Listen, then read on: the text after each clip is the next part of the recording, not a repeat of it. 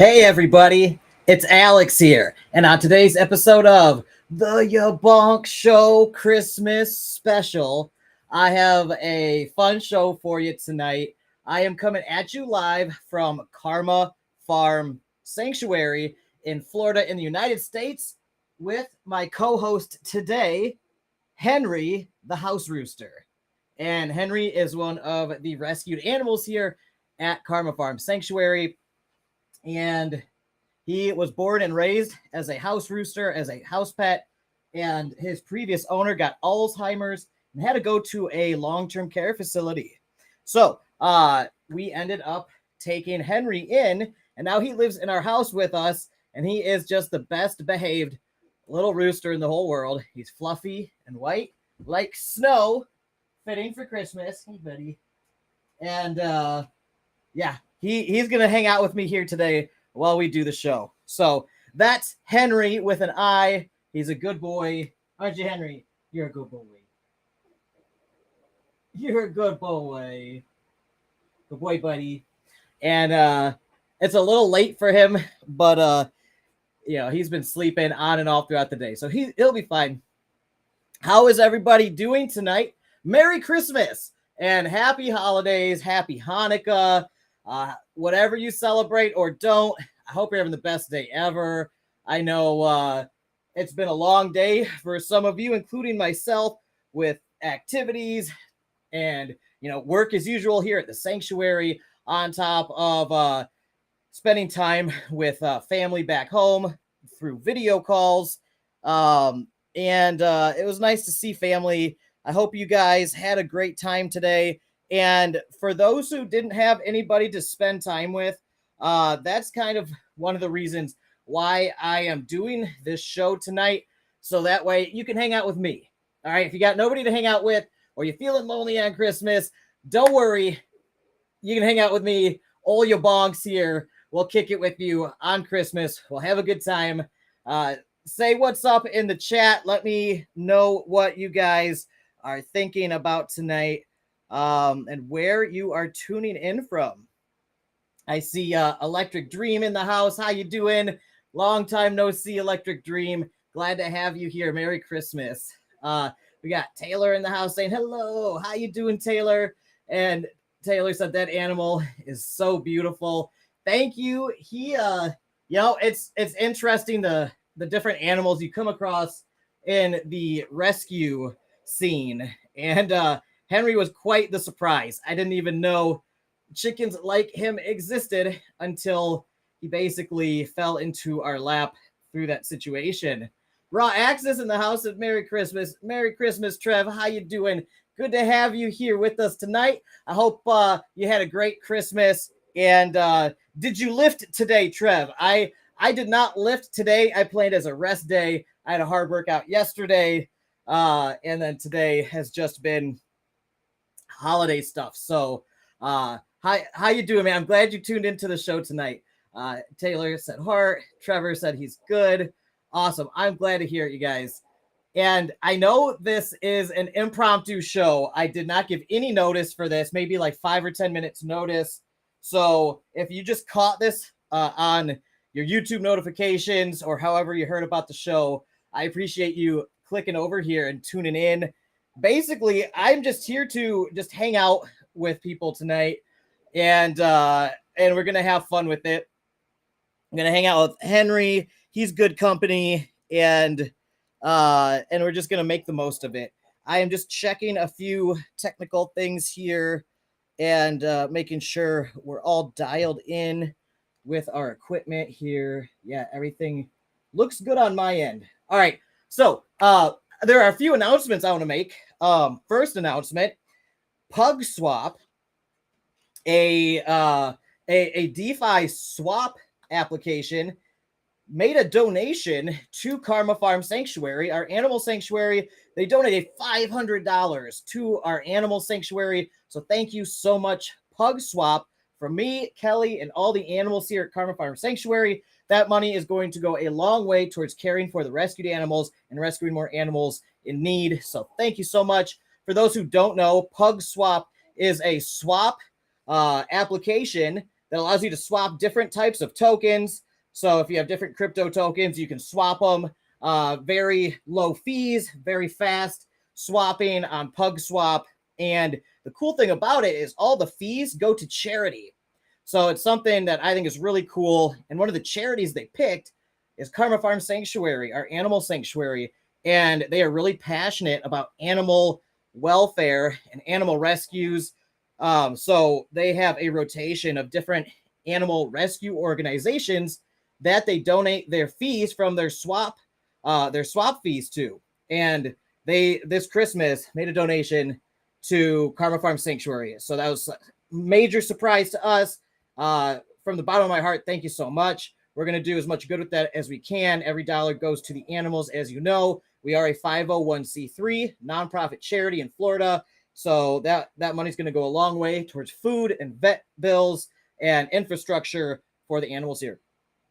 Another donation that I want to mention, I don't even know if they wanted me to say this or not. I don't care. But Ace Miners NFT.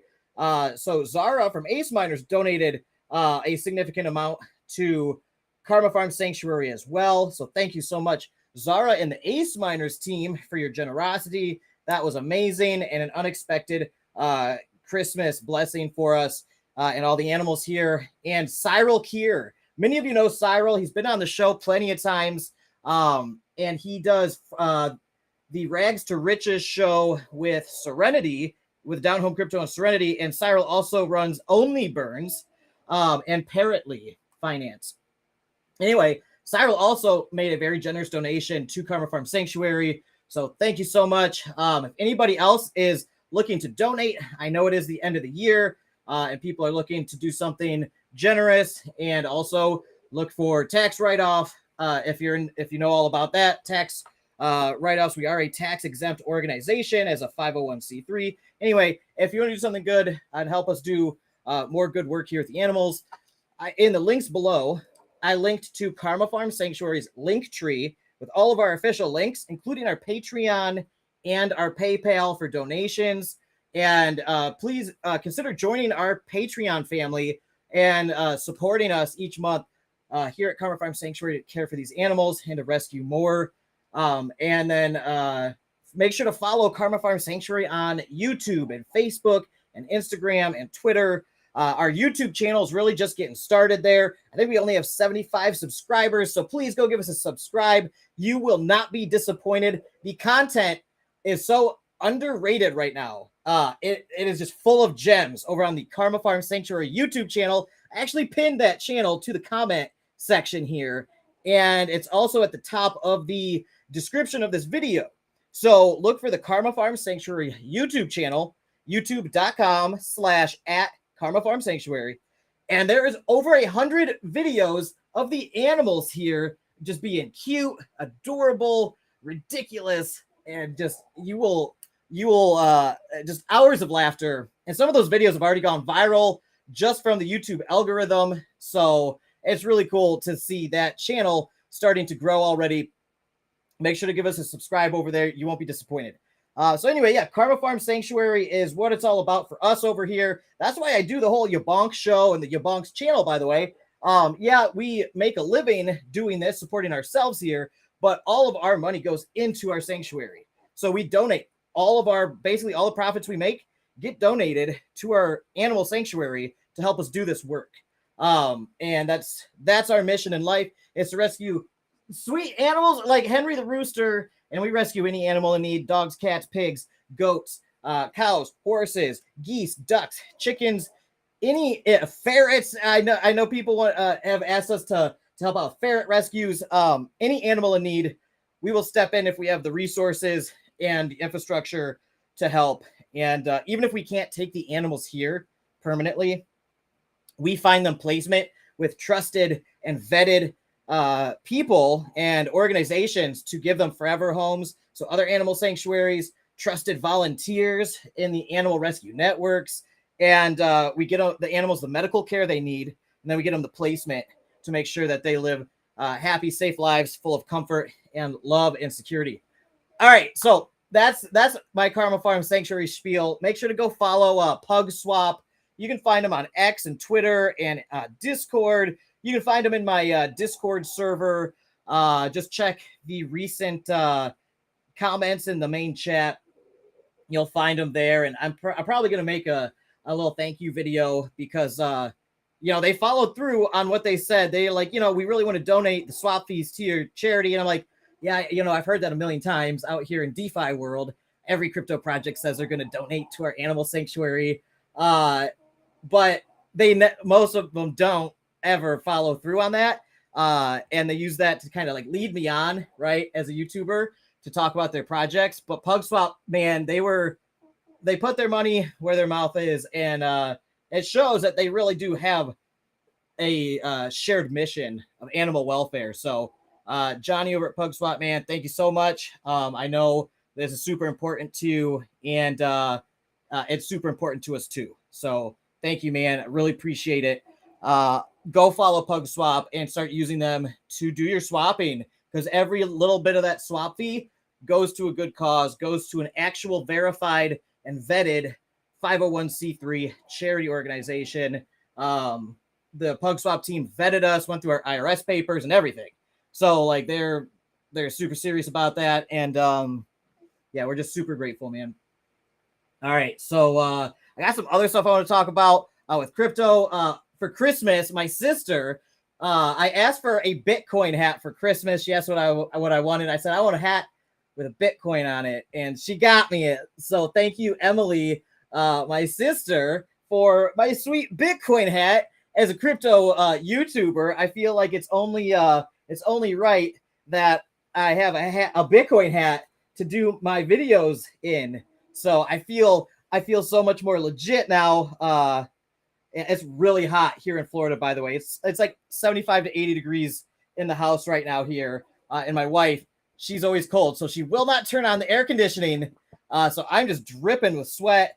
So don't mind this. I got all the studio lights on and I'm hot, but this hat is fantastic. So thank you, Emily, my awesome sister, for my fancy new Bitcoin hat.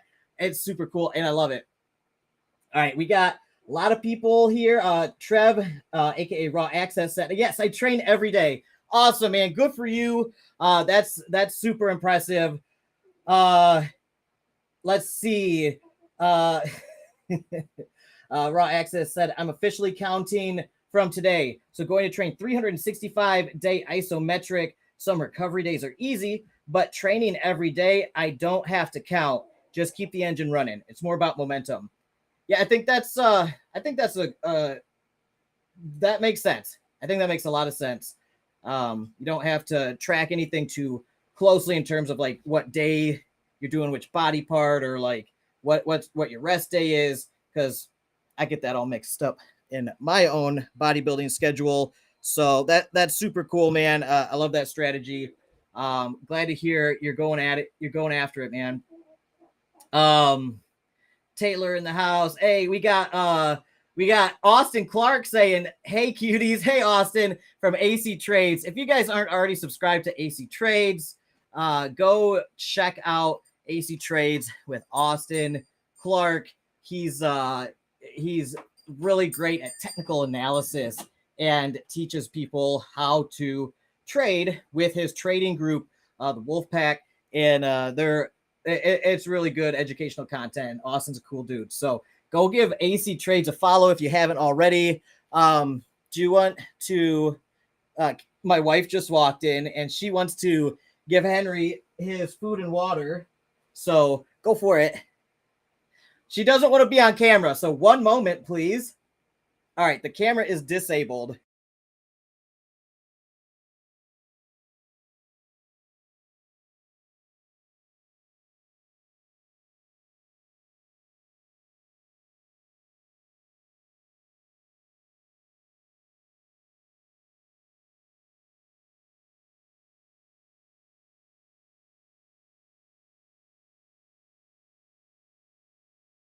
All right, and we're back. So Henry now has his food and water and some scratch sprinkled here on the table. And he is very excited about that.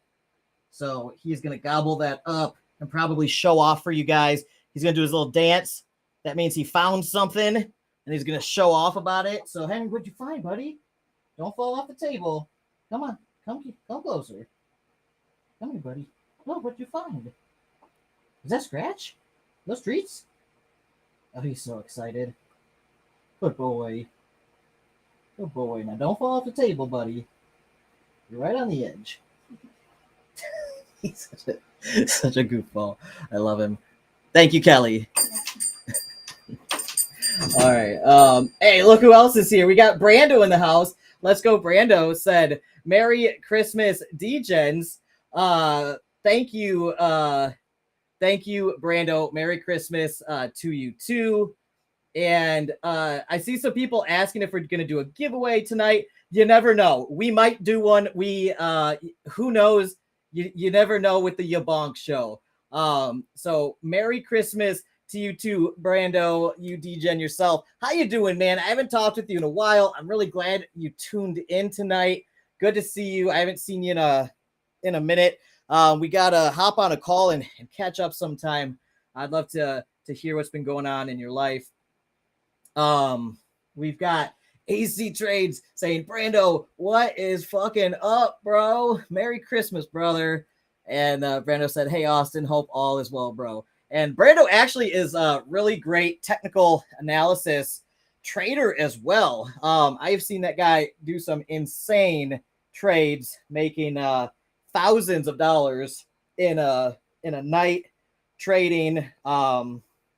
And he's shown me his setups and stuff, and it's all really, really impressive stuff. So yeah, a lot of powerhouse traders from the crypto world in the crypto scene in the chat on the YaBonks Show tonight. Really exciting, you guys. Glad you guys are here with us. Brando said, I've been busy with life, bro. I feel you, dude. Me too. I've just been trying to keep up with everything. I feel you. And say hi to Henri the Rooster. Look at this. Look at this handsome man right here. Eh? Don't fall off, Henri. Don't fall off. He's a very impressive bird. Oh, so what else? We've got a whole bunch of stuff going on. Did anybody do anything exciting for Christmas or the holidays? Let me know what you guys did today for Christmas. If you did anything special. We just had basically our regular routine here, with an animal sanctuary. It's a very structured routine that you can't really veer from because the animals have very specific needs. So, wife and I hung out with the animals and took care of them. And then I set up for the show and we did family stuff on video calls. So that was really nice seeing my family again and seeing my wife's family. And then, and brainstorm this brilliant idea to set up a table for Henri. Hey, Henri, where are you, buddy? He's never been in this room before, so he is very curious about what this place is. This is my study, Henri. This is where I work. What? He can't believe this right now. So, Brando said, cutie in the back might need me one. There are always chickens that need rescued in these rescue networks. So just hop on to like Facebook and go to these animal rescue groups. And there are countless roosters, especially that need rescued, like Henri here. I think my camera froze. There we go. So yeah, Henri is a rescue rooster. And Trev said, Raw Access said, hi, Henri. How many animals do you have currently? So at Karma Farm Sanctuary, we have around 30 full-time residents that call this their forever home. And we are expanding our infrastructure and fencing off new pastures and building new animal houses and enclosures. So that way we can keep expanding. Obviously we're limited by time and money and manpower. So expansion is just slow and steady, and we fund everything basically ourselves, except the YaBonks crypto community, like I said, has been so generous, especially this Christmas, between Pug Swap and Ace Miners and Cyril and a few others. The crypto community here is just so generous. So I thank you guys for all the donations. It really helps us get ahead of this thing so that way we can expand and scale out the animal rescue. And so yeah, 30 full-time residents right now. And then we facilitate rescues, hundreds of other rescues in the southeastern United States. So animals that we don't have space for here yet, we get involved and we mobilize the resources within our network to get the animals the help they need and to find them proper placement for their forever homes. And that's one of the main things that we do in terms of animal rescue is facilitate rescues more so than even the animal sanctuary stuff in terms of just number of animals helped. But the animal sanctuary is it is a grind day in, day out. It's expensive. Like caring for the animals that get rescued is it's 7 days a week, 24 hours a day, 365 days a year. And it's literally a money pit. Like they need to eat and they need medical, they need medical care and all that stuff. So it's just like, man, yeah, 30 has been where we've been plateaued at for a while. And that's one of the reasons I have my YouTube channel growing. And I'm putting so much time and energy into this business because it's scalable. Whereas with my corporate job, before I became a full-time YouTuber and entrepreneur, my corporate job, I kind of hit a ceiling in terms of pay, even as a software engineer, without me like moving or something like that. But like even with like a high-paying software engineer job, you hit a limit. So I want to get beyond that to the point where we're bringing in like 7 figures a year, and then we can explode the animal rescue efforts. And that's what's so beautiful about entrepreneurship and being a content creator in 2023 and 2024 is you can leverage that for all sorts of different revenue streams for business. And, whether it's the ad revenue, memberships, sponsorship deals, affiliate marketing. There's so many different ways to monetize this, educational courses, donations. Like if you have a platform that has reach, you can actually better ask for donations to more people that actually care about your mission, which is rescuing animals for us. So yeah, man, it's just been a wild ride to get to this point with an animal sanctuary with 30 full-time residents here. But in the next couple of years, I want to bring that up to 50 and then 60, 100. And I would also like to eventually get staff here to help us with the day-to-day care of the animals to free us up to do more of the business expansion work, which is kind of a very specialized type of work that I do as kind of the face of this whole YaBonks brand channel and everything as the content creator. So I need to free up more time to be able to do that, to make more money, to then help more animals. So it's a whole business at this point.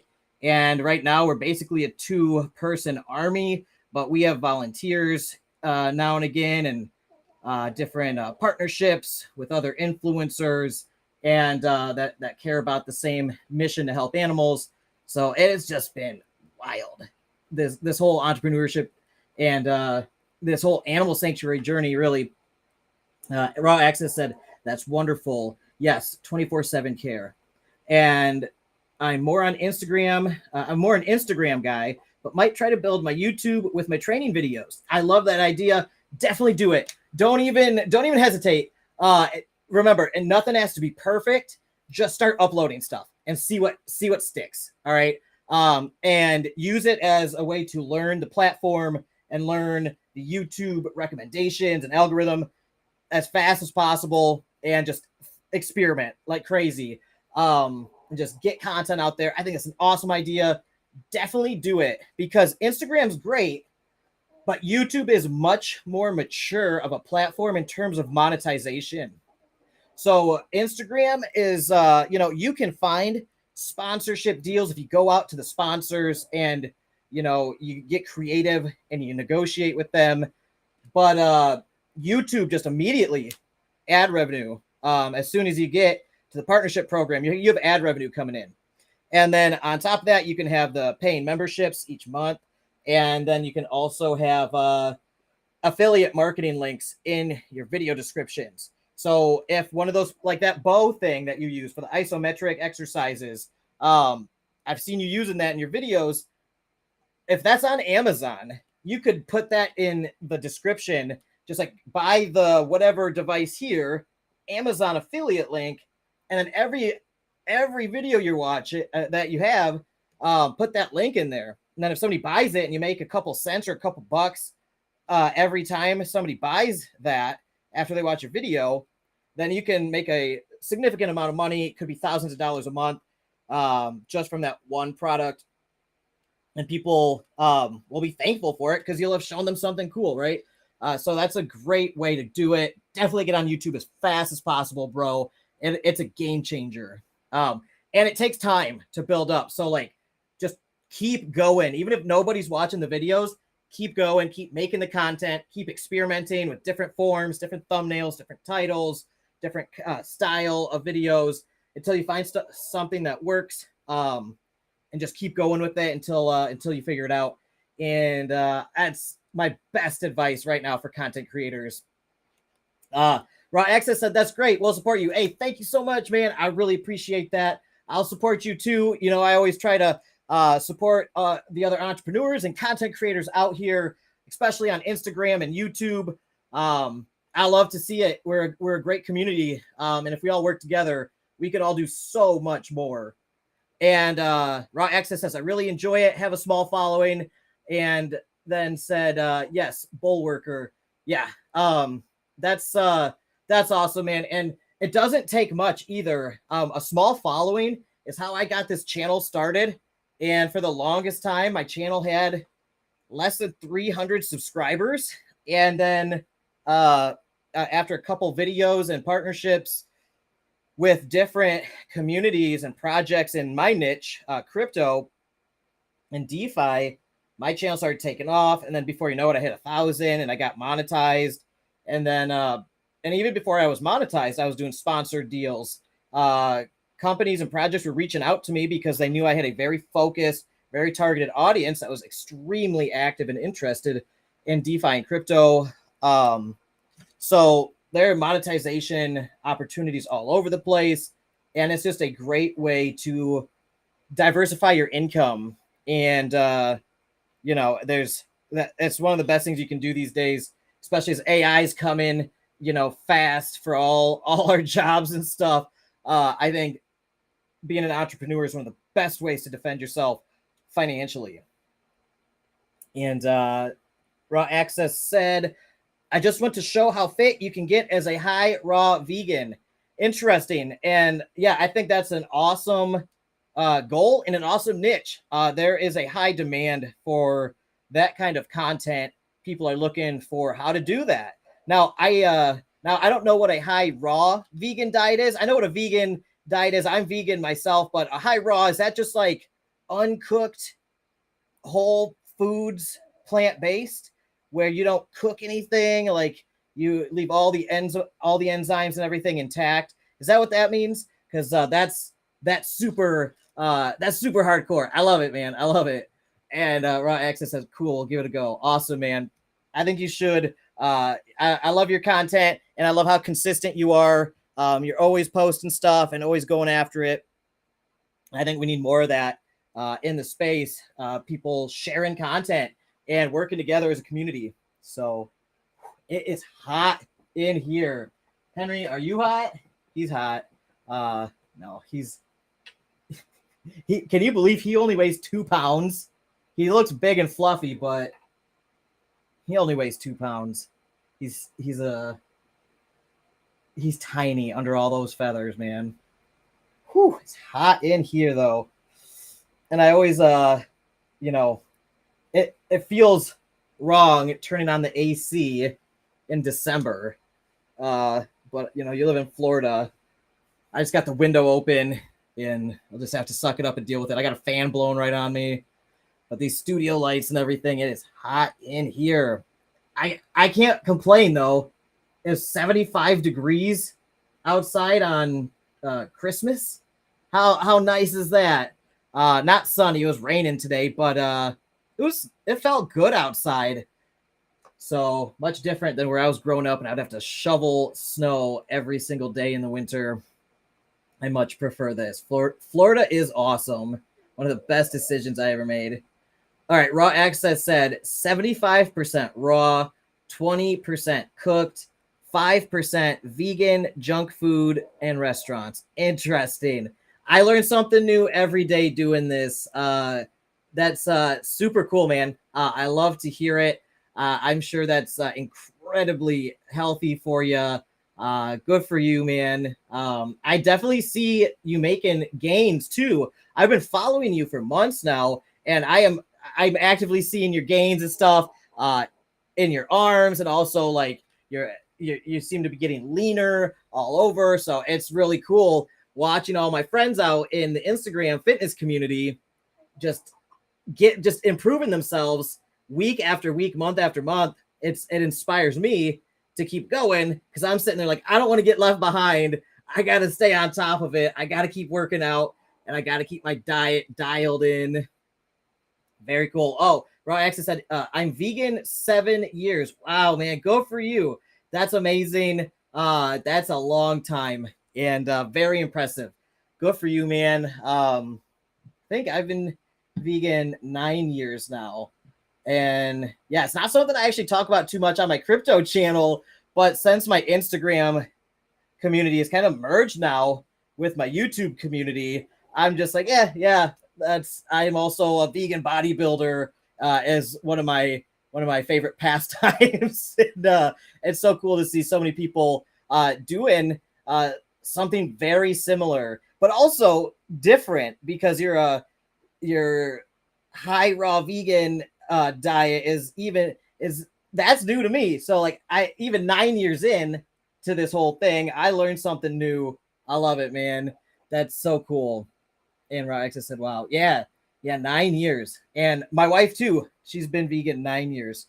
And obviously, I mean, that's for anybody watching this who you shouldn't be surprised that I'm a vegan. I run an animal sanctuary, right? You wouldn't want the guy rescuing all these animals to be eating the animals, right?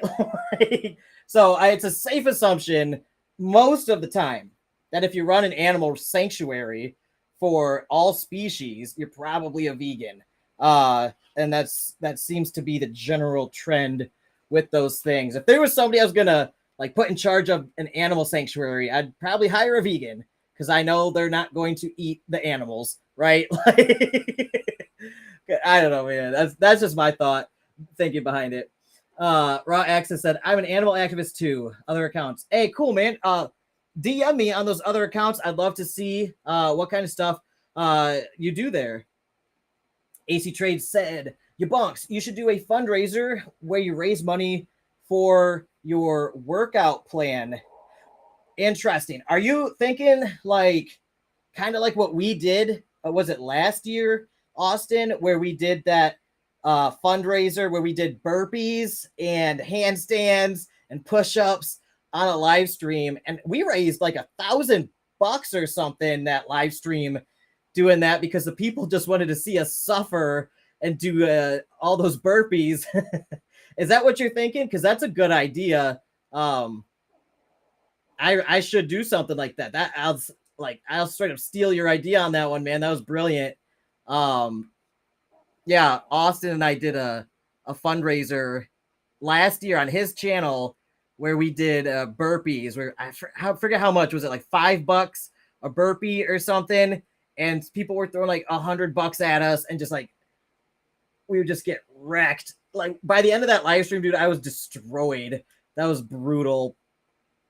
Raw Access said, exactly. It's hardcore stuff. I keep separate. Very cool, dude. I'm very curious. So yeah, DM me on those accounts. I'd love to see it just out of curiosity. AC Trade said, no, like you write a workout, a book of your personal workout plan, and we pay like $5 or $10 for it. Oh, I love that idea. Yeah, absolutely. I've been doing I've been bodybuilding since I was 11. So I got this stuff memorized. When I was a teenager, my favorite book was The Encyclopedia of Modern Bodybuilding by Arnold Schwarzenegger. It's like this thick. I read that thing from cover to cover multiple times as a kid, and I wanted to, get as big as Lee Priest, and Arnold Schwarzenegger. And, I got a ways to go, but I've been on and off over the years because of issues with like working and other things. But I'm on it hard right now. And I would love to be able to compete someday before I get, I don't know if there is such a thing as too old. Like, I really don't, because I have friends on Instagram competing in bodybuilding shows in their 50s and 60s, and they're jacked, like straight up jacked. It's crazy. But I would love to compete in a bodybuilding show sometime in the next 10 years, maybe. If I keep with this, with my diet and workout plan, like at the rate I'm going, like I'm sure it'll slow down. But I haven't even hit my biggest yet, because about, I want to say 7 or 8 years ago, I got massive. I got to like I was probably 5 to 8 pounds bigger than I am now. And like, I am real close to being in my biggest, best shape ever in my life right now. But, I was slightly bigger. So I'm like catching back up to where I was very fast. And once I hit that size that I was at, then it's going to be like, all right, game on. Now I got to break through that next level to get even bigger and put on the next 10 pounds of muscle, right? That's where things get real crazy. Because I don't know if I've hit my genetic potential yet in my lifetime. I got a ways to go, I think. So, and it's so cool because I've been hanging out with some really amazing bodybuilders that I've met through the Instagram fitness community, and some of them in town here, been doing collaborations, doing fundraisers with them, working out at the gym together, and they compete in bodybuilding shows, and they're massive, like obscene, like 220, 230 pounds with like 6% body fat, like absurd, crazy looking, jacked. And it's so cool going to the gym and working out with them and like seeing like yeah, obviously I get destroyed in those workouts, but it shows me that like there's still a ways to go. And it motivates me to just like keep going. I'm just getting started on this. And also I think it's a great idea because so many people have been asking me like, what do I eat? Because yeah, I'm vegan, right? And people are like, what do you even eat to do bodybuilding? And it's so easy, really. It's so super easy and cheap to bodybuild how I do it. I am like a Neanderthal when it comes to food. It's just like apples, bananas, and like oats and beans and rice and peas and like a little bit of like tofu and TVP, textured vegetable protein. Like, what's that stuff at Chipotle? Sofritas. It's the same stuff that Sofritas is made out of. It's like a fantastic protein source. The macros on that stuff are incredible, and it is dirt cheap, like stupid cheap. And I just buy that like in 25-pound bags, and it's just like, oh, so much food. And then like pea protein powder, dirt cheap, so cheap. It's like the cheapest protein ever, and it works so good for me. So like I could totally write up a little couple pages of exactly what I do. My workouts are so simple. Seriously, like I don't do anything fancy unless I go to the gym with some like John, the big guy, bodybuilder I've been working out with on Instagram. He's more advanced, so he's using different machines and stuff. I just have dumbbells at home. I got dumbbells and a pull-up bar. Basically, that's how I do it. And most of the stuff I do is calisthenics. Like I can destroy myself on push-ups, pull-ups, and squats and calf raises with just my body weight, and hit failure doing just those to the point where I'm growing. And maybe I'll hit a point where I won't grow from that. But man, I'm telling you, dude, if you do them right, you do them slow on the eccentric or whatever, and you really do that mind muscle connection, and you take your time on everything, you just obliterate your muscles with calisthenics for hypertrophy, not even for like endurance or whatever. A lot of people are like, oh, you know, calisthenics will just get you endurance. That stuff will get you jacked if you do it like any other exercise. And then obviously I'm throwing in isolation exercises with the dumbbells, you know, bicep curls, and I do like skull crushers and stuff. Super simple stuff, lateral raises, and everything I do is with dumbbells from Amazon, like $60 on Amazon. You got a home gym forever. You're good. Henri's got a lot to say. Henri is quite jacked, by the way. He is on my workout program. He's eating his vegetables. Obviously, he's doing his squats. Look at those legs, those glutes. Very powerful bird right there. Very powerful bird. All right, let me see. Let me catch up on these messages. Raw Access said, my training account has 2,000 following, so we'll try expand to my YouTube account. Oh my gosh, dude, that's amazing. Yeah. So if you create a YouTube account and just start posting in your stories, hey, I just posted a new video on YouTube. Here's the link. People start filtering over there and checking out your content. They'll subscribe to you. They'll support you over there. You can definitely leverage all that work you've done building up that those followers on Instagram, and they will absolutely support you on YouTube. And if you can get 1,000 of them, you will most likely get monetized for ad revenue, and then you'll start making money every month from it, which is awesome. You should definitely do it, man. There's no reason not to, really. Raw X said, yes, I'm in my 50s. It's never too late. I agree. It's never too late. And to me, 50s is young still. And I think like I have seen bodybuilders in their 50s and 60s, even 70s that are just in amazing shape. It's just mind blowing to me. It's awesome. And Raw X said, you look great. Hey, thank you so much. You look great too, man. Whatever you're doing is working. And thank you, man. Raw Access said, yes, everything a high raw vegan eats has protein. Just get the fats in. Avocado, nuts, seeds, lentils, you'll be fine. I'm growing and growing. Absolutely. I totally agree. It's super easy to get enough protein eating that kind of diet. And I love it. It makes me feel great. And it's also jam-packed with like fiber, micronutrients, stuff like that. And it's also hydrating as well.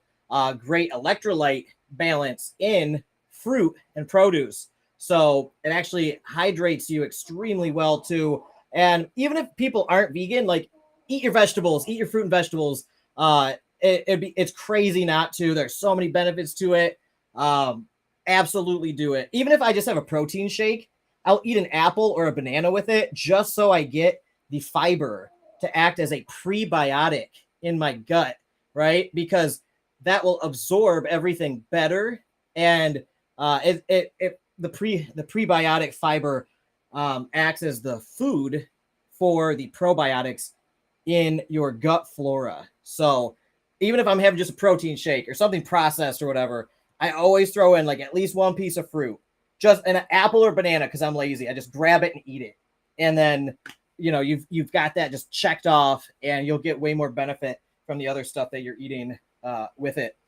That's my opinion, and that seems to work really well for me. So yeah, fascinating, you guys. I love this talk because this is one of my biggest hobbies and passions. So it's really cool to see we've got so many others out here, you know, bodybuilding and getting in shape. And AC Trey says the only reason I don't mind eating meat is the planetary bias. Haha. I don't. What is the planetary bias? I'm not sure. I've heard that term before. I'm learning so many new things tonight. By the way, all these new terms. So high raw vegan and planetary bias. This is all news to me. I just do what I like, and then it's so interesting.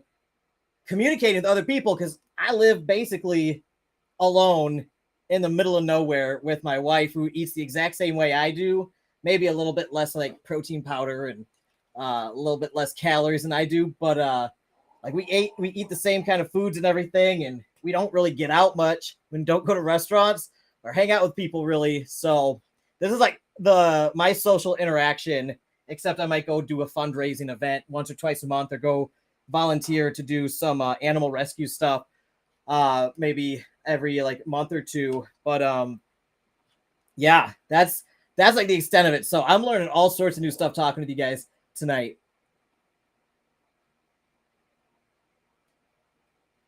And AC Trade said, it's kind of dark, but crazy at the same time. It's that in 20 million years, this planet will be dust, and so will we all be. Oh, for sure. I totally think that the planet will at some point be inhospitable in the future, or just cease to exist. Absolutely. And like I'll be dead in like, I don't know, years. Not, I don't know, like who knows when, but you know, at most, like I'm 35. If I live to like at what, like 120, I got 85 years, if that. So but after I'm gone, like I'm gone, like, you know, throw me in a hole, call it a day. Like, you know what I mean? Raw Access said, I'm a purist, no protein shakes, sups, or steroids, but live and let live. Very cool, man. I think that's a great ethos to have, and very cool and interesting that you don't even do protein shakes. Interesting. I love protein shakes, man. I think it's just me being lazy, because sometimes I don't feel like chewing. Is that sometimes I just like I just want to like drink my meal, just like knock it back and keep moving on with my day. So that's me though. My wife thinks I'm nuts because I love protein shakes, but at the same time I hate cooking, and like cooking and sitting down having a meal like kind of stresses me out sometimes when like I'm like I gotta go, and I know that's kind of like a me issue, but also it's just how I am. So I've learned to embrace it and love it. And for that reason, I love protein shakes, especially if they don't taste terrible. But even if they do, I just knock them back, and then I'm just like satiated immediately. But that's fascinating that you don't even do protein shakes. Interesting, man. Steely said, do you believe in life outside of our solar system? If so, would you eat them? Interesting. You know, I think it would depend on what kind of life it is. If it was like Henri here, he's my sentient little buddy. You know, I interact with him. We communicate. We hang out. I'm not going to eat him, right?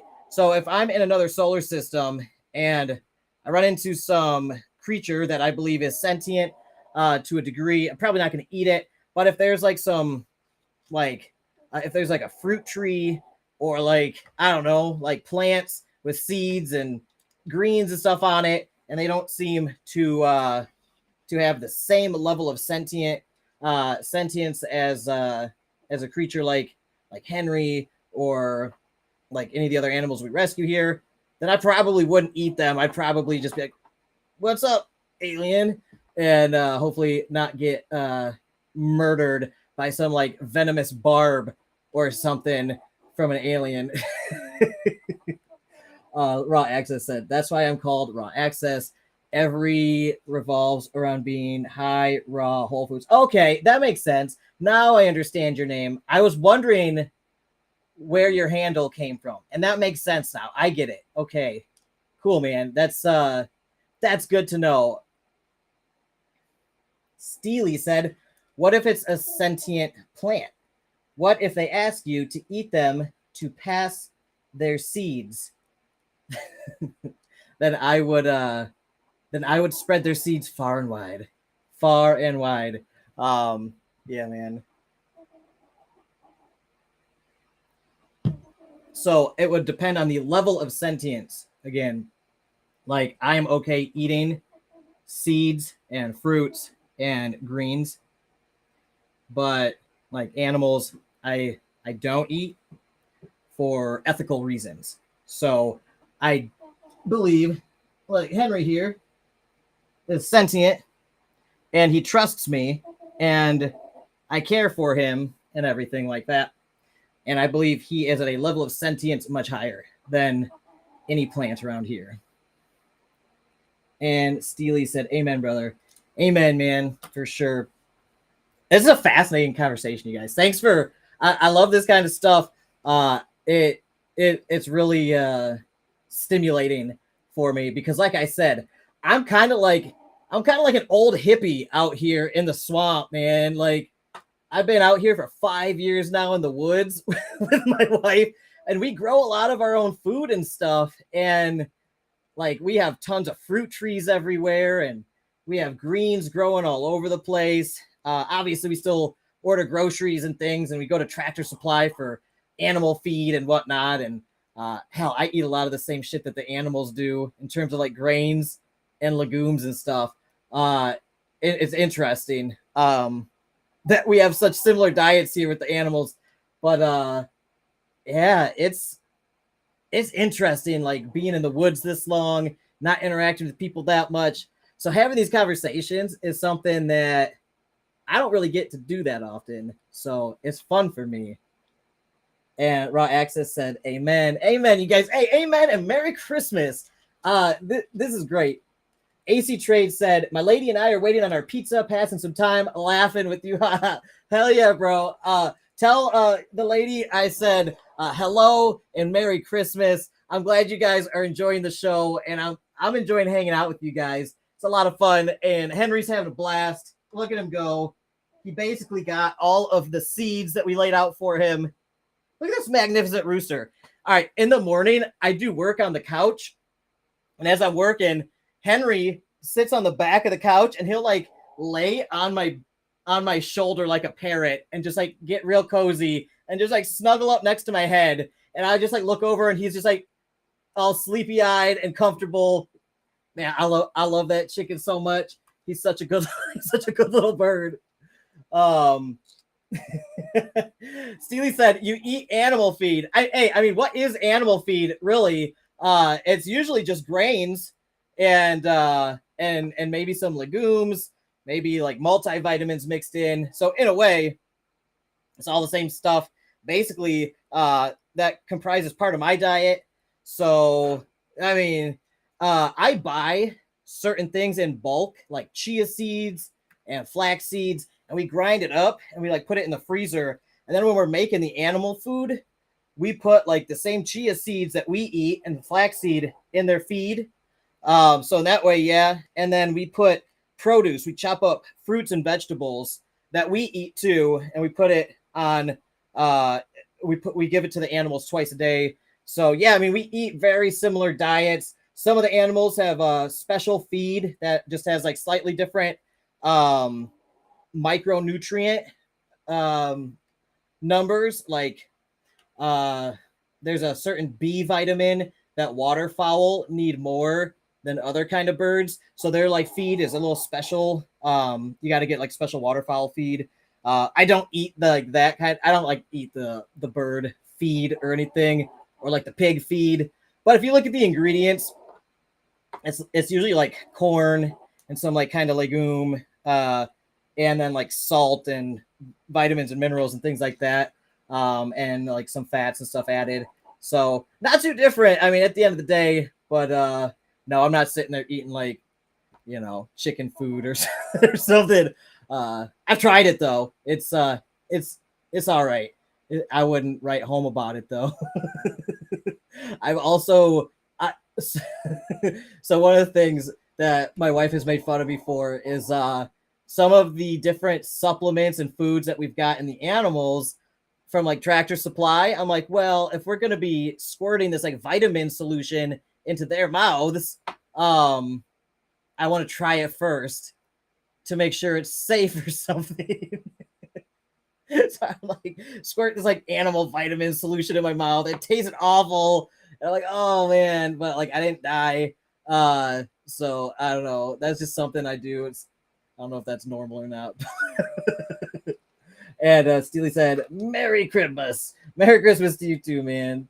AC Trade said, tell Henry to do a backflip. We're working on the backflip still. Isn't that right, Henry? All right, you got this. And go. Backflip. And backflip. Look at that mohawk. This is a magnificent bird. Look at him. Henry gets all the ladies. Look at this. Look at this hair. Look over here. Henry, backflip. Look at the mohawk. Look at that. He's glorious. Oh no, Karma Farm Sanctuary, right? And into the YaBonks Show. Oh guys, I'm in trouble now. Karma Farm Sanctuary said, it's about time for Mr. Henjamin to go to bed. I'm going to come collect the boys soon. Henry, your mom is a party pooper. I know. I think he literally just took a poop when I said your mom's a party pooper. What a badass. What a little badass he is. Henry, he wants to stay up and party with his dad and his YouTube community. He's so cool. Henry is so cool. So enjoy Henry while you can, because Karma Farm Sanctuary is coming to take him to bed, because apparently it's past his bedtime. Dude, Steely said, would you make nutrient balls like in Always Sunny? Yes. Charlie was onto something with the nutrient balls. Absolutely. When we saw that episode, my wife looked at me and was just like she was disappointed in me. Dude, oh my God. That is something I would do.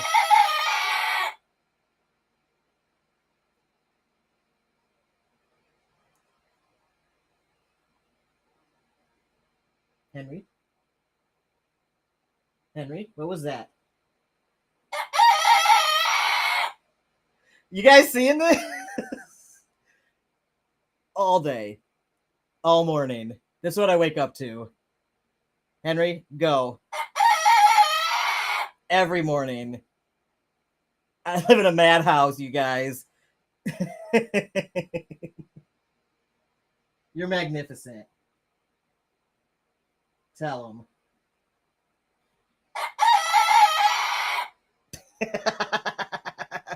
Oh God. Oh my God. He's the best. You guys, I'm sweating bullets up here.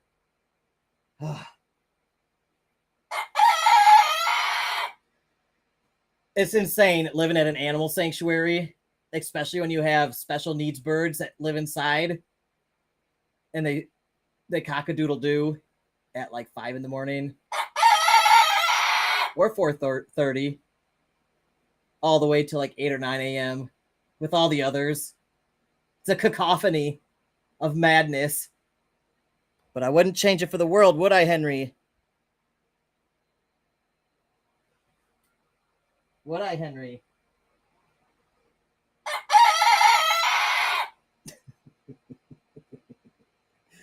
Oh my gosh. I'm so glad you guys got to witness this. Oh.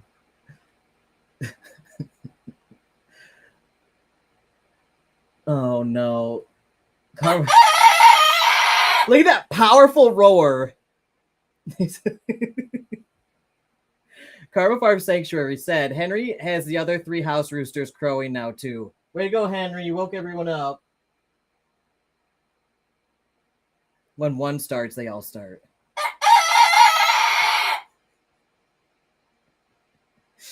When we have guests visit, like family or something, and they wake up to that every morning with 3 others, plus the ones outside, they're just like, what is going on here?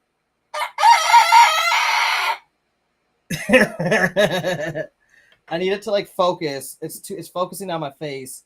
I want it to focus on Henry, so I'm going to come back here. Maybe I'll cover my face. It should autofocus back here. I love him. Toasted Milk said the little buddy is voicing his opinion. Yes, he is. He's telling the world he's Henri. He's powerful. Isn't that right, Henri? Powerful.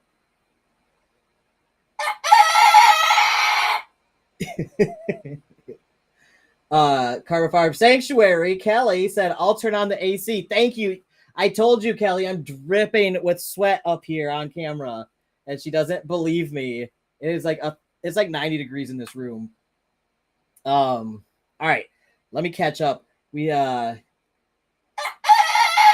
Access said, I keep away from modern grains like wheat. The GMO wheat head is mixed bred with different varieties, so the small animals, insects, and diseases reject the wheat head. So does the human body. Very interesting. You know, GMO stuff is wild. And Henri, what do you see, buddy? Do you see something? He is up to stuff. He's doing activities. Yeah, so like selective breeding is one thing, but the GMO stuff's getting crazy these days. They're putting like salmon genes in tomatoes, insects genes in produce. It's getting wild. Who even knows what we're eating anymore? It's one of the reasons why I like growing a lot of our own food, because we know what it is, and we know the strains of the trees. We know if they're heirloom varieties and things like that. So yeah, that's interesting stuff to think about, and the research into that stuff is crazy. Henri, what is going on, buddy? What do you see, bud?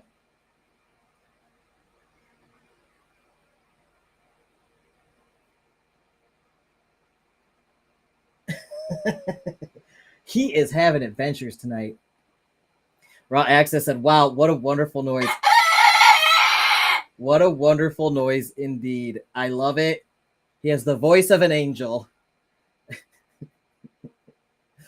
Oh, you guys, this has been a hilarious show. And I hope you guys are having a fun Christmas, because that's what this is all about. I just want to, I just want us to all have a good Christmas, and I want to make sure that everybody has someone to hang out with on Christmas. A bunch of people said, they were out of town or they live too far from their family and friends, so they were spending Christmas alone. And I'm like, all right, at some point today, I'm going to go live, and you can tune in and hang out with us. And it's a fun thing to do. So hopefully everybody's getting a kick out of Henri here, and this fascinating discussion going on in the chat with everybody. It's been a lot of fun. Look who it is. It's the queen of Karma Farm Sanctuary herself, Kelly. You want to get him? Hold on. I have to turn off the camera for a second because she's very camera shy. All right, I'll be back in 1 minute.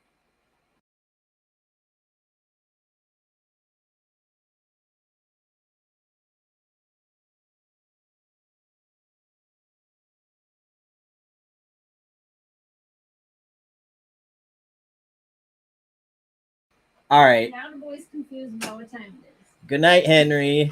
Smitty says she'll come to be a star. Who? Smitty. Mittens, one of the rescue cats, wants in here to be a star as well. But she will get herself into trouble. Will probably knock over the camera and try to eat the poisonous plants over there. This office is closed off from the cat for a reason. Anyway, Henri's gone now, so Kelly came and got him. Henri had to go to bed, past his bedtime. Yeah. That was fun. Guys, I am so caffeinated right now. I'm drinking just black coffee at 10 p.m. for some reason. And I've been drinking coffee all day, thinking I was going to be live streaming for like 12 hours straight, but we got caught up doing sanctuary stuff and then family events. So I've just been pounding the coffee, And lately I have not been drinking caffeine much. So I am hyper right now. Like, I am really caffeinated. Haven't drank coffee like this in a while. So I am wide-eyed. I am probably going to be up all night. And yeah, it's going to be a long night. I'll probably stay up and make some videos. Like, for me, this is just another day. I know a lot of people take Christmas off from work and stuff, but all these days are just like, they blend together to me. And it's just like every day it's like, all right, work, animal sanctuary, business, workout, business stuff, figure out ways to make more money for the sanctuary. All right, sleep, and then repeat. And it's been just like this loop for years now. And it's all from here. Like, I don't drive into an office like I used to. It's just a time warp I am in the swamp. I have become a Florida man through and through, and I wouldn't trade it for the world. Like, during the day, I'll be like hugging pigs and getting kissed on the face by geese and hugging goats, chopping wood and digging holes and tending to the fruit trees and stuff, to care for the animals, and helping Kelly with projects around the farm, and then working out and business stuff for years now. And it's just a weird like loop I'm in, because the weekends aren't any different than the weekdays. We can't really take days off because the animal sanctuary requires us to be on the ball with it. And it's just like every single day is the exact same. Even holidays, you can't take off. So it's the exact same routine. And it is bizarre. Good question. So first, Raw Access says, me too, was cooking all day for family. Very cool, man. Very cool. And then Raw Access asked, how much sleep do you get on average? This past year that I've been focusing on my health and bodybuilding, because before that I was being very destructive to myself because I had no work-life balance, and I was overworking a lot. I was working like 20-hour days every day and getting 4 hours of sleep or less a night. And over a year and a half period, I like fell apart mentally and physically. But I was bootstrapping this business to fully support the sanctuary. So I was in a sink or swim kind of situation, and I wasn't going to fail. I was like, I don't need sleep. I'll just drink coffee all day and all night. And I like got really out of shape. I didn't work out. I was just doing animal sanctuary work, manual labor here and there, which I'm glad I did. But with no sleep, I lost a lot of muscle, and I got really fat. I got fat, like skinny fat. I lost my muscle, but I got a big old fat, like cortisol, like belly and love handles and stuff. And that was a little over a year ago. And I finally was like, I got to stop.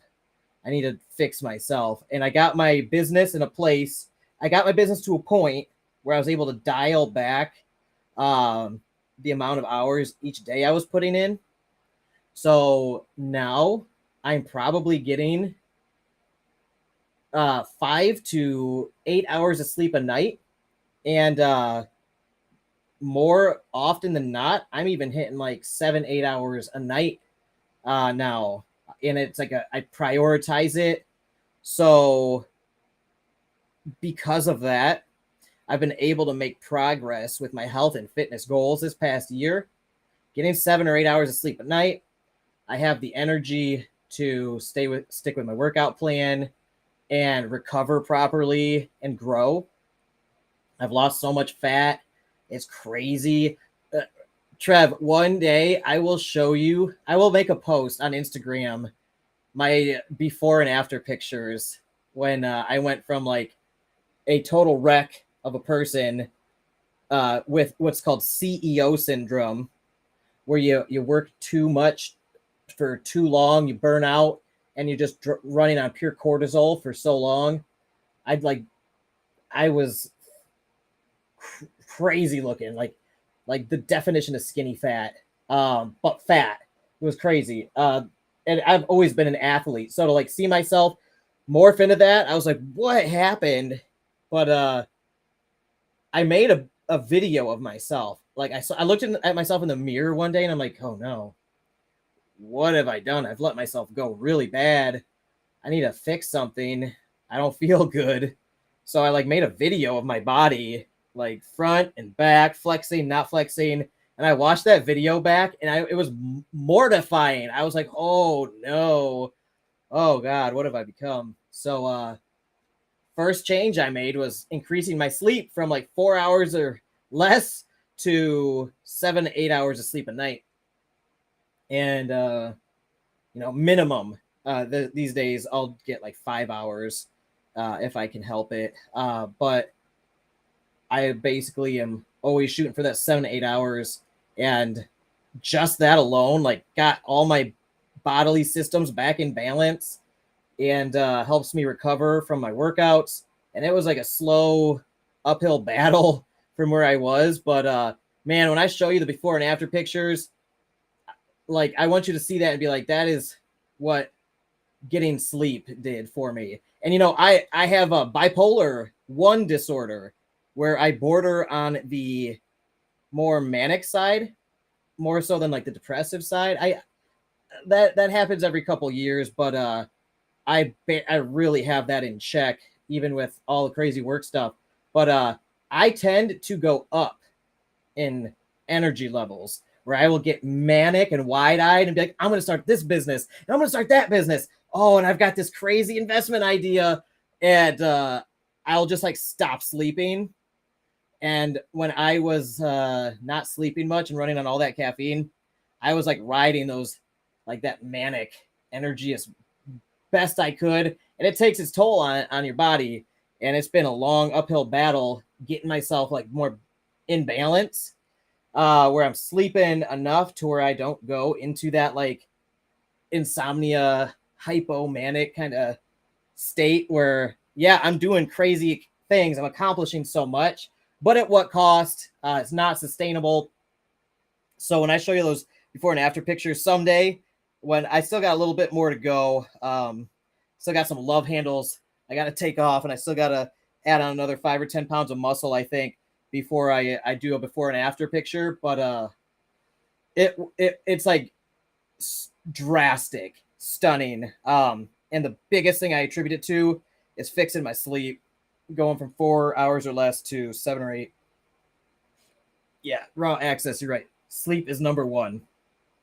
And raw access says you find that out as you get older. Absolutely. What, even like, so I'm 35 now, and at this point in my life is when it started like affecting me. I like threw my hormones off. The cortisol just raged. Back in college in my 20s, I could just skip a night of sleep a couple times a week, be totally fine. Like I'd be dragging the next day a little bit, but like it wouldn't really affect me long term. But man, in my 30s now, 35, long chronic sleep deprivation really like quickly messed me up. So yeah, sleep is number one. Anybody listening, get sleep, prioritize it. And for all you DeFi and crypto folks who watch James Pelton, when I first met James out here, when I started my YouTube channel, I did an interview with him, and he kept telling me sleep is so important, man. I know you're grinding right now, bootstrapping your business. I know you're not sleeping much, but you got to sleep. Trust me, it's so important. And man, like a year and a half later, I was like, you were so right, James. I messed myself up bad, and now I'm doing kind of like what he does, where he really prioritizes it. Like, it's because if I'm not able to function, my business doesn't function. The animal sanctuary doesn't function. My family relationships don't function, right? So I think if there's like a drastic need, then going hard like that has its place, but you have to really weigh the risk to reward ratio and ask, is it worth it? Is what I'm trying to do worth it for me to miss a whole lot of sleep and mess myself up, where it's going to take me months or more to potentially recover from it? You really have to weigh that seriously. And for me, it was worth it to build this YouTube community and this business while juggling the animal sanctuary and a different business at the same time. And that's why, like, I had to find time to do this YouTube thing on top of all that other stuff. So for me, it was just like, I got to do this. This is, once in a lifetime opportunity. I can't mess this up. And so I'm glad I did it. And I'm thankful that I was able to pull myself out of that. But it was scary seeing what happened to myself. Like, it's like I woke up one day and I just like looked in the mirror and I like didn't even recognize myself. Especially after like the coffee wore off. I woke up after just like a few hours of sleep. And I was like, oh, what? I'm falling apart, man. And yeah, so the way I am now with enough sleep, like I feel like I'm just kicking ass. I'm super grateful. Like I wake up, I feel rested. I'm able to exercise. I'm able to recover from my workouts, and I'm able to still get my work done with the occasional all-nighter here and there with like a big client job or something. But those are fewer and farther between because I'm very picky about that now. And I really set boundaries with my clients where I say, look, I know you hired me because I can pull off 40 plus hours of work in 3 days, right? But here's the deal. If you want to work with me, I'm going to need this amount of time. And I can block that out at this point in my schedule. So I'm like very assertive now about my schedule with video production for like AMAs and different events and collaborations. Whereas before I was just like, boom, boom, boom, boom, boom, boom, not sleeping, just like, boom, on to the next one, boom, on to the next one, staying up 2-3 days straight to get a huge 40 to 80 hour video job done. And that's not good. But at the same time, I got my business off the ground. So like, yeah, if you're just doing it for no reason, I don't know, but you got to have a really good reason to do something like that.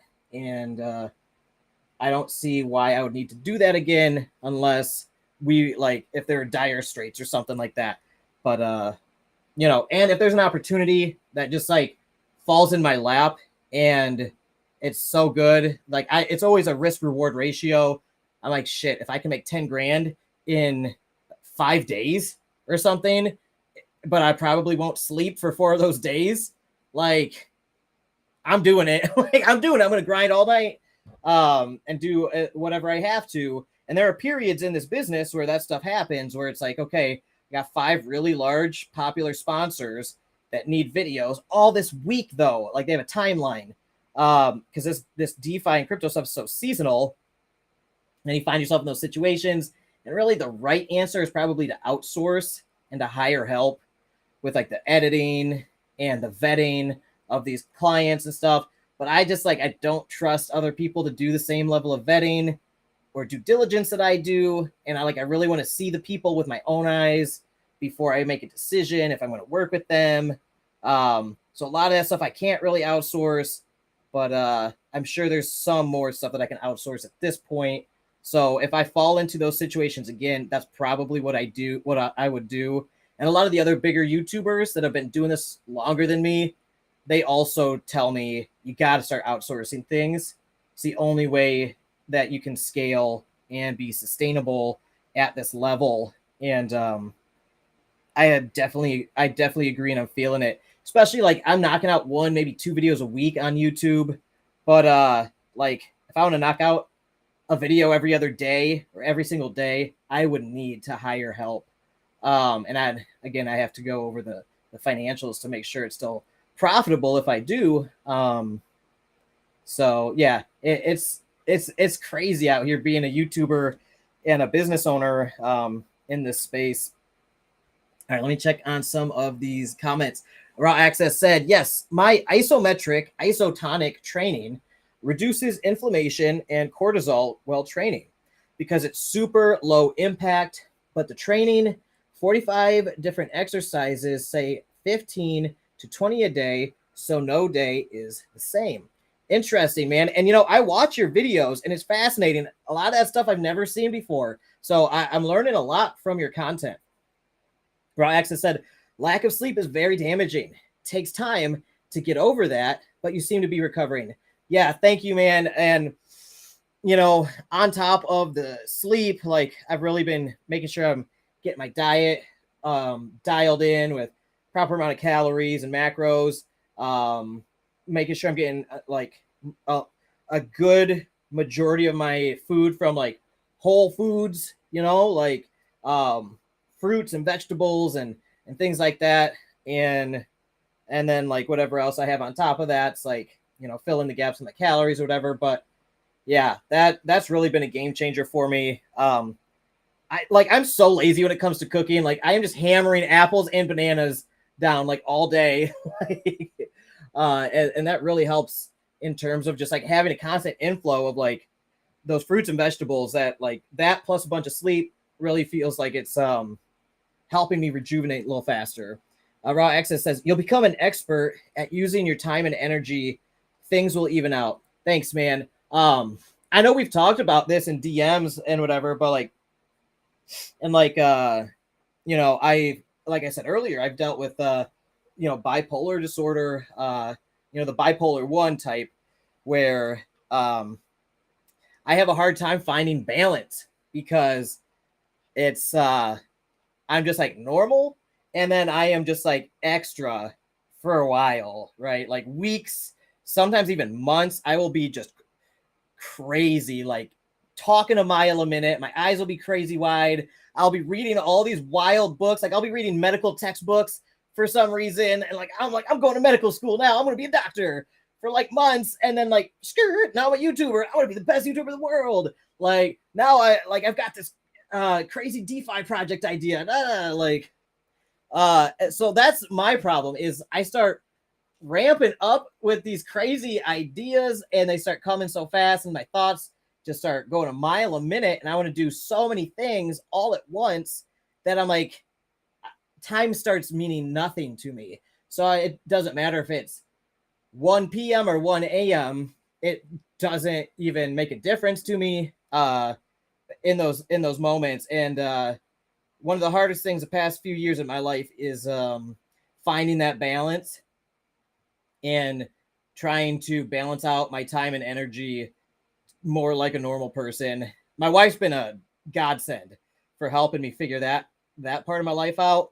Because, being a bachelor for most of my life, that stuff would just run unchecked. And, I would do my best, but like, I would just go crazy with it, starting all sorts of crazy business ideas and websites and who knows what. But, and I'm not saying that's a bad thing, like doing all those creative things, but when you do it at the expense of a healthy work-life balance is when it becomes problematic. So I would become a workaholic for like weeks or months on end, barely sleeping. And then I would like come out of that and just be like, oh, I'm tired. Like, what have I been doing? I'm not interested in that anymore. Now I'm interested in this. But I'd be like run down from that for a little bit for weeks and or months. And then I'd start like the next one. And for me, it's been like trying to even that out as best as possible.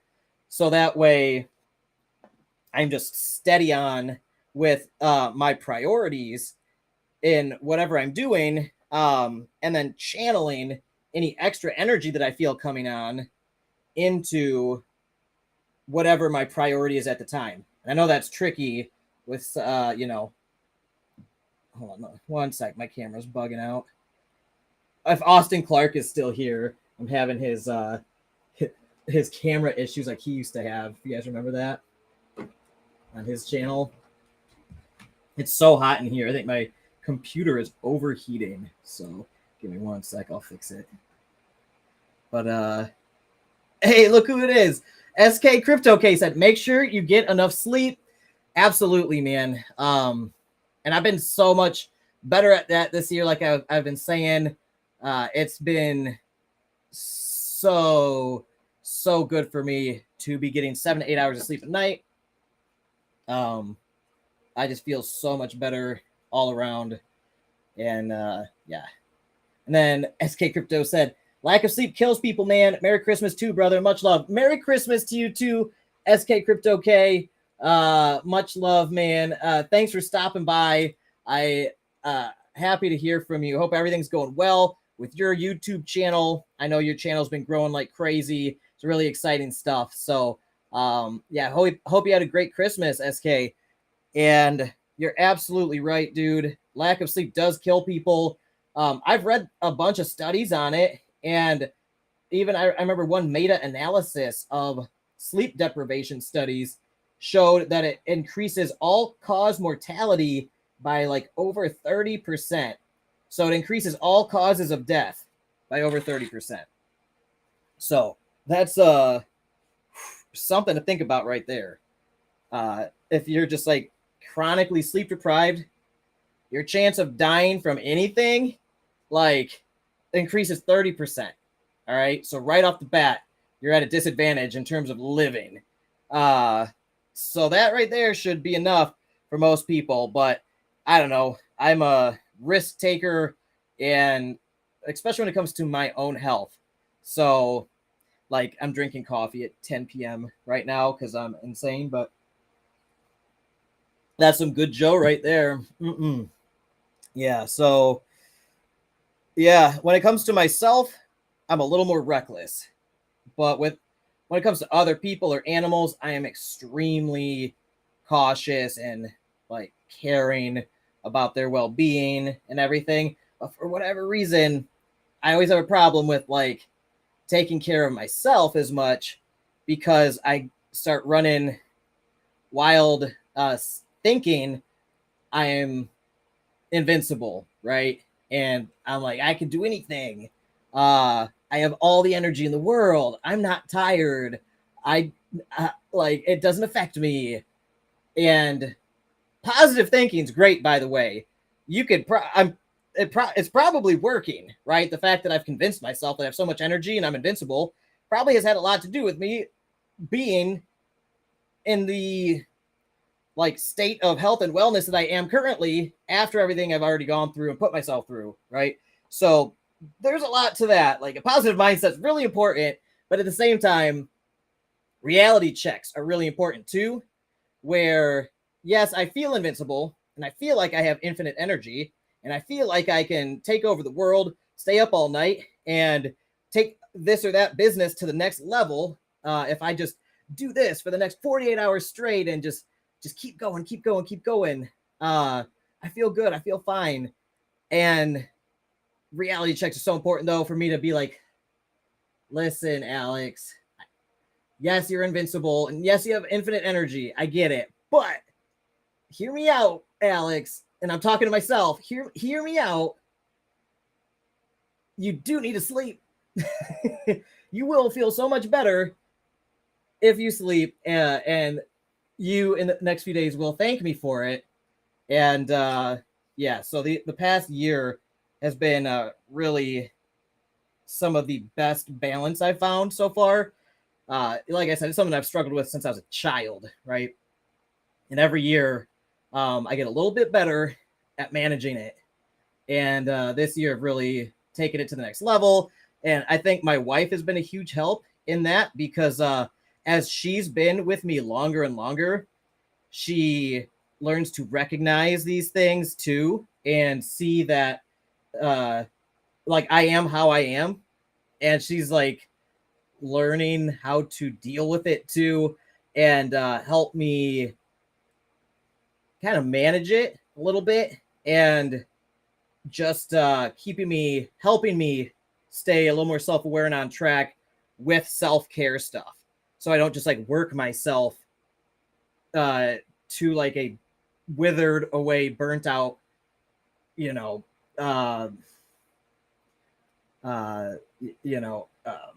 husk of a person, right?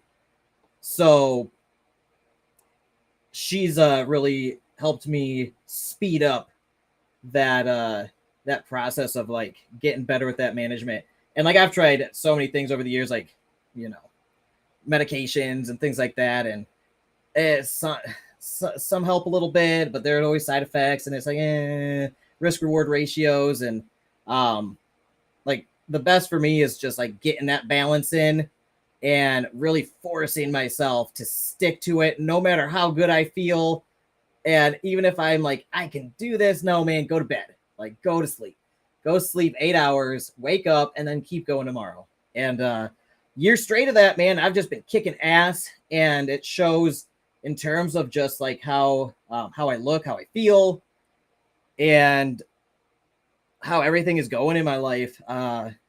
Yes, maybe if I didn't sleep, maybe if I only slept half as much, like 4 hours a night again, I would have, I don't know, an extra 1,200 hours a year to do stuff. But, you know, increased cause of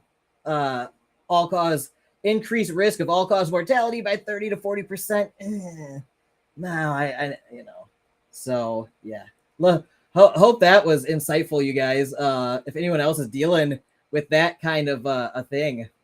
The bodybuilding vegan in the house said, dude, no, the coffee.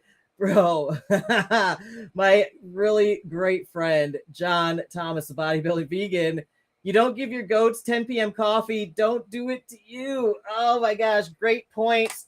John, thanks for joining the show, man. I just saw your comments come in. I was off on a manic spiel there. Yeah, I'm drinking the 10 p.m. coffee, bro. I've fallen off the wagon. I'm drinking the night coffees, and it's going to be a late night for me. But I told everybody I'm going to do a crazy YouTube live stream, and you know, I got to go at least a couple hours, and I started it late, so YOLO. But if you guys don't know who John the Bodybuilding Vegan is, go check him out over on Instagram. He's one of the biggest guys over there in the fitness scene and community on Instagram. He's got almost 100,000 followers. Guy's got a heart of gold and muscles of friggin' steel. This guy's like 230 pounds of pure muscle, like 8% body fat. It's absurd. And whenever he's in town, we work out together, and he totally kicks my ass every single time. But I learn so much every time we work out, and it's super inspiring to have a friend like him.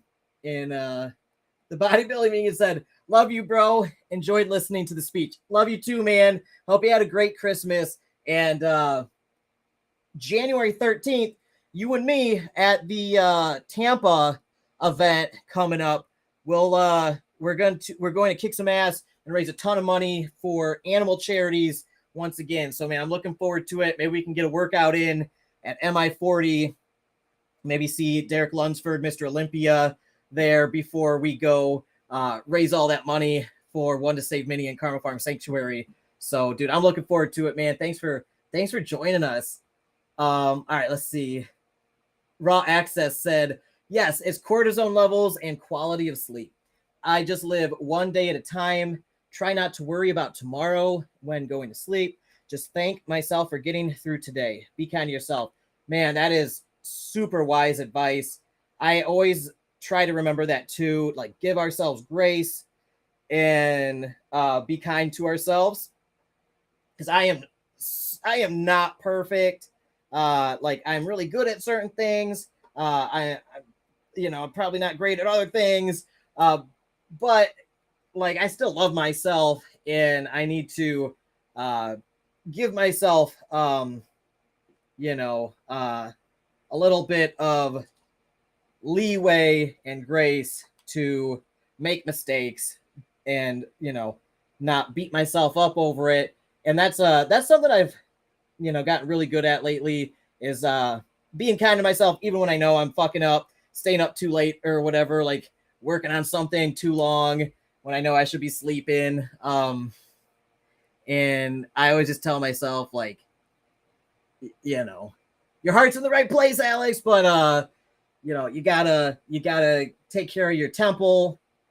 You know, even if your mind and your soul are on fire sometimes and you feel like you could do anything, like you're still in this physical body, and you gotta care for it. Like maintaining a car, you gotta change the oil and you know, change all the fluids and you know, rotate the tires and you know, change the brakes and stuff like that.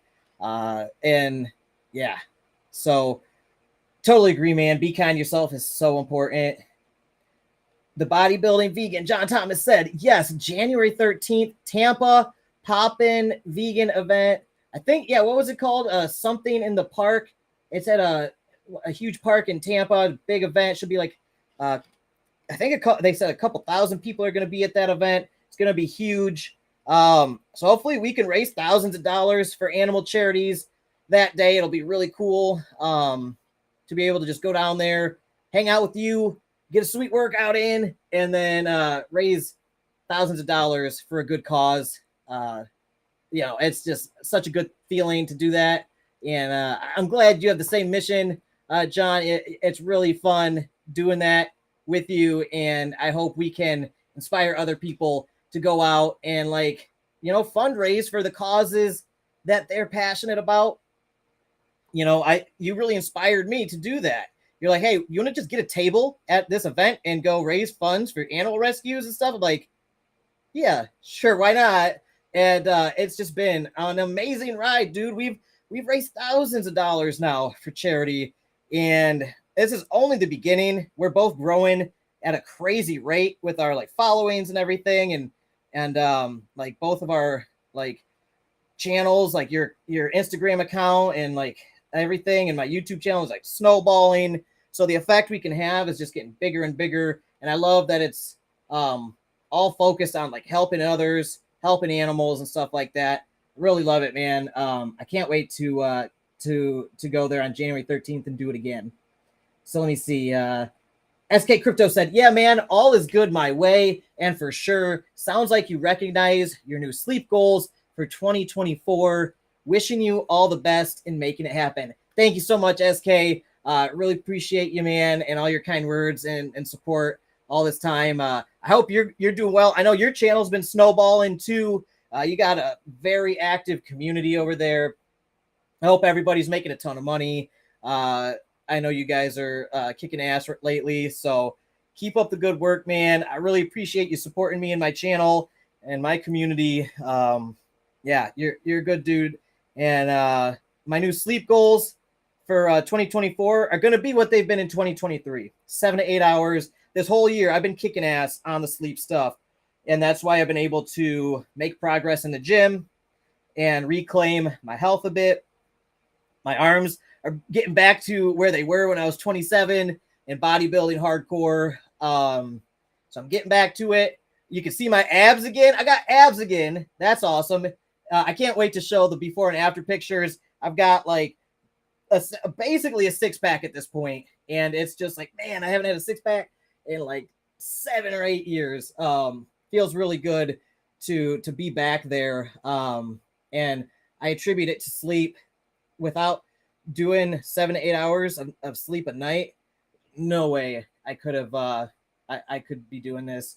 So yeah, man, 2024 though, I'm gonna like take everything that I've gotten really good at in 2023, and I'm just gonna like just hit it hard in 2024 and just keep plowing forward. You know, a lot of people are gonna start their New Year's resolutions in January. My New Year's resolution started like over a year ago, and I'm still going. So I'm just gonna blast through January, just keep at this thing, and keep trying to gain muscle, keep trying to lose fat, and keep trying to have a balanced lifestyle.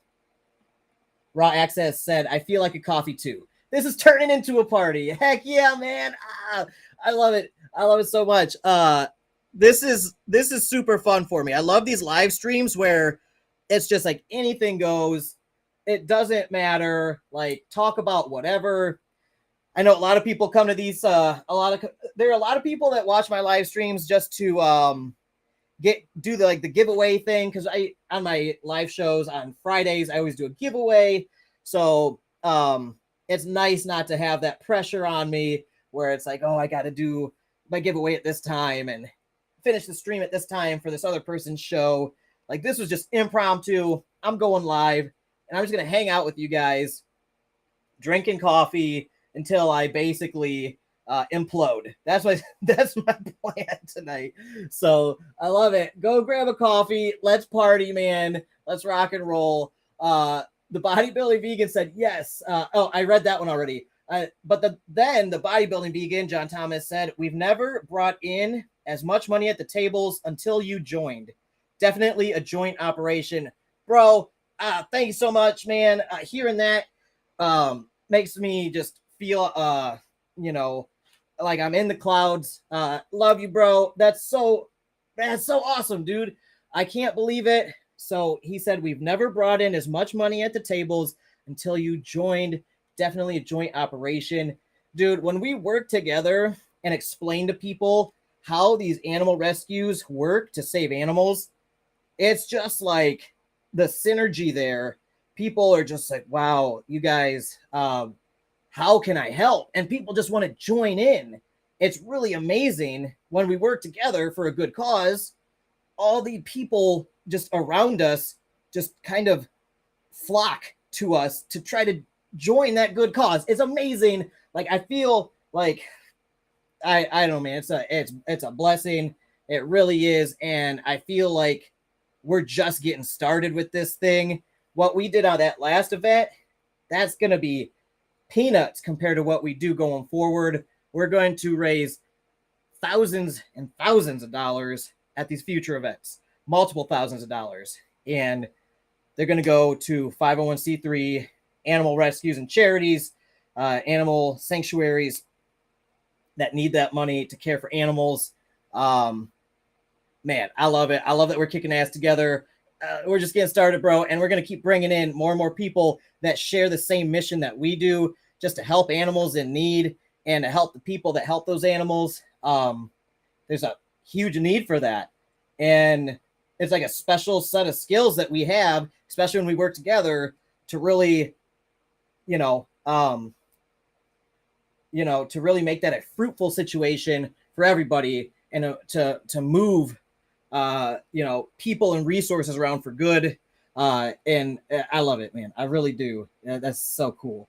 Raw Access said, big things are going to happen for us in 2024. Serious gains, training. Heck yeah, dude. I mean, I've seen your gains through 2023. You've been making so much progress, and so have I, and so has John.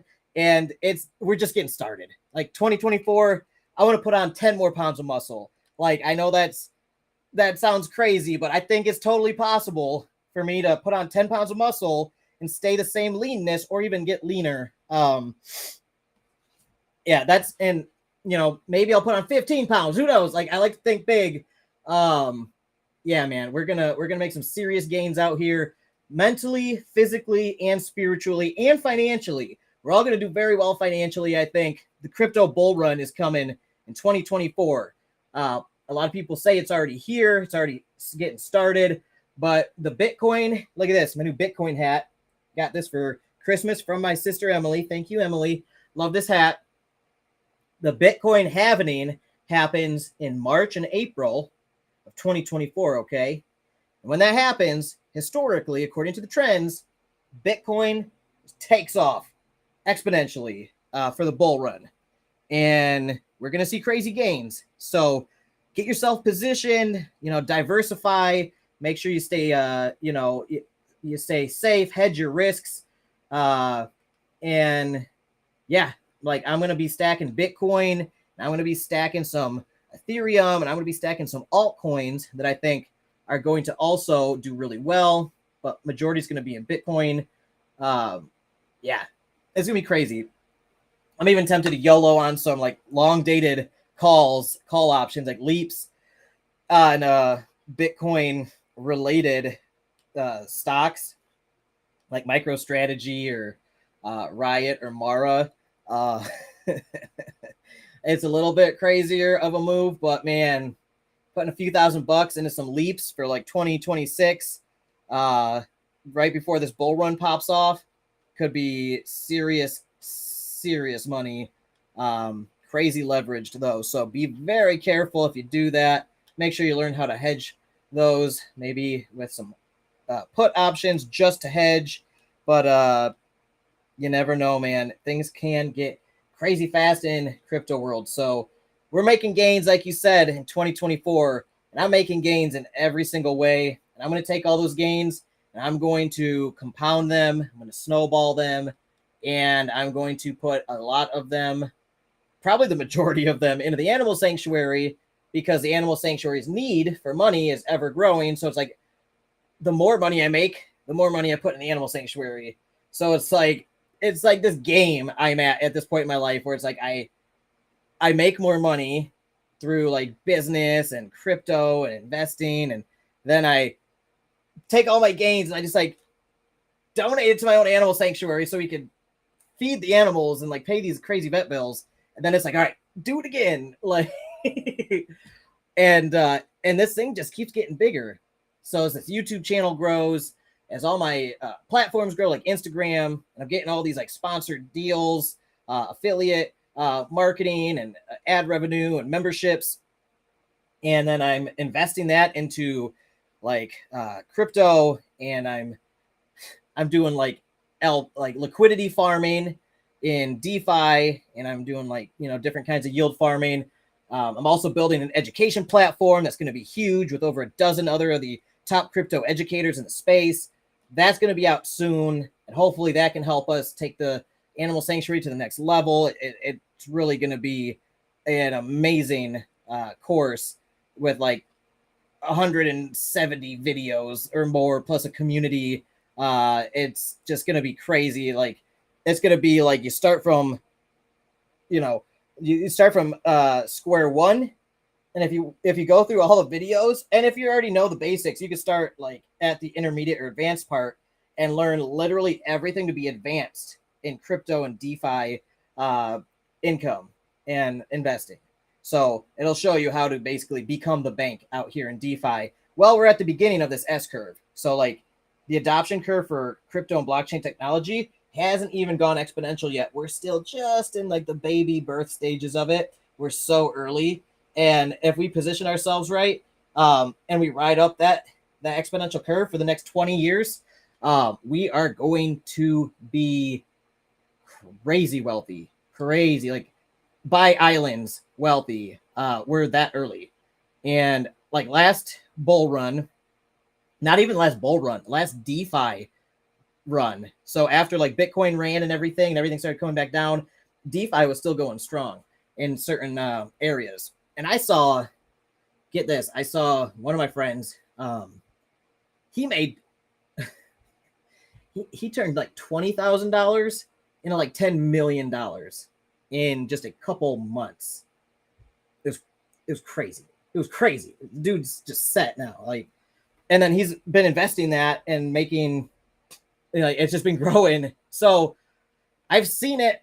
And that's just one example, but that example is so extreme that it's just it's crazy, the volatility out here in the crypto space. Yes, it's risky, but at the same time, that risk and volatility is what makes it so potentially lucrative. And that's why I always say protect yourselves, diversify, hedge your bets, like use proper risk management. Don't YOLO all in on any one thing. Stay smart out here. But that's why I'm offering, that's why I'm helping out with this crypto education course. That's going to be like a series of master classes that will take you from like knowing like absolutely zero about crypto and DeFi and blockchain technology to being like one of the most advanced users out here that can make however much money a day that you want, basically, depending on where, how much money you start with. Do you want to make $5 a day, $10 a day, $50 a day, $100 a day, $1,000 a day? You can definitely do that. And there are safe, low risk ways to do that out here. And depending on the amount of capital you start with, you can raise or lower your risk exposure and things like that. And I basically have doubled the amount of money I've made over the past 2 years by doing this and getting really good at it. And teaching it's tricky though, because if you teach somebody this and they don't know the basics yet, they can get wrecked, and then they get mad at you, which I have found out early on in my YouTube career. You talk about money, and then if you talk about an asset of any kind, then somebody loses money on that asset because they do something with it. They buy high and sell low.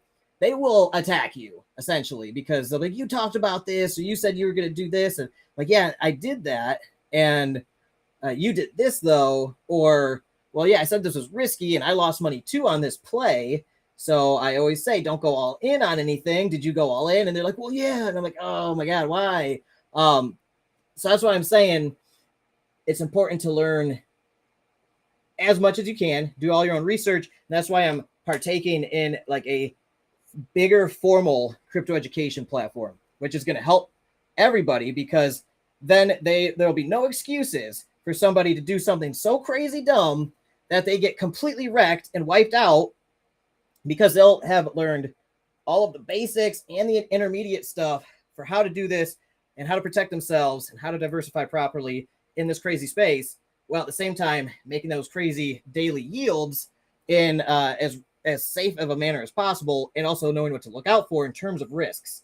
So that's why I'm partaking in this, because being able to offer that as like a all-in-one solution protects me from making like a YouTube video on this topic and then a YouTube video on this topic, because somebody might only watch that one topic, think they know everything, and then they just get totally wrecked, and then they blame me.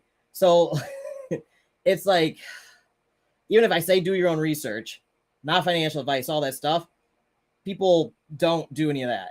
They don't do their own research. They'll watch one video, think they know everything, throw in the mortgage payment for the next 3 months, lose it, and then be like, oh my gosh, my life is ruined. And then they'll blame the YouTuber. But if I just say, hey, I've got 170 videos for you by me and 12 other extremely advanced YouTube crypto educators, take the whole course and then come out here with your money, instead of just coming out here blindly throwing money around and wondering why you're losing it all, versus the guys who are out here making $1,000 a day, farming all sorts of different LPs on all these different chains, and knowing how to balance the risk while doing it. Anyway, all right, enough about that talk. Let me catch up. So Raw Access said, yes, my training regimen I've devised gives me energy. It's like rolling hills of training and recovery, a constant momentum. Yeah, man, I like that analogy. Mine's the same way. I like to do like progressive overloading, and I like to progressively overload for a few weeks and then have like a deload week where I go a little easier, let my body recover systemically, and then I start the next week a little harder, next week a little harder, next week a little harder, next week all out, next week deload again. Kind of like a popular strategy that Dr. Mike Isratali uses from Renaissance Periodization on YouTube, one of my favorite YouTubers out here for hypertrophy training. And one of the things I did find is if I go too hard all the time, systemically, I get fatigued. My central nervous system gets fried, and my whole body's just like shocked. And then all of a sudden, I won't be able to function for a few days. And then it's hard to bounce back. So yeah, I do the same thing. I fluctuate intensity. Like I'll go hard, then I'll go easy, and then I'll get a little harder, a little harder, a little harder, a little harder, then go easy. For usually in week-long stints. But yeah, I totally agree, man. And that's, I think, the best way for me to be sustainable with my training. Man, I've been talking a lot. That coffee is strong. I have been talking a mile a minute. I got a sore throat from talking so much. If you guys saw the bodybuilding vegan earlier, check it out. I got his water bottle, the bodybuilding vegan. It's the nicest water bottle I've ever owned. It's like a Coleman. It's super nice. You can get this at 1 to Save Mini. all profits go to animal sanctuaries and charities. So 100% of profits to animals. I love this brand because they donate everything, all the profits, to animal rescues and charities and sanctuaries. This bottle's like the nicest water bottle ever. I just thought it was funny that the bodybuilding vegan was in here. I'm drinking out of like his brand of water bottle. All right. Crazy, man. This is not a sponsored video, by the way. I just thought that was real funny, and I spilled water all over myself, but whatever. All right, let's see. Raw Access said, yes, I'm actually recovering and training at the same time. It's like an overlap. Nice, dude. Yeah, that's awesome. And you know, a light workout can speed up recovery time, especially depending on what your goals are and what type of training you're doing. And then Raw Access said, nice water bottle. Thanks, man. I love it. It's so nice. If you don't have anything from One to Save Mini yet, Raw Access should definitely get something like a shirt or whatever. Like I said, all profits go to animal charities, and it's just like a good cause. And then you can, if you wear it in like your Instagram videos, it'll definitely help bring attention to your account. Like if you put if you tag One to Save Mini in Instagram, they'll share it in their stories. If you add them as like a collaborator, they might even add it to their account's homepage on Instagram. And then that gets a lot of eyes on it. I got so many followers and like really supportive followers that are just really nice people. They're so supportive. Their comments are always so encouraging. They like all my stuff. They're like really like the best kind of like supporters. So it's a really good community, I think. So if you're looking to expand into even more of like the fitness scene, the One to Save Mini stuff, definitely it will help with that.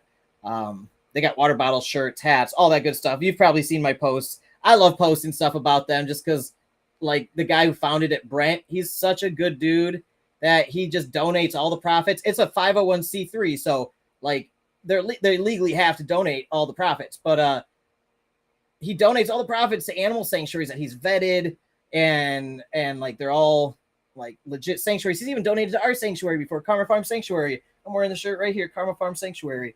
So I don't know. He's just a dude who cares a lot about animals and animal welfare, and we share the same mission. So I'm always just like, man, if you share the same mission as me, I absolutely will support you as much as I can, because you know, if we want to succeed in our missions, working together is the best way to do that.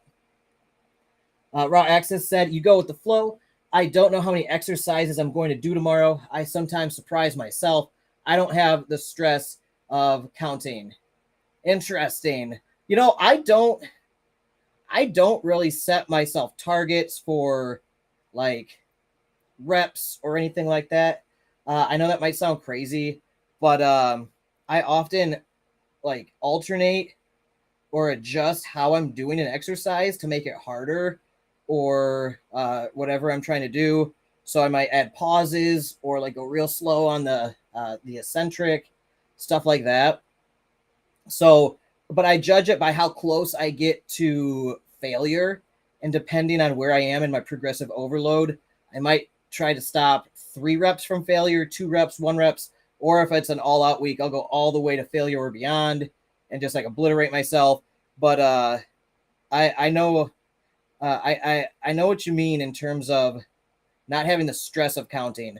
I don't make myself like, I know a lot of people do this for bodybuilding where they'll like, I write it down and stuff, but at the same time I alternate and adjust how I do my sets, that it's really kind of hard to track week to week that way.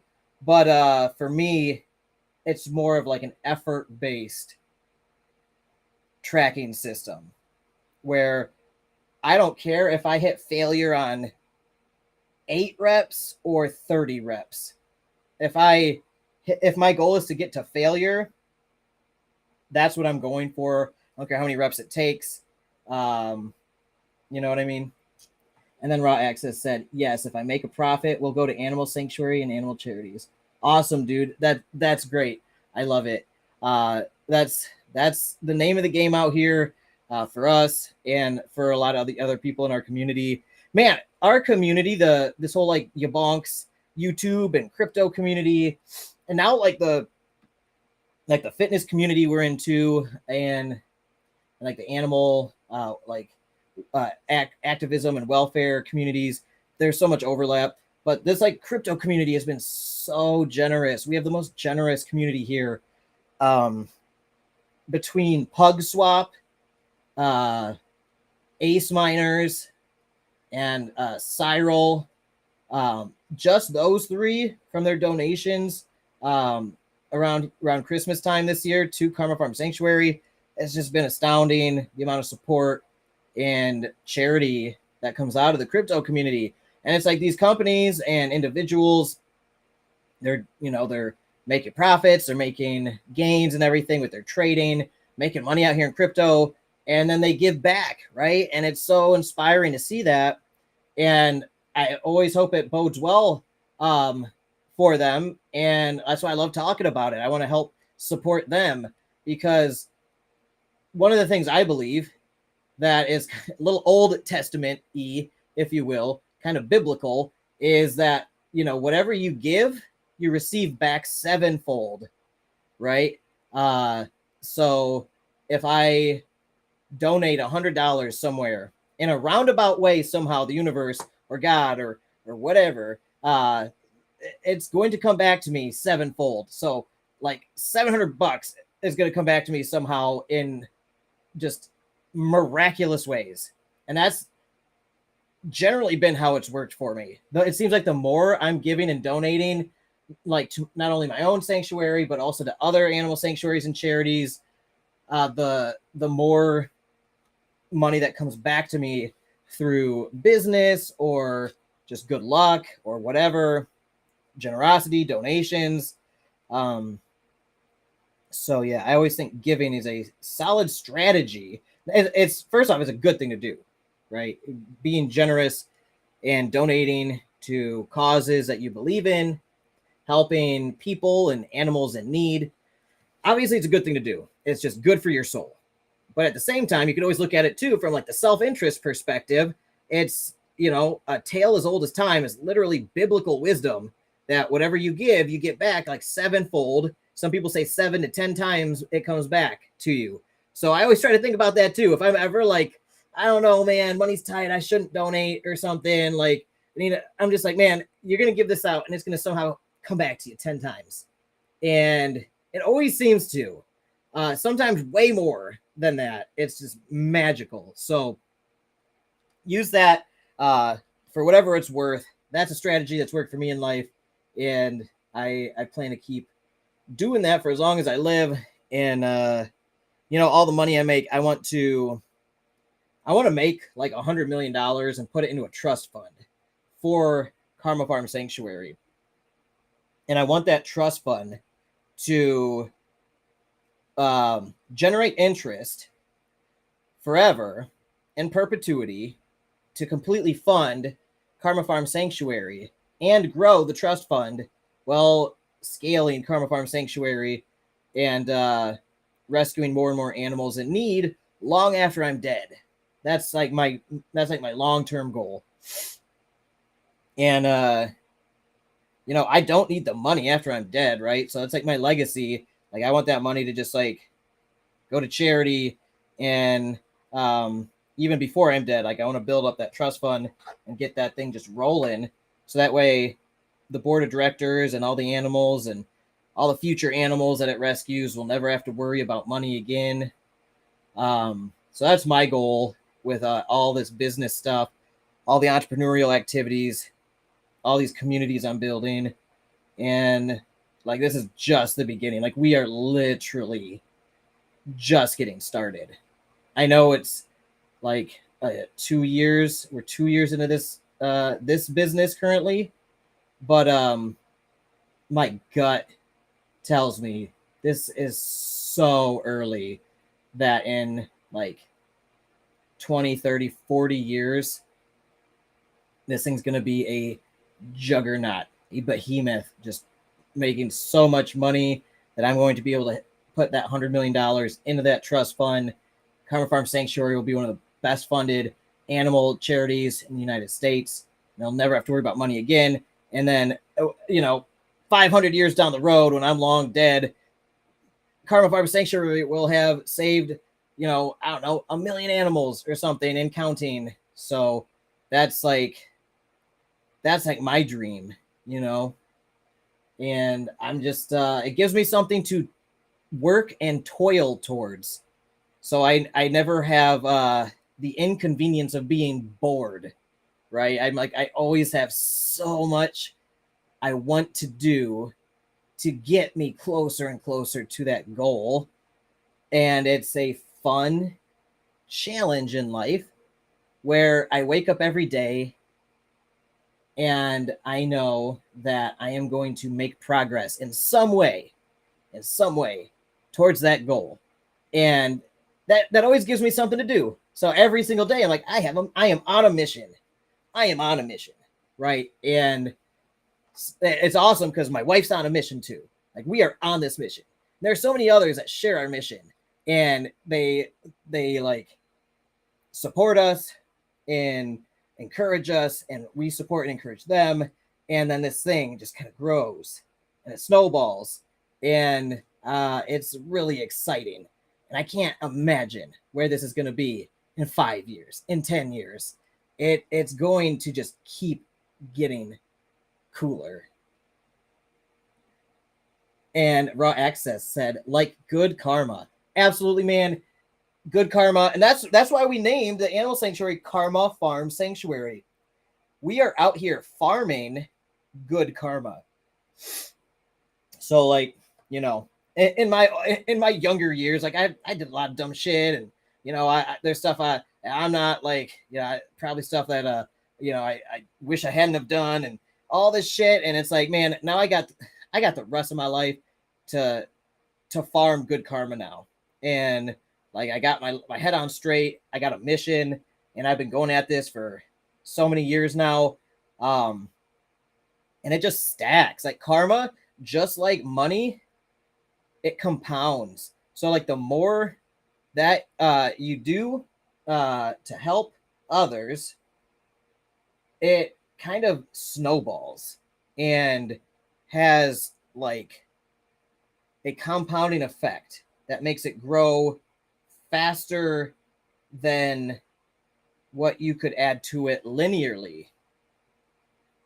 And it just makes life sometimes seem bigger than it's ever been, if that makes sense. Like, every time we do something or help someone, when we add to that good karma, the effect isn't 1 + 1 = 2. It's like 2 + 2 = 5. That kind of thing. And it almost seems illogical because the math doesn't add up. But it's like compound interest. It builds on itself and grows faster and faster. So, and it's interesting because it sweeps up other people into it in some way to help you get closer towards whatever mission or doing more good that you're trying to do. And the same works, I think, for negative karma, right? Like, if somebody's out there doing bad stuff and they're like robbing people left and right, I think that kind of compounds too. And that's like, I've seen people out here, especially in the crypto and DeFi space, where like I've watched people just like rug pull again and again and again, and they hurt more and more people, and like their bad karma like is compounding, and they're just like a wrecking ball wherever they go. Everybody's mad. Like, it's unpleasant, right? I want to be the exact opposite of that. I want to be like just trying to help people out as best I can, and animals as best I can. And and it seems like it has some kind of gravity behind it where other people are attracted to it and want to help out. And it's so cool because it really makes me think like this is way bigger than me, right? Like I am just I'm just a servant here, really. It's just like I am just a soldier, basically. Like I'm just doing God's will in my belief. That's what I'm doing. I'm just like trying to be the hands of God to try to be nice and kind to others while I'm here and help animals that are suffering, right? And other people like join in because it's like bigger than any one of us. And it's really just it's like a humbling feeling. And Raw Access said, yes, I would like to leave a sum towards making an animal documentary, something that will be around on Netflix long after I'm gone. I love that idea. That's super cool, man. You should definitely do that. Yeah, man, I love that. Yeah, tell me more about that. What kind of documentary? And then Raw Access says, I have anyway in my will. Wow, that's so cool. Hey, do you know those one people on Instagram? What are they called? Veganography films. I forget their names, but they hand wrote me like a letter one time. They sent me like some stuff in the mail. They're super, super nice people, and they make fantastic little documentaries. They've been making short documentaries, but I think they finally published a full feature documentary. You should. I don't know if you know them. Raw Access said, I do a bit for Viva Charity. It's a UK animal activist charity. Interesting. I'm gonna have to look them up. I don't think I've heard of them, but DM me later on Instagram and remind me so I can remember to Google them. Actually, I'll write that down so I don't forget. Viva Charity. All right, cool. I'm learning so much, you guys. I love doing this. Raw Access said, I helped finance Hogwood, a modern horror story. Interesting. I also haven't heard of that one. I'll have to check it out, man.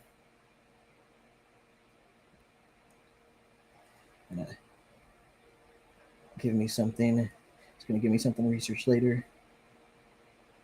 Very cool. That's fascinating, man. I love that your dream and mission is to fund a documentary. That's fascinating. So, yeah, what let me just check how many hours we've been going. We've been going a little over 2 hours. Whew, hot up here. And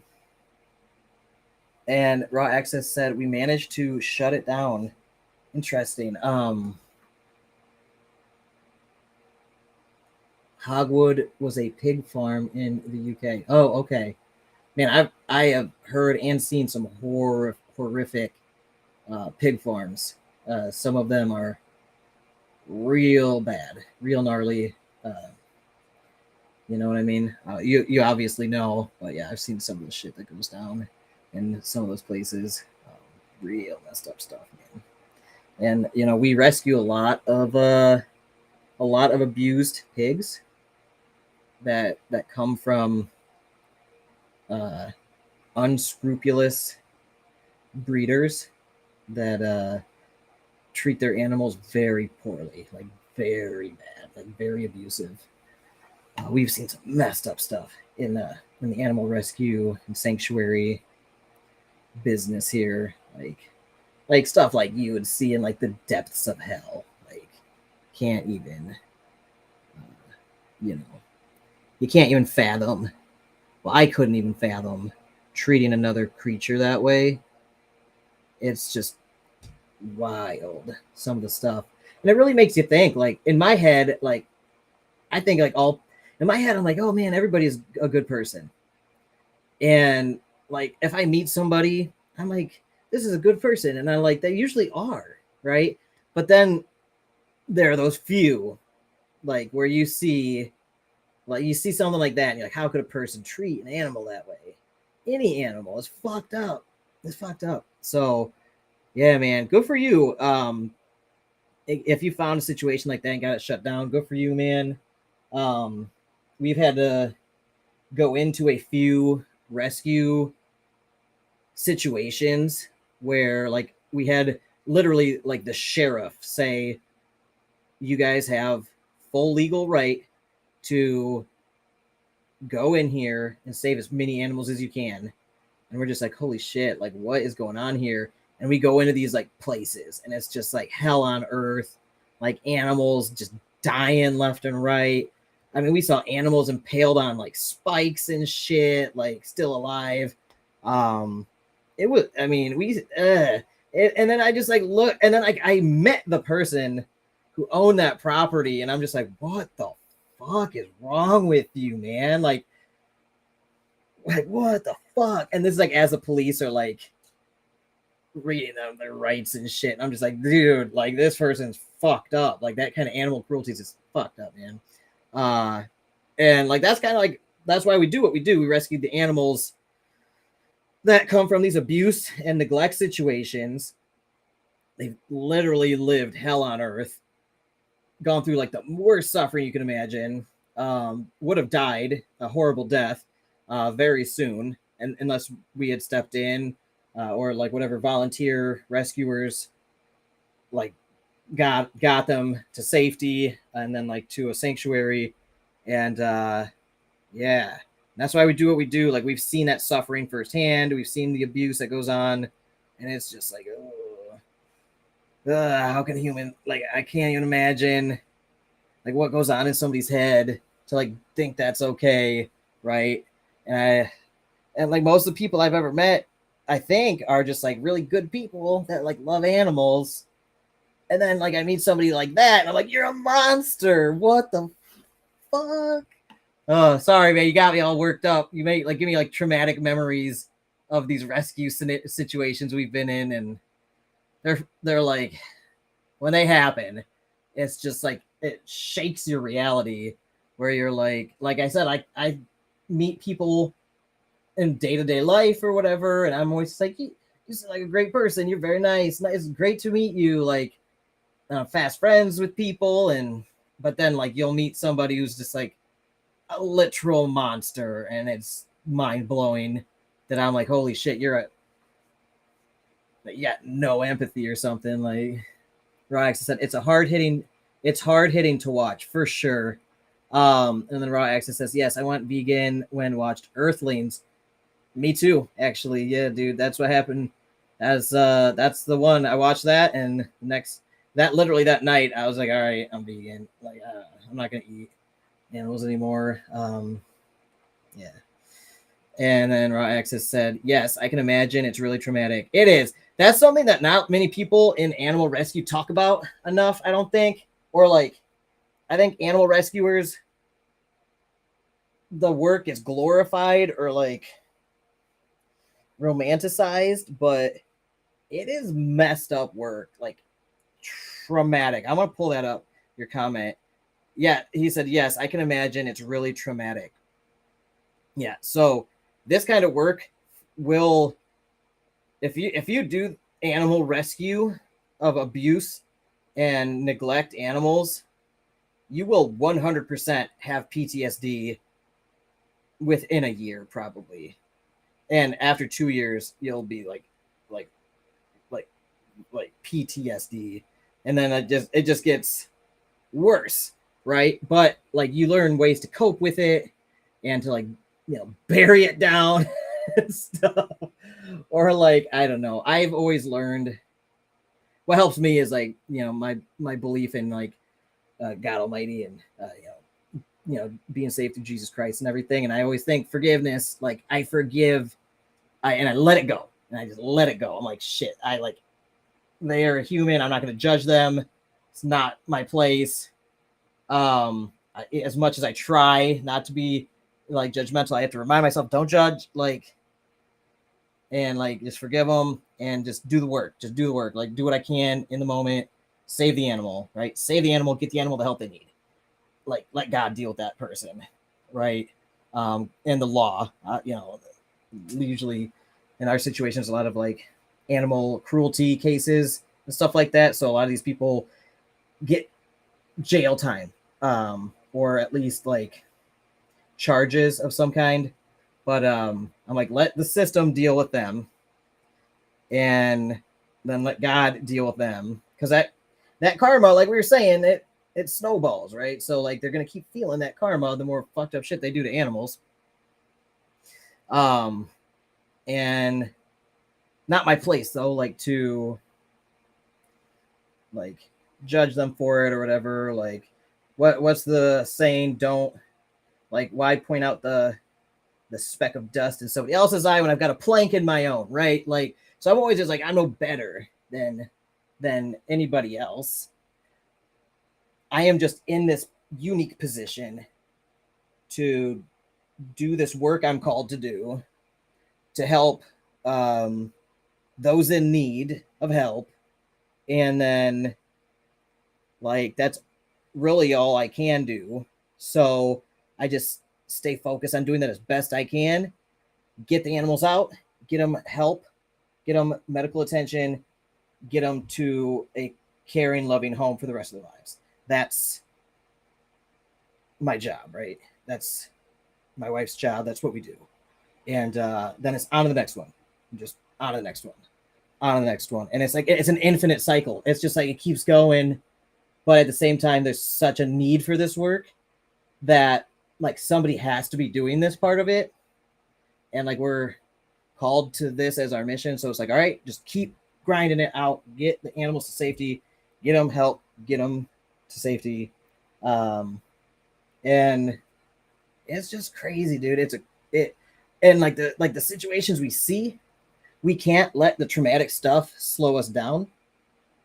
So even if like we get PTSD to a degree from a scenario where we see like horrific stuff, or like we lose an animal that we rescued and cared for years, and then like, you know, it's a sanctuary, we got 30 animals at any one time, so naturally we're going to lose multiple animals a year from natural causes.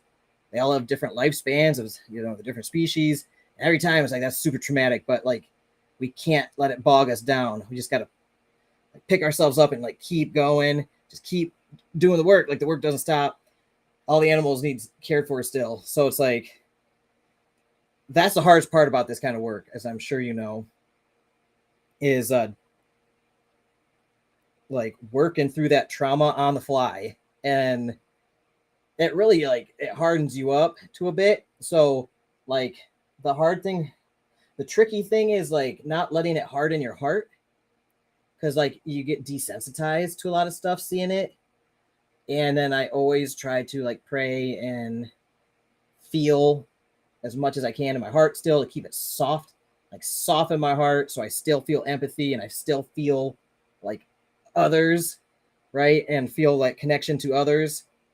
Because a lot of times people will get hardened, they'll harden their heart, and then they won't be able to empathize with anybody or any animal or any people.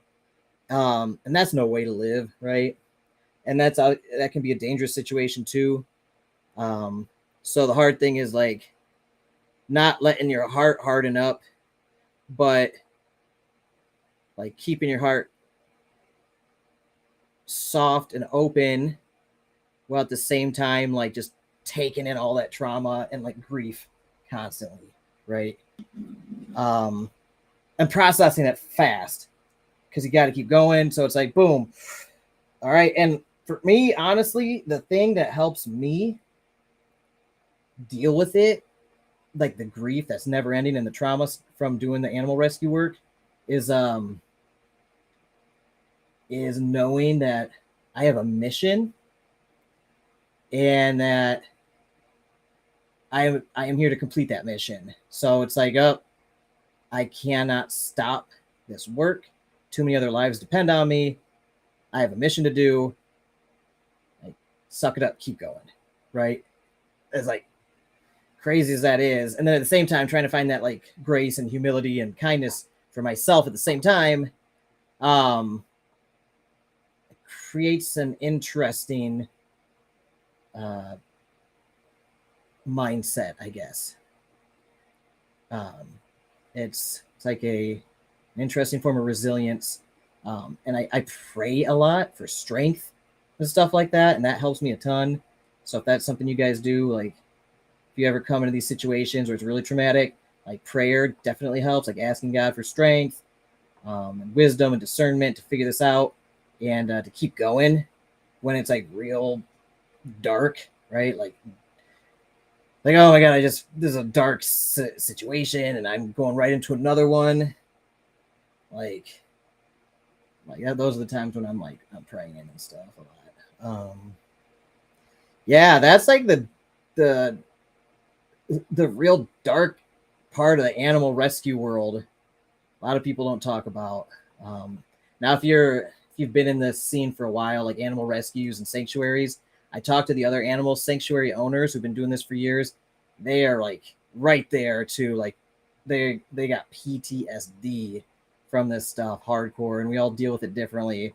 So it's real interesting. If you ever get a chance to go to like an animal sanctuary meetup group or something, like I don't know, if an animal sanctuary puts on an event and other animal sanctuary owners are there too, like talk to them and like bring it up. Like, how do you deal with the grief or the trauma?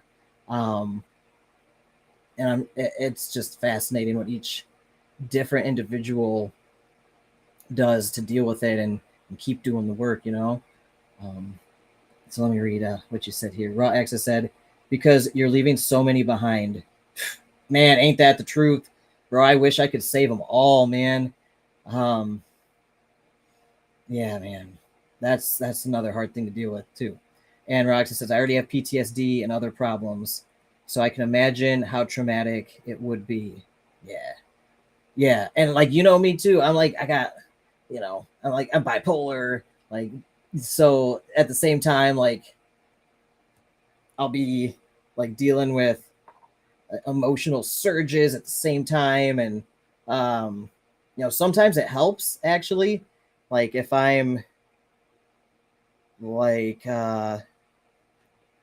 if I'm feeling that like invincible, like I can take on the world kind of energy, that can actually help me just power through some of these scenarios. So to me, like that kind of part of it's like a blessing for me, but it really, at the end of the day, it's always hard dealing with that stuff. And then Raw Access said, I hashtag the horrific images all day, sometimes because have 2,000 vegan following. You see everything for sure, dude. I get a lot of that stuff popping up in my feed too. And I've seen so much of this stuff already. I usually just think I don't even look at it anymore, just because it's like another level of like trauma that I have to like deal with, and I'm already like past that stuff in terms of like ethos, like so like I don't need to be like woken up to that stuff because I already see it. So I see that stuff, I just scroll real quick by, like no, I don't need to start my day with an abuse image unless it's an actionable one. That's something that I can go I can go help with. Raw Access said, yes, it's the downside of being vegan. I've lost respect for humanity because we're unplugged from the matrix. Vegan or not, I think it's important to try to always remain compassionate for other people. That's one of the dangerous things about any line of work where it involves people being cruel to others. Like, I see these animal cruelty cases, and we get called in to help with them, and we kind of see what I would consider like the worst of society in terms of like how they treat someone weak and defenseless, right? Like, I've seen people treat their dogs horribly, or pigs or chickens or goats or horses or cows or cats. I mean, you name it. And I always have to just like really tell myself, like, you know what? They're a person and they're at a different stage of their journey. And I always try to remain compassionate as much as I can. And like, I try so hard not to judge even people who are doing some of that fucked up shit. It's because if you start like hardening your heart to others, it can be hard to undo that, you know. It can be hard to soften your heart again. So like, I always give people as much benefit of the doubt as I can, and you know, I try to always be as kind and compassionate to others, and yeah. Um, so yeah, I mean, most of the people that I know aren't vegan, right? Um, and I love them, and you know, I'm kind and compassionate, and they're kind and compassionate towards me. I always, uh, you know, like, they're good people, right? So it's an interesting situation, definitely. I always think in my head, the right answer is always like, show kindness and compassion to animals and people, right? Um, yeah, you know, I wasn't always super kind to animals or whatever. When I was a kid, I was probably, you know, I know I was doing dumb shit with my friends and stuff when I was a little kid. Like, you know, brain's not developed, you don't really understand what's going on. So like, at that point, I also have to like uh, give myself that grace and kindness too. That, you know, at one point I was probably shitty to an animal when I was a kid or younger or something, or a person or whatever, and like, now I value kindness and compassion to animals and people very highly. And if I, you know, if I got to this point, then anybody can, really. I mean, if I can do it, anybody can do it, for real. So I always just say, like, kindness, compassion, and, you know, patience, and we're all in this together trying to figure it out, right? Um, it's just it's a tricky situation all around. Right, Access said yes, they should have a support group for sure. And I think there actually is a support group. I think there's a hotline for animal rescue workers that they can call, because a lot of animal rescue workers and a lot of veterinarians, I think veterinarians have the highest suicide rate of any occupation. So if you look up the numbers, veterinarians are the number one highest suicide rate by occupation, which is really strange when you think about it. At the same time, they deal with a lot of fucked up shit. They see a lot of messed up stuff. And they are asked to do a lot of messed up stuff, like euthanize people's loved ones every day, right? So like, you're sitting there like euthanizing people's cats and dogs that they love, and they're like sitting there crying and like going through the hardest time in their lives, and you're sitting there just like, all right, there you go. Like, that's heavy shit right there. And so veterinarians, number one suicide rate for occupation. um And then animal rescue workers, very high up there. Hell, slaughterhouse workers have some of the highest suicide rates, because, I mean, they're just like looking in these animals' eyes, and the animals are terrified, like, don't kill me, and then they're like, oh, and then they're fucking like shooting them in the head or like slitting their throat or whatever. You do that enough times, like, you're gonna be fucked up, straight up. There's no way around that. Those people often have the highest rates of drug and alcohol abuse and suicide. So if that says anything about that line of work, not good.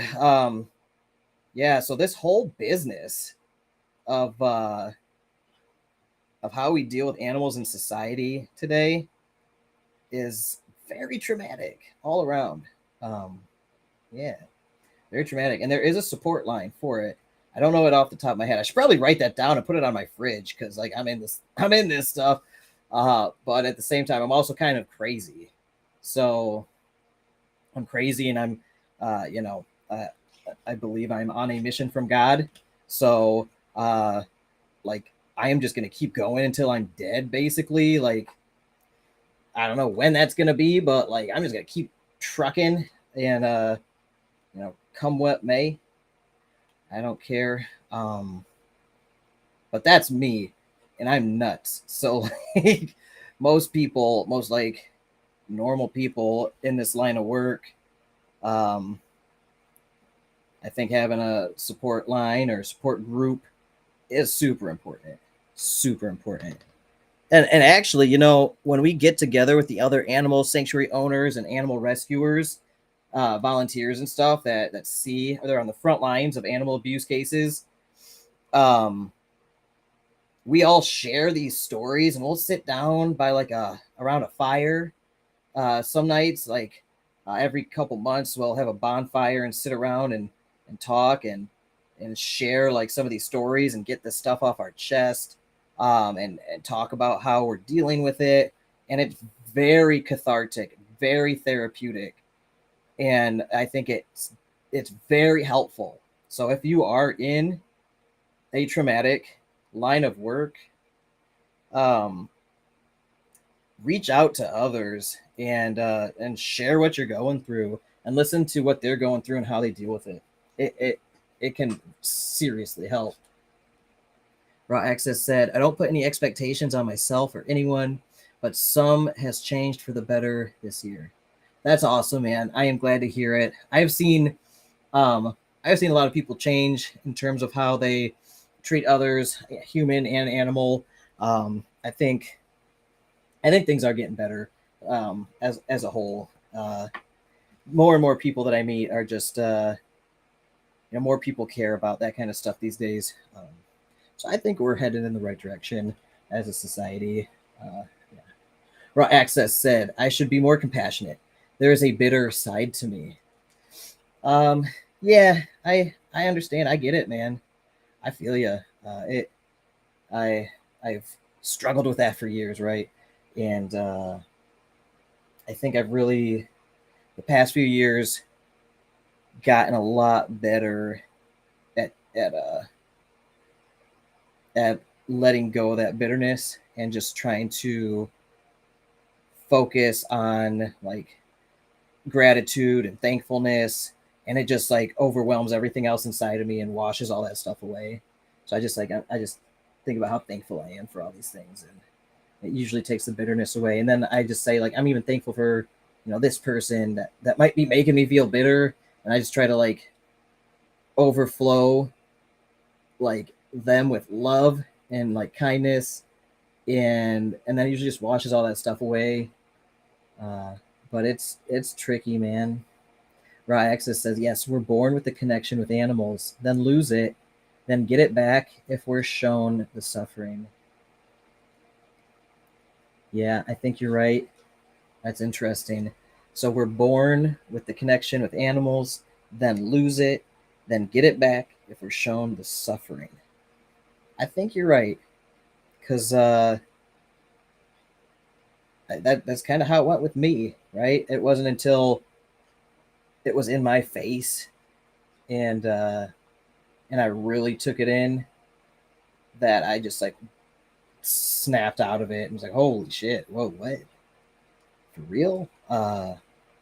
And then that connection came back hard. And I always like,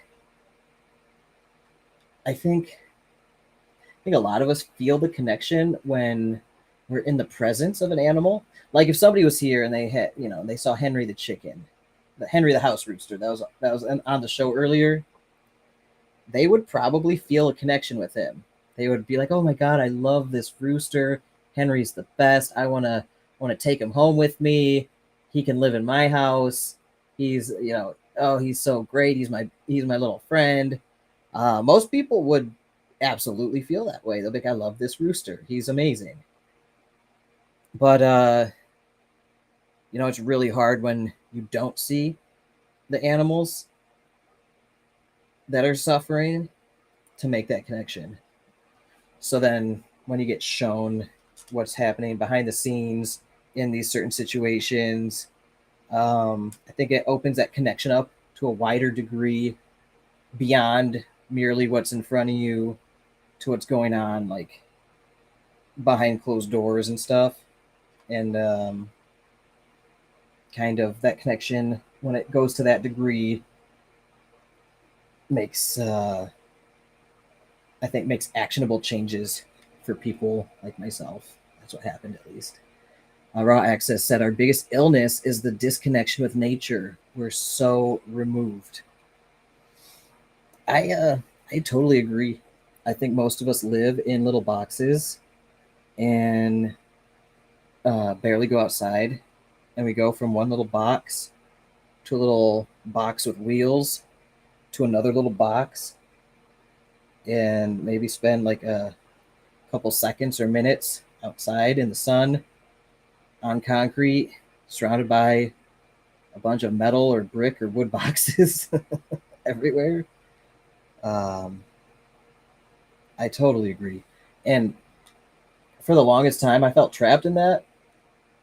For like the first 10 years of my career, heck, ever since I was in high school, I felt like that. High school and then college, and then the first 10 years of my career. And ever since I was like 16 or 17, I told myself I was going to buy a farm someday and live out in nature. And it wasn't until I was, I think, 29 when I finally was able to make that happen. That's when I bought this farm down in Florida, 5 acres, super secluded, like way off the map. Can't see cars or roads or buildings. Like, we are out here in the swamp. Most people would probably hate it. Like, you have to be a certain kind of person who's like so sick of being in cities that like you go to the drastic opposite scenario like this. Like, we are way out here in the middle of nowhere. Cannot see any bit of society other than our own house and like the animal structures that we've set up. And I've been here now for 5 years, working mostly from home, and it has been very therapeutic for me. It's been very healing to my soul, if that makes sense. Even if I work long hours a lot of days and I'm stuck inside in front of the camera or computer, I will still like make it a point to go outside for like 15, 30 minutes, maybe an hour every day minimum, to spend with the animals, whether I'm helping out with sanctuary work outside or I'm just bonding with the animals. And it forces me to just like be out there in the woods by the pond or by the trees, breathing in the fresh air, feeling the sun on my face. And like that every day really is healing. And it's really, I think, made me a much more well-rounded person in terms of overall like satisfaction with life. Now, granted, like times are still hard here and there. Like, we still go through struggles as people and all that. But at the same time, like if I step outside, it's therapeutic. Like it's like I live at the park, right? Like when I was in the city or the suburbs, I would often leave my house, drive to a park, and then go walk around the park or go run around the trails in a park, right? And that would be like my nature time, and was super therapeutic for me my whole life. Now I'm like, screw it, I'm just gonna move out to nature, and just like every time I step out the door, I am at the park basically, and it's been a game changer for me. Yeah, and Raw Access said I didn't know that. Learning a lot tonight. And then said yes. Then go get a KFC. We lose the real connection. It's speciesism. Yeah, and speciesism super super real, and I think we're all speciesist to a degree. Like that one person on the live stream earlier when he was talking about sentient plants from another solar system or something like that. Like it's always interesting to find out where different people draw that line, where they're comfortable, taking a life of some kind versus not. And like for me, it's basically animals, and most insects, unless they're, parasites or bloodsuckers that are trying to actively kill me or my loved ones. Then I'm, sorry, that's kind of where I draw the line. Like if a tick is burrowing into me with Lyme disease, like I am probably going to kill it. Sorry, like I am not Gandhi. I am not going to let the mosquitoes just suck my blood endlessly while giving me diseases. Like I might smack a mosquito. I don't know. That might be considered horrific for some people to hear.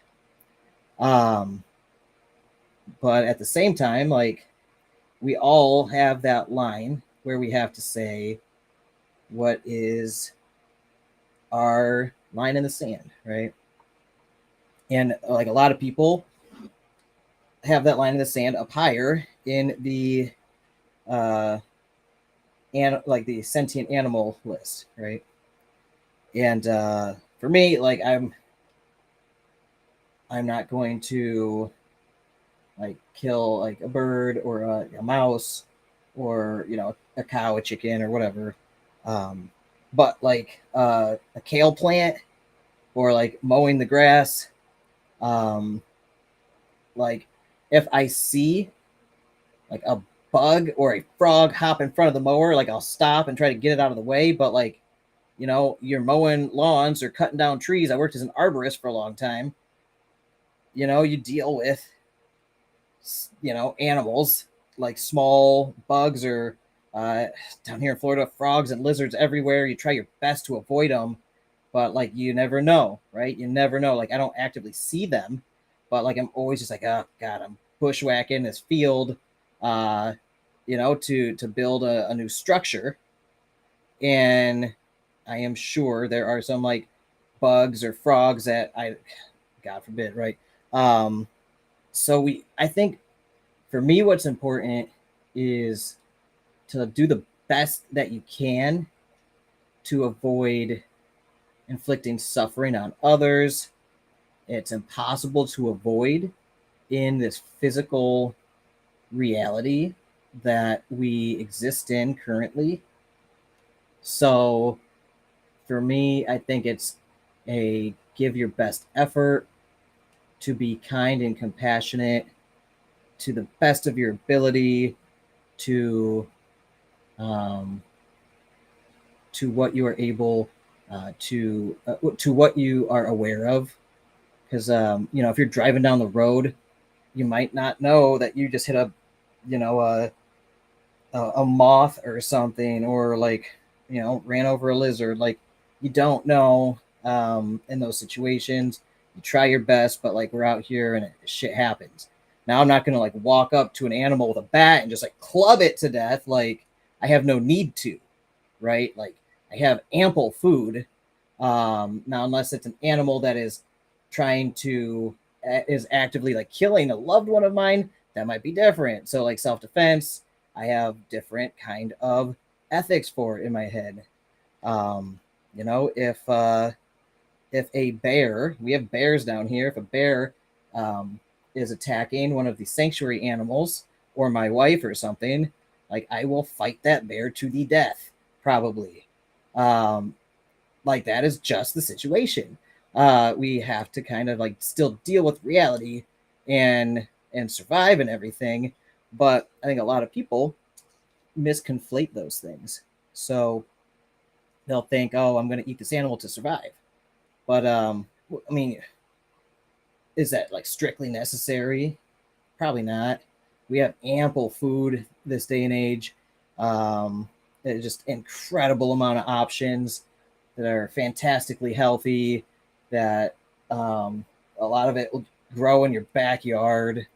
Like, so, you know, I think those lines is where I get a little confused about. But again, everybody draws that line differently for different situations and everything. And it's always interesting to see how each person delineates those things with speciesism. It's such a fascinating topic, really.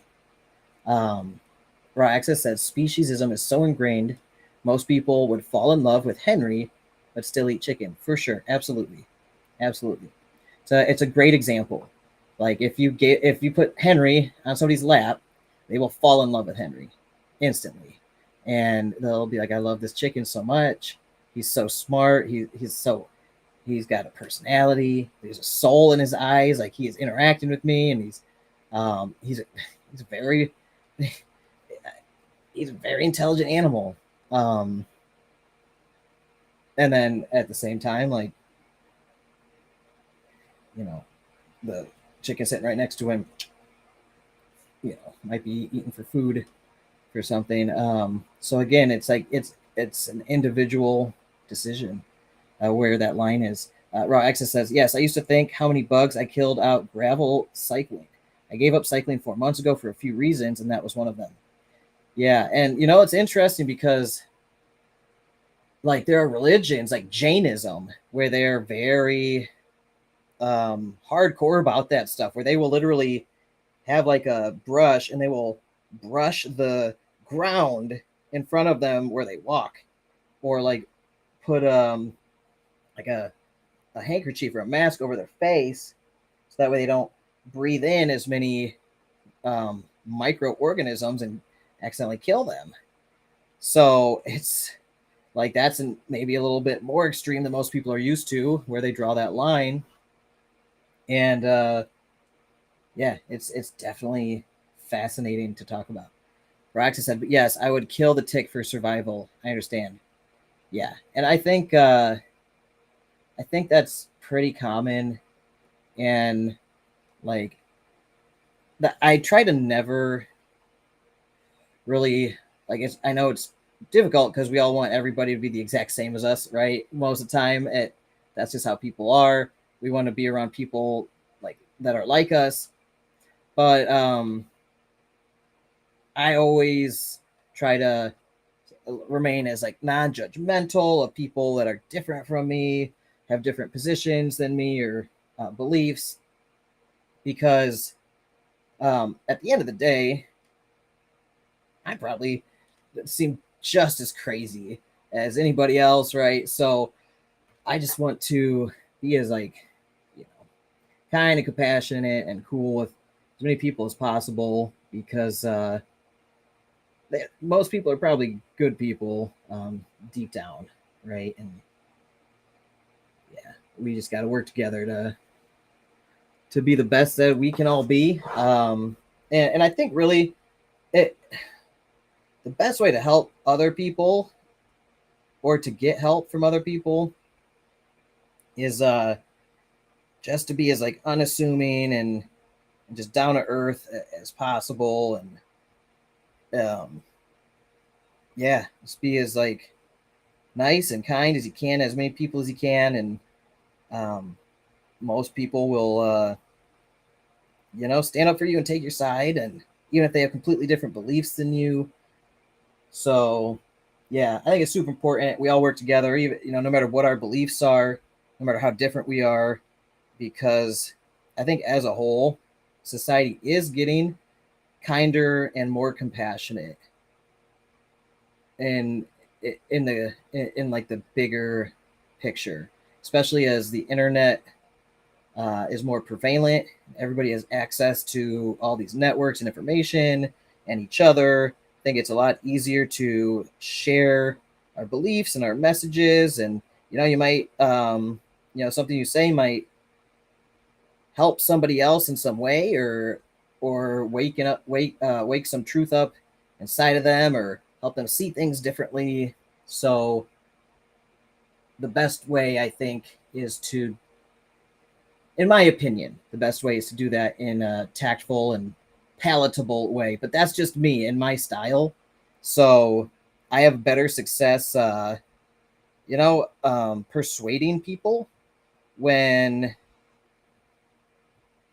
people like me, I guess. Which I just best way to do that is just to be super nice to people and supportive of them, and then if you want to persuade them to a certain point of view, they will be much more receptive to that point of view. If they're like, oh yeah, this guy, I like this guy, he's cool or whatever, I'll hear him out.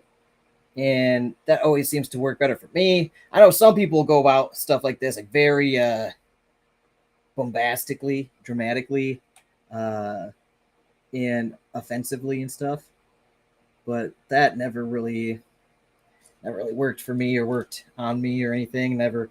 I always just put up like walls. I just block people out. So, but when somebody was like real cool that I like, they're super nice to me, we're best friends or whatever, and then they're like, "Hey, dude, check this out. This would blow your mind." And I watched like Earthlings, like you said.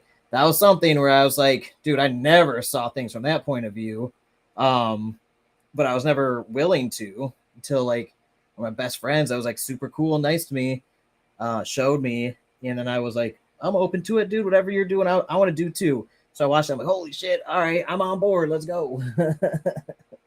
Oh man, let's see. Yeah. So all right. Oh man, that was a fascinating discussion, and it's something I actually have been interviewed about recently on a few different podcasts. I was invited on as a special guest. I don't think those podcasts have been published yet, those episodes. But we talked about this exact topic. So it's kind of fresh on my mind that like it was just earlier this week, I think. I did 2 special guests appearances on different podcasts. And this was one of the topics that they brought up. And we all had different points of views, and they were all fascinating, and we were all able to talk very respectfully and share our opinions in a cordial manner where we all benefited from each other's insights and company. So I've enjoyed this conversation about this topic with you, Raw Access, here on the Christmas live special. I mean, it's like midnight here. I'm drinking coffee on Christmas, and never thought I'd be up on live stream talking about this right now. Let's see. Raw Access said, yes, I have learned a lot. We'll try to get this YouTube going. First time, have logged into it for years. Yes, dude. Yes. That gets me excited. I think seeing people reaching out to do new things, like creating content on YouTube, for instance. It's so exciting for me because it's like I am watching you open a door to a whole nother universe that could potentially completely change your life and completely change the lives of so many other people that you will affect with your content, right? Maybe you make content about all of your awesome workout programs, and maybe someone across the world thinks it's a great idea and they try it, and maybe they lose 100 pounds of fat and you save their life or something, and that person's quality of life goes through the roof because of you. Like, it's just fascinating to think about. Now, like when I do these live streams, especially an impromptu one like this where nobody knows it's coming, I didn't schedule it until like right away, like right before it went live. This was like I have the mindset going into these that like I don't even care. I don't care if anybody watches live. I really don't. When I first started this channel, I would randomly go live and I would have 0 viewers, right? And I did not care. But then over time, those videos would get views, and I'd be like, oh, somebody is watching that old live stream I did or whatever. And that's how my live streams go. Not like now I get more than, that I get more than 0 viewers now, but still, like if you go live randomly like I did tonight and you just stream for a few hours, you might get a handful of people watching at this time, a handful of people watching over here. But like I'm at the point now where like this live stream with all the crazy stuff we talked about, like I'm guessing it's probably going to get viewed over the next couple months a few thousand times. And next Christmas, this video will probably get a bunch of views again because it's a Christmas video. And like my last year Christmas live stream video has been getting a lot of hits the past week or two. So it's fascinating to think like this video that we're just sitting here having this talk because you were here just randomly at the right time to go join me in this conversation on my live stream. It's and you inspired and encouraged me to talk about these nuanced subjects that are very subjective and personal, right? And so many people are going to hear this. I know it. Like I'm guessing I'm guessing like 1,000 people might watch this video over the next few weeks. And I'm interested to see if anybody DMs me about it. That's always the most fascinating stuff. Like if this gets some comments, cool or whatever. But I found my best feedback comes from people DMing me because they don't want to like say anything in the comments because they're self-conscious or they're just like, they just want to talk to me personally, privately. That'll be the most fascinating feedback for me is how people on my YaBonks YouTube channel where I talk about like Bitcoin and crypto and stuff, what they're going to think about this topic, which I never talk about really. But since my Instagram community, like yourself, and my YouTube community have now kind of started merging more, I'm getting more and more into these topics. And yeah, it's really interesting. And the cool thing is the feedback I've gotten has been overwhelmingly positive, very positive feedback from this stuff. And like I said at the start of this live stream, like if you're gonna hire somebody to run an animal sanctuary that rescues every species of animal, and like you're probably gonna want to hire somebody that's vegan. Like as weird as that sounds, it makes a ton of sense because that person wouldn't even eat a chicken, and that's the kind of person you want to look after all the rescued chickens that you have, right? Like, so it's interesting that we've expounded upon some of these thought processes and personal ethos, so people will have more insight into kind of how I think about some of this stuff and why I run an animal sanctuary and why I'm so determined to just keep helping any animal in need, not just dogs and cats, which need a ton of help, by the way, and we help them too. But there's abuse with cows and pigs and chickens and geese and ducks and horses and ponies. I mean, you name it. There are animals being abused every single day, every single place in the world.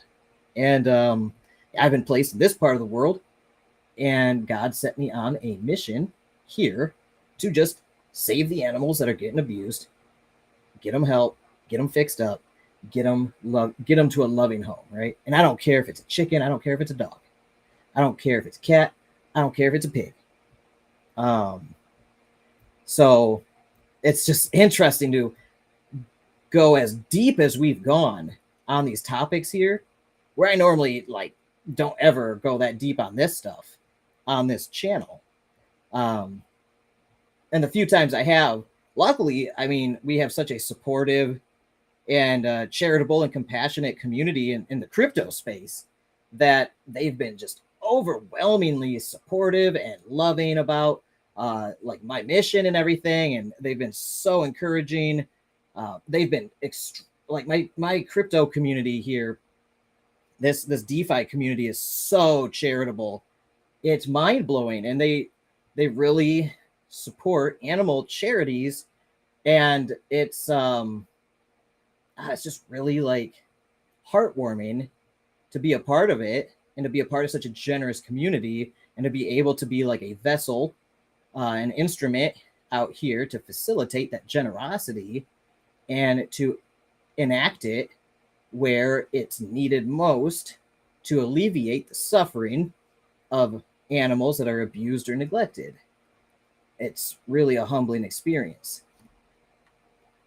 And let me read some of these comments. Raw Access said, I think it's great name, Raw Access. It is a great name. By the way, if you can snag Raw Access on YouTube, gold, bro. That is gold. I think that's an excellent name. It's short, easy to remember, easy to spell, and it's 7 characters, dude. It's 7 characters, one word. That's perfect. That's like YaBonks, right? I can't believe I got that name for YouTube. I mean, it's the nickname of one of our rescued geese here, and it's catchy. It's easy to say and remember. It's like BONKS. I think it's 7 characters as well. Getting a name that short that is pronounceable this day and age is very difficult when there are hundreds of millions of YouTube channels. So good job, man. And then Raw Access also said, can imagine it on a t-shirt logo or company logo. I think so too, for sure, man. It's a classy sounding name, seriously. I think you're onto something. And like I said, hammer out, like set up the channel, just set up the basics and everything, set up like your about me page, link to your Instagram, link those two together. However, write a little bit about yourself, and then just start uploading your videos from Instagram. And you can even download Instagram videos, I believe. And there is an application, I forget the name of it, you can look it up, that will remove the Instagram watermarks from your Instagram videos. All right. Pro tips here for generating content, especially if you're on multiple platforms like me. And YouTube and other platforms really encourage native content. They do not like watermarks or logos from other content platforms because they're competitors. So you download your Instagram video, you use an application that you can find that will remove the Instagram watermark, and then you just upload that video to YouTube. If it's under a minute, upload it as a YouTube short. If it's over a minute, just upload it as a regular video. Give it a catchy title. Give it a little description. Throw in a few random hashtags about what you're doing. Give it and then just upload it. See how it does. If it gets 0 views, do not worry. Just do it again. Take your next video. Do the exact same thing. Upload it. All right. Maybe try a slightly different title, and maybe try a slightly different thumbnail. Okay. And just keep doing that.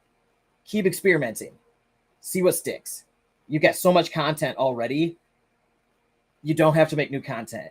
Literally upload all that old content from Instagram, and you literally will have, I don't know, 50, 100 videos easy. Then you're going to have this huge library of content that's going to be acting as like nets to bring in more people and to act as a content library for people that find your channel. All right. And I talked about this on my last live show. Build up that content base and experiment. But then also, just like you do on Instagram to build your community, just like I do, go to other people's YouTube channels, especially smaller creators, maybe like myself, or there's so many of us out here that will absolutely support you. And the way to get us to support you is to like their videos, watch a couple of their videos and leave comments on them. Say, hey, this was a very informative video. Thank you so much for the information. Or, hey, I do this too. This works really well. Or I'm going to try that. Leave comments on as many videos as you can, even if they're completely random. Like if I watch a video about working out, I will leave a comment as YaBonks on there. I'll like the video and I'll say, hey, this was such a great video. I learned a lot. Thank you so much. That content creator, even if they're huge, they might follow me back and subscribe to my channel. They might like some of my videos. They might watch my videos. Then all of a sudden, YouTube sees my videos are getting watched from people. Maybe a bunch of people in the United States are watching my videos now, and they're leaving comments and liking it. And all of a sudden, they're recommending my videos to more people like that, right? And it's the same way we do it on Instagram with building communities. You like their stuff, you leave the comments, and each comment that you leave is a link back to your account. So if somebody else reads your comment on somebody's channel, say it's a huge channel, this video is going to get 1 million views, but you got a comment on there, maybe 1 million people see that comment, and maybe 5% of them click your name, go to your page, and maybe 1% of them click subscribe or watch some of your videos. So I always encourage people, leave a comment. Whenever you watch a video, no matter what it is, try to leave a comment, and it'll build up your subscribers very quickly and get you a more engaged audience. It always works well for me. I can tell when I'm doing it more actively than other times because my channel will grow faster and I will get more and more comments during those times than others. So, yeah.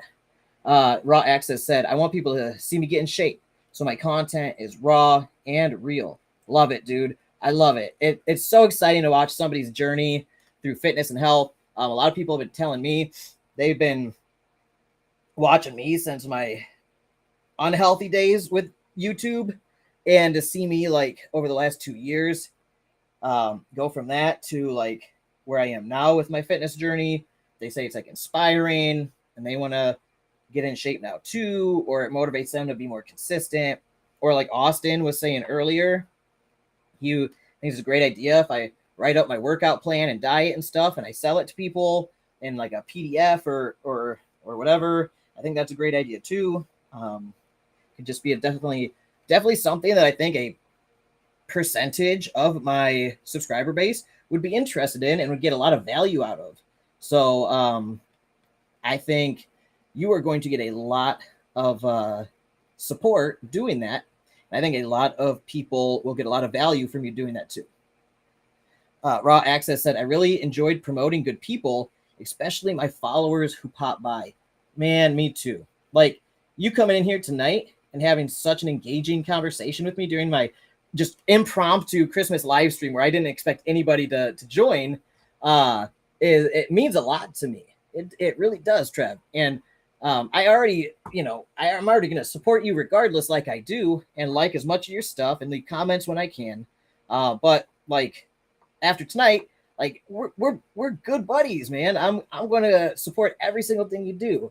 So yeah, I think just being like genuine, engaging authentically, and like you're helping promote me right now. And I'm the type of person who always reciprocates. So as much as I can, I will try to reciprocate. And I think it's just such a good rule to live by, the reciprocation principle. Go out and do for others what you want them to do to you. And even if just a small percent of them do, like that's a huge win.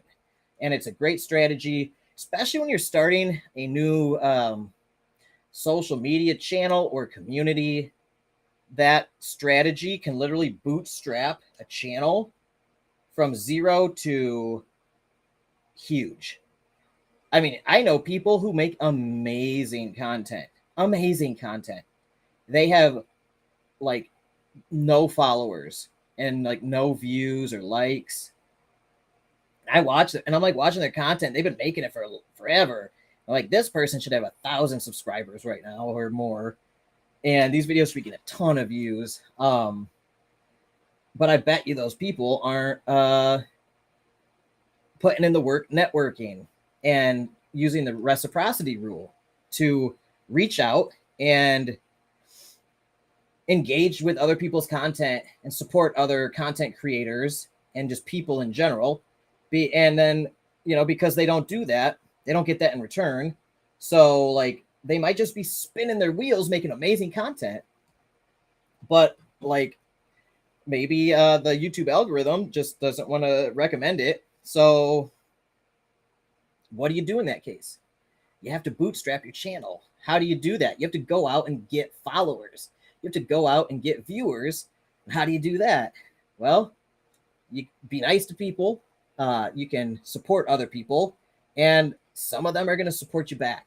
And that's the best way to do it, in my opinion, here on social media, especially in the early stages of a new channel or account. It's just the easiest, fastest way to do it. And these people are engaged. This is like the most valuable type of follower or subscriber you can have, because they probably like the same things you do. They're probably from similar places as you, and at the same time, they have similar interests as you, most likely, and they're going to be commenting a lot on your stuff, more so than any stranger. They're probably going to watch a lot more of your stuff than any random old stranger, and they're probably going to come back time and time again to watch your stuff. And those things boost the hell out of the metrics of YouTube, the YouTube algorithm or the Instagram algorithm. That will trigger the algorithm to say, hey, I should be recommending this content to more people like this that are engaging with it. It's a brilliant strategy. Everybody should be doing it. If they're not, they're going to be spinning their wheels a lot longer than they have to be, even if they're just knocking out killer content. Now, if you're so awesome at content, really like you got it down for 2023, 2024, you got the thumbnail strategy down, the title down, you can start a brand new channel and make your first video and get 1 million views. It is possible. I've seen people do it and test it out. But like, you have to be good, like best, like really good. You have to make some killer content. So the likelihood of just like getting it so right, those first few videos is so like, the likelihood is so low. It's a lot easier to bootstrap that channel, start racking up those watch hours and those subscribers the good old fashioned way, just like boots on the ground, like networking. And that's really the best way to do it. And then as you go along, you get better at making content. So that whole time you're gaining experience, you're making better content, you're learning from others. Your content gets better and better and better that whole entire time.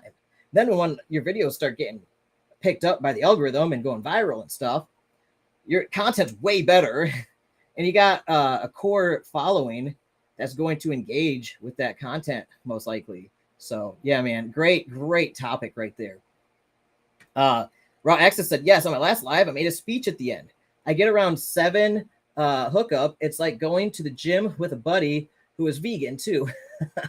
That's awesome, man. I really do enjoy these live streams where I get to interact with people like you, and get to learn about you and your life and what is important to you and what you want to learn about me as well. And it's so fun having that interaction.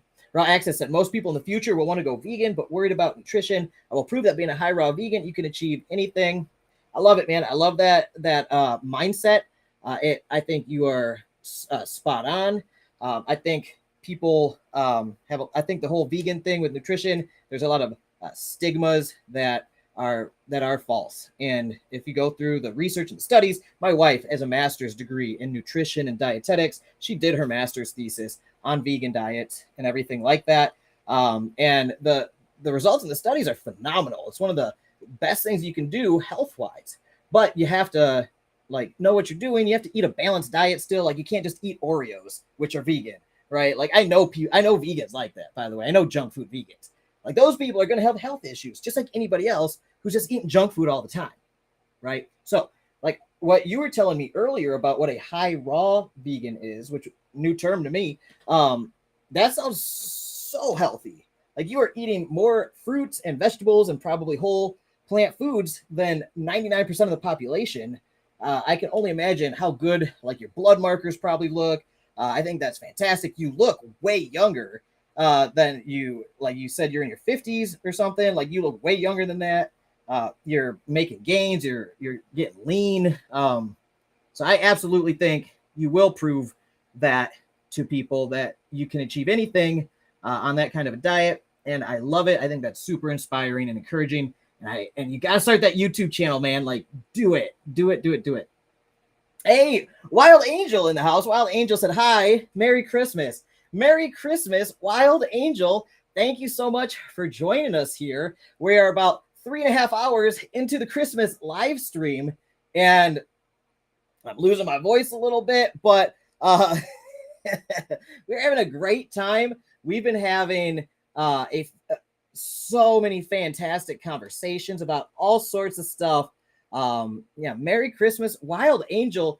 How was your Christmas? Did you and Serenity have a great time with the family? What did you do for Christmas, Wild Angel? Thanks for joining us. I know I did this impromptu, not scheduled. I just went live with all of a sudden. So thanks for hopping in. Good to see you here. Raw Access said, I think we have promoted each other already. Let's get the train moving. Hell yeah, dude. Raw Access said, you got a link in London, UK now. Yeah, dude. I have a bunch of friends and associates from the crypto world that I've done business with that have companies over there, and they're in London too. So if I ever went to London, man, that'd be so cool. I would have to meet up with so many people. I would definitely meet up with you, bro. That sounds awesome. I've always wanted to go to London. I've always wanted to go to the UK.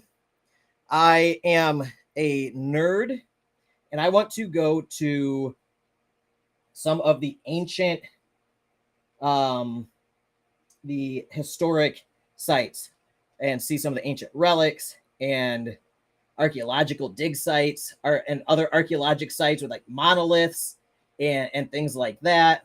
Yeah, man, the UK, England, and just everything around there is just, there's so much cool stuff, dude, that I read about and I see documentaries that just is so out of this world that it's mind blowing and makes me think like civilizations in the past had some way more advanced technology to move some of those monoliths.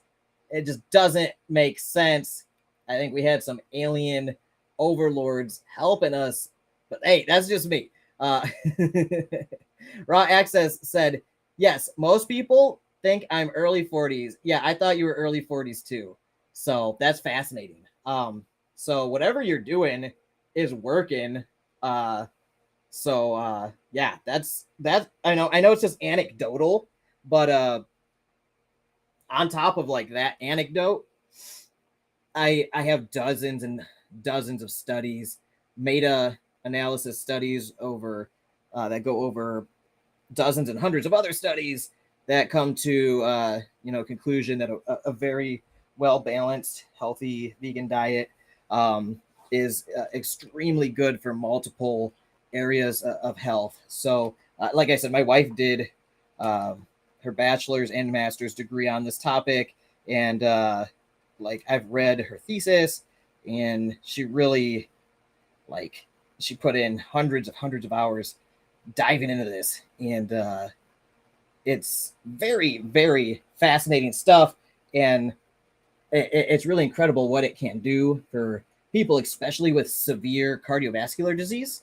It's one of the few it's one of the few dietary changes that has actually been proven to be able to not only prevent further cardiovascular disease, but start to reverse it. Just making that switch alone. And then obviously add in lifestyle changes like exercise, sleeping properly, stopping smoking and drinking and all this other stuff. But it's really a fascinating topic. that I think doesn't get enough credit, and I think is stigmatized because of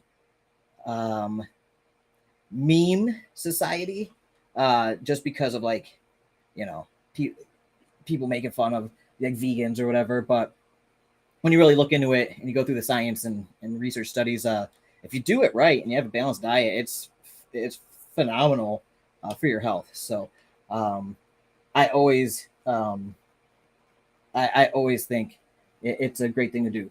All right, Raw Access said Stonehenge. Yes, Stonehenge, dude. Doesn't make any sense. Like there's no way they moved those stones with ropes and rollers. No way. It's fascinating.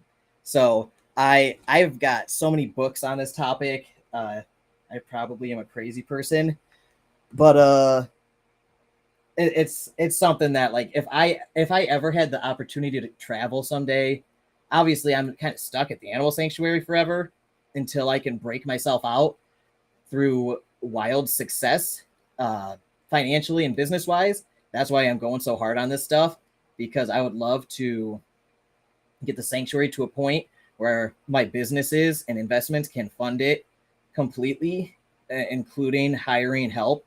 So that way one day we would be able to travel to places like Stonehenge and see it in person.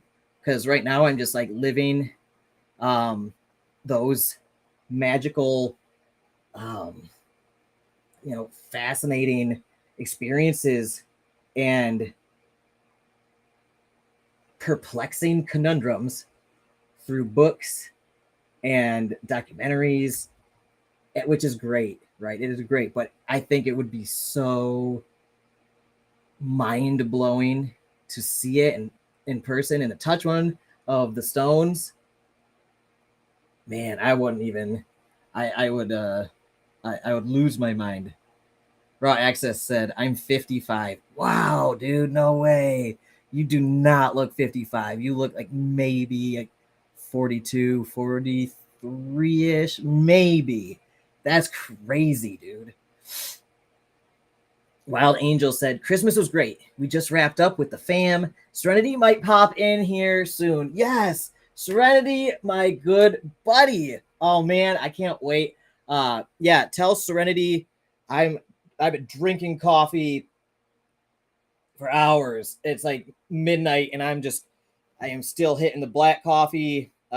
It's strong stuff, and I have a very low tolerance right now. So this is kind of a Christmas party surprise. Yeah, I'm gonna be up all night. What have I done? I can't wait. I hope I get to see Serenity tonight. And thanks for joining, Wild Angel. Raw Access said, I was predominantly a cyclist for 20 years. Kind of saved me. Yeah, I bet, man. 20 years. Wow. And I know you post a lot of content about that, about cycling and everything like that. So, wow, 20 years. That's amazing. I've been a long distance runner for most of my life. And I go through phases now where I do it consistently and then I stop. Right now I'm not running because I'm bulking for bodybuilding, and it just zaps my whole system too much. Like it puts my systemic fatigue a little too far, and to recover from like a hard run or something while also lifting 4 or 5 times a week. So right now I'm just doing like lifting, and like for my cardio I'm doing like long, slow, like walking kind of thing. And then Raw Access said, yes, I'm all about rejuvenation. That's awesome, man. I think that's fascinating. Raw Access said, I get younger every year. Dude, that's amazing. I also feel that way too. That's interesting you say that. I tell it to my wife all the time. I'm like, every year I feel like I'm getting younger. I'm getting stronger, faster. I look younger. I feel younger. It's great. And I think so much of that is obviously like diet and lifestyle choices. But also mindset, so important. The fact that you have that mindset that you literally think and say, I get younger every year, probably makes you get younger every year. The mind is so powerful. The fact that you're saying that, you wrote that down, you thought that. So your mind and body is thinking, I'm getting younger every year. So you're probably like kicking in biological processes subconsciously to make that a reality. Honestly, I think it's so powerful what the mind can do. And that's why, like, if I ever have a negative mindset, I try really hard to snap myself out of it and replace it with a positive mindset. So that way I don't do too much damage to myself. And I get myself back to that like positive mindset where I can do anything. I'm so strong. I'm getting stronger. I'm getting younger. I'm winning. I'm succeeding. I'm growing. I'm getting bigger. I'm getting leaner. I'm getting better. All those things. And you can say that confidently and believe it. And at the same time, you can remain humble and not like you don't want to be like a, cocky, like arrogant prick or anything while you're like, I'm the strongest. Blah. Like, you can say and think stuff like that, like confidently, but like also, always remember to like stay humble too, but know that you are using like neuro-linguistic programming tools to create the mindset and the outcomes physically and biologically that you want through your words and thoughts. It's so powerful. I know that's something that also gets made fun of because like, oh, like you're using new age stuff like The Secret. I'm like, no, this has been around forever. It's neuro-linguistic programming. You literally use it on other people to get what you want. It's crazy stuff. Like if you're a sociopath and you learn this stuff, it can be dangerous, in fact. But if you're a good person and you are trying to help yourself, and you're trying to help others, like ethically, like you can use these tools to help bring other people up. You can literally lift other people up. And it's the most encouraging, motivating thing you can do for someone else to say, yeah, you are getting younger. And I believe that. I honestly believe that. And the fact that I said that just reinforces it in your head. You're probably going to get double as young this year. Straight up, man. So I always try to say positive things to people because I love them. As crazy as that sounds. Like, and I mean, I will say this to like I might barely know somebody and I will say something so positive, so encouraging that they probably think I'm crazy. But at the same time, they will be like, holy shit, maybe they're right. And then they'll start believing it, right? And then it'll just reinforce that in their head. Now, obviously, like I said, it can be used for good or bad. So please use it for good. Use it to help raise other people up, right? Be a beacon of shining light or whatever. Like, be a good person and help other people win and succeed, because that's a good thing to do. It's the right thing to do, and use it on yourself the same way. Like you said earlier, Raw Access. Be kind to yourself, and that also means how you talk about yourself and how you think about yourself. Now, I know you and I have both gone through some dark times over the years, right? With some of the stuff we've talked about earlier. It's very easy to get into a negative thought process and say mean things about yourself that aren't necessarily true. But the fact that you say them, it has an effect. You take some damage. So I always try to remind myself nowadays more than ever to be kind to myself, give myself some grace, and if I make a mistake or maybe something doesn't go as well as I thought it might, I laugh it off and I say like, great job, that was an awesome attempt. Your next one's gonna be even better or something, and like say something really positive and encouraging to yourself, and just keep saying it. You say something enough times, you will believe it, and it doesn't matter whether it's true or not. It does not matter. because in this case, you are framing your reality how you want.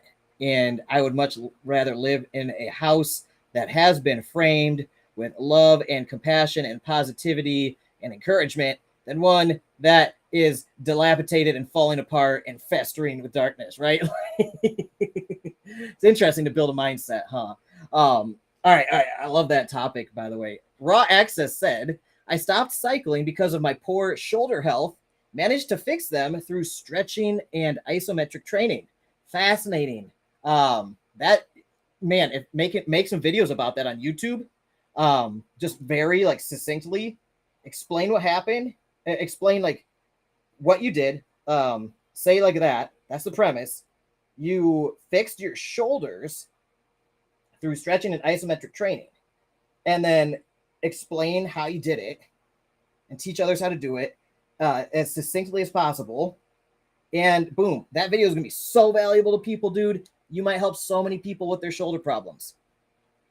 Raw Access said, my daughter got very concerned. All my joint pain is gone since this new regimen had going high raw. Yes, you're right. I'll try not to show off too much, but I'm going to get in great shape. Hey, you know what? It's your mindset of how you do it that's important, right?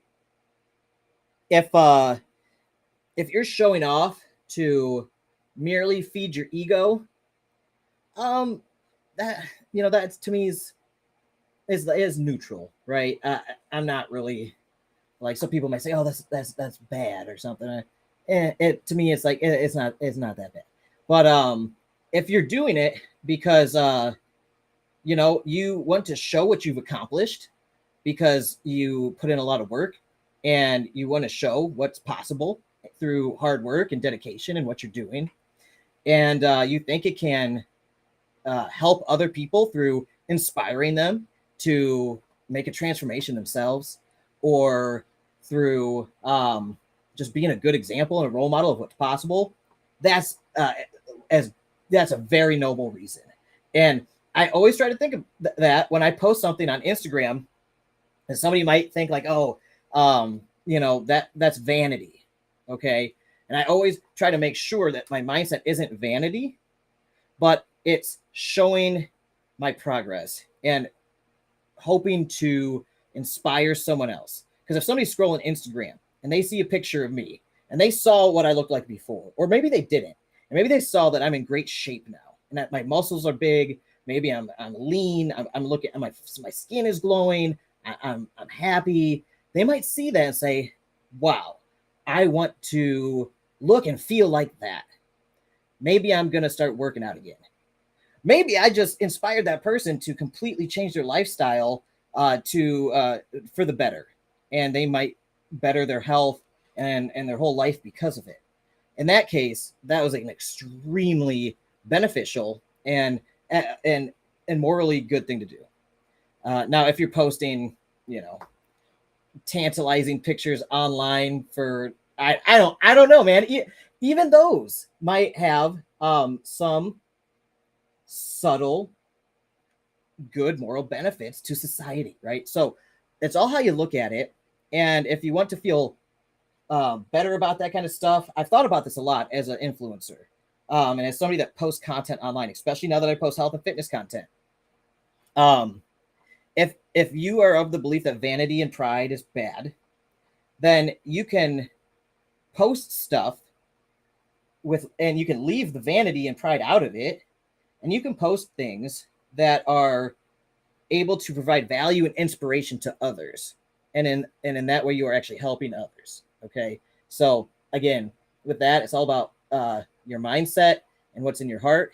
And that's how I navigate those situations. Because as you get more and more jacked, which you are, your muscles are growing, you're getting leaner, you're looking younger, you're probably going to want to show the world how you've progressed. And you're going to have that dilemma more and more, as I have often. And I've done a lot of research into it and a lot of thought into it. And when I see people who post pictures on Instagram and they have a similar diet or workout regimen as me, and and they're in great shape. They've been consistent for years and years. I see that, and that's motivational for me. Some of my favorite content. I go on Instagram for that. Like, I want to get that jacked, or I want, to get my shoulders that big or something. That's the kind of stuff that I think is inspirational.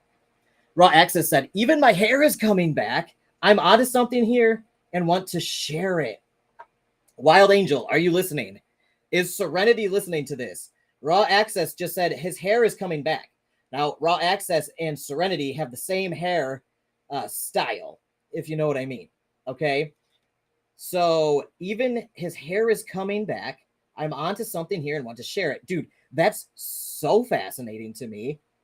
I would love to learn more. Please make a YouTube video breaking that down for me, for us, because I know right off the top of my head a dozen close friends of mine that would really benefit from that, or at least find it informational and valuable to learn about, including Wild Angel and Serenity.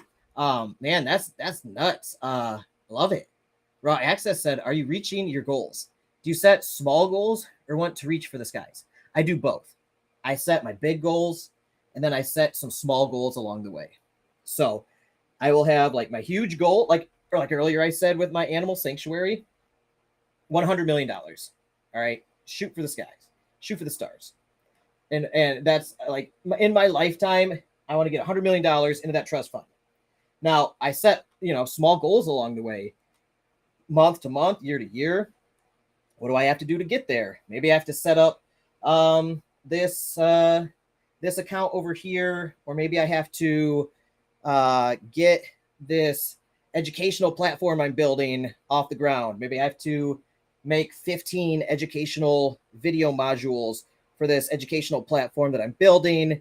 That's a goal. And then the next goal is, okay, now I need to find the right audience that will find this the most valuable and help them make the most money. And then I need to sell that to them. Like, those are my goals to get to the bigger goal. I need to build my YouTube channel to my channel's growing like crazy. My next goal is I want to build my YouTube channel to 30,000 subscribers. Then once I'm there, I readjust to 50,000, right? But my big YouTube goal right now is 1 million subscribers. I want to get to 1 million subscribers. But along the way, I've got little goals, and that keeps it more satisfying in terms of like that dopamine hit you get when you reach your goal and you cross it off the list. And it helps you have little wins. Small wins add up to big wins, and it keeps it it keeps it fun, and it helps break up the monotony. And it keeps you goal oriented, so that way, even though you see the goal, 1,000 miles away, and the general direction that you got to go in. Maybe you got to walk to, first that tree over there. It's in that direction. Go to that tree. Okay, now you're at that tree. Okay, now walk to that pond over there. And once you get to that pond, fill up your water, take a drink. All right. Okay, now you're there. Now go to the next stop. All right. Wild Angel said, going through recovery has taught me I have to forgive myself first and give myself a break. Be kind, even when I really screw up. Absolutely, man. Yeah, I totally agree. Wild Angel, I think that's something we can all kind of relate to here. And strangely enough, I've also, gone through recovery as an alcoholic about 10 years ago. I was a very bad alcoholic, blacked out multiple times a week, still somehow functioning at engineering jobs, but not good. I put a lot of lives at risk at times, just being dumb, right? Dumb and drunk. And I had a problem for real, but helping, going through that helped me give myself grace and humility, and learn to be kind to myself. So I totally relate to you, Wild Angel. I totally feel where you're coming from. So yeah, even when I really screwed up too, I had to learn to forgive myself and love myself. So I think it's super important for everybody to to learn how to do that. Raw Access said, I want people to go vegan ultimately. I think that's a great goal. And I'm sure you've already helped many people who want to go vegan, and you've probably encouraged people to look into it, to learn more. And you will probably do that more and more in the future. And especially with your new YouTube channel you're starting, I think that's a great ultimate goal. And I think the whole, I think one of the best ways to go about doing that, in my opinion, is provide value to people. So all those things you told me earlier about like doing things where your hair's coming back now, or like you're able to repair your shoulders, get in shape, look younger every year. I think that stuff adds so much value to people's lives that they will be, that after you deliver that value to them, they will be so much more receptive to thinking about like the high raw vegan thing. And so I would always lead with that, lead with value and kindness and like, you know, receptivity and support and encouragement, and build people up. And then they might be way more interested in it and open to talking and thinking about stuff like that, especially after you've delivered so much value to them. And you just say, and you can just say, hey, try this. This is one of the things that really helped me with your shoulders or with your hair or whatever. So yeah, absolutely a great goal. Raw Access said, in my mind, it's all for that reason. And I think that's a great reason as any. So that's kind of like your mission, right? And like I think it's very aligned with my mission to rescue as many animals in need as I can. And because obviously as a vegan, you know, you're not, you know, eating, I don't know, X amount of animals a year or whatever. So I think it's a great goal, and I think you're going to do great with it. Wild Angel said, Serenity likes no hair. He has a perfect, sexy head. Me, on the other hand, would be interested. I love it. I agree. Serenity has a very sexy bald head. He's got that Jason Statham look going on. It's very cool. Very macho looking. It's great. And Wild Angel said, interested. Interested in learning more. My hair is fine and thin. Yeah, I'm interested in learning more too. You know, I'm lucky. I got this big old mop of hair that obviously I'm dripping with sweat still because it's like 80 plus degrees in this room right now in Florida. But you know, I know a lot of people that would benefit from that, and I would just like to know in general, because who knows? I don't think it's in my genetics with my my mom's dad or whatever, however it goes with the bald gene, but like the predisposition to it, the sensitivity to DHT or whatever. But yeah, I would love to learn more just in general. You never know. Raw Access said that's a good mindset. I totally agree. So yeah, fascinating conversation, you guys. This has been great. I can't believe we've been talking almost 4 hours. This is nuts. I'm gonna drink to that. Oh, that's so good. I love that. I love coffee. I love it. Okay, let's see.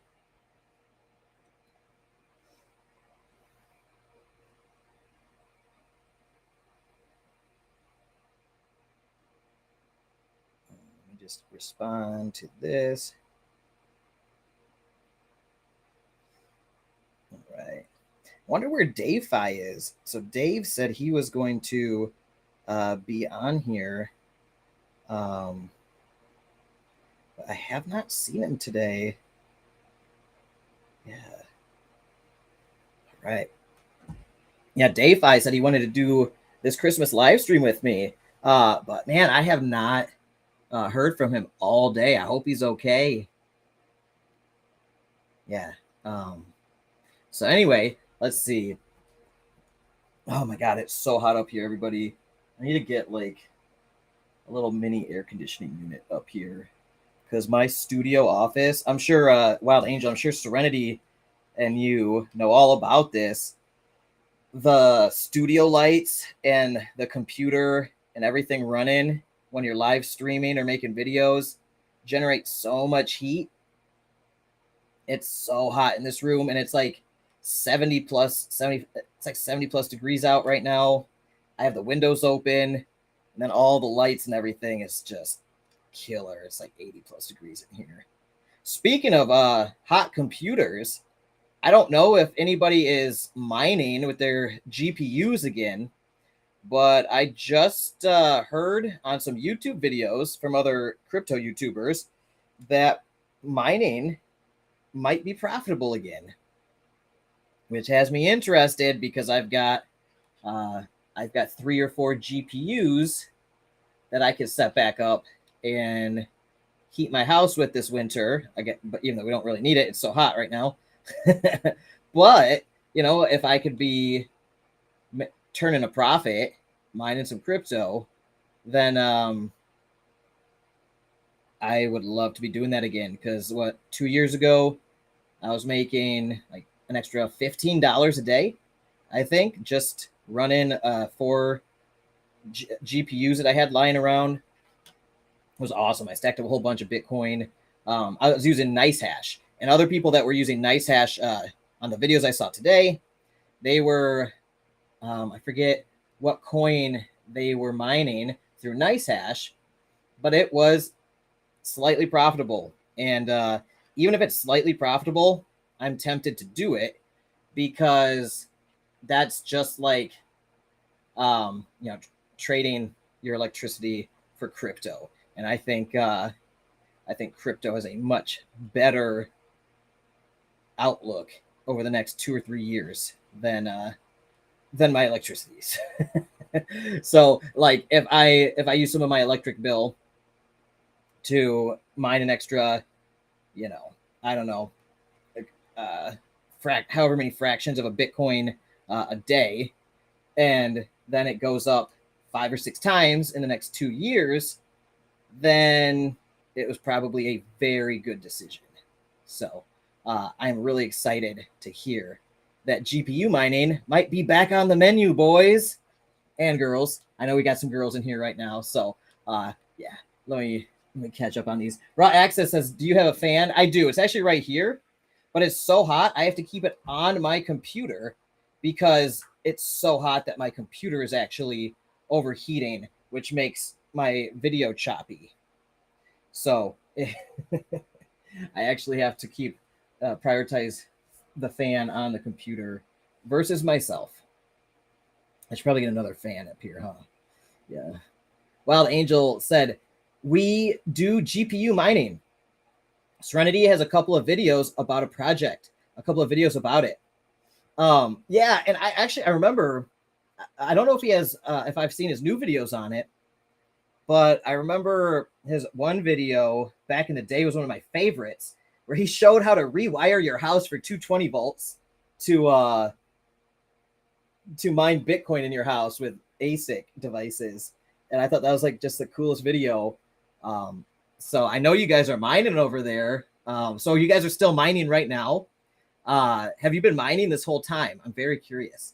And if it's cold where you are, even if just looking at the hashing and electricity rates, even if it's slightly in the negative profitability wise, if you are able to save on your heating bill by heating your house with the miners, then you actually probably come out ahead. So you can kind of estimate that and factor that in to figuring out, does it make sense to mine right now? Well, if it's winter time and it's you're paying however many hundreds of dollars a month to heat your house, then maybe use some of the electricity that's heating your house or whatever, or offset the gas you're using, however you do it. Use some of that electricity instead to just flow through the ASIC miners first, dissipate the heat into the ambient air, heat your house with it, and that electricity basically gets double used. it gets used to heat your house and to generate crypto. It's brilliant. It's so brilliant. Let's see. Wild Angel said, sorry, pretty wiped out from today. Gonna say goodnight. See you Friday. Good night, Wild Angel. See you Friday. Merry Christmas. Yeah, it is 12:40. And we are still partying. I wonder if Serenity is up still. I should text him. Let's see.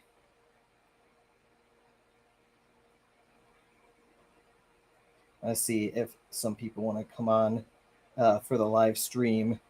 I know it's middle of the night, but YOLO, crypto never sleeps. So we'll see. All right, let's see what Wild Angel said. Wild Angel said we pay pretty higher electric bills, about $1,700 a month. Oh, when we run all 9 miners. Okay. Yeah, that caught me off guard at first. But yeah, if you're running 9 miners, that makes sense. Especially if they're like big ASIC miners, those things are power hungry. Wow. But it's probably worth it if you guys are running them still. Then I'm guessing that's a profitable thing to do. So yeah, that's crazy. $1,700 a month. Luckily Serenity's an electrician, so he probably has everything set up very safely and knows exactly how to talk to the electric company if they ask him why the big sudden increase in your bill. Are you guys growing pot or something?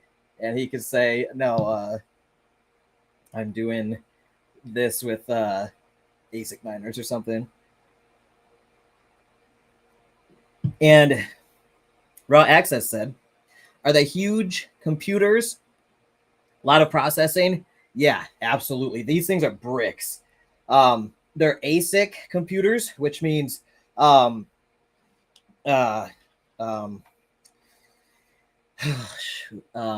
integrated circuit. Oh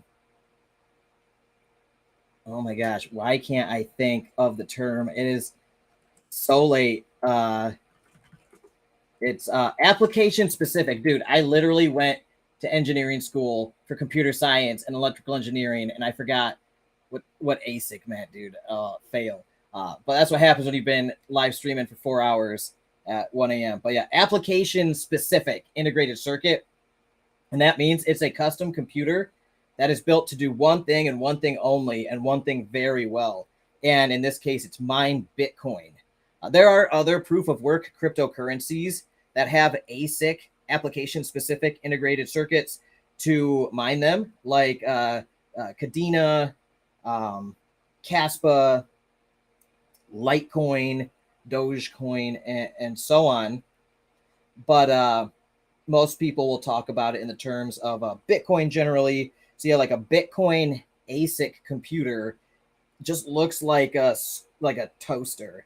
Like it's like a square, like a rectangular metal box with like a fan or two on it, and big old electric plug that plugs in a 220 volt, draws a ton of power, and they get super hot, and they go just so hard and so fast. And they're mining Bitcoin super fast. They're hashing incredibly quick. And yeah, they take they draw a lot of power, and they put out a lot of heat. So you got to know what you're doing. Do a lot of research before you get one. They're expensive too, but they can make you a lot of money. I know people who make their entire living mining crypto. So, and I've done interviews with many crypto mining companies that run farms of these ASIC miners of mainly Bitcoin, but also other kinds. And it's a big business. There are some of these companies worth billions of dollars, and in this next bull run, they will be just cashing out big time. It's crazy. They literally their companies what they do is they literally print money. It's cool. It's so cool. So ASIC miners and GPU miners, which is like, you know, your graphical processing unit on your computer. Say you're into like gaming or whatever, you can use your gaming or video editing GPU, your graphics card, to mine crypto as well, and make you know, you can mine all sorts of different cryptocurrencies that way. And yeah, it's fascinating. I love this space. It's so new. It's, you know, less than, you know, 13, 14 years old. And you know, those first few years, almost nobody was talking about this stuff or doing it. So it's really, really new, which means we are so early to this space. And there's so much room for growth and development. And it's so cool. People are literally printing money. Like they have like Wild Angel just said, they have a $1,700 a month electric bill, but they're literally using that electricity to print money. And in my opinion, it's the hardest form of money on earth, Bitcoin. So Bitcoin is non-inflationary, unlike our fiat currencies, which the governments and central banks inflate to oblivion, essentially. But Bitcoin, there are only 21 million of them, and more and more of them get lost or locked up or whatever. So the price and the value per Bitcoin just goes up and up and up. It's super secure and decentralized, so it can't be taken over by any central authority. So it's really like the people's money, and it's super hard money. It's even harder than gold, which I'm also a proponent of.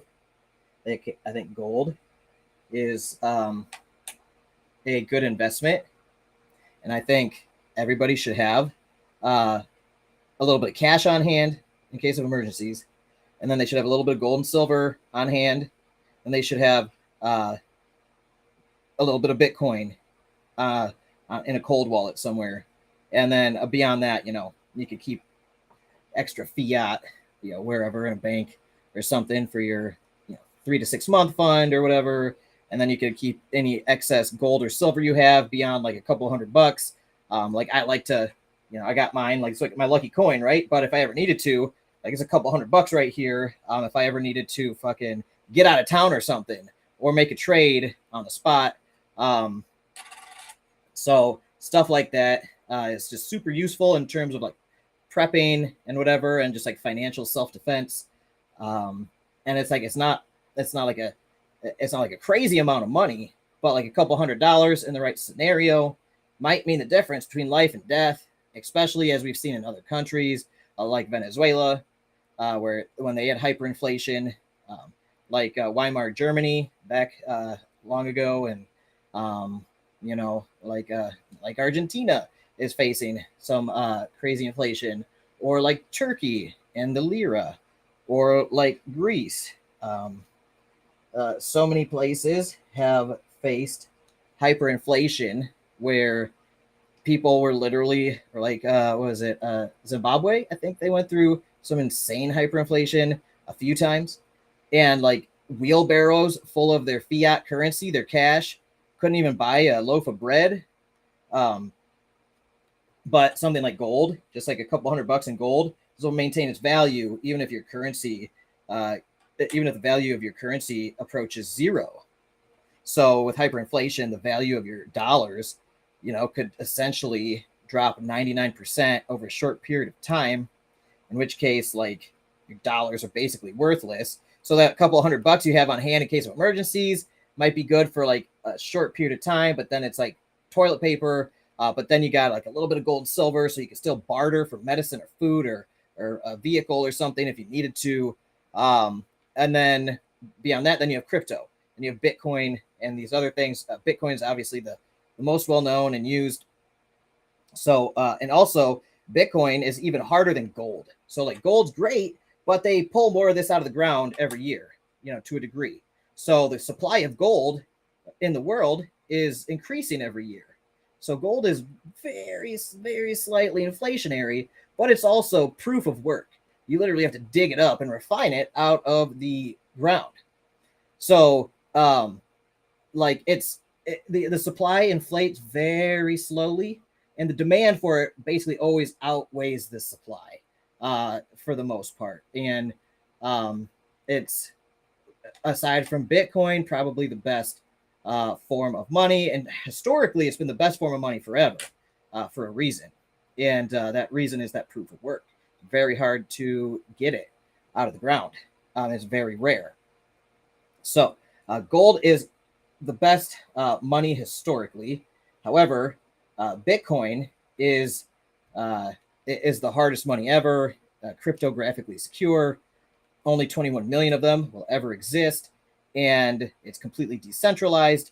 They've got Bitcoin miners supporting the network, validating transactions in their house, and so do so many other people all over the world. So like Bitcoin isn't going anywhere, and it's only going to get more valuable, and you can't print any more Bitcoin out of thin air like you can a fiat currency. So the value of Bitcoin in, say, dollars are going down in value. Bitcoin is going up in value.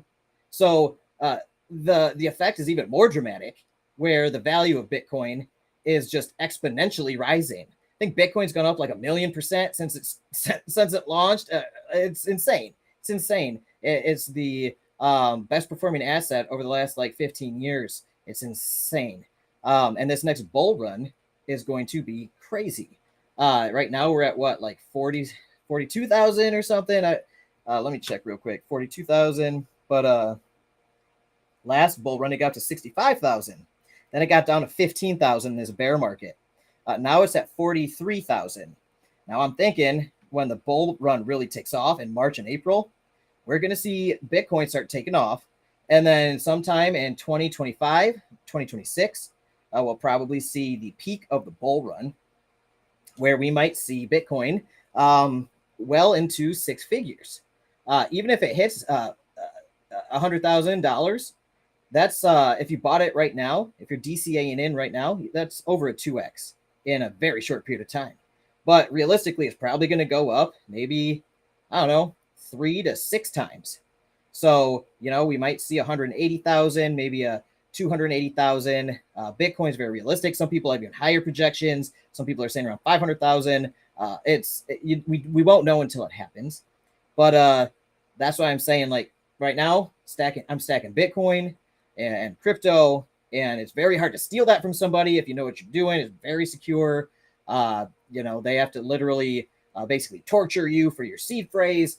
And if you can even take measures against that, like splitting up your seed phrase so you don't even know it, but you've got it split up and hidden in multiple places.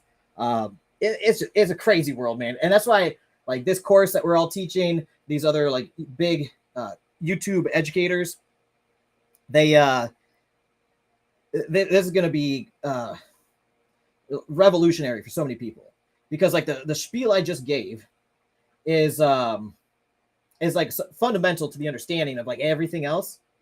And like I could talk about it all day. I'm so passionate about that. But at the same time, like that level of education on this topic is necessary to get to the intermediate and advanced stages of decentralized finance and cryptocurrency education and knowledge and skills, to the point where you can come out here with a couple $1,000 and start making, I don't know, $20, $30, $50 a day. And then just compounding that until all of a sudden you're making $100 a day. And then all of a sudden your income is double. Like you have your full-time job or whatever. And then you've also got like the same income or more coming in from your DeFi activities. And you can do it in a diversified, safe way. However, like it's a big leap from what I was talking about with the fundamentals to like advanced DeFi farmer, yield farmer, and everything, where you know what you're doing really well, to where you're not going to get wrecked or blow up your account. And that's why this education platform that's going to be coming out in probably 1 to 2 months if everything's on track. There's a lot of people involved in this. A big undertaking, but it's going to be like the best crypto education, the most well-rounded for absolute beginners to advanced users. Like it's going to cover the whole gamut, and I can't wait for it to be out, because then I can literally just, instead of like sitting here and trying to explain everything from A to Z, I could just say, hey, go do this. Sit down for the next like watch all 170 videos, and it's going to keep growing too. Like it's I'll give you a spoiler. It's called Project 2033, and it's named that for a reason, because we have all signed a contract guaranteeing that we will update all the information and keep everything as relevant and up to date all the way for the next 10 years till 2033. That's as long as crypto's basically been out here. So it's like for the next for the next lifetime of crypto, we are going to be keeping it completely current with the best information and strategies. And it's going to make people so much freaking money. It's going to be amazing. And we're going to have a whole community around it. So that community that we're going to build around this thing are going to be like the most educated crypto users in the whole space. And we're going to absolutely take over the market. We're going to make so much money. It's probably going to be us and a couple a few thousand people. And like knowledge is power out here. So like if you know what you're doing, you can make a killing. And we're going to like take everybody from A to Z to the point where they're going to be making a killing with us. And then it's going to be game over. Anyway, I'm so excited about this. Speaking of, Raw Access said, it sounds so complicated. Yes, it is.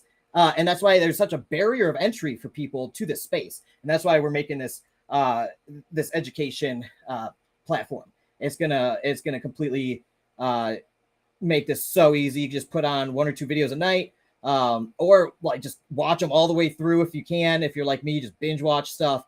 And then all of a sudden you'll just be like, oh shit, I know everything about crypto.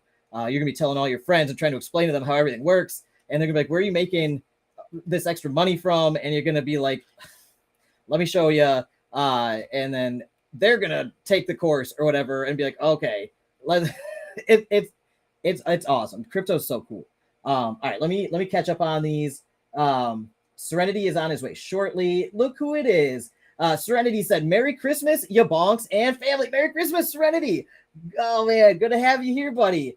And Yamap said, let's go. Hey, what's up, Yamap? Good to see you, buddy. Hey. Wild Angel said, since Serenity's here, I'm going to go to bed. Good night, everybody. Hope you had a blessed holiday. Good night, Wild Angel. Thank you for joining us. I'm going to bring Serenity on here if I can. Let me see if I can open up Discord and send him a link.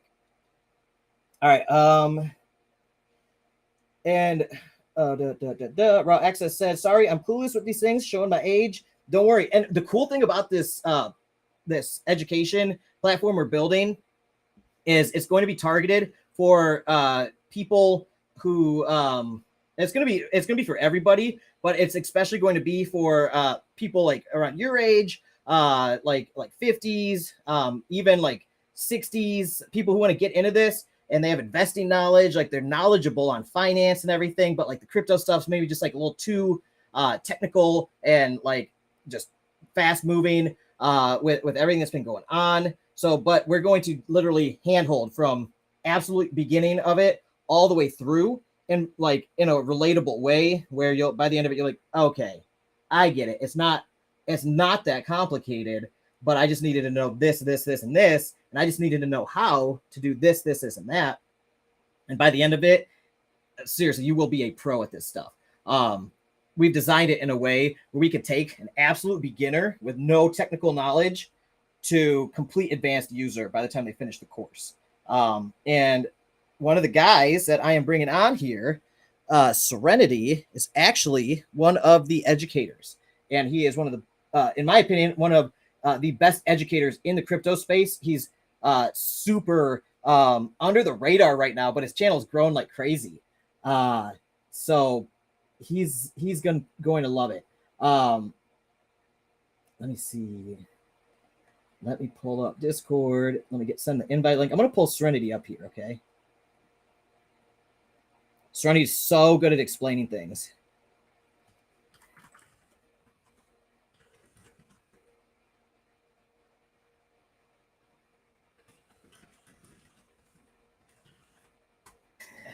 All right, I sent Serenity the link. I'm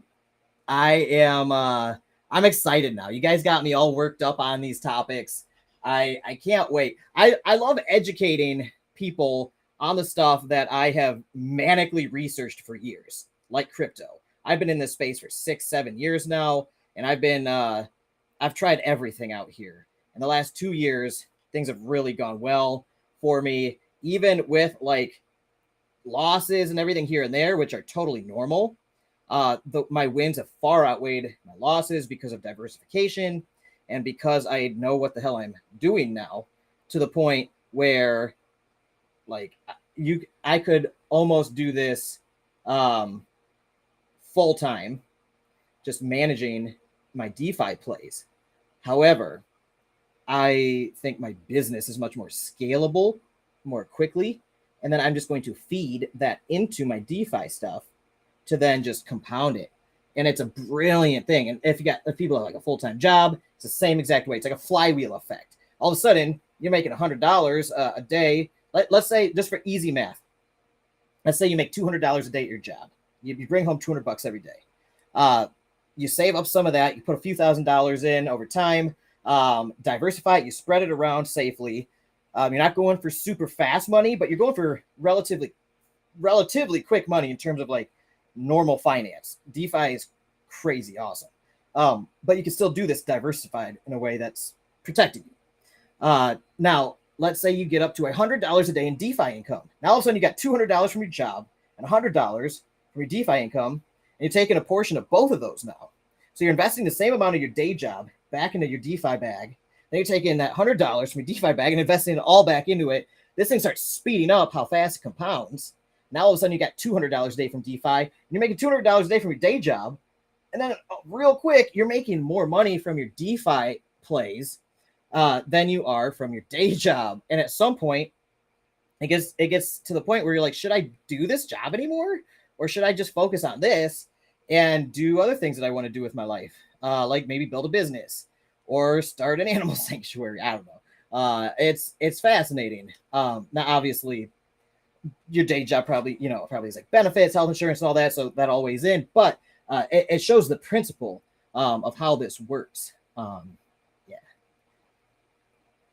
All right. I sent Serenity the link. Let's see if he takes the bait. I don't know if he will though. But it is late. It's what, 1 o'clock here, and we actually got quite a lot of viewers right now for 1 a.m. in a 4-hour live stream. Is fascinating. I'm streaming this on like 4 different platforms all at the same time. So thank you everybody for watching this late at night. I know everybody's tuning in probably from different parts of the world, like Europe and the US. We probably have some people over in Asia and South America watching. I know we got a big audience in the Middle East. I know I got some people over in Africa in our community.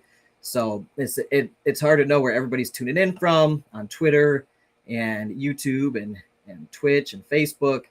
I haven't figured out how to stream to Instagram yet, but I don't know if I want to. I think there's a way to hack it to make it to work, but I would have to do everything like this in portrait mode. I can't even switch it while I'm live, actually. So yeah, I'd have to, this would all be in portrait mode, which probably might, I don't know if that'd be better for people or not, but also Instagram doesn't give me ad revenue. Okay. So if all of a sudden, if my Instagram followers who want to watch, they just stay over on Instagram, I get no revenue to my business for this live stream, other than like donations, memberships, and affiliate stuff, or maybe sponsorships and everything. But in terms of my ad revenue, I'd take a hit. So I'm not going to go over to Instagram with the live stuff. I'm going to have them come over to YouTube, preferably, where the ad revenue makes a difference for the animal sanctuary and my life and everything. So yeah, so everybody tuning in who came over from Instagram, thank you. And thank you everybody for tuning in wherever you are this time of night or day. For me, it's 1 a.m. in Florida, and it's still super hot here. So I don't know if you're having a snowy white Christmas or if you're like me living in a subtropical region where it's 1 a.m. and I'm dripping with sweat still.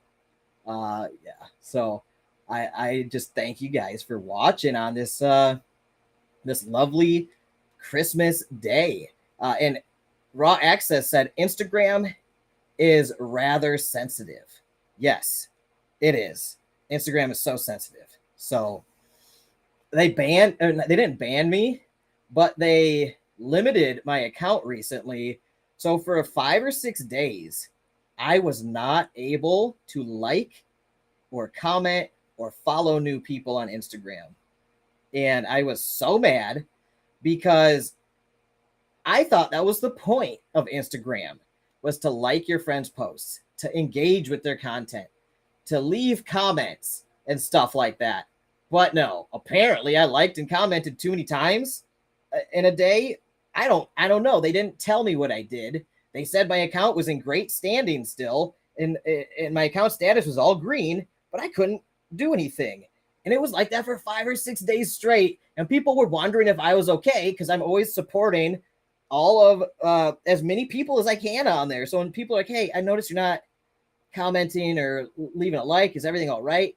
And I'm like, I'm trapped. I can't do anything. I can only send DMs now.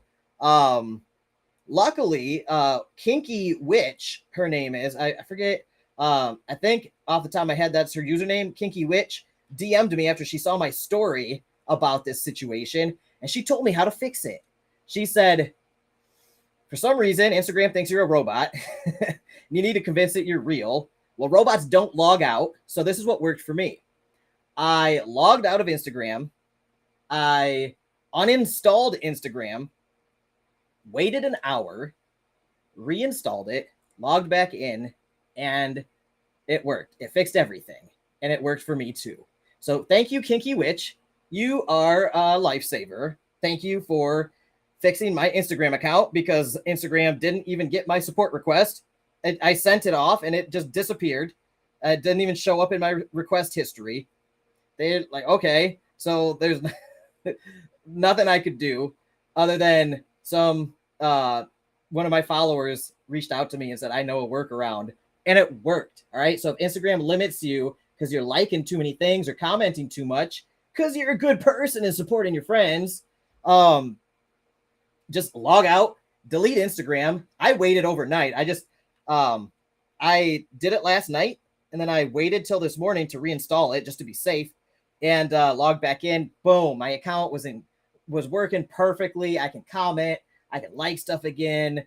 It's great. Now I got 5 or 6 days of Instagram work to catch up on, which means I've got hundreds of comments on my posts I got to respond to now. I got to like them all, got to comment on them. I got to go out to all of my supporters that I follow, find their stuff I missed, like and comment on it. It's going to take me hours. So thanks, Instagram, for putting me behind multiple days on that. That's great. And then people probably think I don't like them anymore.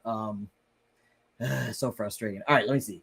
Raw Access said, I have 2,050 genuine vegan following, but took 6 months. Wow, dude. That's amazing, though. Like, think about that. You built a following of over 2,050 very focused, niche people that follow your account and support your content and everything you're doing.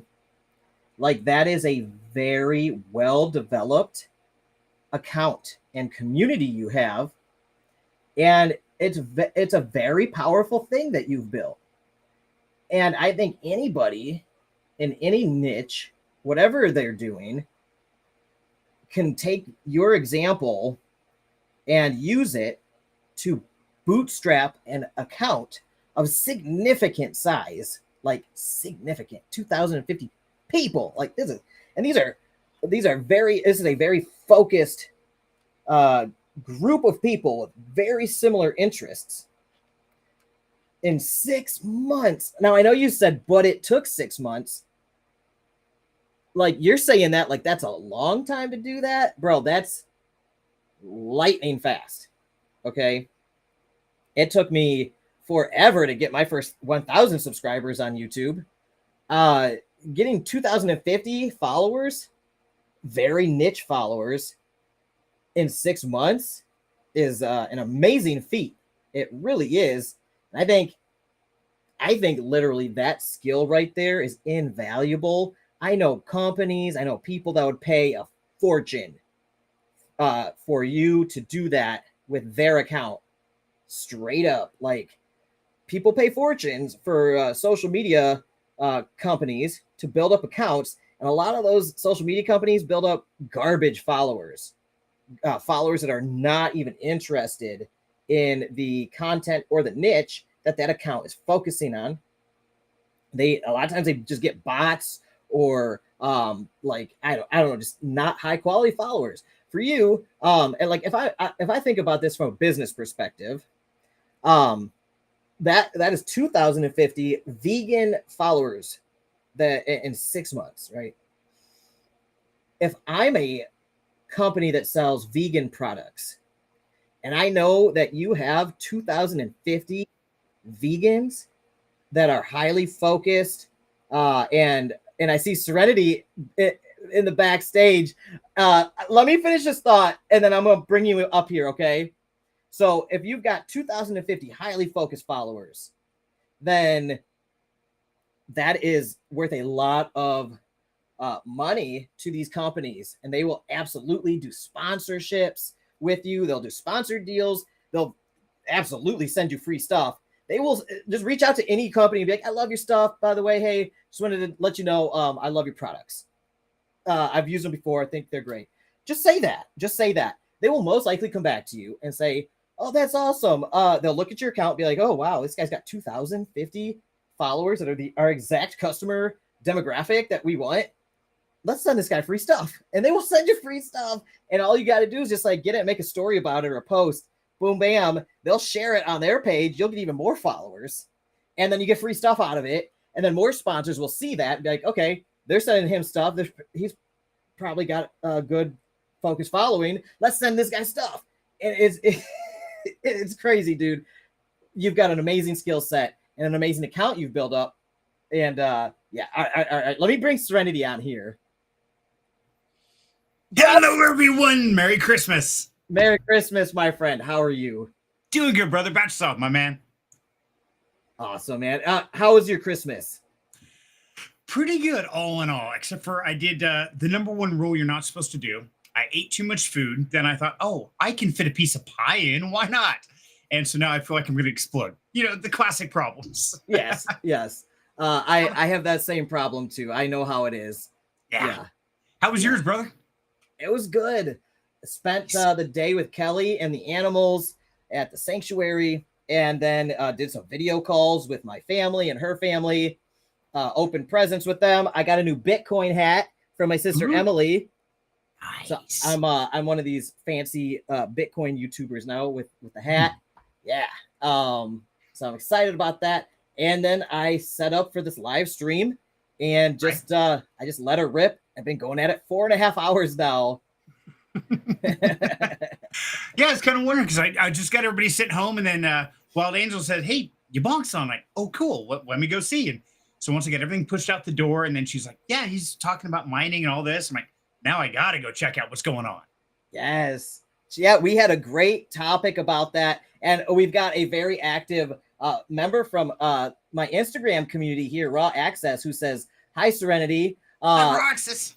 Raw Access, super cool dude. I've known him for a while now. He's very supportive on Instagram. He posts workout content and things like that. And he also mentioned earlier that he has figured out a way to get his hair to start growing back. Good. How? I told him, I'm like, I got to get Serenity in here. He needs to hear this. And he said he actually is starting a YouTube channel. So nice. we've been talking about that for the last hour or so, about YouTube strategies and everything. And he's got a huge Instagram following, very targeted. And I'm like, dude, you got to start your YouTube channel immediately. Like, don't wait.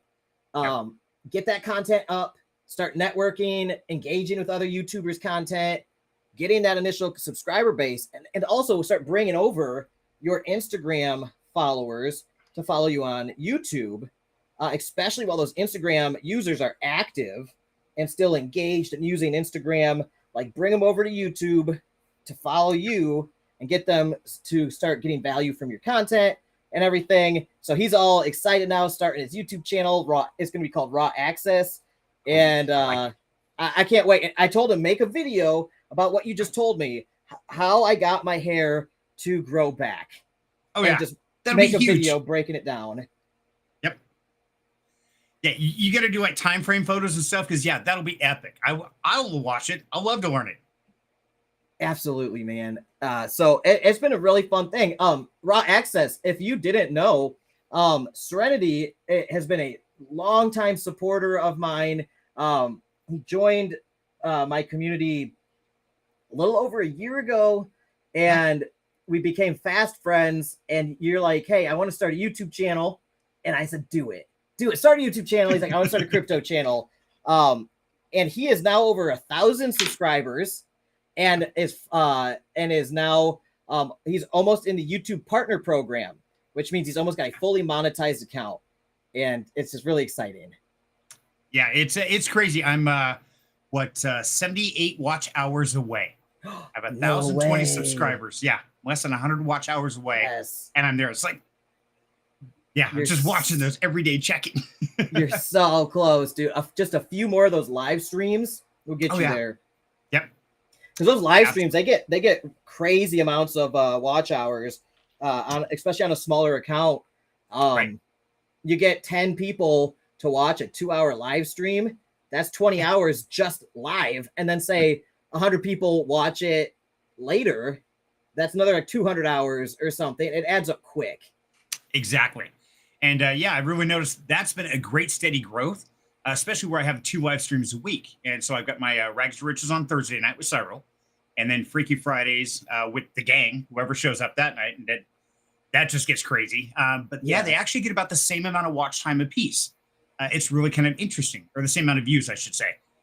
But they're very different crowds that are watching. You've got the crypto base on Rags to Riches, and then you've got just everybody who wants to hang out on Friday night and have some fun on Freaky Friday. So it's really kind of neat where I do have such a niche channel. I'm still able to reach out to multiple demographics of people. Yeah, I think so too. And I think that cross collaboration with those different communities and community leaders, that eventually like those communities will watch that content because their community leader is in it. Gets you so much exposure and watch time to new audiences. I think it's a really brilliant way to grow your channel. Agreed. Yeah, it's really changed a lot. Just keep moving forward, keep building, keep growing. And then on top of that, it's just the learning, finding out, okay, what's the right way to make a thumbnail? What's the right time of day to publish? I mean, what's the right niche? What's the right message to put across?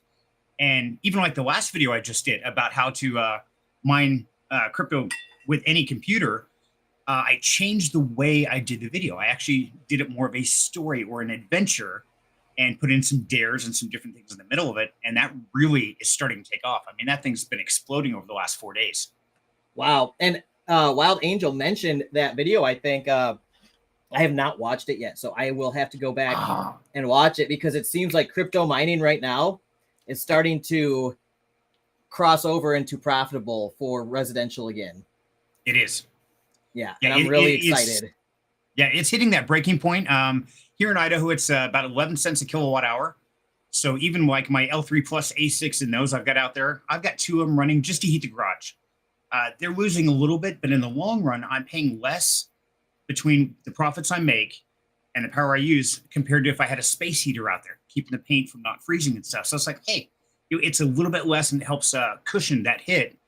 But when we go into the next bull market with the all-time high, if Doge and Litecoin go back to where they were, I mean, I'll be speculative mining and have this nice bag. It's like, okay, all-time high hits, sell, and turns out a profit in the long run. It's just hard to swallow today for the power bill. And those are hard concepts to explain to someone who doesn't understand. First, they have to understand the basics, but then that's more of an intermediate to advanced strategy, speculative mining, and it does not make sense in your present state of mind with what you're looking at in front of you. But you have to really be looking towards the future, like you're playing chess. You have to be thinking 3-4 moves ahead, and all of a sudden you're mining this coin, and it just did a 50x. Oh shit, you're rich, right? Like. Yeah, and then you're thinking like, okay, maybe it wasn't, maybe I was paying a lot in electricity during that time, and and you have to pay that off, but at the same time, it's a risk reward calculation, and exactly, and then you can always mine other stuff to sell immediately to pay off that electric bill a bit, and then just mine like a smaller percentage of your portfolio, of your mining portfolio, as spec mining, and because of the greater upside, it works out in a diversified strategy. It does. Now, one of the biggest arguments I run into with a lot of people is they're saying, well, if you're actually losing money on a day-by-day basis with power and all that, why don't just buy it instead, and you're going to get a little bit more per day if you just made that buy. And you know what? You're right. If you do that, and while it's still below that break-even point, but if you're getting a residual benefit from it, so I'm getting heat. There you go. In the long run, it makes sense. Now, if I wasn't getting that benefit, yeah, it would make more sense to purchase it and DCA into it. But since I'm utilizing it for a 2 reward system, works out pretty well. Right. You're using that electricity twice. Right. You're using it once through the ASIC, and it's dissipating the heat into your house, and at the same time, it's printing money. So exactly. Yeah, you're getting double the value for that electricity. I love it. You can't beat that. It's fantastic. And I tell that to people all the time. If you live somewhere cold or it's winter, crypto mining is a whole different equation, because for me, and it's 70-80 degrees in here right now, I would probably have to run the AC if I'm mining, and then it really doesn't make sense mathematically. No, then you're double taxing yourself. So yeah, now you're using more power to mine, and then you get to turn on the AC to suck up more power to cool your house off. Yeah, that's a double-edged sword. You're just hurting yourself. Exactly. But there is a psychological benefit I found with mining versus just buying it in a similar fashion. I might be more interested and willing to acquire those coins through mining, because psychologically I just turn on a machine and my piggy bank's getting full of these coins. Whereas I would have to go to an exchange, buy the coins, and then put them in my wallet or wherever and DCA in that way. Yeah, there are automated ways you could set it up to do that too. But at the same time, like for some people, it's hard to justify making a purchase every day or every week or something. But if you're like, I'm a crypto miner, it's my hobby, it's fun, then even if it's slightly less profitable, it might make more sense, because it's way more profitable if you end up doing that and making a profit in the future from it than not doing this other thing at all. Right. Exactly. And, there's a whole nother level of that people don't really want to admit to themselves. And I fall in this category.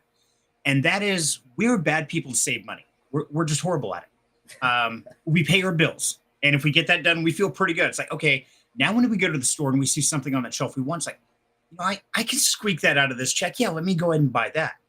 And so they don't think about investing in themselves.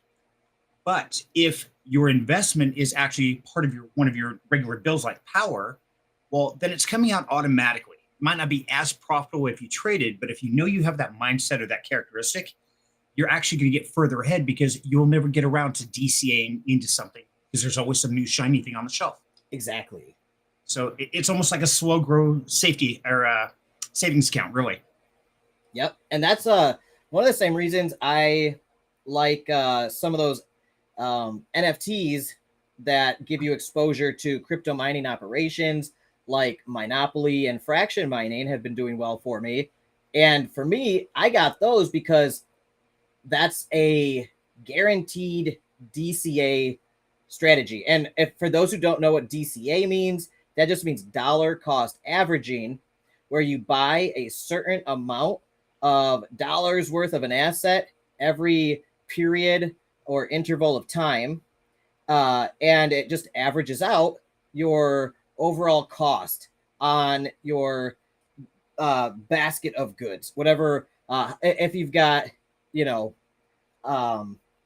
if you've got 2 Bitcoin that you've dollar cost averaged into over a year, let's say because you averaged out your purchases over 2 years, you bought it when it was high, you bought it when it was low. Let's say your average cost on those 2 Bitcoin is $25,000 and Bitcoin right now is $43,000. Well, you did really good because of dollar cost averaging. That was a good strategy, especially through the bear market. And it's a lot less stressful because you don't have to worry about buying the top and then having to wait to sell because it crashes later or something. Exactly. And yeah, that's always the best way. And that's what we've been proving on Rags to Riches with our $25 a week play out. I mean, even the way the market's been going over the last 32 weeks, I think we've been doing it so far. We're actually ahead of the market curve and in profit by, I want to say it's like 10, 15%. Wow. Even with this crazy stuff's been going. That's amazing. Yeah. I love that show, by the way. Rags to Riches. It's very well named, too. $25 a week. And you guys have just been following very simple rules and strategies. And you guys are beating the market by 10 to 15%. Yeah, that's it. And, you know, the whole idea with that was, especially with me being, you're the low income kind of person, the working guy, never had a lot to invest. But when I quit my job as an electrician, which you kind of pushed me into, thank you, by the way, for that. Once again, thank you. That was awesome. You're welcome. But I used to work in a prefab manufacturing plant. And there's 150 people in there, and they're living check by check, and they're going to keep working there. Some people are like 60, 70 years old. One lady, I think she was 74 years old and still working there after like 30 years. I mean, she's got her house. She's got no real retirement. She doesn't have any income to build on. Yeah. And so that's where the idea of Rags to Riches came from. It's to take the working class people that have next to nothing and teaching them that, hey, you can give up a Big Mac and fries per week, just one lunch. That's it. One lunch for 2 people, and you can make true wealth. And that was the whole vision of this. And I didn't know how it was going to play out. But literally, just to that $25, we are pushing almost $1,000 in 32 weeks. And we've got a nice sized bag. And if we hit the next all-time high, even if we match the last bull market, that $1,000 right now would be worth over $12K, all for the price of one lunch a week. That's it. That's crazy. That's our goal.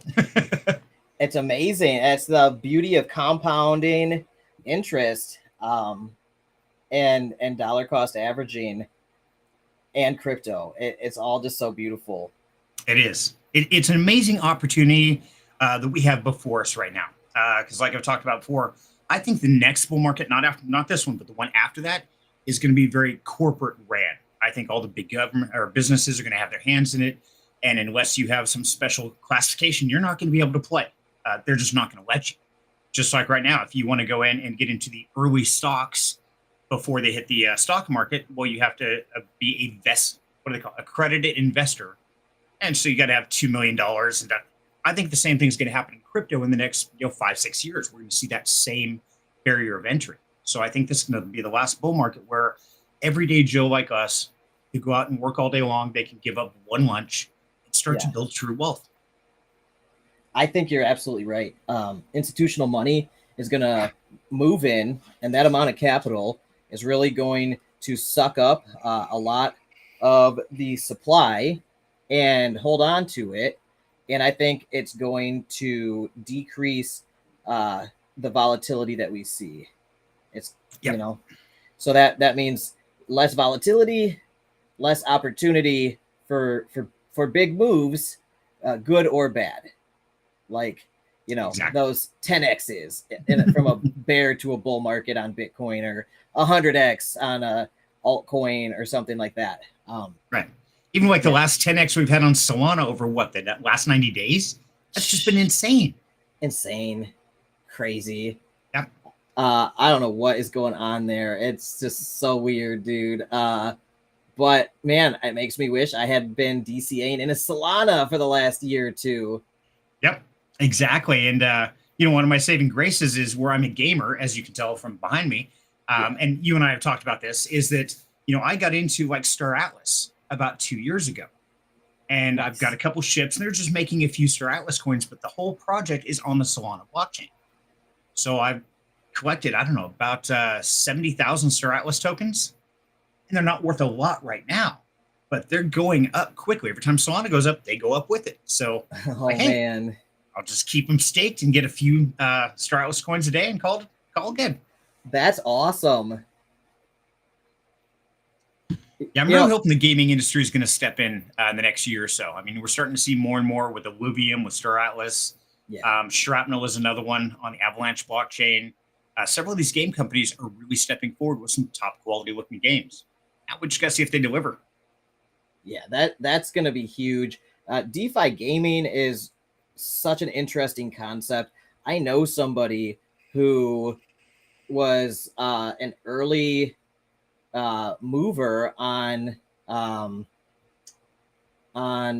was that game called? I can't think of it at the moment. It'll come back to me. But they were one of the first players, and they put some money into their game, and they got really good at it, and they literally made over $1 million on it. They played a game in DeFi and made $1 million. I mean, what the hell? It's insane. I mean, you think about that.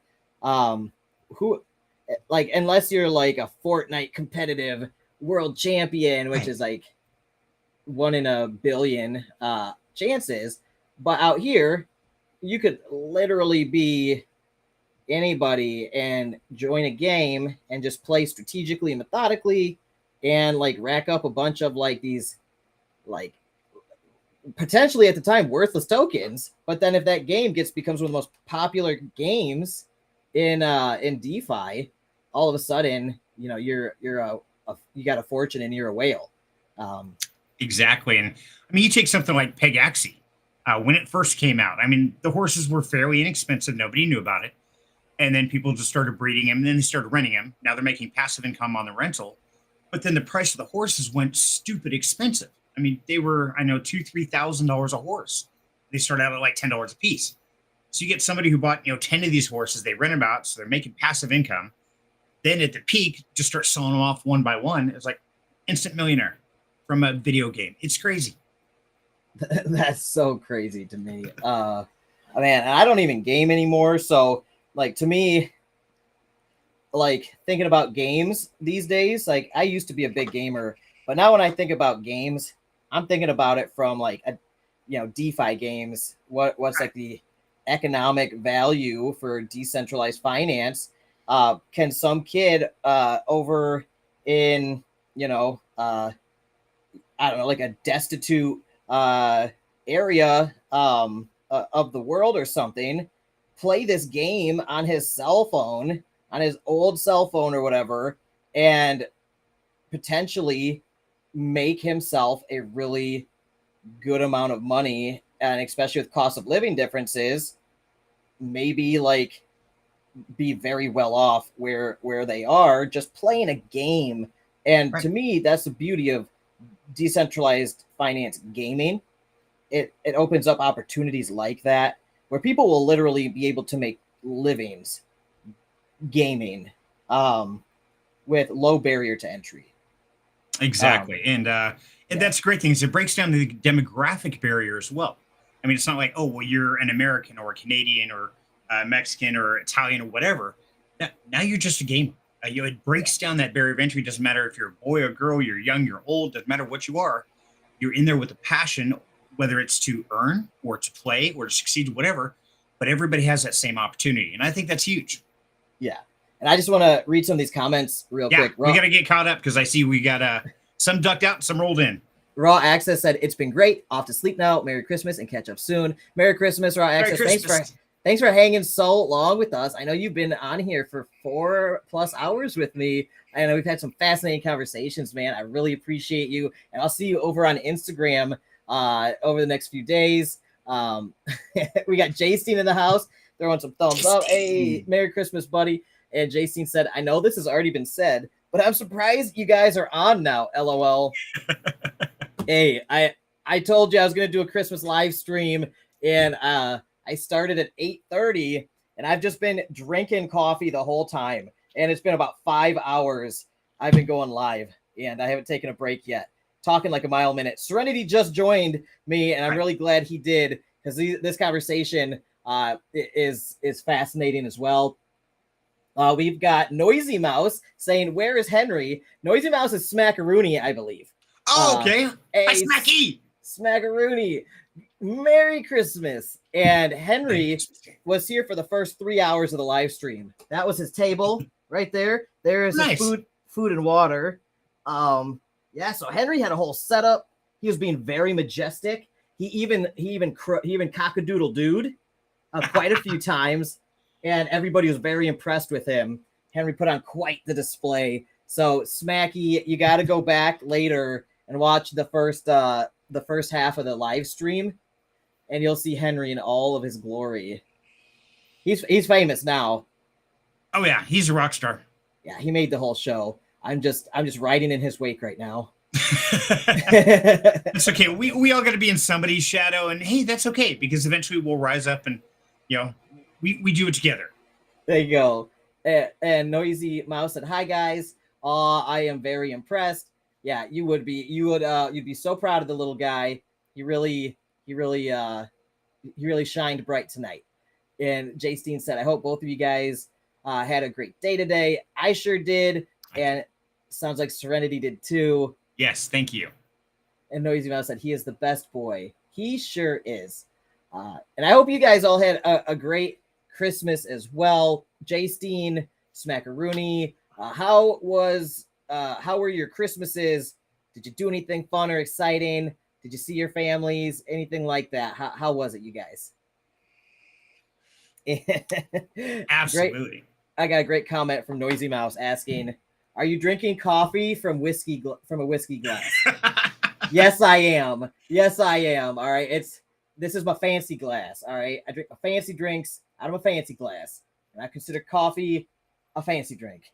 So, now, I got to ask, there was at least some coffee in that glass, right? I know it was full. I just don't know if it was all coffee or the top third, or what were your proportions tonight? I've had like 3 or 4 of those cups of coffee today. Okay. I haven't been drinking coffee like at all much lately, so I am straight bouncing off the walls. I'm dripping with sweat, and I am just so hyper. It's 1:30 a.m. I might go get more. This whiskey glass looks thirsty, so it really does. At some point I will be going down and grabbing some more. But yeah, so man, great conversations about DeFi gaming there and the opportunities. Also, I love our conversation about mining right now. I think we're going to see a lot of content coming out about crypto mining over the next few weeks as people realize their miners are slightly in the profit. And we'll see people kicking their miners back on and making videos about it. Mm-hmm. Yeah, I've seen a lot of those coming out from several different places.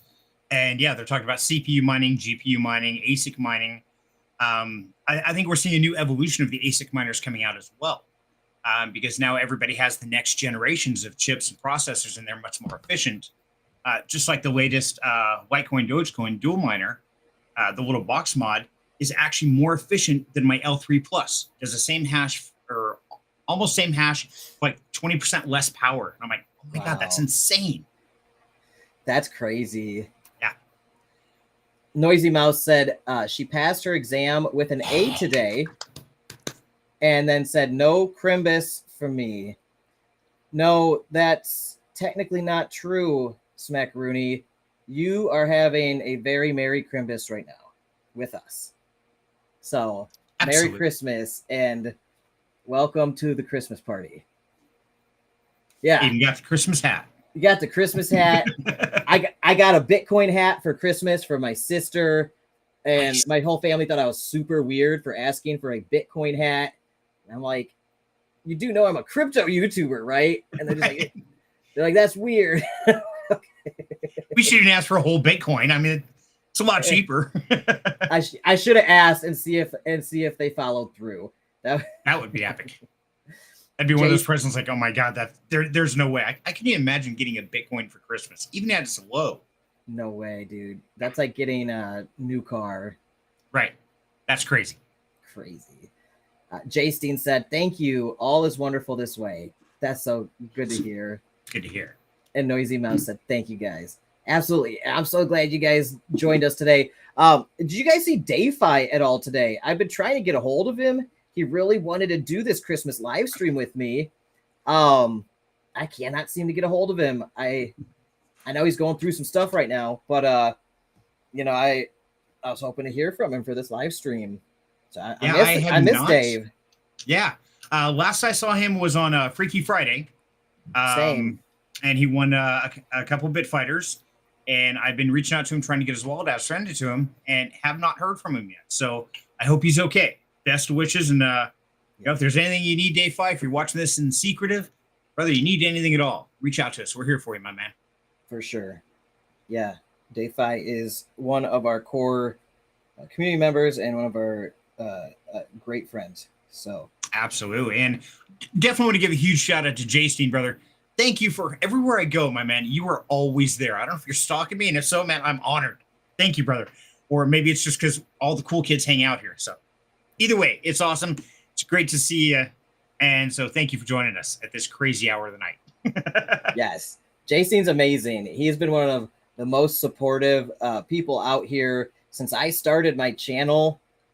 He's been leaving positive, encouraging comments on my content for since the beginning. So yeah, Jay Steen, you're awesome, bro. I appreciate all your support, and I'm super glad you're here for the Christmas party. Absolutely. Yeah. So by the way, earlier I heard you were talking about an interesting educational thing that you're working on.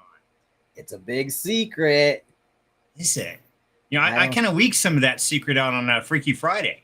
Me too. On my last show, I also did too. I can't help it. Yeah, exactly. It's just so exciting because I know you know this just as well as I do, that when somebody asks you about crypto or this or that, it's really hard to answer because oftentimes you'll give them just a little you'll give them the answer they wanted, but like they don't understand all the other stuff that goes with it, or that they should know. If they know this much about this part, they should really know all this stuff, otherwise they're going to get wrecked. Exactly. And it's like, and you don't have 5-10 hours to explain all this other stuff and enough times for them to understand it. And then I would just much rather be like, look, you're going to just want to go through this whole thing. Start where you're comfortable.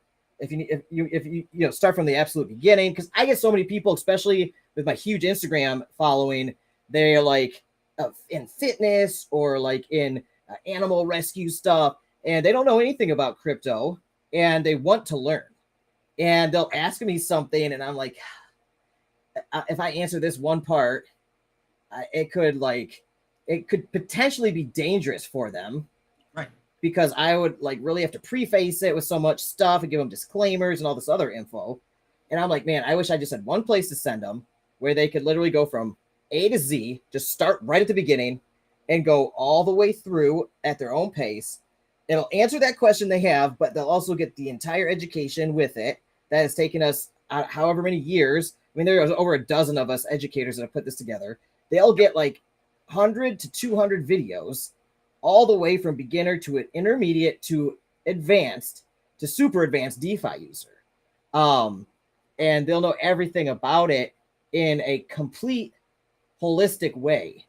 where then they're not going to accidentally blow up their account because they don't know what they don't know, right? And there's no way either one of us could even like teach them everything in our YouTube channels, because you send them one video, Right. and that's just like this little piece of the puzzle, and it's almost dangerous to just have a little piece of it, and then they start throwing money in and they don't know what they're doing, and all of a sudden they lose it all, and then they never come back. So it's really hard to even just send somebody one video. I would much rather just be like, here's a whole platform. It's not expensive. It's going to probably make you an incredible amount of money over the next few years. And these skills you're going to have forever. You're going to be one of the most advanced users out here and have a serious advantage. And that's Project 2033, what we're working on. And it's me, Serenity, and about a dozen other crypto educators that were chosen because of our style of teaching and our specialties, what we're really good at and knowledgeable and explaining. And there's some really big names that are a part of this. So I'm honored that I was invited to be a part of this. And I think it's going to be super helpful to people. I think people are going to make a fortune with this knowledge. I think so. And even better on top of that, not only just the series, but then you have an entire network of people, and you're going to have constant ongoing added content. So as the markets change, as the crypto world evolves, we are going to continue to release new information to keep you up to date. So it's pretty exciting. And yeah, what YaBonks, like with you, brother, I mean, in the grand scheme, I'm a pretty small content creator, but I was honored when they reached out and said, hey, we like your teaching style. We want you a part of this. I'm like, oh my God, that's amazing. Thank you. And so, yeah, I'm super stoked for it.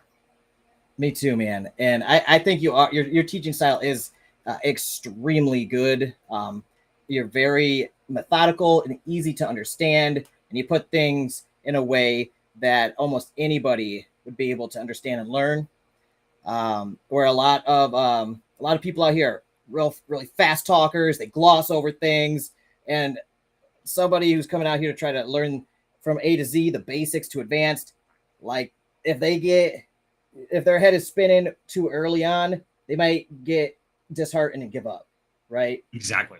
And this way, or something goes horribly wrong and they lose a few bucks, and it's like, oh my God, I can afford that. Especially if they're, like my audience I'm trying to reach out to is the working class people. They lose $50. That's devastating. I mean, that's a lot of money. To a bigger investor, they don't even bat an eye. But you take somebody who's working every 5 days a week, just trying to get by and get a little bit ahead. They lose $50. That's a sucker punch to the gut. That hurts. Right. I totally agree.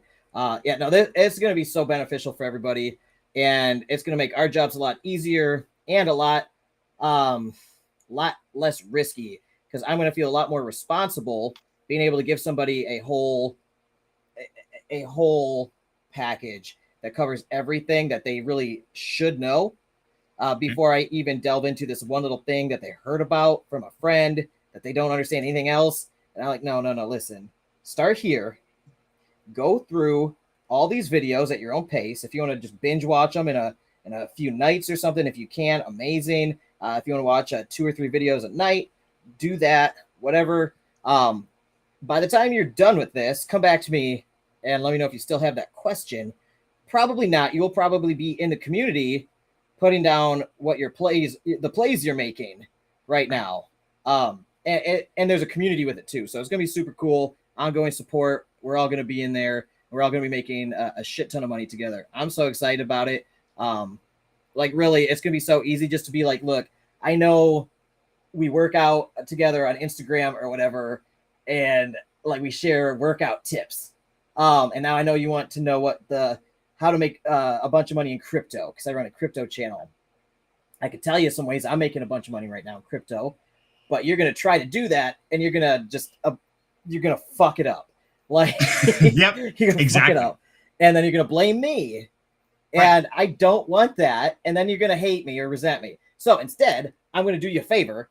I'm going to give you a complete education. By the end of this, you're going to know basically as much as I do, except for maybe like reading smart contracts and developing smart contract code, because I'm a software engineer, and that's something I've kind of gone a little further on as a developer. But like, you don't need that level of knowledge if you're out here just trying to make money. If you're trying to make money, like, you just need to know from A to Z. And then if you want to like learn code and stuff beyond that, like, cool. But you don't need any of that to make money out here. You need to know these things, basically how to trade, how to become the bank, how to do things safely, and all that.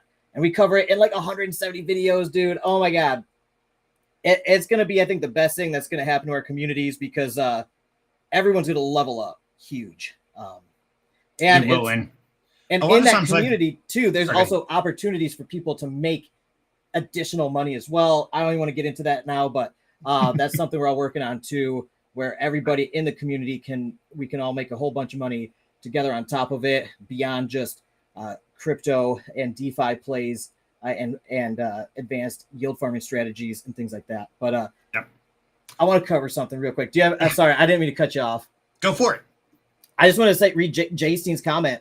Thank you, YaBonks. That means a lot. I appreciate both of you guys for the shout outs and kind words.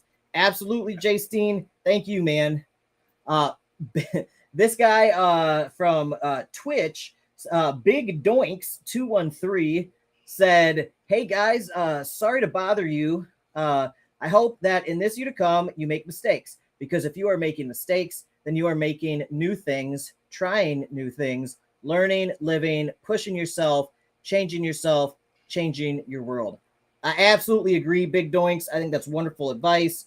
And I've been saying this whole live stream, especially the first 3 hours, especially for YouTubers, come on here, start uploading content, make tons of mistakes, and figure it out as you go. Don't try to be perfect. Just execute. Just do. Upload. Try different titles. Try different thumbnails. Try different video strategies. And most of that stuff for like months will get 0 views. Literally 0 views. And it could be, it can feel awful. It can feel awful at first. But if you persist and you keep making those mistakes and adjusting and living and learning and making improvements, then eventually you're going to figure out what works for you and your niche and your personality and your style and your content.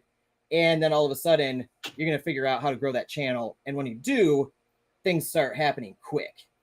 Exactly. And on that, it's one of those, I don't think we ever really master anything we do. I mean, if we feel we're masters of it, then we probably haven't pushed ourselves. We've become complacent.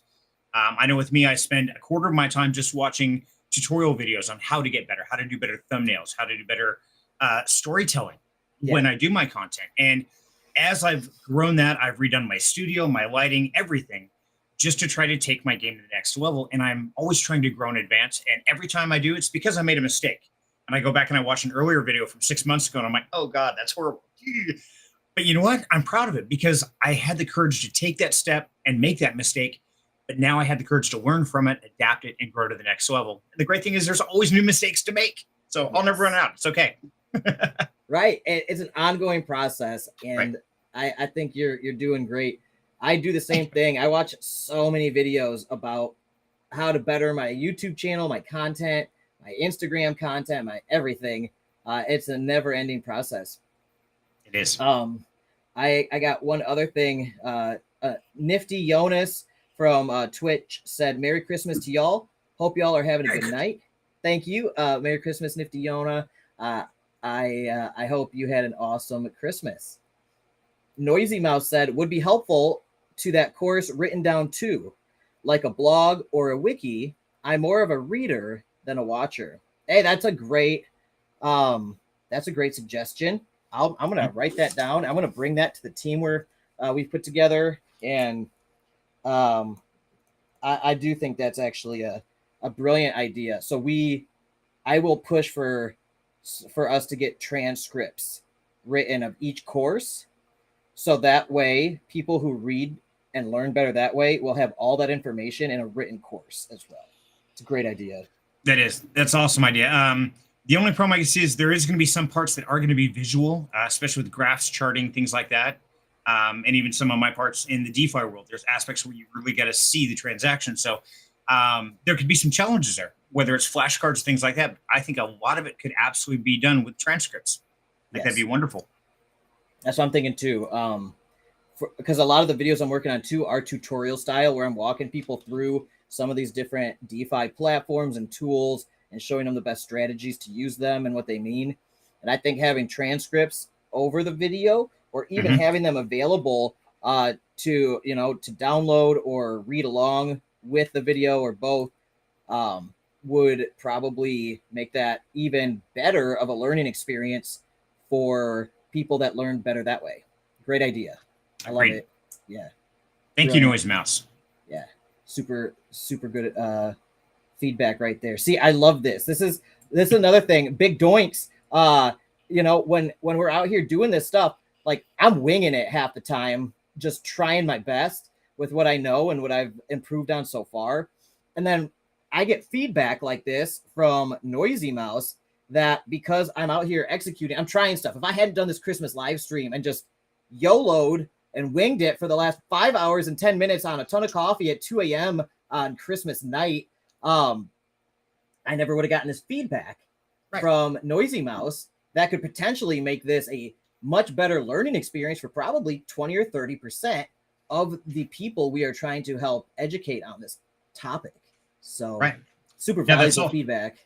Yeah. Now that's also going to open up door to people who maybe have an audio impairment. Maybe they can't hear. And so transcripts like that will open it up to people with, whether it's a disability or maybe they just have bad hearing like I do, where I don't always hear the words, but now if I see them, it's like, oh, okay, now I get it. Yeah. So I think it's great. I also, my visual memory is so much better than my audio memory. And that's something that is actually very common in bipolar 1 people that have had manic episodes in their lives. They have impaired audio and episodic memory. So if I have an episode, like if I have a interaction with you in person, and my memory stores it as an episode, like this happened, we interacted and stuff. After enough time, it really is hard for me to remember it. I just remember the general feelings I had during that interaction. I don't remember like word for word what people said or did, but in the auditory memory, I might not remember things that I hear as well. But if I read it, I almost have a photographic memory. So if I read like a medical study or something, I will remember the most obscure facts years later from these studies. People think I have like super brain or something, but I'm like, this is just my best way of learning. If I read it, I remember it. And I think Smack Rooney just, man, I can't wait to call the team. I'll probably call them tomorrow or the next day. I'll call the team lead and just be like, look, got some awesome feedback. How can we work this in? That'll be a game changer. I think it's going to help a lot more people. I think it will. Yeah. And then Noisy Mouse said, bald people seem trustworthy and smart. Damn it. What does that mean about me? Oh, no. All right. Oh, no. What does that mean about me, Smacky? We still love you. Does that count? I'll take it. I'll take it. You're one of the exceptions to the rules there, Alex. See, you got hair, but you're still trustworthy and smart. So you got the best of both worlds. You got the trustworthy, smart, and hair. Got me beat. I appreciate it. I appreciate it. Noisy Mouse said you could always add screenshots. That's a good idea. It's a good idea. And then Noisy Mouse said, I personally often save bookmarks for stuff I might need in future or want to return to later. Good idea. Yeah, I think this is all great feedback. I'm writing all this down. I love this. And then the team lead's going to be like, wait, did you tell people about Project 2033 already? And I'll be like, no, Serenity did it. I'm totally getting blamed for this. That's the way it goes. And I actually talked to him, it was about 4 days ago. I had a call with him and just kind of chatted, see how things were going and stuff. And sounds like it's rocking along real well. I'm kind of at a pause right now in the episode I'm working on because I have to wait for the market to come back to compare from late night weekend purchases and stuff versus middle of the day on gas fees. So Oh, yeah, interesting. I'm kind of in a pause state at the moment. Very cool. I just talked with them yesterday, Christmas Eve. We had a really great call. Yeah, everything is coming together. We've got so many big names working on this thing. It's really amazing. It's going to be super exciting. I mean, it's seriously going to be like all your favorite YouTubers in the crypto space that are like the best in terms of teaching topics, and then everything from crypto, like beginning to end, with all those people. It's gonna be so cool, dude. I seriously can't wait. Probably gonna be one of the most. It's probably gonna be the coolest thing I've done so far in crypto and DeFi. Yep, I agree. It's pretty wild, and it's funny because I started doing the whole Zero to Hero series where I've walked through. Okay, what is a blockchain layer one? And I've got all those on my channel down in a separate section. But after a while, I hit a point where it's like it branches so many directions. Like, I'm overwhelmed. I don't even know which way to go. I mean, do I go trading? Do I go DeFi? Do I go blue chip? It's like, okay, so I got him to the state of you've got a wallet, you're set up, you've got a basic understanding, liquidity pools, all that kind of stuff. But now I just don't know where to go. And this is kind of that next evolution of, okay, here you go. Here's everything by multiple people. And it's going to be fully inclusive. So it's going to be awesome. I mean, it's a huge undertaking. Doing this by yourself would be monumental. It would take years. So it's so cool to have over a dozen different educators that specialize in each of these topics coming in and doing this. I really, it's so cool. Like you were saying, what you made with your video series, I believe, is what got you into this program. I think so. As an educator, because I remember when they were asking me like who would be great for teaching these topics. I'm like, you know, Serenity, he's already taught all that stuff so well. And I like sent them like your videos there and everything, and they're like, holy shit, this guy's amazing. This is exactly what we need. Yeah, and I'm like, I know he's incredible at teaching this stuff. And yeah, so dude, I'm so glad that you got brought in on this thing, because seriously, your content and everything is spot on. Like, you're such a good educator. And it just goes to show, like, subscriber count does not matter out here. It matters about knowledge, education, teaching style. And it does. And a lot of that's personality and passion. I see a lot of these people try and teach a guide, and you can tell they don't have the energy. They're just kind of dragging their way through it. It's like, this is my job. And, I've come across times in my life when I know I need to get a video done, but I wake up and I take a shower. It's like, okay, I'm going to go to the studio, and I come in here, I sit down, turn on the lights, like, okay, ready to go. And it doesn't feel right. Yes. And it's like, no, it's not right. And I've even spent an entire day in here recording. And then when Wild Angel gets home, I'm like, hey, sit down and watch this. And she's like, no, doesn't feel like you. Okay, delete the whole damn day. Gone. I'm okay with that. If I have to sacrifice because it's not me, it's not genuine, I don't want it out there. Man, it's so spot on what you said. And I have this conversation with Kelly, my wife, all the time, where she doesn't understand. It's taken me a long time to explain to her, like, I can't get on camera unless I'm in the right mindset. Otherwise, it's going to be terrible. Yeah. I might have to like screw up my schedule to like spend hours trying to get myself in the right headspace to be able to make a video or do an interview or AMA or live stream where I will literally like close off the rest of the world and like meditate, pray, like exercise, go for a walk, drink the right amount of like coffee or something. And if it doesn't feel right, I'm just like, it's got to feel right in front of the camera, because then I'll watch it back and I'll be like, whoa, that's not right. That's not me. It's not my vibe. I don't even want to watch that video. Like, it's such a big deal. I mean, unless you're doing this all the time, like most people wouldn't understand. And I think a lot of people think being a YouTuber is like easy or glamorous. And it might seem like that because a lot of people see like the finished product and everything. It's like, oh, my favorite YouTuber is just like exciting and funny, and their content makes me feel great. They got the funnest job ever. They probably spent so much time trying to prepare for that video, and it probably took a lot out of them to make that video, not to mention all the editing and everything else, the dozens of hours, dozens and dozens of hours that goes into the rest of it. So I have found quickly that this is a very hard gig to do, and it takes a very special skill set and mindset to be able to get in front of the camera and actually click record and go live and do it.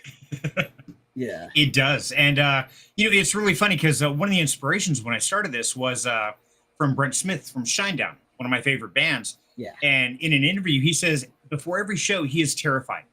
First 10 to 15 minutes, he's just praying to God he doesn't forget the words to his own songs. But he also says that once he loses that feeling, if he ever gets to the front of the stage about ready to go out and he doesn't feel that, that's when it's time to retire. And I'm very much the same way. I put so much heart and energy and soul into this. After a stream, I'm just wiped. That's it. I feel like I've been out digging ditches for like 12 hours. Like, oh my God, I'm mentally and emotionally just drained. Yeah. It really is draining. It takes hours for the adrenaline after a live stream or a video to wear off. Like, it's like you'll be flying high from the adrenaline, and then it crashes, and all that energy you're pumping into that is just like, whoa, I need to recharge. Right. Yeah, I totally feel the same way, man. And I think that's the mark of a good quality content creator, somebody who actually cares about what they're doing. Because, personally, if I'm not pouring my heart and soul into this, I probably shouldn't be doing it. If I don't put every ounce of energy, and there's an old rock song talked about that. God, was it? Music pours out of you like the sweat pouring out of your pores. I forget the line, but same kind of thing. You go out there and you just pour all your heart, your soul, and everything into it. And if you don't get off a stream or get out of the studio and you're just wiped, feel like you got hit with a Mack truck, maybe it's not the career for you. Maybe you don't have enough heart and passion to grow this, because it's not easy. Like we were saying earlier, I mean, I spent a year to the day to get my 1,000 subscribers, and it was an uphill battle. I mean, there were days I felt like I was ice skating uphill backwards. It was horrible. And as I've told you, you and I have chatted, is there are times I felt like it's like this, I just can't do it. I mean, just tired of getting beat down. I mean, I'll go 2 weeks and get 1 subscriber. It's like, it's horrible. Yep. I keep doing it, but it's like, and so it's not an easy battle. But once you get there, it's like, oh my God, now it's like you have arrived. It's kind of what it feels like. Yeah. But I know at the same time, this is only just a drop in the bucket. This is the start of my journey. I've just got my first year into this full time, and I know I've got decades left to go. So I'm gonna be like an 80-year-old content creator. It's like, did you get your crypto when I first told you to? If so, you're worth billions. And As you're in your I'll be okay private jet, yeah, I'll be okay with that. Even if I'm still in my small little studio like that, I'm still going to put it out for what I feel is right. It may not be the most popular, may not be the most accepted, but it'll always be real and genuine. And I think that's the most important thing. I think so too. I think staying authentic and genuine is what will allow you to continue growing a real following of people that care about you. Now, I want to read a few comments here. Noisy Mouse said that's bald power. So yes. And then we got Jastein saying lots of kids say they want to be YouTubers when they grow up now. I think that is interesting. I think it's interesting too. It is. And I don't know if those kids, I think those kids should try it as soon as possible. Either they're going to love it or they're going to hate it, I think. And it's interesting. If they go into the concept with they're dedicated to it, I think they'll do great. If they go into, hey, I can be popular and famous in like 2 weeks, awesome, they're going to crash and burn, because they're going to suddenly realize, like, wait, I have to get up in the morning, I have to do this. There's a lot of work to this. Like, oh my God. And then there's also the devastating rejection factor. I mean, you got to have a thick skin, because somebody's going to hate what you do. Doesn't matter what it is. Doesn't matter how great it is. Somebody out there is going to say, that is the worst crap I have ever seen in my life. You're an idiot. And it's like, hey, thanks for your input. I appreciate it. And you know what? Thank you for taking the time to watch my content. I appreciate that. That means a lot. Yes. It's tough to do. it's like opening yourself up to bullying on a global scale.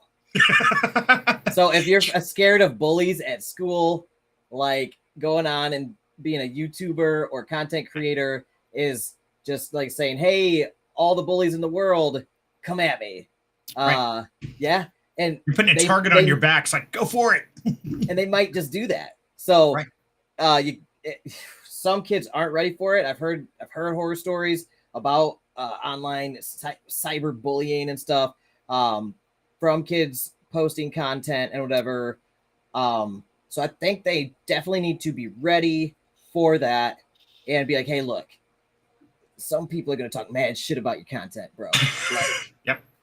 Just laugh it off. It's got to be funny to you. And you gotta not let it affect you. And even harder is what you said. They'll be out here for 2 weeks thinking they're about to have 1 million TikTok followers, and all of a sudden they've got 0 followers and 0 views on their videos. Right. That's potentially even more heartbreaking. It is. As a YouTuber, I mean, I could tell you when I first started, I came at this with full crazy. I said, I don't care. I literally, before I even started my channel seriously, I said, look, I don't care if anybody watches my content. I am just going to do it. I don't care if anybody watches my live stream. I am just going to do it. And I had many live streams when I first started with 0 viewers, many of them, like a lot. And I would just be like, fuck it, YOLO. I'm just going to talk to myself. I don't care. And I just kept doing it. And eventually people started joining. But it took weeks or months of that. And like, trust me, that first one kind of made me feel funny, where I'm just like, oh man, I know I told myself I would still do it if nobody watched, but man, that was kind of painful. Honestly. But then like at the same time, you just got to kind of up the crazy and just say, screw it, I'm going to do it again. And I don't care. I do not care. And then it's interesting, those live streams might start getting views later. Right. They might, maybe. Yeah. And that's what I found with a lot of live streams. Like maybe I'll get 10, 20, 30 viewers throughout the live stream at any point in time. But I don't care about that. Obviously, I care about the people here like Jay Steen and Noisy Mouse and Raw Access and Wild Angel and Dayfi and Agata and like those really core people that like I cherish as a community. But I know that video is probably going to now get a few hundred views or maybe 1,000 views, maybe 2,000 views later on over the next few weeks. And that's a really crazy thing to think about. So I always keep that in mind. I'm like, I'm going to do this live stream and I really don't care if nobody watches, because I know over the next couple of weeks, hundreds of people or maybe thousands of people are going to watch it. So I have to remember that even if the thing says 0 or 1 or something, like I have to keep it in my head. There are 2,000 people watching me right now or something like that. And that helps me stay focused when I'm on camera and to talk meaningfully versus just me out here just being like just being an idiot because I think nobody's going to watch it, but they might actually watch. And I now know I make a live video, 2,000 people watch it. Like I got to watch what I say, and it's crazy. So, yeah, dude, it's not for everybody, but I think kids should try it. Give it their best college effort. See if they love it or hate it. If they hate it, maybe it's not for them. But if they love it, maybe they just love making videos, and maybe they're great at it, and then they could figure out all the rest of the stuff as they go. Yep. And I get a great example for that. And let's see, can I share my screen? Is that possible, real quick? Sure. And let me.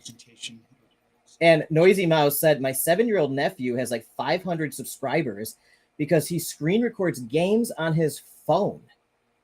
Wow. That's amazing. Okay, so when you're talking about people watching later on, so 8 years ago, I made this channel before I was ever a content creator. I had my own business, a vape company, and all that, and I made 3 videos out of music videos. And this one right here, Silent Lucidity, took a bunch of pictures, just put the words on the screen, forgot about it. I checked it about 3 months ago. You see that? Wow, 16,000 views. Holy cow, dude. Yeah. I mean, 56 subscribers. My gosh. It sat there. The other one's 365 views, 187 views. That one's 16,000 views. Like, where in the hell did that happen? So you never really know what's going to happen or when it's going to happen. That was just crazy. I noticed. I found that the other day. Dude, that's amazing. Right. That's you never know. So right. I always tell people, like, even if nobody watches you live, imagine 1,000 people are going to watch this because they just might. Yep. Yeah. Exactly. And it's tough to do. And I think the other hard part really here is that there's nobody behind you saying you have to punch the clock. You have to be here at 9 a.m. to 5 p.m. You have to do this. It's really up to you. And if you don't feel it, if you don't have that driving passion, you're probably going to find it twice as hard as anybody else. You take somebody, 2 people, one has driving passion, one that doesn't, to do this. They truly love it for the creative side of it versus just trying to be famous. That person who loves for creative, they are going to push through those harder times much easier than somebody who's just trying to get famous or rich. Right. And most of these guys are going to fall by the wayside. And there was one, I think you pointed to me, YaBonks, is the one thing that says only the top 10% of all content creators actually make it to 1,000 subscribers. Yes. The other 90% crash and burn, fail, or just never attain that. They give up. So that's pretty wild to think about. I mean, 1,000 subscribers for some people is nothing. You take Mr. Beast or somebody like that, it's like, whatever. That's not a big deal. But for someone like me, getting to that point was a hell of a journey. Then I have to remember that even it's like, okay, I only made it here, but even I look at yours, you're 7,000, 8,000 subscribers now. It can be disheartening some days. Dude, I'm at 22,000. 22,000. Sorry. I get confused. It's grown so fast, dude. It's It's wild. It's this past month, like my channel's like doubled or tripled in size. And that's what I'm saying. Like with your one video, you just look back and it got huge. Like I keep waking up every day and my channel's just skyrocketing, dude. And I'm just like, oh God. What am I doing? And actually, like what you were saying with like, you don't have somebody behind you saying, wake up and go to class, or wake up and go to this job and do this, do that. You have to be your own boss. You have to be your own creative director. You have to be all these different things. And to try to make this work. And when you have like 0 subscribers, a new channel, it's kind of freeing because you could do anything at all and just put it out there and see what sticks. And it's a lot less stressful. But I'm at the point now, I'm like, holy shit, I have 22,000 subscribers. It makes it's like amplified how nerve-wracking it is to hit go live or to hit upload to my channel. I'm like literally like, oh, are you sure about this? Are you sure? There's a lot of people. There's a lot of people that could potentially see this. So I have to keep that crazy mindset where I'm like, I'm gonna be just super crazy. I'm just gonna upload this and YOLO, click, and just whatever. Like whatever happens. Right. And like I gotta just keep doing it because I gotta keep uploading content. I gotta keep producing and doing this YouTube thing because I love it, and I can't let the anxiety of growth withhold me or obstruct me from doing that. Exactly. And I think and I want to comment on Noisy Mouse because I think that's great. Your 7-year-old nephew has already like 500 subscribers. That's amazing. I mean, that is awesome. And my recommendation is definitely encouraging, because there's going to be those hard times. There's going to be times when it's like, yeah, but it hasn't changed in 2 months. That's okay. Just keep going because it will. And I know for me personally, it was all the support of my friends, my family, people like you, YaBonks, who pushed me through those hard times. Said, hey, just keep going. Just keep going. It will get there. And I'm like, yes, I don't feel like it, but okay. Yeah. And so I think that's the biggest thing you do, Noise Mouse, is just, keep pushing it forward. And there's going to be the negativity. There's going to be the lack of passion some days and just the hopelessness. And that's part of the journey. But you know what? Coming out the other side of that and hitting those mile markers, I think is a huge accomplishment. We look back, it's like, hey, I really can do it. And that's what really pushes him forward to get better in the future. He's 7 years old. Like, that's epic.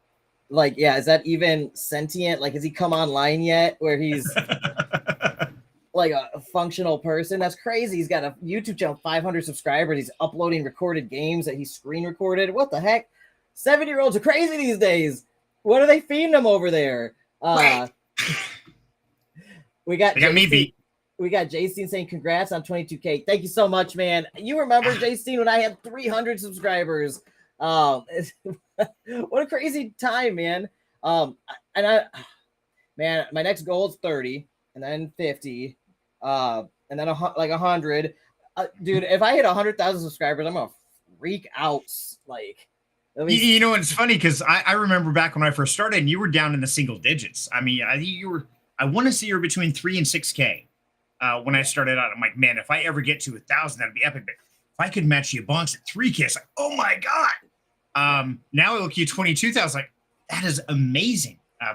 Yeah, absolutely awesome. It means you're doing it right, brother. And I'm proud of you. And, I want to thank you for being the mentor and, taking me under your wing and always patting me on the back and kind of kicking me in the ass if I need it once in a while or whatever it took.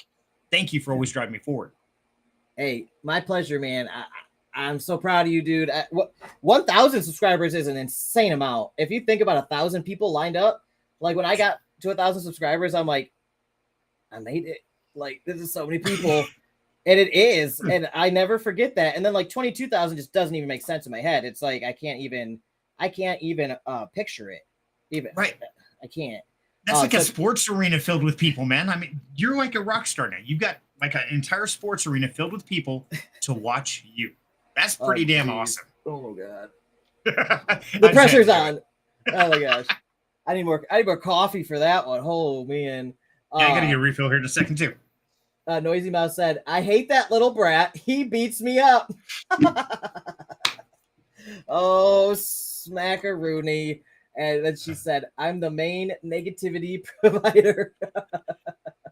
Good. Subvert his efforts and get the revenge you seek.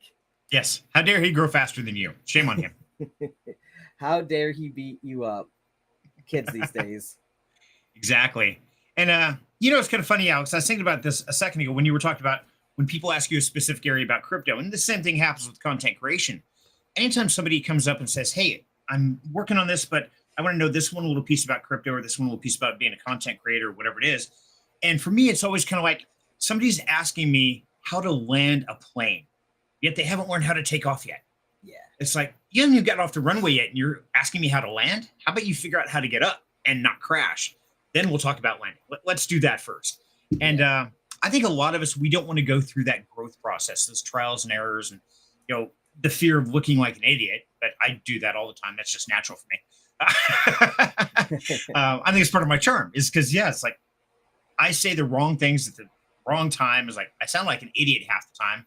And I mean, I'll get off my stream and I'll go in the other room and ask Wild Angel's like, did I sound like a complete raving idiot or what? It's like, no, actually, it's a good stream. Like, thank you. I needed to hear that. I do the same thing. And I'm like, Kelly, did I sound just totally insane that live stream? She's like, no, I thought it sounded great. I'm like, really? And then I listened to it back and I'm like, oh, that actually sounded pretty good. It's not bad. I was making a lot of sense. Didn't feel like at the time though, did it? No, because being in front of the camera and everything, time gets warped, and things are a little different when you have the adrenaline going, so your perception is skewed. And then you look back at it and it just looks like you're having a normal conversation with the camera or whatever. And I'm like, right. Weird. Yeah. It's crazy. It's like, for me, it's like the adrenaline from public speaking in front of like 22,000 people at this point. And then I'm just like, and so then I feel extra crazy and jacked up from it. But then I look back and watch the videos or edit them, and I just look and sound the exact same as I normally do. So, just maybe more knowledgeable than in the past or something, like as I've grown.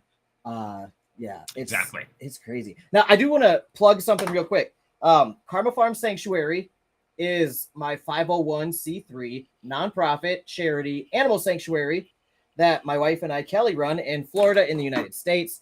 Jay Steen and Noisy Mouse and anybody else watching, if you haven't yet checked out our YouTube channel, look in the description of this video or look at the pinned message at the top of the chat in YouTube, and you will see Karma Farm Sanctuary YouTube channel. And Serenity will be right back. All right, buddy. Go look at youtube.com/at Karma Farm Sanctuary. Link is pinned in the comments and in the description of the video. And we only have 75 subscribers right now for the Karma Farm Sanctuary YouTube channel. We have just been uploading some of our old hilarious animal videos from the sanctuary to that channel, and we have not promoted it much. And now we are going to be promoting it more on the YaBonks side of things. So please give us a subscribe over at Karma Farm Sanctuary. You will not be disappointed. The cute animal videos and the funny animal videos over there are endless. We've got over 100 of them so far, and we've got so many more coming. They're so good and so funny. So you'll get a lot out of it.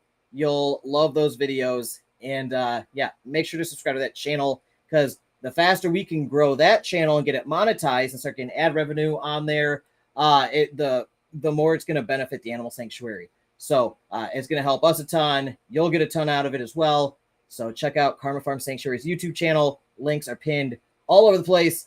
And I also have the Karma Farm Sanctuary link tree, official links in the description. So you can join our Patreon family if you want to support Karma Farm Sanctuary monthly. And it really helps us do more good work here to rescue more animals. So please consider doing that, because it helps us do more animal rescue work and care for the animals. We really appreciate it.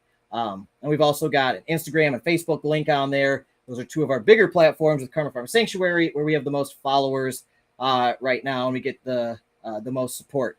So check us out on Facebook and Instagram. Definitely give us a follow on YouTube, because we're trying to build that up. You're going to love the content over there. So thank you guys. JC said, awesome. I'll check it out. I appreciate it, brother. You're going to love it. And that's our mission in life. So check us out and see all the cute animal videos.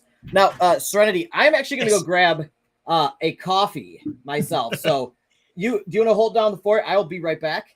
I got your back, brother. Go for it, man. Okay, he's gone. We can do whatever we want now. So, guys, I want to say thank you for stopping in tonight. I'm not sure where you're watching from today, and if so, let us know where you watch from, what time of day it is. I'm really kind of curious. For those who may not know who I am, I'm Serenity, obviously, as it says on the wall.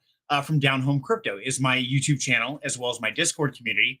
And Alex brought me on as a pupil, and he's taught me the ways, and really inspired me to come out here and grow. And like I said, I'm always trying to grow and trying to build up the community and educate. Now, my main focus is really, like I said earlier, teaching the working class people that there is a better way. That's what really inspired me to start my journey, because I saw so many people working dead-end jobs. And I see these people that are 50 and 60 years old. They don't have an IRA. They don't have any kind of big portfolio or any kind of nest egg. So they got to keep working until basically they're forced to retire. Then once they hit that, they've got to find a side job. Just like my mother, who still does seamstress work. She just turned 82. She still does sewing from home to make ends meet. And, I want to change that, because that's one thing that really bothered me. And I figured, I'm not good with all animals. So an animal sanctuary is not on my forte. But what I am good at is with people. And so I've been trying to inspire, teach, and guide, and give them different ways to do it. Just like my last video was on cryptex mining, where any home computer, a few clicks, and you can be up and running mining. Now, it's not a way to get rich quick. It's not going to happen, but it is a way to start building passive income and introduce people into this world. So it's one of those that's learned from it and needs very simple tutorials on my channel, I do have the Zero to Hero series. And I start out really simple with what is a blockchain? And I get to the point where I took these little white boxes, I ran a chain through them. I explained, okay, your receipt goes in here, your transactions, all that goes in there, and then you hook the chain, there's your blockchain. So I tried to draw it in crayon. But yeah, it's one of those, if you have questions, comments, if there's anything you would like to see me do, or maybe there's a certain area that somebody needs more education in, or need to know more about, let me know. Hit me up in the Discord. I'm part of the YaBonks Discord as well as Down Home Crypto. And yeah, anything I can do to help grow and educate, let me know. I'm always looking to get better. And if you guys have advice, what could I do better? I would love to hear it, please. So let's see how many people we get. I'm trying to see. YaBonks uses a little bit different studio platform than I do. So I'm trying to see where the viewers are and see if anybody commented on where they're from. And Noisy Mouse says, "Hey, coffee." He's probably gonna get like 3 coffees, knowing Alex. So I'm really curious. Out of everybody watching around, I'd love for you to tell me in the chat, what is the one gift you got this year that stands out from all the rest, and why? So while I'm waiting for people typing their responses, because I'd like to know what you got and what made it so impressionable. This year, I'm all about giving experiences. So instead of going out and buying things, gave like my 4 children tickets to the Citizen Soldier concert down in Salt Lake City, Utah. It's like 8 hours away. And I wrote out this whole long story, kind of like a D&D version, and got each one a ticket and said, okay, you guys have to adventure together, and told the whole story of it. And they all sat and cried. It was great. But it's one of those where I don't know, as I've evolved or whatever, and realized that I've got too much stuff. But we can't really take that with us. What we can take it with us is those adventures we build with other people. So really trying doing that. So I'm curious if anybody else has that same mindset, or if it's more of the tangible items, like, hey, I got a new car, a new computer, graphics card, whatever it is. I'd like to know, what was your favorite present you got this year and why?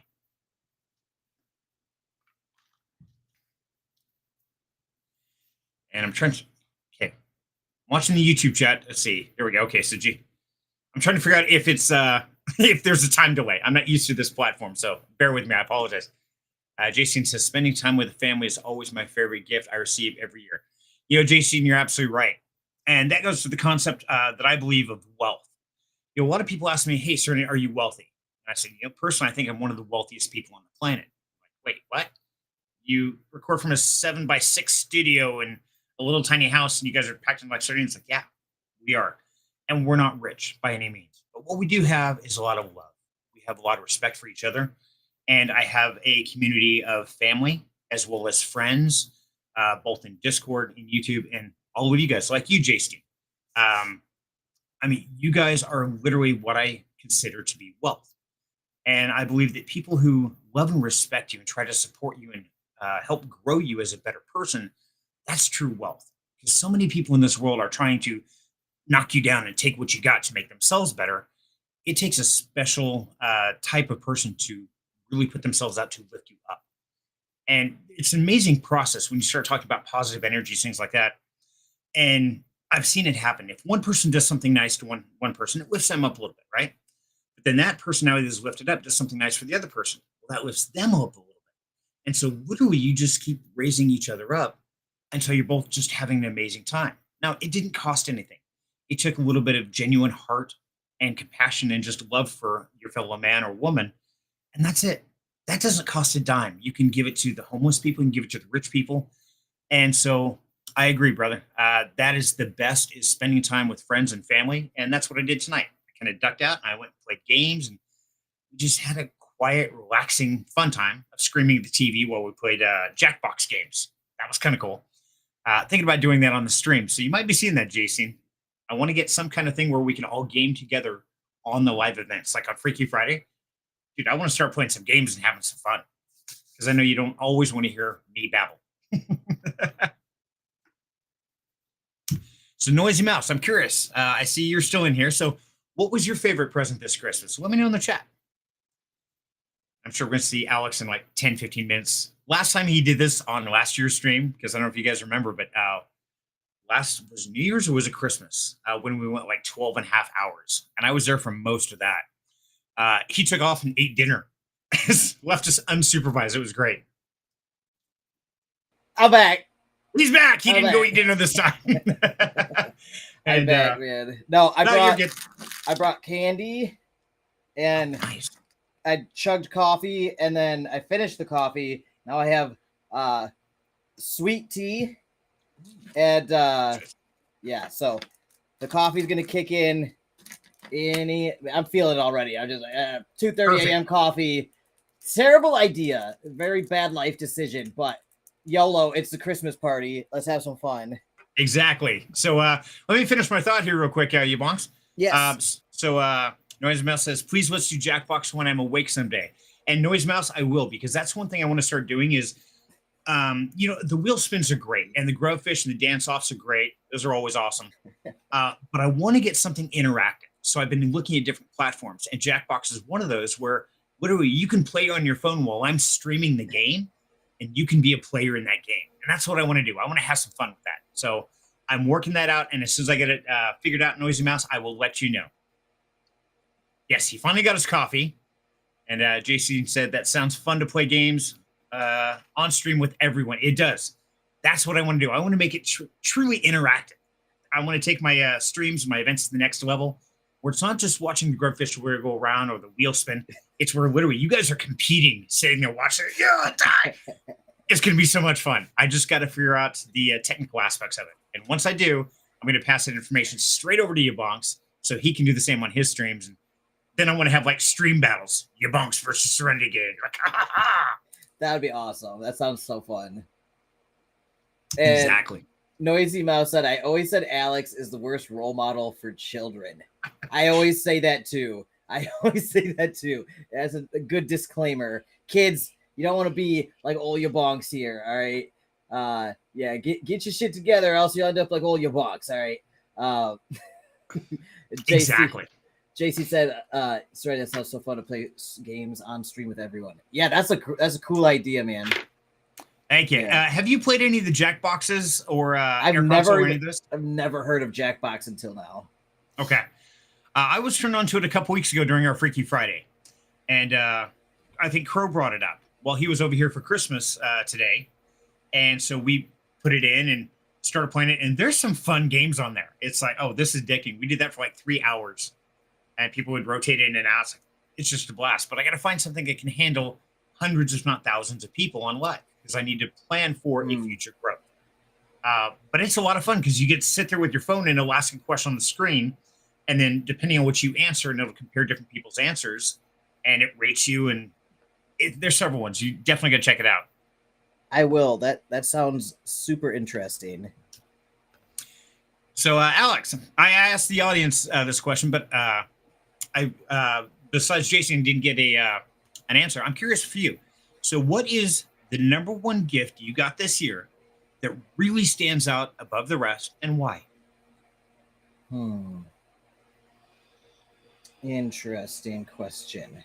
This year in general or for Christmas? We'll say Christmas era, holiday season. How's that? Thanksgiving to now. Okay. Well, I would say we received some significant donations from some extremely generous and kind-hearted people from the crypto community for the animal sanctuary. First, I want to say thank you to Pug Swap. Johnny over at Pug Swap, they donated $500 to Karma Farm Sanctuary, and their whole DApp, their whole swap, basically just takes the small DEX fee, the small swap fee, and donates it to charity. And they have a list of charities that they have picked and vetted. They're all animal welfare charities, and they included my charity in their list. And they asked me for all my documentation, my 501c3 paperwork, and IRS database info and everything. I sent them all that stuff, and man, on Christmas, they donated $500 to Karma Farm Sanctuary. So thanks, Pug Swap.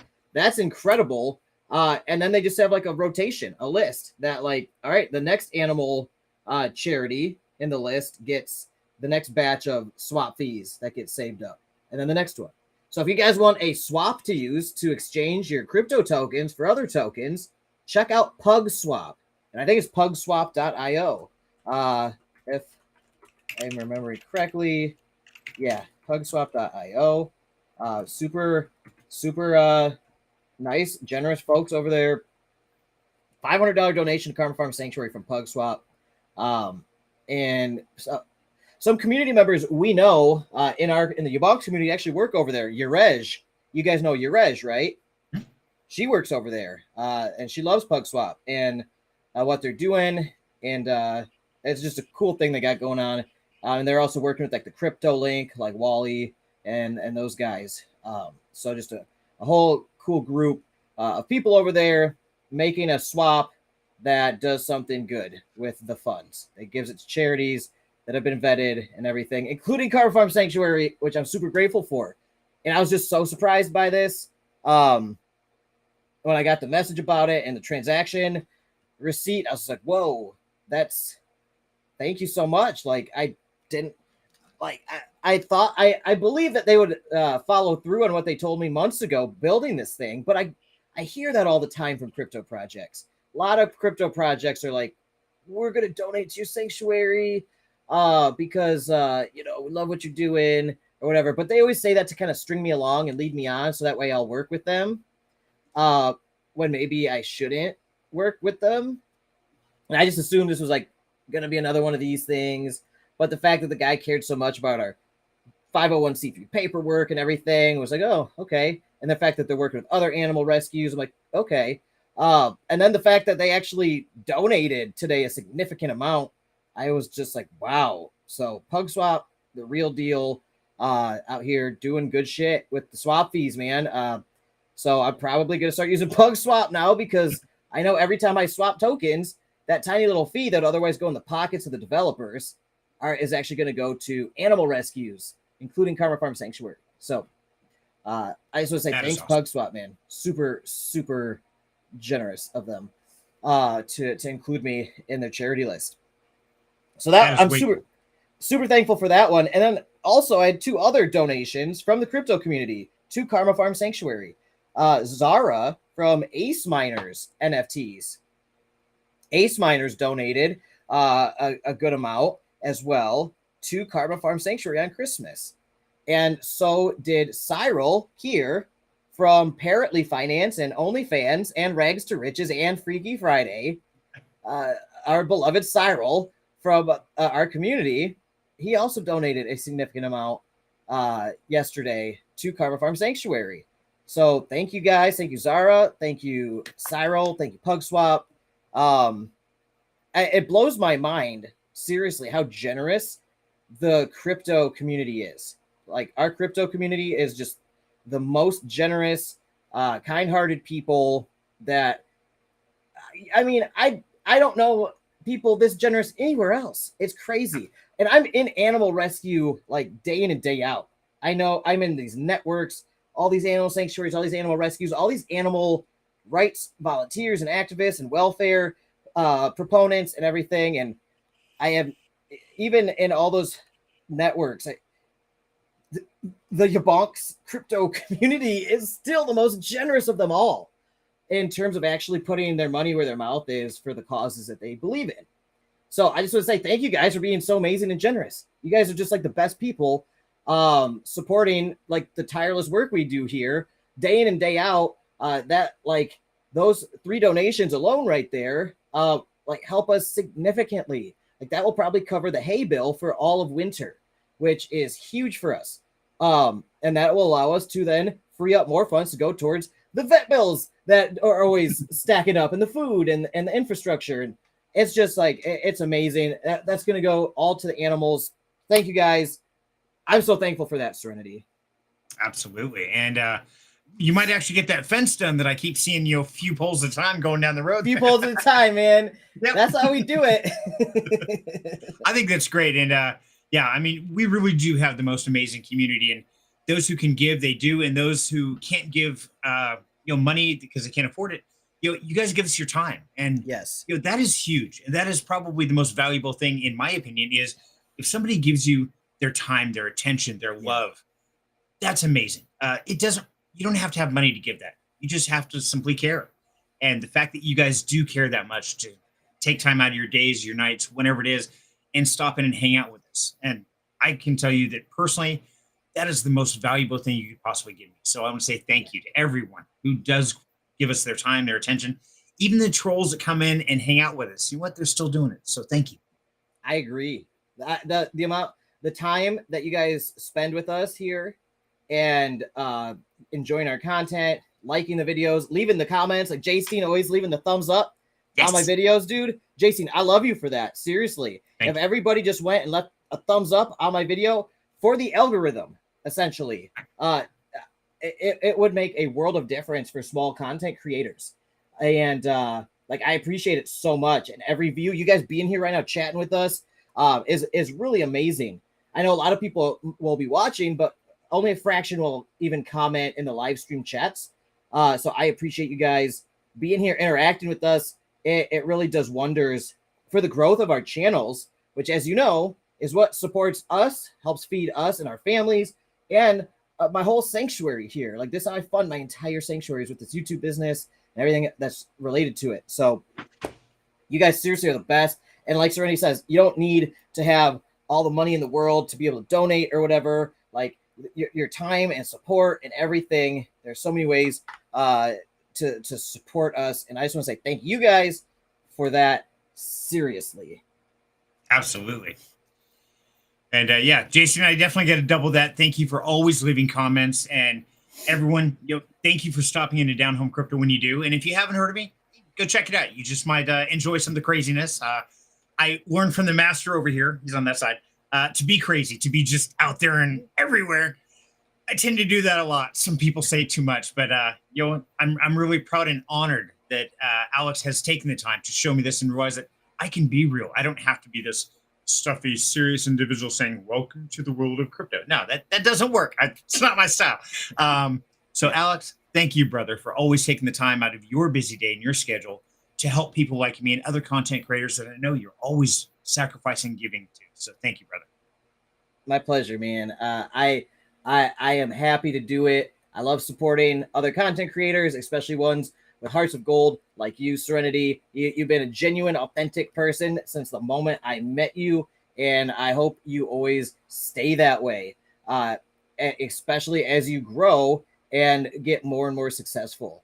I hope you just stay true to yourself, because that's what we all love about you. Well, thank you, brother. And I don't know how to be anything else. I'm just too insane to be anything other than me. So I think we're kind of stuck with what you got right here. So. Hey, well, I consider that a win. I think we're in good hands then. Now I gotta read this comment. All right. Do it. Noisy Mouse says we need a hot tub for the ducks. I second that. Well, I don't know. It's warm as it is in Florida. Do they maybe need a cold tub? Yeah, you know what? Maybe you're right. I think they already are hot tubs. So, but maybe we get a hot tub. Like we go get like an old hot tub from somewhere. We don't plug it in or anything, but we just fill it with water and just give it to the ducks as like a new pool for them. Then it'll just look cool, like they're chilling in a hot tub, even though it's just like a regular old pool for them. I think that'd be cool. Maybe not turn on the heaters, but what about having the motion there? So they get the circular, so they get some exercise, kind of like a wave pool does. I like that. And then they can dive down into it for treats and stuff. Yeah, that's a good idea. And all of a sudden your ducks come out all beefy. It's like a Rocky movie. Swim, swim, swim. Yeah. Then you have beefed up ducks. We would look like, I mean, it's already pretty bad, but we would look like Florida people for sure with that setup. It's okay.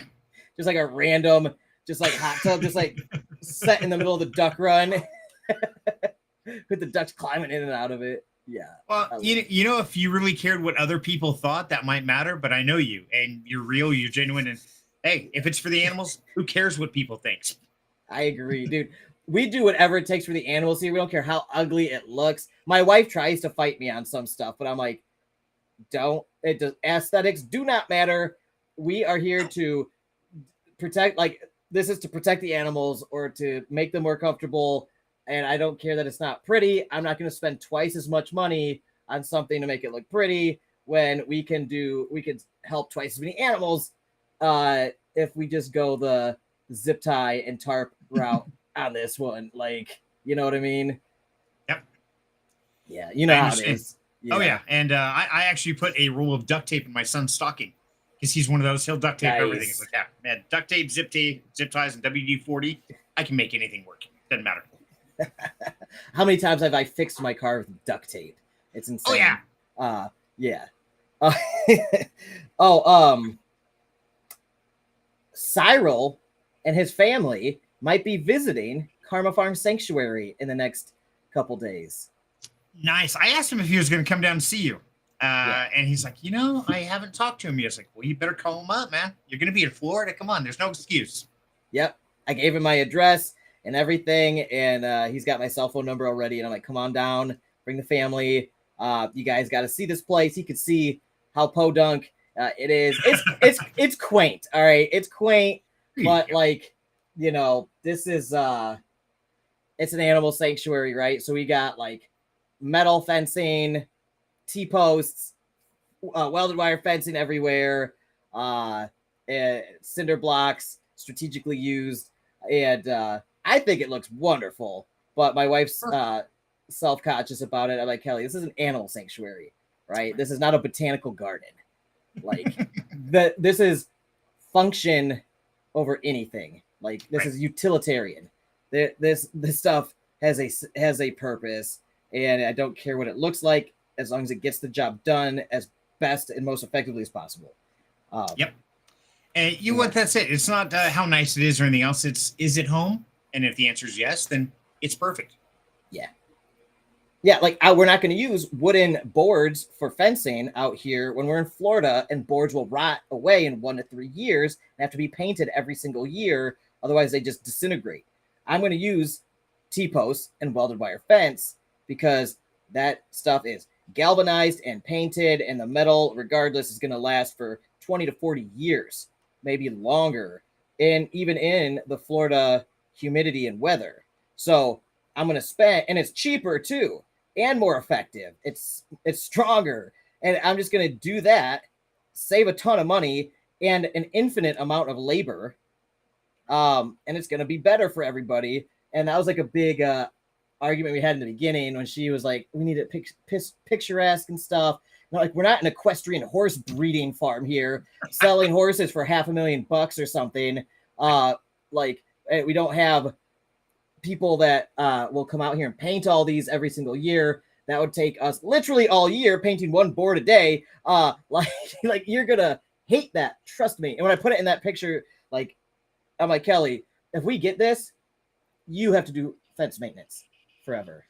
Right. Like, if you want the wooden boards, you maintain them. I won't be a part of it. And she's just like, what does that involve? And I broke it down for her. I'm like, it's gonna be like this many hours a year. And then we're gonna have to replace it. That's gonna be this many hours work and this much money. And she's just like, nope, you're right. Now we're going metal. Yep. Yeah. And it's just like you were saying though. Same time, even if it looks nice and stuff, so you spend twice as much labor and money. That means you can take care of half as many animals and pay half as many medical bills on top of it. So you have to reduce your number of animals by at least 50 to 60% to accommodate for the time and the resources. So yeah, if you're going for the most you can save, it's the best bang for the buck. It is. And that's, I think it's super important that we be frugal, fiscally responsible and effective and efficient with our capital here, because those donations are so valuable, and we want to stretch them to make them go as far as possible. Right. Especially with the vet bills and everything else. That's just like infinite like money pit with this many animals that need medical care. It's just like we got to do everything on a shoestring budget basically, and just get creative. And that's how we do things here. And it's worked very well. Kelly's so on board now. She's literally mastered what I call my redneck gates and other things that I build. And she's mastered these things. She does it even better than I do now. She's an incredible builder. And it's really amazing seeing her now just like building these fantastic runs that they're really beautiful too. And it's really amazing how she's just like taken to it and running with it and doing so good. I just want to say, Noisy Mouse said, I also heard hot tubs do very well on Twitch. So, oh my gosh, I've seen those like things on Twitch where like people are just like talking or goofing around in hot tubs and stuff. What is that about? I don't even know. No idea. We're on Twitch right now. Like, should I be in a hot tub right now? Ooh, that would be nice. Should I get? We'd probably get electrocuted. For sure, man. Now that would probably get a lot of views. Yes, content creator electrocuted in hot tub. Film at 11. Absolutely, I'd watch it. Just if anybody I knew, it's like, oh damn, I know that guy. Hot tub right next to his ASIC miners. What an idiot. Yeah. Let me teach you about mining while I'm sitting in the hot tub. What could go wrong? From an electrician point of view, I can tell you. In fact, I got this in my stocking. You guys all know I'm an electrician, so my wife, I got this in my stocking. I don't know if you can read that or not. What does it say? What doesn't kill you except electricity? It definitely kills you. Yeah. Yeah. Very fitting. That is hilarious. Noisy Mouse said, if you buy a fancy, expensive bed for a cat, they will sleep in the box that the bed came in because they don't care. They're punk. Yes. Yep. That is a fantastic way to put it. They're punks and they like the cardboard box. That's how our cats are too. All of them. I don't know what that's about. They just love cardboard boxes more than anything. Yeah. Set down a paper bag on the floor. They will stay entertained for hours. Yep. I am a whole cat tower. They could care less. I've done it. Yeah. And then I always say, like, you know, Kelly, it's not like we have people visiting all the time. It doesn't, like, who cares? The animals don't care what it looks like. Like Noisy Mouse said, they'll take the cardboard box over the fancy bed as long, you know, every time. So totally agree. Yeah. Noisy Mouse said, hot tub with hot chicks and duckies. I think we're on to something. I think we're about to blow up on Twitch. I think so. Yeah. And you need somebody to hold the camera. I'll come hold the camera for you, buddy.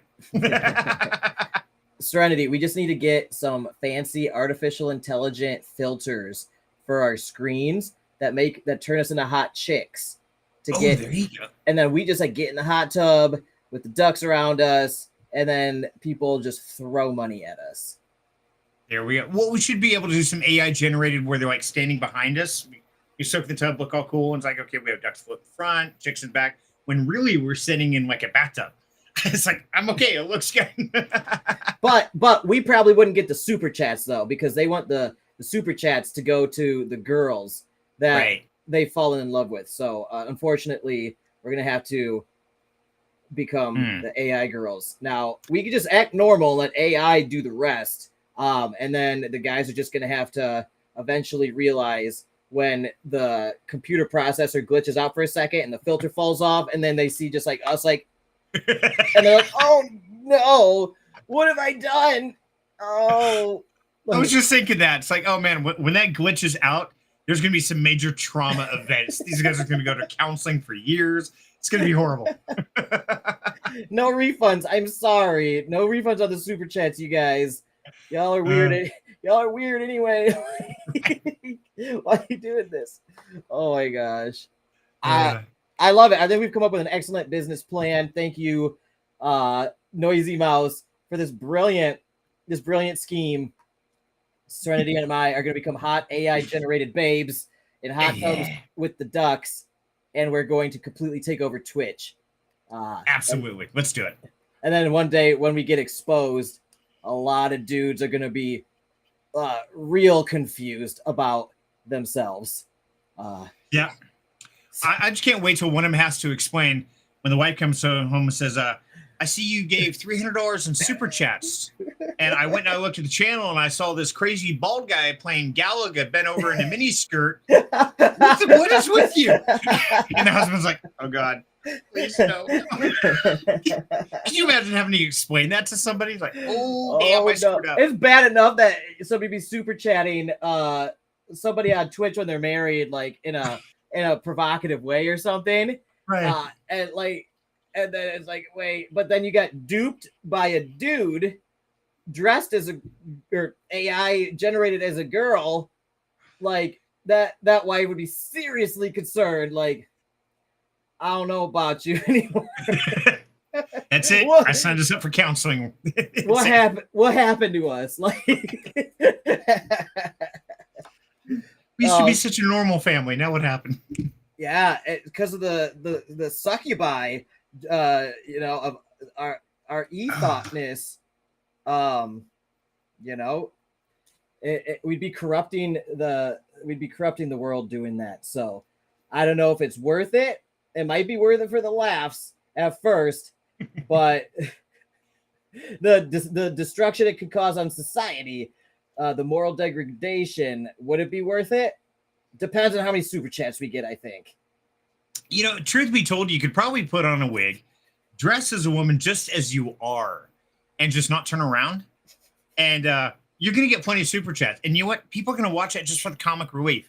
Then when you do turn around and do that sexy thing, you got a mustache and beard, like, oh my God, that's hysterical. Just because they are such idiots, people would still send super chats just to laugh because we are such idiots.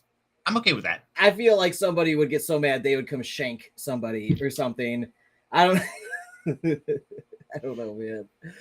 Truck starts coming down a truck starts coming down your driveway. You're like, release the geese.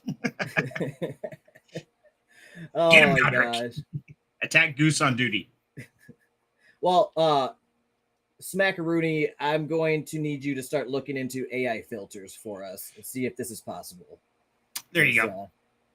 We've talked through the potential risks and the potential rewards, and I'm willing to take a swing at this one. Until someone takes a swing at me. Yeah, seriously.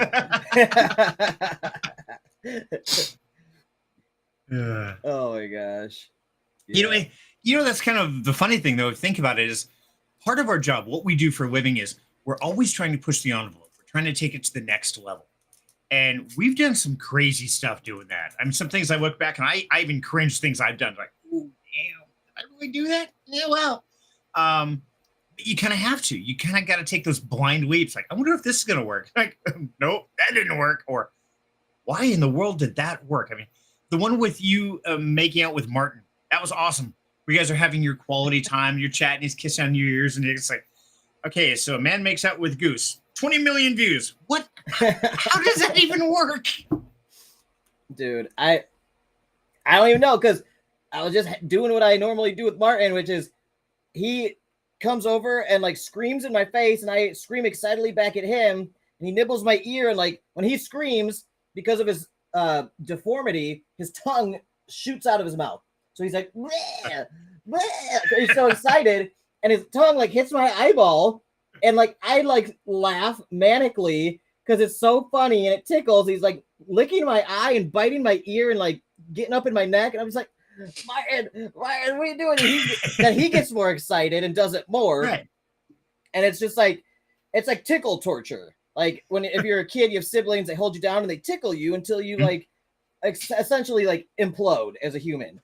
Yeah. And that's like what happens with Martin when he does that. And it's like the funnest thing in the world because he's so excited.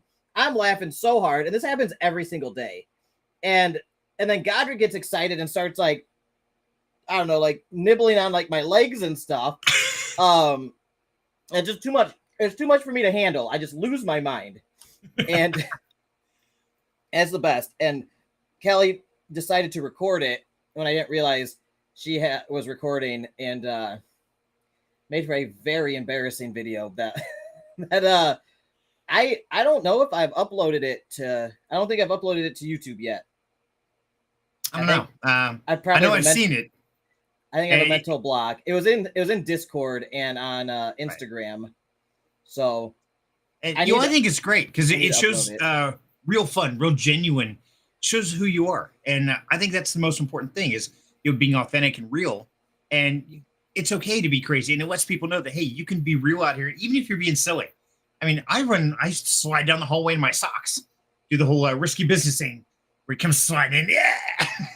Like, okay, you got a crazy 50-year-old bald guy doing this down the hallway. Like, yeah, I was an 80s kid. It's okay. I can do that. But I think that's what part of a charm is. It's that craziness, and people want to see that because I think in today's society, people are held down so much by the rules. They're like, stand in line, walk this way, wear this clothes, drive this car. But then you get those wild childs that just, I'm going to break all the rules. And if you put a rule up, I'm going to intentionally break it just because you put it up there. Don't walk on the grass. Let's play soccer. Okay, I'm in. But I think people want to be that, and they're afraid to. And so I think they vicariously live through each of us that are willing to get up here and act like idiots, wear Christmas hats at 2:00 in the morning on Christmas night. Yeah, there's something wrong with us, but hey, that's what's great about it. and let their goose lick their eyeball while the goose screams in their face. Let's see. Let's do something crazy here. Noisy Mouse asked, can you two please pose for the camera for a few seconds so I can take a screenshot and put filters on you? All right. So, Noisy Mouse, do you need us to stand up or do you need us to take the hats off? Or is sitting here fine? Like, let me do my hair real quick. Does that look sultry enough? All right. How about, I don't know if that's there, that should clear the screen. Just the faces.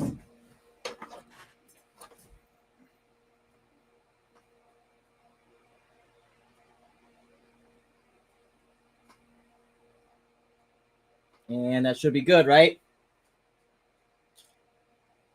Did you get it? She said it's great.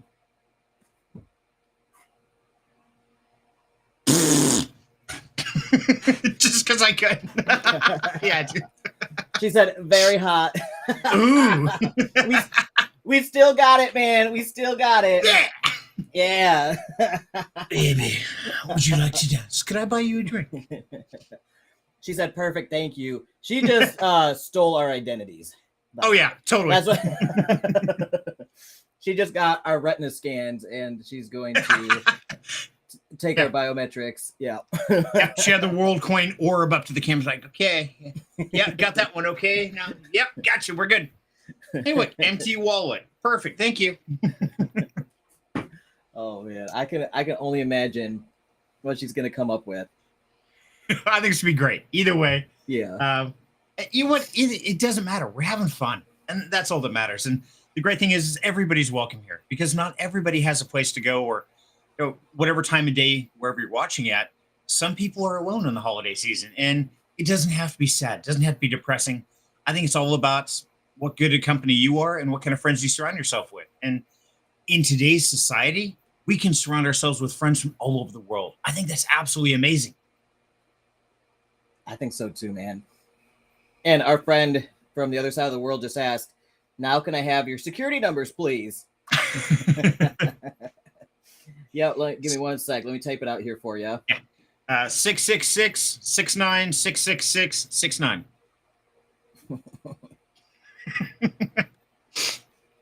Everybody spam Dave and say, Dave. We miss you. I just texted him again. Let's see. Let me check my Discords. He hasn't responded. We checked Brewfi. He hangs out there a lot. You can see. I love it. Every time I look in Discord, I'm afraid people are looking up my nose. Like, I'm sorry. I don't need to be doing that. Oh, you got your monitors up here, huh? I've actually got 5. So I've got 3 across the bottom here and then 1 up top and 1 up top. So wow. I always put that one for my Discord so I can see it.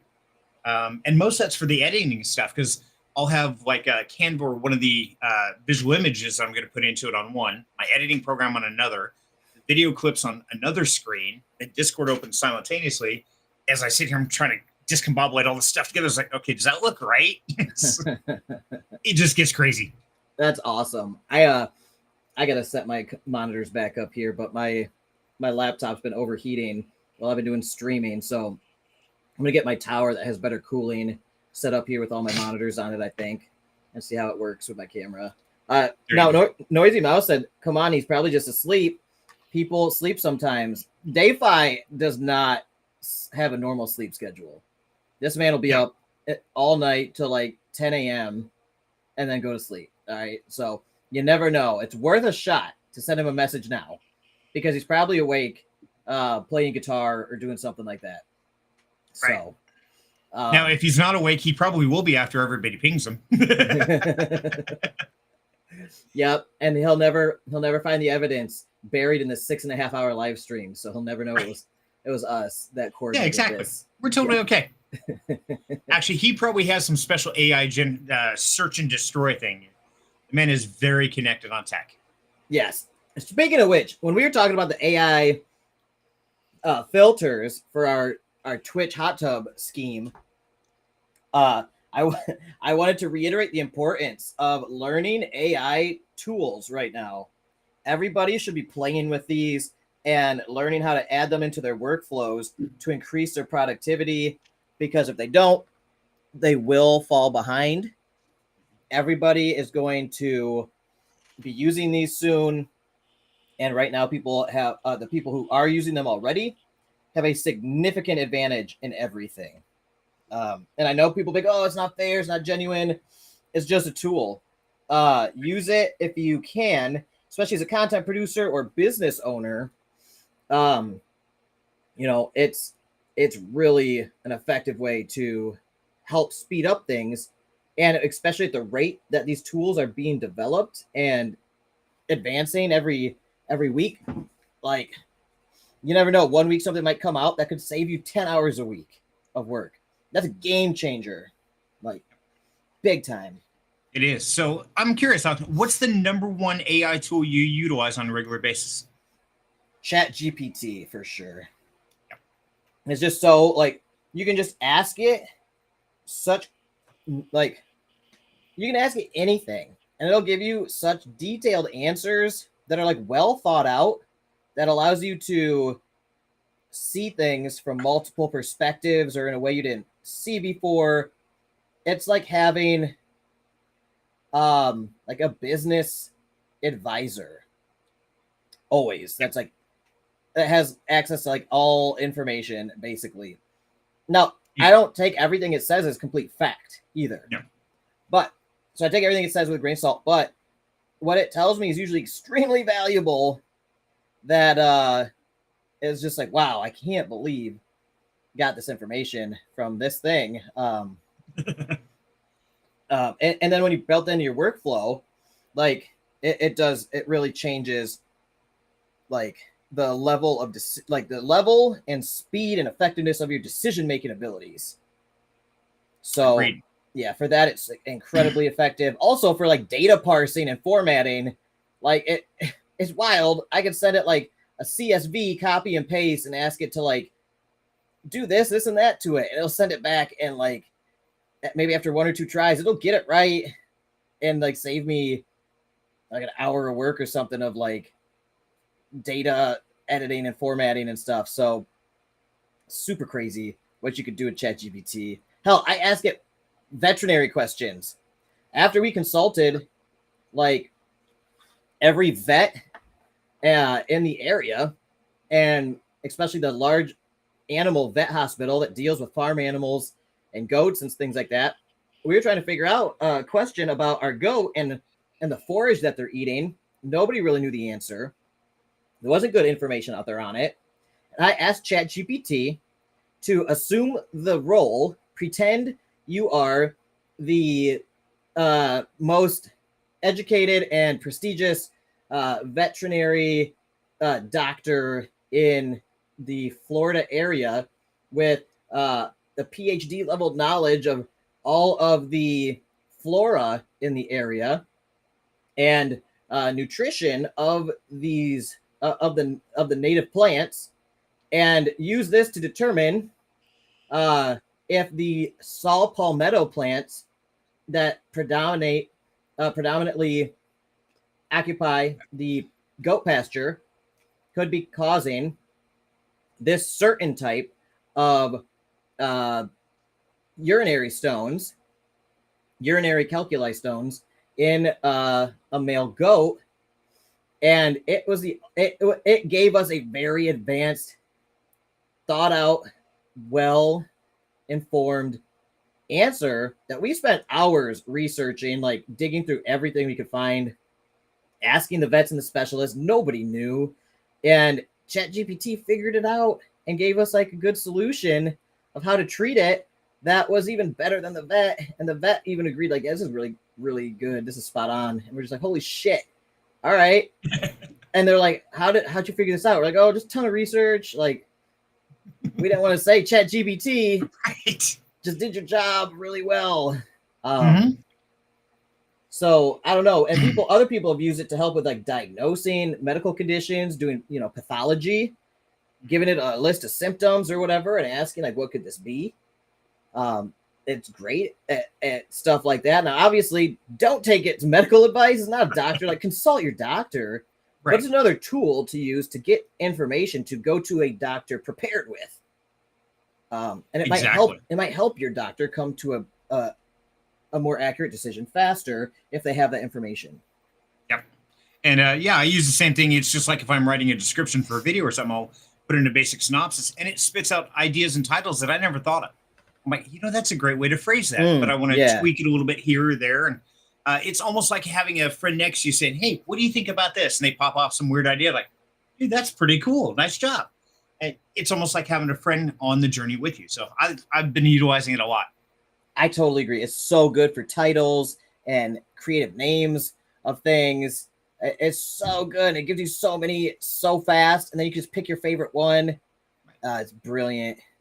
Yep. And Noisy Mouse said AI is great for code too, but usually needs adjustments and has little issues here and there. But when you point them out, it can fix its own mistakes. Very cool. I agree. Very cool. I've also used it for code too, and it's just amazing. You can have it write you like different pieces of code, and then you just like integrate those pieces of code together to like make your application. So software development is going to be a whole different game. It's already a whole different game right now, but it's really going to accelerate, I believe. People are going to be using AI to write applications very quickly, very effectively, and then they just basically are acting like the architects, gluing it all together. And then at some point, AI is going to start doing that too really well. And then, hopefully we're going to have giant YouTube channels by that point, and they won't be able to catch us, the AI content creators. So yeah, I know there's a lot of them already out there that utilizing a lot of those tools, and they're very skilled and they're very good at it. Now, a lot of it from different reviews and stuff I've heard is people don't feel that connection though with the AI as of yet. I think in time that will develop, but I think that's one place we still have, shall we say, cut above from the AI is we get to be the silly, the spontaneous, just out of the blue, do something really crazy and insane, kind of like our facial hot tub duck concept. We can come up with this. AI would be like, what in the hell does that have to do with anything? Like, we don't know, but it was fun. Yeah, I agree. I think as a content creator and entertainer and like personality, we probably have the longest protection, right, in terms of AI replacing us, in terms of those things, because people are always going to want that human connection, even if AI gets almost indistinguishable from humans at some point, where people believe like at some point I'll be replaced by AI, and it'll be almost imperceptible that I'm not AI acting just like this. At some point it will get there, but a lot of people will go out of their way to know that this is a real person versus this is AI. Even if that AI is more talented, better looking, better spoken, they'll still come here because they want a genuine human connection. Right. And I think a lot of people get a kick out of our mistakes and our stutters and our it's easy for you to say. Yeah. I think they enjoy that. I think the errors is what makes it truly authentic, genuine. Yeah. If this dumbass could do it, anybody can. I could do it. And I can't tell that to everybody. Like, man, you do not have. It's actually better to be like it's. A lot of people overthink this content stuff. Right. Some of the best content creators making the most money out here are a lot dumber than you. Okay, whoever's listening to this, I want you to know that a lot of the content. Oh, I thought you were talking to me. Okay, I'm talking to you. I'm talking to Smackaroony. I'm talking to anybody listening. They are a lot of the best content creators who are the most successful are dumber than all of you, than all of us, and they are just out here doing. They're executing. They're not overthinking. They're not like getting stuck in their thoughts, like analyzing everything. They're just doing. They're just like, oh, I'm just gonna do this. All right, yeah, I'm just gonna upload this. I'm just gonna do this, and like all of a sudden, their stuff's blowing up because they're trying everything and they don't overthink it. So I don't know. You don't need to be a rocket scientist to do this. In fact, that might actually hinder you until you know, you learn to dumb yourself down and not overthink things, so that way you can execute just rapidly execute. That's the key out here, I think. Yeah, and just definitely agree. Adjust on the fly. Now, I want to read what Smackaroony said. She said, so it's more of a symbiosis of human and machine, and I don't feel threatened in work sense. Yeah, I agree. I know you are studying computer science, and I think you've got quite a few years where there will always be a human element desired in that equation, because even if AI at some point starts writing superior code to a human, what manager in a business is going to trust a robot, an AI large language model to not fuck up somehow?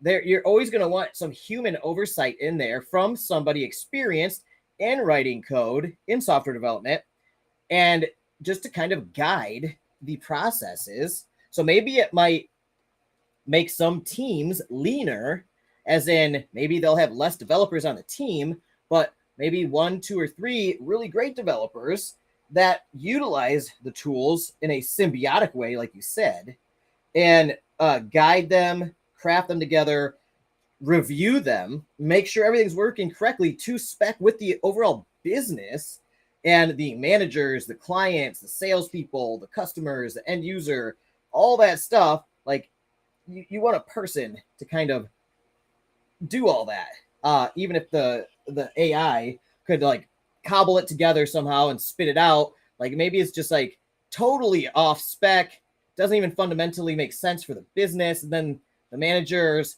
the CEO, the salespeople be like, what is this? This isn't even the same. This isn't our business. What are you doing? So yeah, you're going to have a job there in software for a long time still. However, the people who won't are the people who refuse to use it or refuse to learn how to incorporate that into their workflows, because eventually that's going to be a job requirement, and they're going to be looking to cut down their teams to save costs by having a couple stars on their team that know how to use these tools to do the work of, 3, 5, or 10 other developers. So yeah, absolutely learn to use those tools in your processes. It'll give you a huge advantage over the next 10 plus years in the workforce as a software engineer. Noisy Mouse said it was trained by humans, so it has flaws and always will have, but it really speeds things up. Yes, I totally agree. And if you are faster than others, you will get noticed, especially in software development.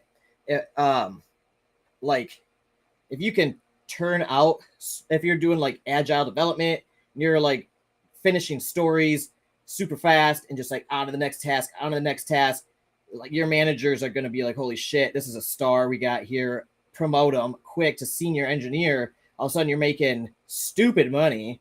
I've seen it happen time and time again in my career.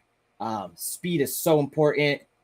So just like be a code monster out there. And if you can use those tools to like outpace everybody, like in the time it takes one person to finish one story, if you finished 5, they're going to be like, holy shit, this girl's a stallion. Like, she's magnificent. Like, look at this specimen of a developer. And you're going to be over there just like, just kicking ass because you got robots working for you, right? Like, and the other people will look at you and be like, "Oh, I'm a purist. I'm, you know, I only do everything in VI, like, and I won't use such things." Meanwhile, you've already done their job for them and all your work, and then the manager's like, "We don't need them anymore." You're promoted and they're gone, right? So that's how, yeah. Noisy Mouse said, "I will be the best specimen." Yes, you will. You will be the best specimen in the war room of whatever company you go write code for. I guess most of it's all remote now, but you'll be pushing change requests to get more than anybody else. So, you know, Bitbucket, GitHub, whatever repos you guys are using, you'll be pushing more code than anybody. And then all of a sudden you'll be like the senior engineer reviewing everybody's pull requests. And yeah, so keep kicking ass. You will be the best specimen. And then Noisy Mouse said, "Yes, I'm so smart." And I believe that was in regards to us saying you got to dumb it down to be a content creator and also to be an executive. Honestly, like, it's good to be an executive and see the whole big picture, have all the experience of doing all the different types of jobs. But in order to execute, sometimes speed matters more than anything.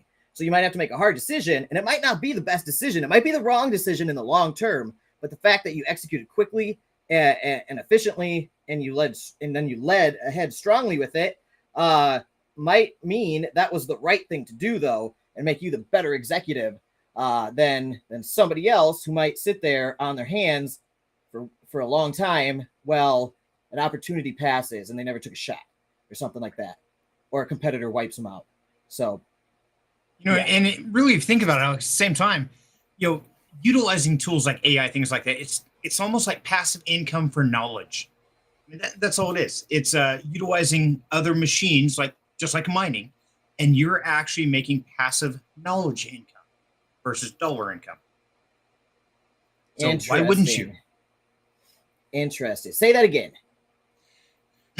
So if you're utilizing things like ChatGPT or these other AI machinery, they are going to give you passive knowledge income versus passive crypto income, because they're going to keep working even while you're asleep, even while you're doing something else. You can give it a task and go do something else simultaneously.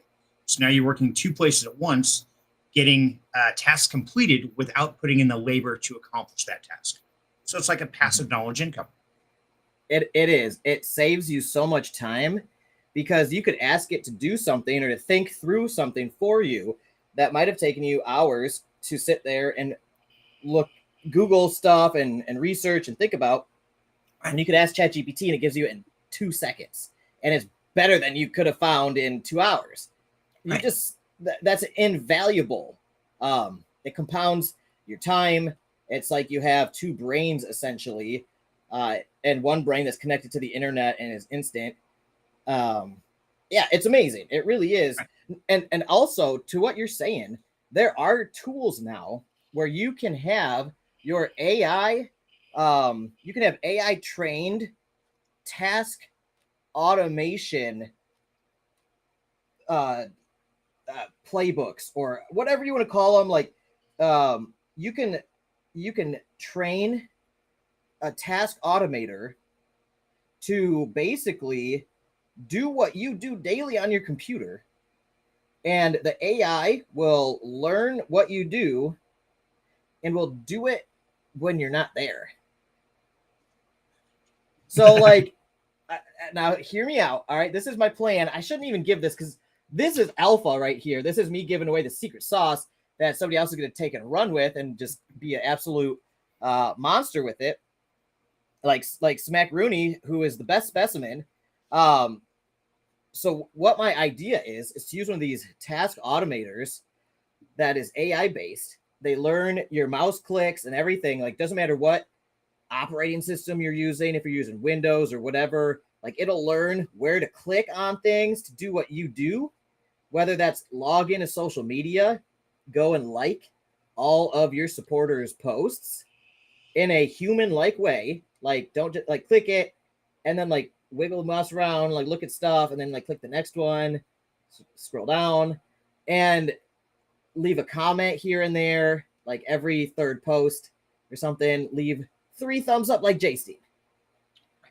Right? And I spend 20 plus minutes a day doing that on Instagram to build my account and to build my following with real super engaged people that care that I support them and they support me back.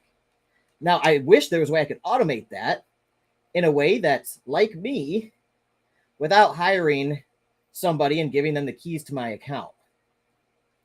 And then having somebody, you know, in my account talking to somebody in DMs or in comments out of turn in a way that I don't agree with or that doesn't agree with my ethics or personality. And I don't want somebody to misrepresent me. But if I could automate this by AI, it's free. I don't have to pay them. And it can do exactly what I do to build my account to such a large size. Is like a bunch of accounts each day for 10, 20 minutes, leave like 10 comments or something, and then just do it again the next day. Boom, I just saved myself hours of work a week. And my Instagram account is going to get massive with tons of real followers. Absolutely. Yeah. And at the same time, even if you could have the AI do other I don't want to say meaningless, but time-consuming tasks, whether it be editing, going through the entire video clip, because I know you and I both spend tons of hours.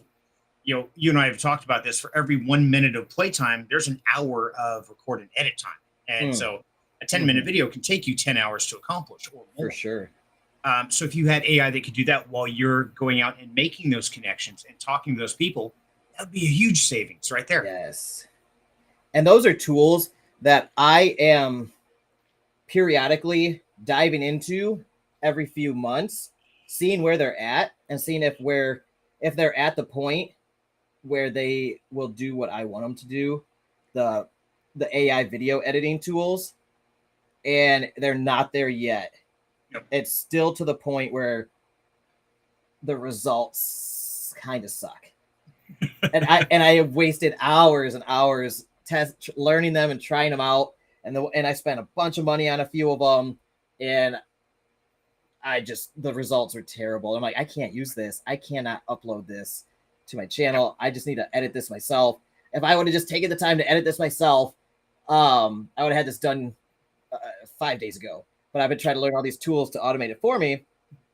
But it's worth it to explore the tools, spend 10 hours every couple months just diving in to the AI video editing tools or AI music generating tools or AI image generating tools, or the AI automation tools or ChatGPT, and just get good with them and learn where they are currently, where they're progressing.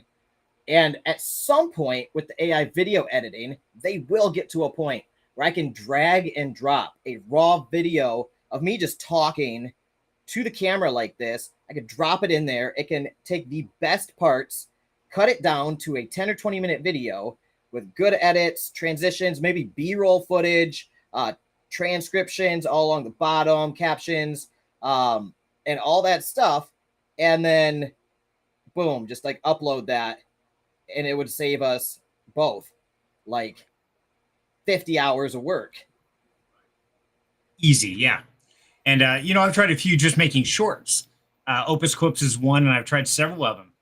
And I've spent countless hours. Even after it gives me a clip, I have to go through and change words and modify this and that and drag things around it. But at the same time, it's broadening my experience. So that way, when it does develop to a point where I'm good with it, then I've already got my feet wet. I know what I'm doing there. And so I think it's good, valuable time spent. And as long as we learn something, I don't think it's a waste. I agree. And my problem is making sure I'm still hitting my deadlines with my other work. Right. And that's where I was running into issues where I was trying to save time on an 80-hour edit that I had. And I knew it was going to be 80 hours. And I was like, all right, I just got to figure out the AI video editing stuff and it'll do this for me. And it didn't. And I spent like 60 hours trying to figure it out. And testing all these different ones, doing all the research. And then I was like a week behind on that job because of that. So as long as you are hitting all your other goals and not leaving clients hanging, as I've learned, it's so important to do this. Spend an hour or two when you can, try to get 10 hours total a year, just experimenting with the AI tools that would increase your productivity in whatever you are doing. Because that 10 hours of experimenting and researching could save you tens of thousands of hours over the next couple of years. Seriously. It could be insane. It could literally be the difference between us being solo content creators or us being the equivalent of a team of 10 people at a content production studio. Exactly. And yeah, it is very time consuming. At the same time, it's one of those where every time I go in to try something new, I learn something new. There's something else like, wow, I didn't know that was even possible. So there's always a little piece of knowledge I glimpse from that. And as I go into these more and more, I'm finding that, hey, they're starting to put these together. Now this one is, instead of being 10% right, now it's 20% right. Okay, in a couple more months now, it's going to be 30% right. And it is advancing, and it's advancing pretty quickly. So I'm really excited what's going to happen next year or so. I am too. I mean, it is advancing fast. Yeah. Have you seen the AI video generation stuff yet? I haven't played with that yet. I've seen some pieces or God. glimpses of it, but I have not played with it yet. Dave Fi sent this to me a few days ago. I think one of them's from Google itself, and it was like 3D assets auto-generated by AI and interacting like they were videos like you would see in a video game, like cinematics, completely AI generated. It was crazy, dude. Like something you would see somebody use Blender or Unreal Engine or something to make one of these 3D movies. They just like auto-generated them, and there's like endless of them already on their example page, and I'm just like, oh no, like. But at the same time, where my head went is, imagine video games. Imagine you're in a video game with auto dynamically generated 3D cinematics or game assets. So every time someone plays a game, it's a whole different experience than somebody else. Exactly. It's mind blowing. Yep. It's kind of like those old books from way back when you kind of pick your story. It's like, okay, if you choose this path, turn to page 67. If you choose that path, go to page 68. You would form your own story. But this is basically, since it's AI generated, there is no limit to the possibilities. Right. So, yeah, there's no way you're going to match an exact game or event or experience the same way every time. It's not possible. It also reminds me of some games like, I don't know if you remember the older game Spore, where you would create a creature. You would start literally as a single cell organism, and then you would evolve and mutate your creature with different properties. And eventually you would get to like a swimming creature all the way to like a land creature. And then you would like go from a land creature to like a tribe, then a tribe to like a village and a society, and then a planet and all that. And it was different every time. And they used like very creative, like, I don't know how they combined these elements and added randomness into it to make it seem like however you played the game would end up with like a whole different creature or race of whatever creature you started with. And the decisions you make as a single cell organism to like a multi-cell organism, those evolutionary traits have a wild effect down the road when you're like a land creature or a whole planet. It's a fascinating game. And then Noisy Mouse said, I love Spore. So hell yeah, Smackaroony. That is something I could see you getting into too. I love Spore too. And Noisy Mouse said you could kill other tribes. Yeah, so you could kill other tribes. You have wars and stuff, and it all starts with your little amoeba. Now, I think of a game like that, and then I think of that one game that recently came out where you like, it's like you explore a dynamically generated universe with like hundreds of billions of stars, and in each each galaxy has 100 planets, and each planet is different. They have different atmospheres, elements, creatures. They're all dynamically generated. What was that game called? You like fly around in a spaceship, and it was really a cool game. But yeah, I know which one I'm talking about, and I can't think of the title right now. Yeah, it had an awesome soundtrack. What was that game? Does anybody remember? Noisy Mouse said Starfield. No, not Starfield. Does anybody know the name of the game that was dynamically generated universe game? It was like procedurally generated. Man.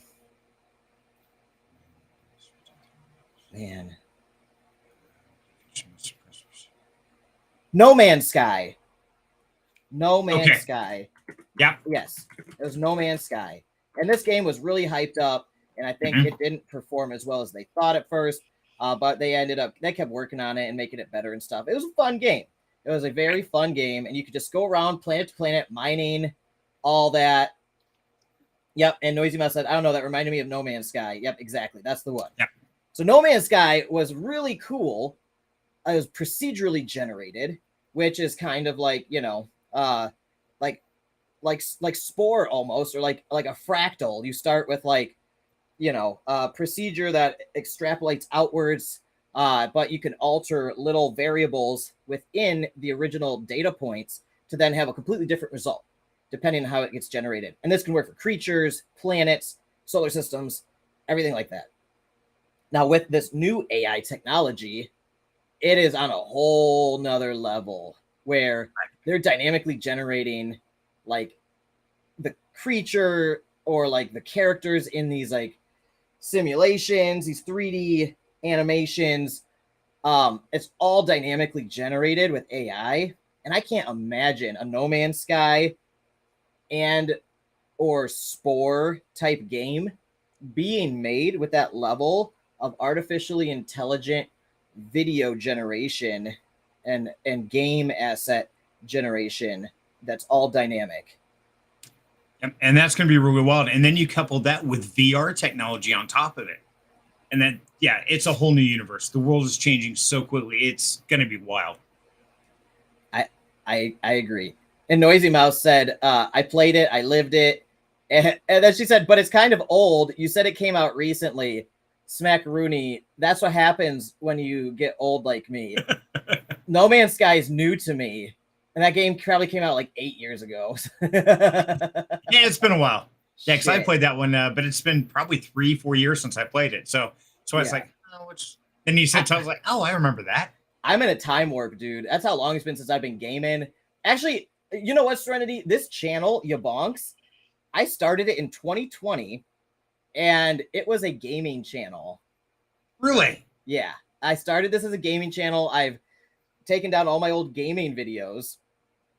And then the YouTube channel took off with the DeFi stuff, and I just ran with it because it was hitting, and I had a community already from all my DeFi networking and helping people in the Discord servers. So my channel just naturally got subscribers, and people were watching my videos because I was posting them in Discord. And that's how I bootstrapped my channel from like 0 to, I don't know, a couple hundred, like a little over 1,000 or so. Just from that. Just kind of like what you're doing. I did this same strategy. It took me a while at first, but it just kept speeding up. Anyway, this was a gaming channel at first, and I used to play Age of Empires 2 and record them with my friend Zach. We'd play online, and we'd just do like the silliest strategies, and it was hilarious. Some people, we got a couple hundred views on some of those videos. I also did Minecraft streams and stuff like that on Twitch, and then I would upload them to YouTube. And nothing really took off, but I didn't know what I was doing. I didn't know anybody else doing this. I was just kind of like, I want to be a game streamer. So after all my work, I'd do like my sanctuary stuff, the business work I had at the time, And then I would like stay up late and I'd be like, all right, I'm going to stream for 1 or 2 hours and upload it to YouTube. And I'll try to do that like once or twice a week. Kelly thought I was crazy, and it probably was, but I learned so much. I literally learned how to become a YouTuber and make videos, make an account, do thumbnails. I learned all that stuff doing that. I didn't make a dime from doing it, and I spent countless hours on it, but it was invaluable. Without that, I wouldn't have the YaBonks channel. Right. It's amazing the pebbles we have to place to get to a certain path. We don't realize just how critical those little stepping stones are. And it's one of those where me as a gamer, I still make sure that every night or every other night, I spend an hour or two gaming with the boys, playing Modern Warfare 3 and the latest games, whether it's Bit Fighters or whatever, to make sure that I stay connected. Because that's still part of my passion is the gaming. Because I think that's where big money is really going to move into crypto and DeFi is the Web3 gaming. I think that's going to be a huge market for it. And that's where the regular people are really going to make millions, because you're going to have the corporate side of it, once they start dominating the crypto world. But the people are going to have the gaming world. And I mean, there's trillions of dollars a year in gaming. It's more than movies and music combined is gaming. Yeah. And stupid levels of money. And so when they start developing that, like the new game Shrapnel that's coming out, you've got Star Atlas that is already on board with Epic Games. Those partnerships are going to be monstrous. And so if we get into them now and start learning and even picking up an NFT here or there, I think in a couple of years, that's going to be absolutely priceless. No, I agree. I think gaming is huge. I love that you take time every week to stay abreast on like gaming development trends and stuff, because that's something I love. Games in my whole life, I wanted to be a game developer. That's why I went to school for computer science engineering. So I went into software engineering, and I just ended up in like the finance and payment processing, and I just went all over the place in engineering. I followed the money, which was great for my career, and I learned a ton about the corporate world. But getting those game development jobs were so hard. The competition was so fierce, and the jobs they didn't pay well because people would take them for next to nothing. And I was like, whatever. So I always did it as a hobby. But it's weird, this conversation that we're having, because I've been so out of the loop on gaming. I haven't opened Steam in years. And it kind of like, thinking about it, it kind of hurts. Like, I'm like, oh man, I love gaming so much. I haven't done it in forever. I feel like part of me is missing, even if I just like put aside like an hour a week or something to play, like, I don't know, one of the latest games or something that's trending. Some of these games you guys are talking about, I think that would be really worthwhile in terms of just like staying up to date on that stuff. Otherwise, I'm gonna get so out of touch. I'm over here like, you guys ever hear No Man's Sky? This new game, No Man's Sky. You guys play You guys play Spore from 2001. You guys ever play Spore? Yeah, so no, I love that strain. I think that's a super cool idea and a good practice that you're doing. Shrapnel, I've seen some of the trailers for it. Looks excellent. Looks super high quality. Yeah, it does. And they've got a deal. I'm in an NFT, one of the legendaries. And so I got a free NFT on top of that, one of the entry packs. But that NFT comes with an airdrop for, what's it, like 12 or 16 weeks of airdrops. I'm like, oh my God. Oh, wow. Yeah. Like this could be huge. Could be nothing. I don't know. But either way, it's one of those where not only does it help me stay in that DeFi world of it, but by going out and gaming on a regular basis, it lets me separate myself from the DeFi world by playing like Modern Warfare 3 or whatever game it is I'm playing at the time, because now I have to change my mindset. And that way, when I walk back into the studio and go back at DeFi, I'm like, hey, I just noticed something new I've never noticed when I read this white paper. I read it 3 times and I totally missed that part. Or I start seeing the world in a different light. And so I think it's still very valuable. You might be getting that from when you go out with the animals, but getting away from something you're focusing so hard on sometimes really opens your eyes to new possibilities, new avenues. Yes. I would just have to convince Kelly that that's the case. Otherwise, she'd be like, you got all this work to do and you're playing a video game right now. And I'll be like, just hear me out. We don't have like downtime or recreation barely here. We're still trying to work that in to our crazy schedules. So I like, for me, it's like I have to make the time if I want something to be a priority. And that's how I've been able to fit sleep and fitness back into my life this past year. And I've been getting 7 or 8 hours of sleep a night this year. Nice. Yeah, even though, we're still working 7 days a week, but now I'm rested and I'm working out, maybe 30 minutes, maybe an hour sometimes, 4 or 5 days a week.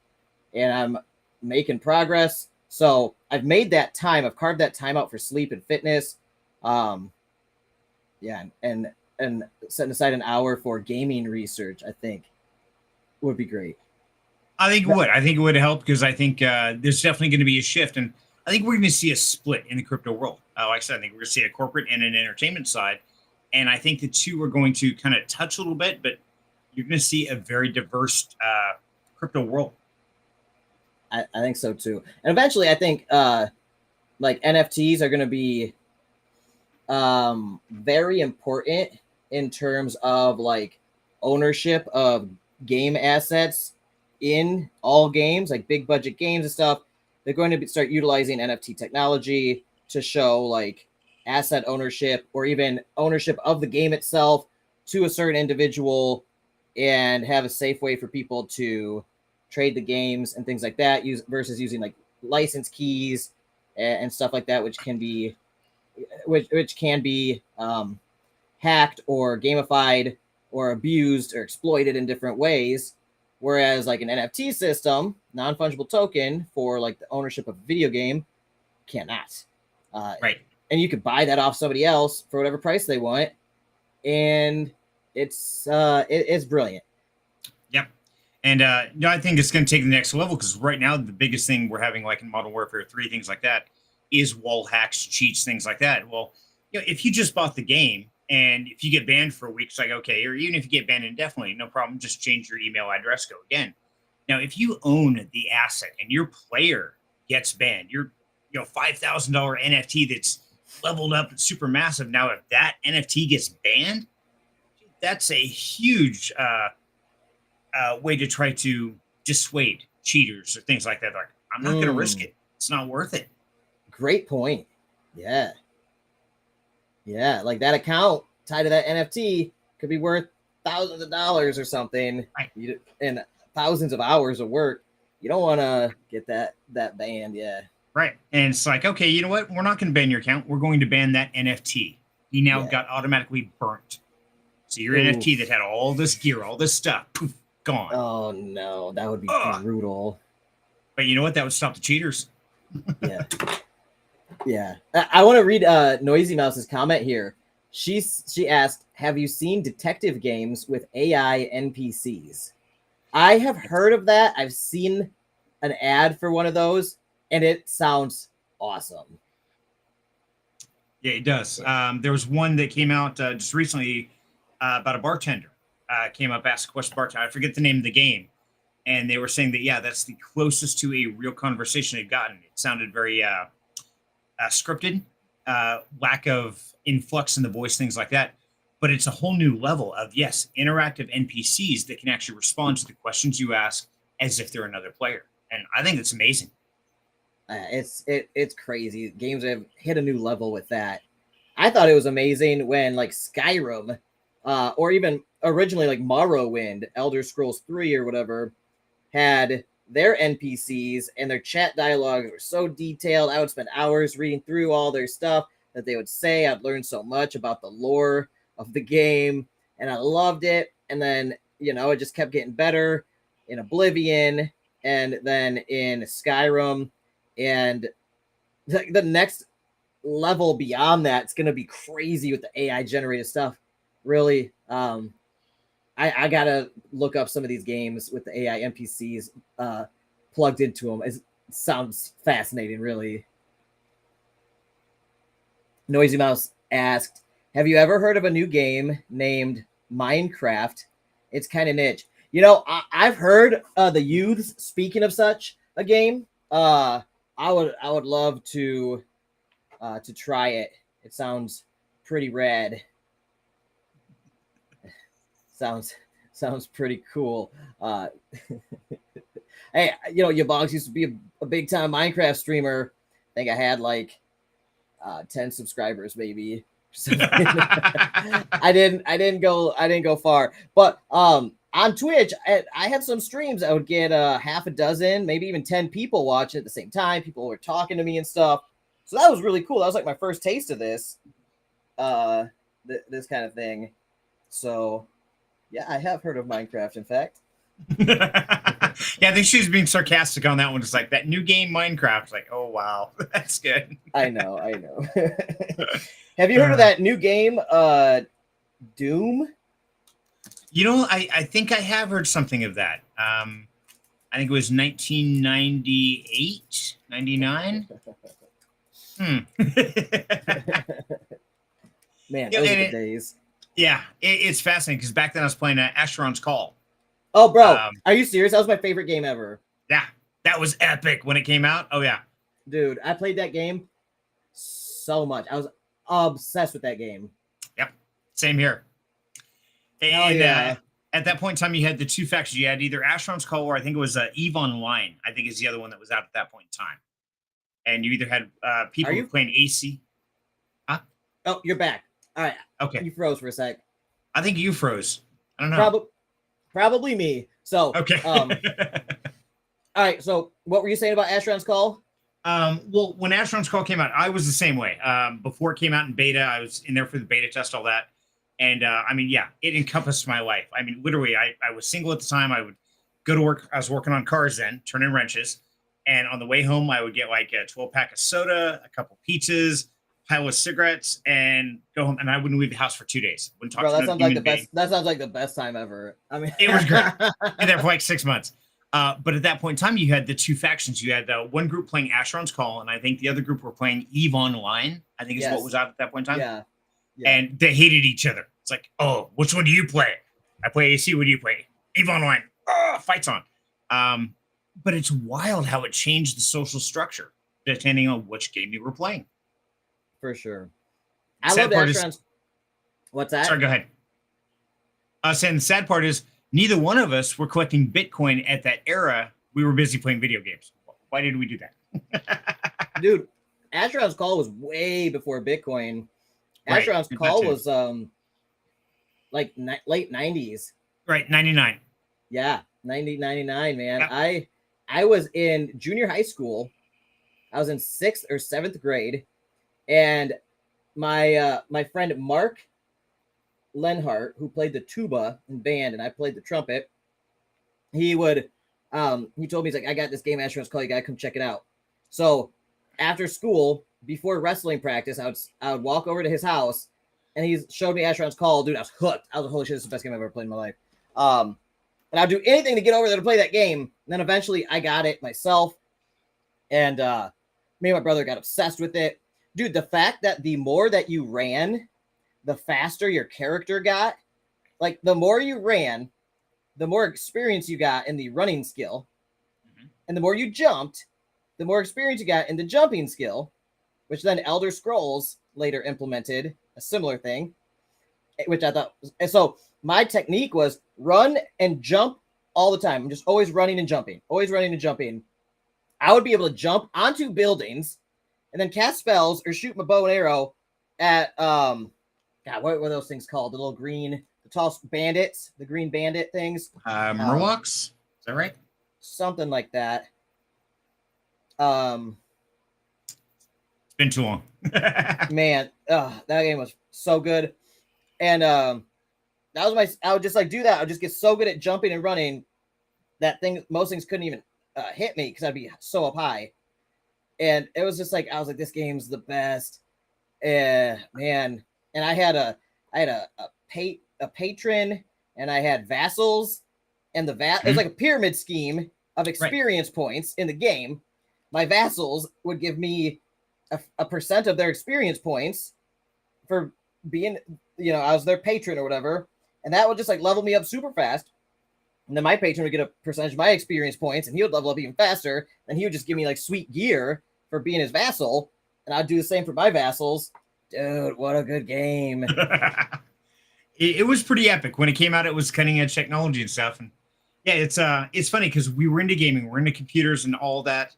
And then of course, as we know with Bitcoin, it started out as a game currency, but yet I didn't play that game. And I don't know why. I was like, what was I thinking? How did I not end up in that world? And it's really interesting, the paths we take and what choice we would make. Because had we somehow found that game that was using Bitcoin as the in-game currency, think of where we'd be today. It's pretty fascinating. Oh, dude. If we were playing Asheron's Call and stacking Bitcoin, I would be a billionaire.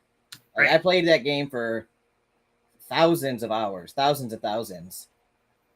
I was obsessed with that game. I would stay up all night playing it. I would play it every moment I got between school and sports. Like, I was playing that game. Yep. Yeah. Same here. I even got to the point where I was scripting my character. He was running in, he was buying bread at this location, automatically portaling to the next location, selling the bread, buying something else. Yeah. And I would get him going, doing that, and I'd go to bed. It's like, okay, script is running, away I go. That's insane. I love the portaling system. That blew my mind in that game. You could portal to other cities and like you'd go from one area that was like green and beautiful, and then you'd like portal over to like the desert area and all different monsters. Dude, when I was in college, one of my lab partners, Helen, was a big time nerd. She was one of the few girls in the computer science engineering program at my school. And she was awesome. We were best friends. We were like worked on all the projects together and stuff. And during our discussions, I discovered that she was also obsessed with Asheron's Call. And she was from Brazil. When she was a kid, she was in Brazil playing that game, and she was obsessed with it. And I'm like, no way. And I told her about my Asheron's Call experience. We bought Asheron's Call 1, the original, like years later. I mean, I'm talking, I was in 6th grade when it came out. Asheron's Call basically was dead, and Asheron's Call 2 was long dead and everything. Then I went to college, like, I don't know, 10 years later, and found this girl in my school program that was also obsessed with that game. And we downloaded that, and I would bring my laptop over to her apartment, and we would play Asheron's Call for hours. And her roommate tried to join us and was just like, I don't know about this. And we're like, this is the best.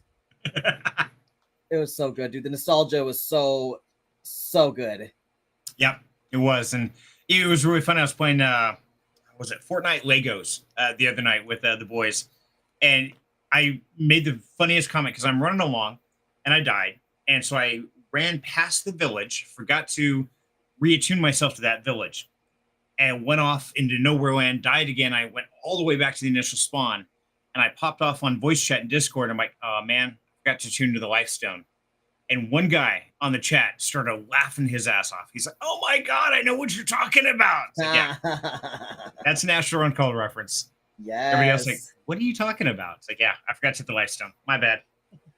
When in Asheron's Call, when you died, you drop all your stuff, and wouldn't you be like, would you be a ghost or something and have to run to your body to get your stuff back? Yep. I spent many a night when I was supposed to work the next morning trying to recover my bodies.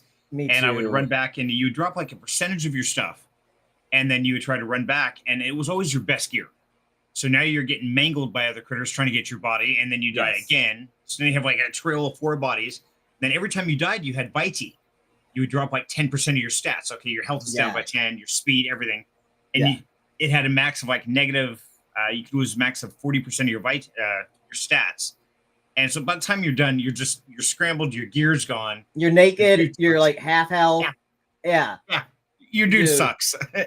I remember having to like ask people, like, please, I need you to come with me to get my gear. Please help me. Yep. Kill the monsters here so I can get my gear and get out of there. Yes. Oh, those were the days, man. I loved it. Dude, oh, I love it. I can't believe I found another person that loved Asheron's Call. What a small world. That's why we get along so well. Yeah. Asheron's Call folks are good people. They are. Yep. Yeah, I had the same thing. I had the vassals and had all that, and built up a whole guild and ended up with like 4 below me, and then each one of those had 8 to 10. I mean, we had like 120 people in our guild. Time I stopped playing, it's like, oh my God, this is insane. That was my life. It's like, okay.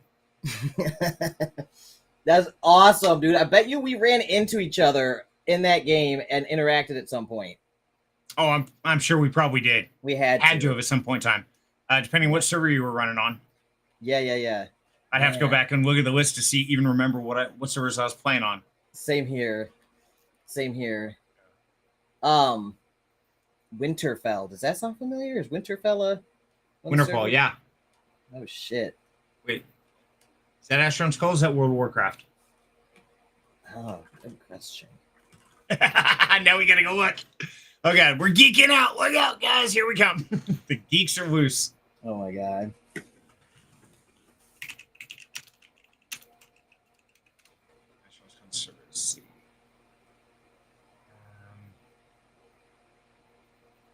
Acer setup guide.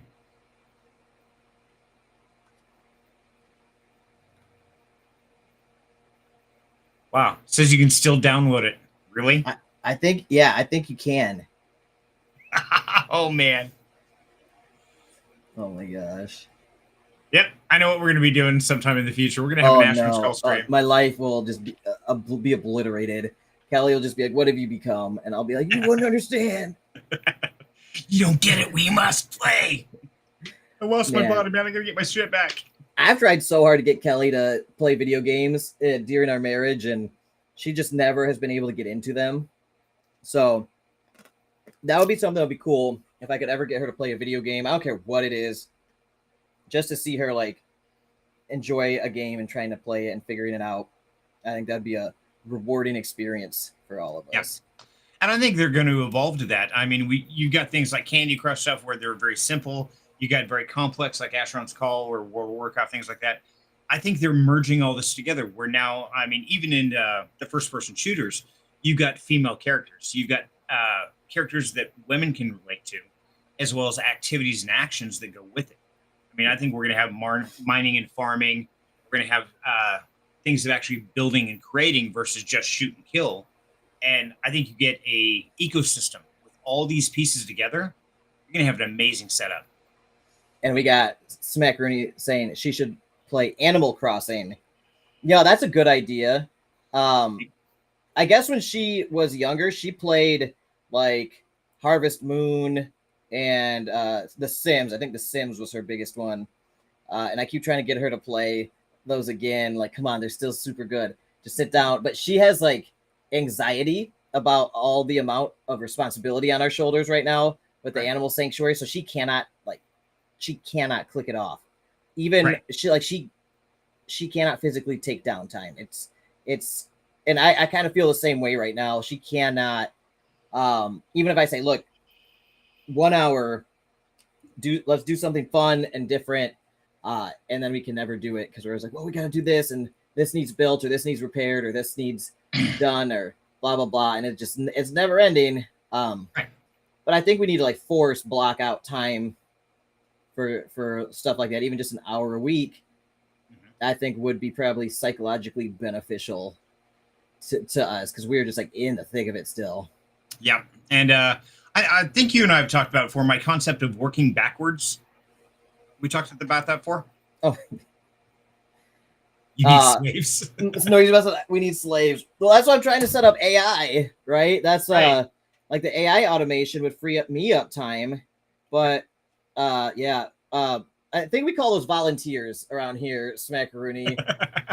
We've had volunteers for volunteer events for big projects and stuff, but like managing volunteers for like the day-to-day stuff is really hard because they'd have to like come in the house, go in the fridge and go and do all this stuff to make the food for the animals and then be in and out. We'd have to trust them to interact with the animals and not get totally gored by a pig or something and sue us.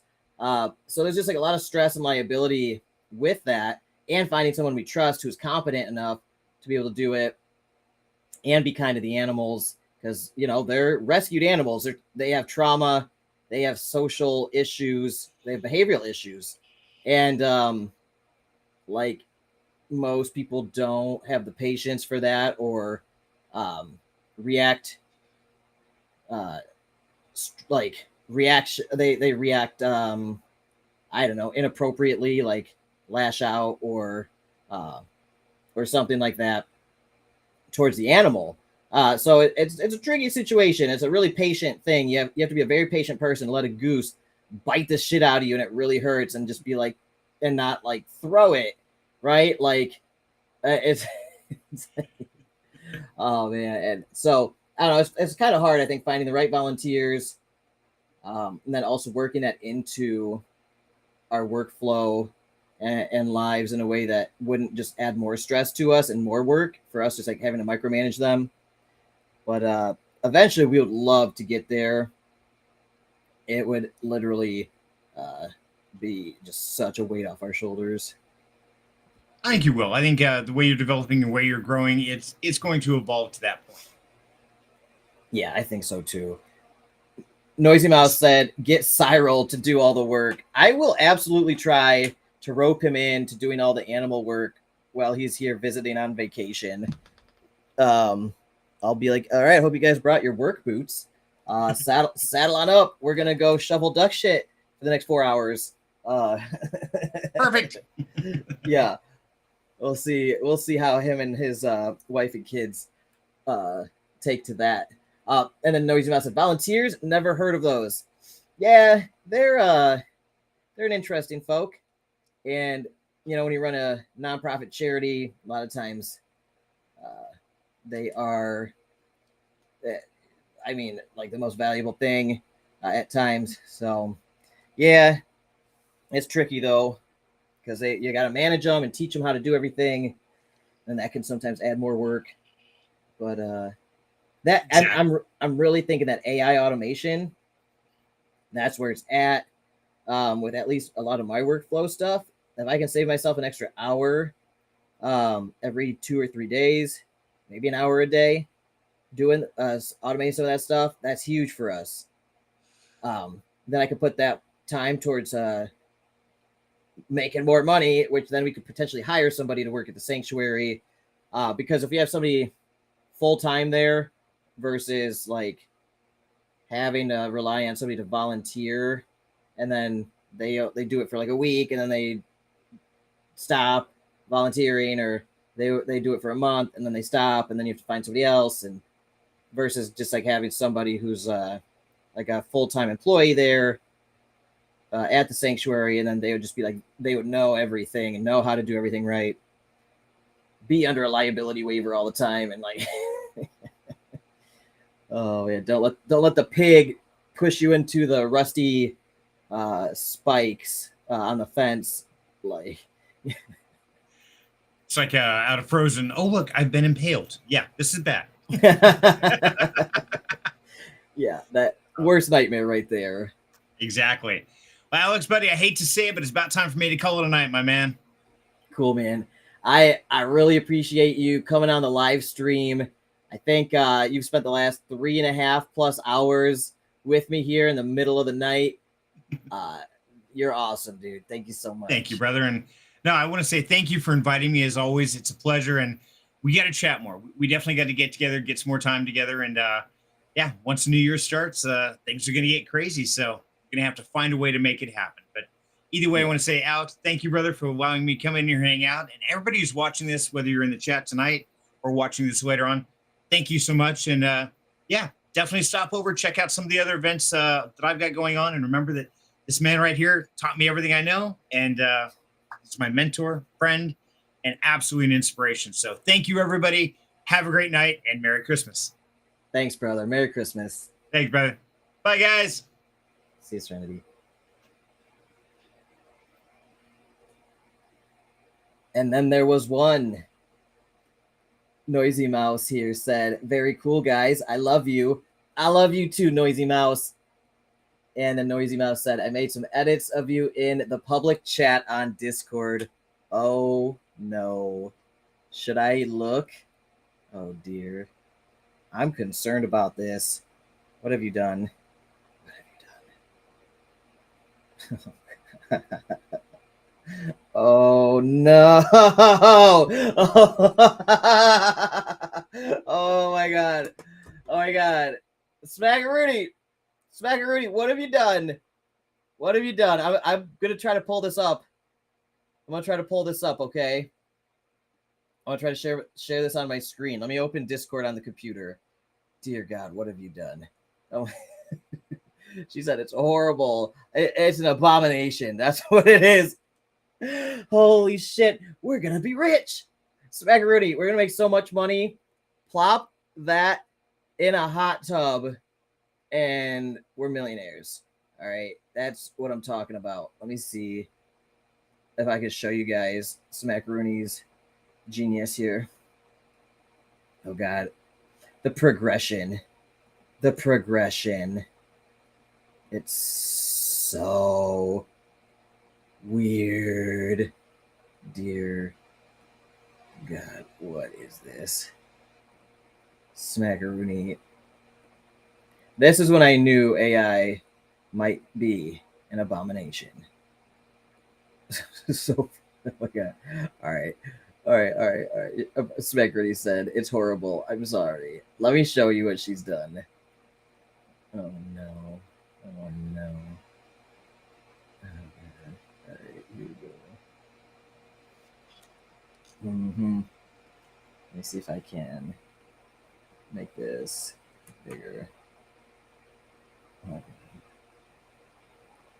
Okay, you guys are gonna crack up. No.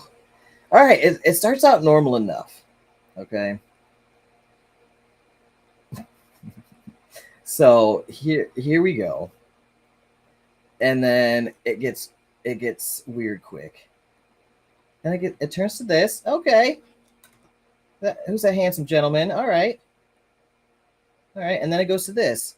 What the fuck? What the hell is this? And then, oh dear God, what have you done? I have become a waifu pillow. Dear Lord. What have you done, Smackaroonie? This is so creepy. All right, let's see what happens with Serenity. All right, looking pretty normal. Okay. Oh dear. The hair coming out the back. Smackaroonie, what is this? And then this. And then Serenity's a full-blown waifu pillow. Oh my gosh. You are too much. And then Smackaroonie said this. You're gorgeous. Thanks. Thank you, Smackaroonie. If anybody watches this far, 7.5 hours into this live stream, they earned this. Okay, if you're watching still, you earned this. If anybody watches this far, you're welcome. You can thank Smackaroonie for her beautiful use of AI. Look at what it's done to my boy. Look at what it's done to my boy.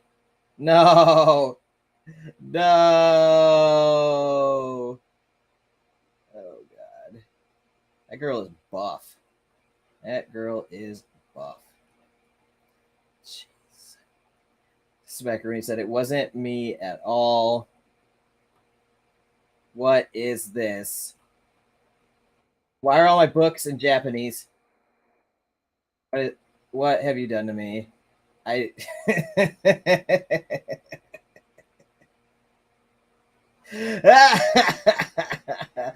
Oh man, that's quite the experience, having someone turn you into that.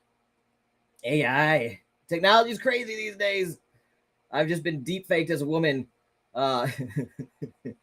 Dude, Serenity said ROFLMAO. That is wild. Bro, what is wild is this. Hold on. What is wild is this. What have you done, Serenity?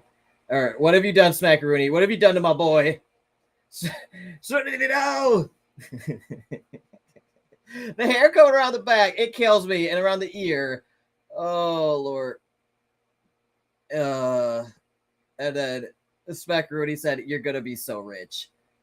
I think you're right. I'm telling you, we throw those filters on us, and we go all in on a new Twitch channel. We get a hot tub. We splice our video feeds half and half on the hot tub.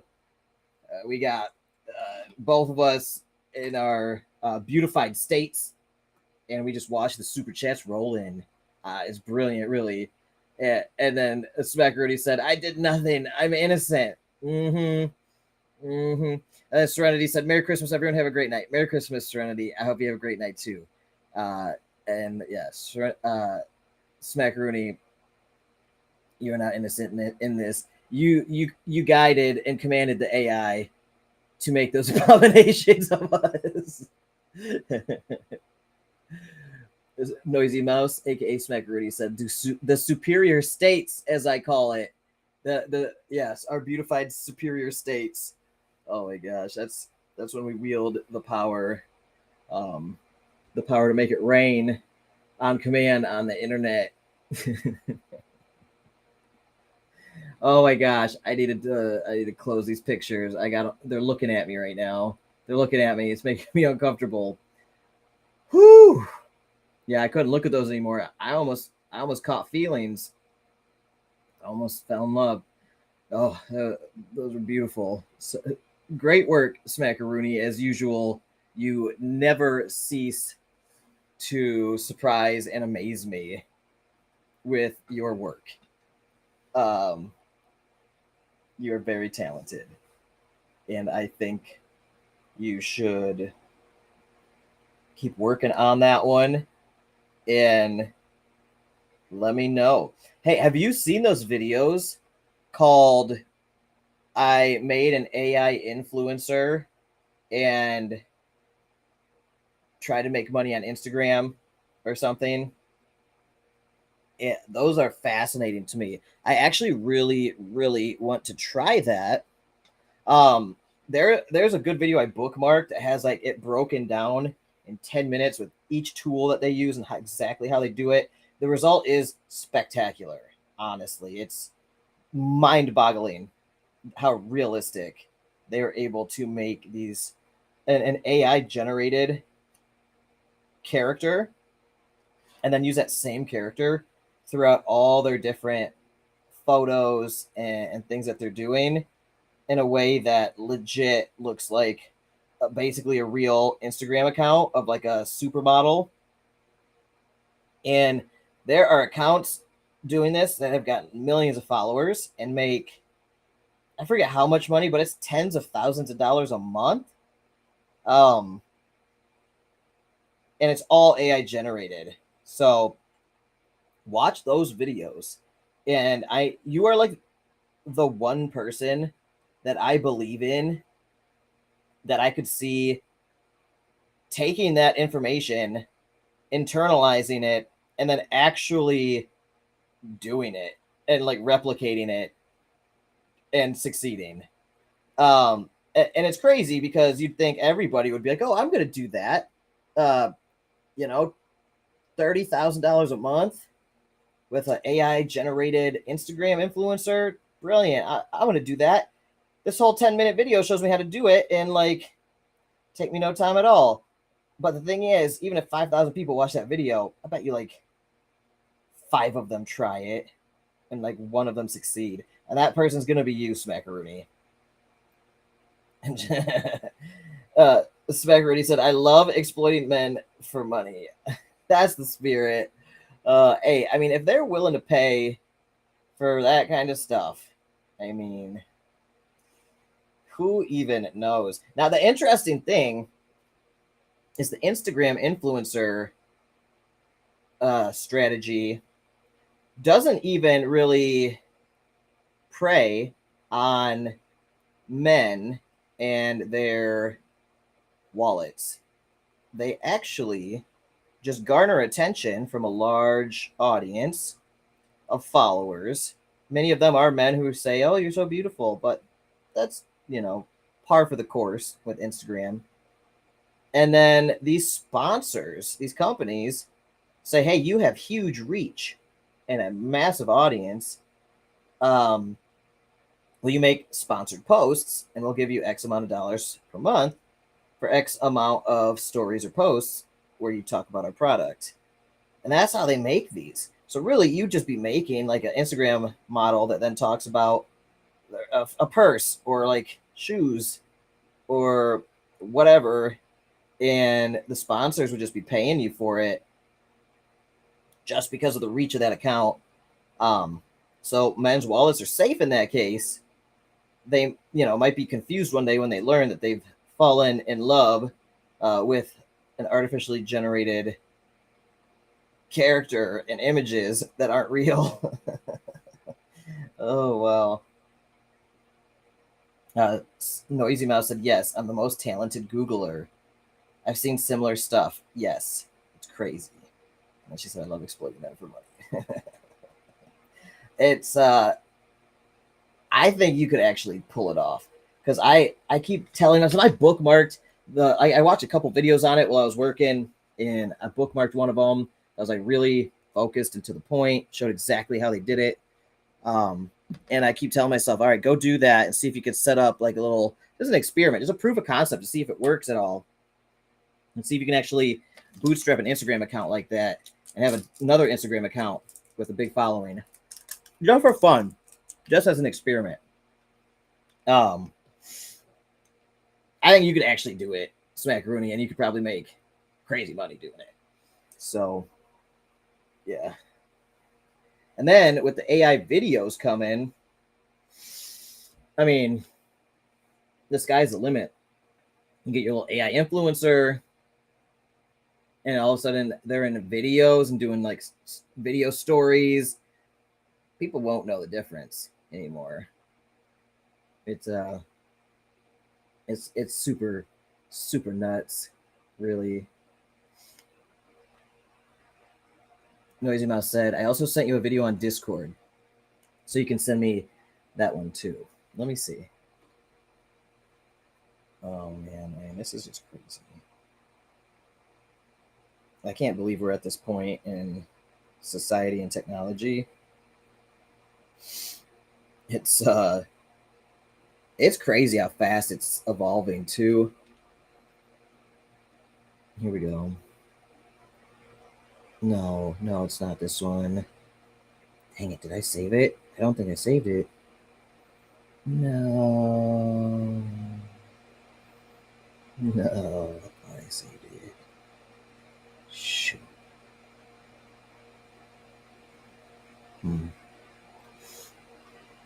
Darn, I don't think I have it. I have to have it somewhere. Dang it. No, I didn't save it. Shoot, I'm sorry, Smack. Noisy Mouse said, when I do something... Hold on. When I do something not for fun, it doesn't work out. So fun is a key ingredient for me in everything. Yeah, I know what you mean. I have to keep things fun too. It's really important. I've tried to keep that strategy with my YouTube channel as well. Like, it has to be fun for me. So, yeah. Keep it fun. Try to make a AI influencer that gets a bunch of random dudes online to fall in love with it, and then leverage that platform for a ton of money. That sounds super fun, honestly. That sounds like such a great side project. I would love to do that. But my wife would be, what are you? You got so much other stuff to work on. What are you doing?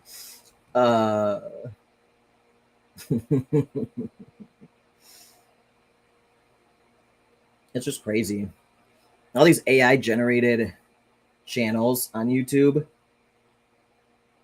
It's pretty crazy. Some are getting real good. There's gonna be so much content. It's gonna be so hard to filter through it. And that's why, like Serenity was saying, people eventually are gonna get really sick of that, and just use that very specific for informational videos, but in terms of like watching for entertainment and having like genuine connections with people, they'll want to see real people and know that they're real people. And I think that's especially why YouTubers that have a track record that have been around for a while and people can like prove that they're not AI or deep fakes or something will be valuable in one of the sought after forms of online entertainment. Just hearing like a normal person talk, you know what I mean? So I think I always keep that in mind with this, that I need to keep practicing like this, like these long form live streams. I think it's good for me to practice this a couple times a year, where I just come on here and I just like hang out like a normal person, you know, with my house rooster sitting behind me, sweating my face off, mid-December in Florida. But just be a normal person and hang out. And yeah, I think that kind of content is going to be more and more valuable, where people are just going to want someone to hang out with.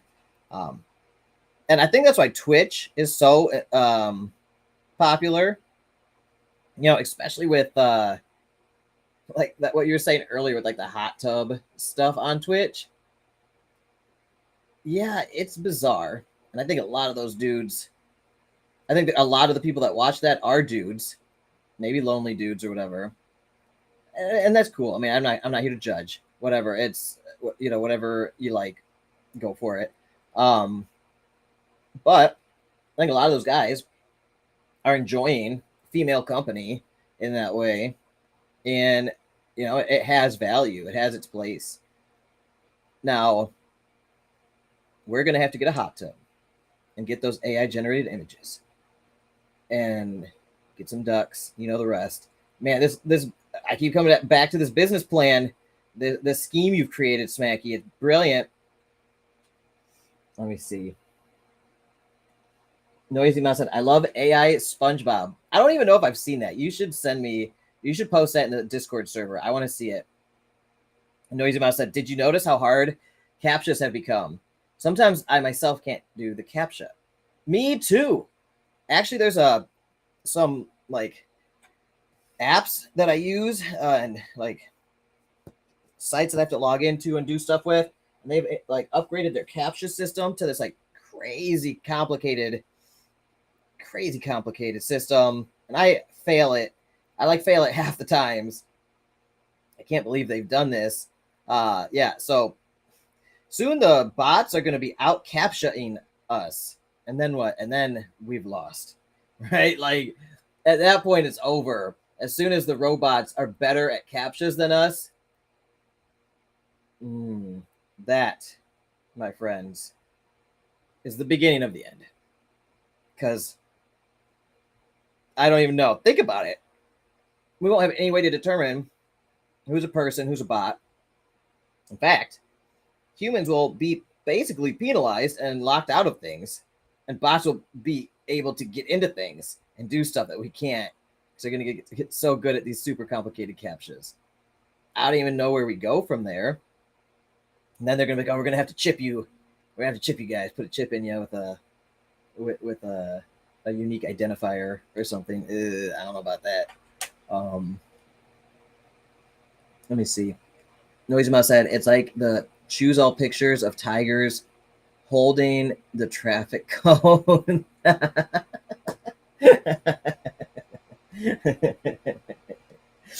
Oh yeah, they're getting bizarre. I totally agree. Oh, that's funny.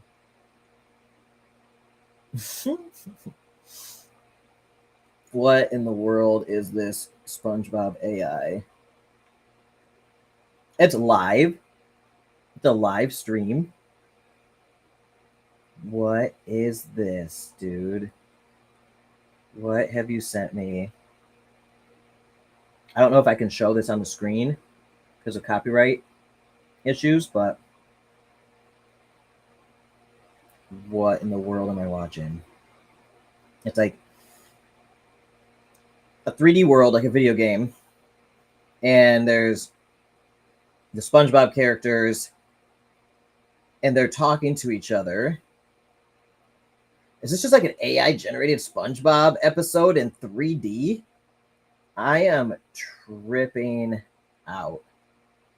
This is crazy, yo. 24/7. Dude. This is wild. This is wild. We need to get in on this. We need to jump on this trend immediately. They're making a killing off that channel, just like 6,000 subscribers or whatever. They had 91 live viewers. Those numbers are insane. 91 viewers. That video, that live stream is making so much money, guys. Especially if a lot of those viewers are coming from like US and Europe and other places. And that was crazy. And it looked like those were looked like everybody was English in the chat. So, brilliant. We need to do this, Smacks. We need to get on this AI stuff. Noisy Mouse said there's Family Guy too. What do they do about copyright? I bet you that's why the channel is so small, because they probably get copyright striked by the creators of SpongeBob or Family Guy, and then they shut it down, open a new channel, and just do it again. I bet you that's what they're doing. She said, yes, 24/7 AI generated content. It's very bad, but very funny. Interesting. Interesting. It's giving me all sorts of ideas. We could totally do that. Set up a game simulator. Like, man. Because I could make that game like that. I could make that what I just saw in Unreal Engine, or Unity would be way easier. I could make it in Unity. I used to make Unity games. If I could somehow figure out how to do like I'm sure they have plugins for this stuff now. You just plug in an AI language model, and oh my gosh, we just need to make a game with the NPCs with AI and just have them talking to each other, and have the camera just flying around to look at whoever's talking, and have it transcribe the words on the screen, and just live stream the feed of that game 24/7. It's so genius it hurts. It's so genius it hurts. It's so good. It's so good. Noisy Mouse said, oh yes, they get taken down and come back.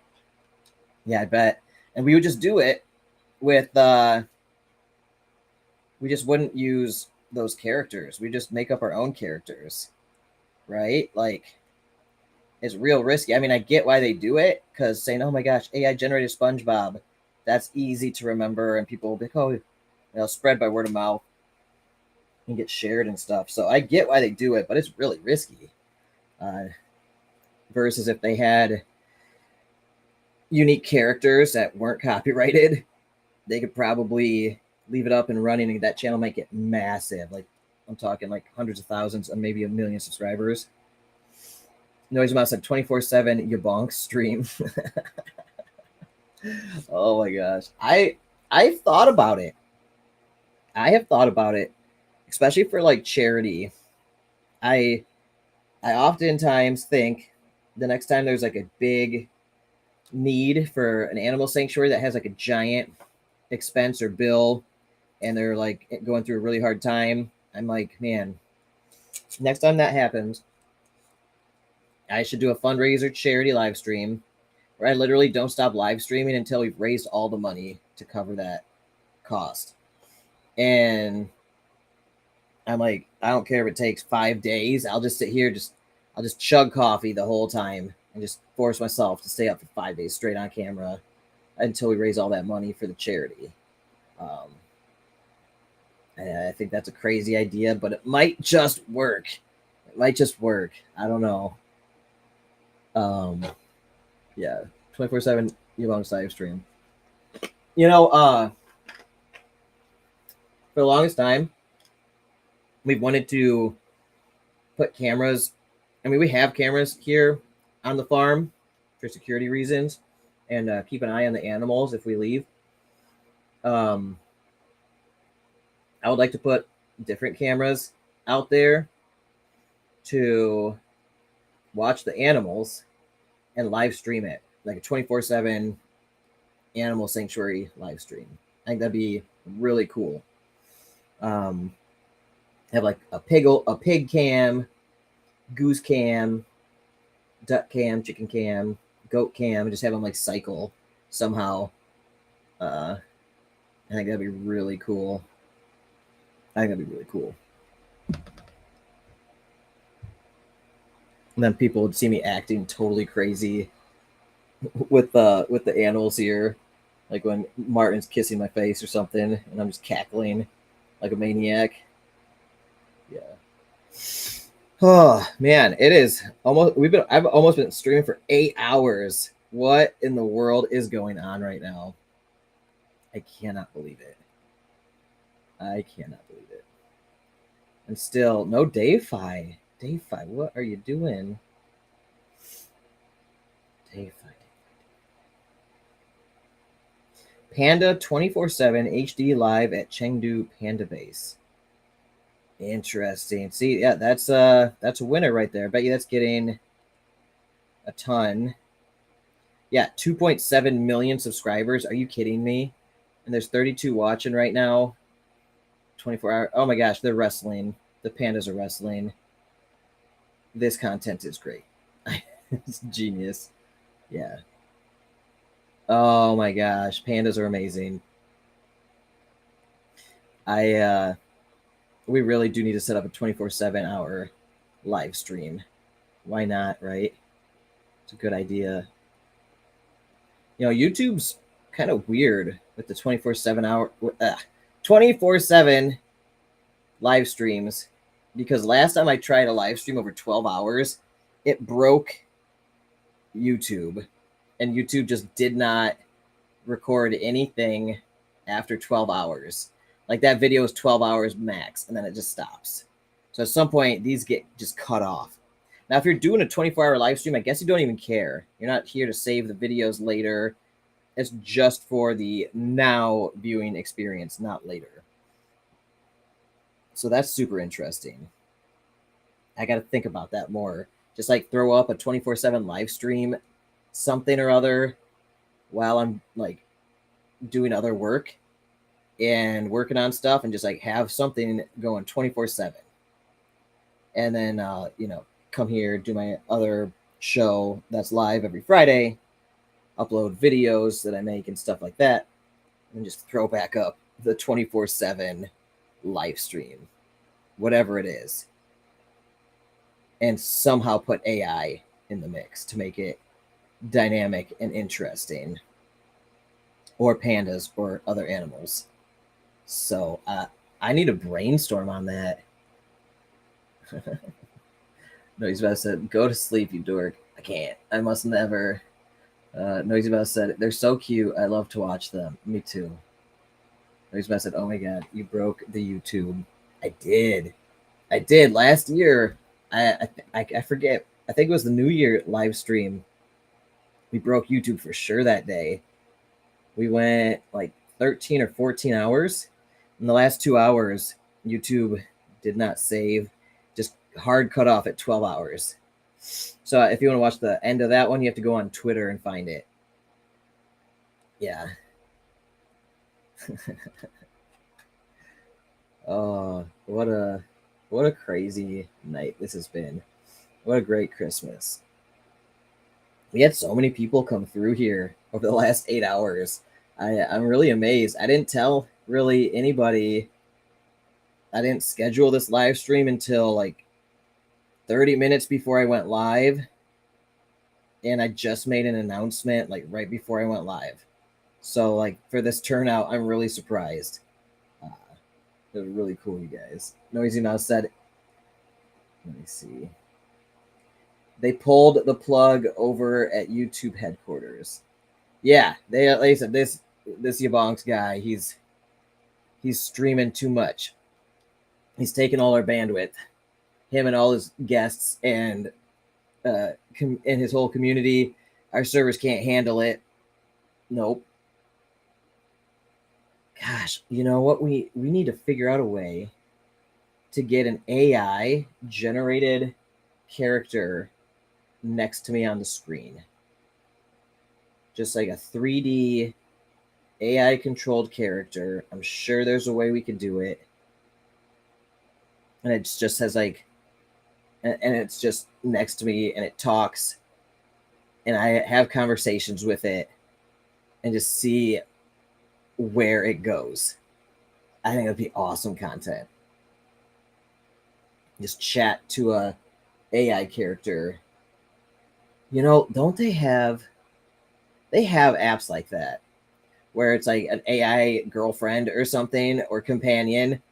Should I download one of those and see if I can like overlay it on the screen or share screen or something? And then yeah, because I could share my screen maybe, and then I can't show you right now, but I can have it put us side by side in portrait mode, and I can have conversations with it somehow. Noisy Mouse said 24/7 schizophrenia HD live. That is a hit. That is catchy. I would click that. If I saw that, I would click it. And then to see just some crazy person sitting here talking to an AI character, that's gold. That is good content right there. You're full of good ideas, Smacky. I need to bounce more ideas off you. Just ask you for ideas. This is great. You said yes, that would be very fun. And she said same, honestly. Yeah, I would click that for sure. And probably watch it for a long time. And give that channel lots of ad revenue. I think we're onto something. Crazy person live 24/7. And yeah, just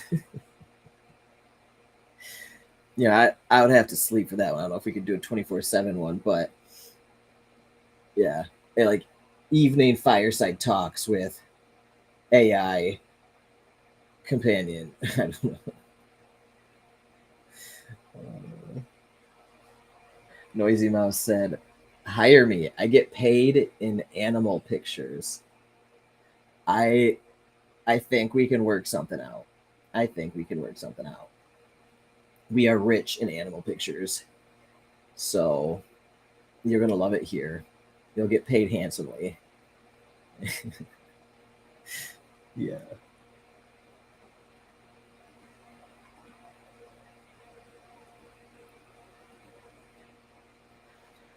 Oh my gosh. It is 8 hours on the dot, just about, for the live stream. Whew. Almost 5 a.m. here. So I don't know if the roosters are crowing yet, and I don't know if you can hear them. But they'll be crowing outside very soon. And then the indoor ones will start crowing. It's a madhouse here. Yeah, I don't know if you'll be able to hear it though, because Restream filters out background noises pretty well. So, oh, Smackaroonie, you missed it when Henri was sitting on the table behind me and he was screaming. He was so impressive. It was really majestic. You gotta like rewind and find where Henri was calling out, was singing the song of his people. Yeah, Henri will wake up soon. He'll start screaming his little scream downstairs, and maybe I'll bring him back up. I don't know. I got these headphones, make it hard to hear, but any time now, between now and like in the next hour sometime, they'll start screaming. Noisy Mouse said, I will rewind. I want to see my man. Yeah, if you watch that segment, you will absolutely fall in love. So be forewarned, you will swoon. He's irresistible. He's a very handsome and powerful chicken. For real, though. Like that mohawk, the fluffy butt, the fluffy feet, though.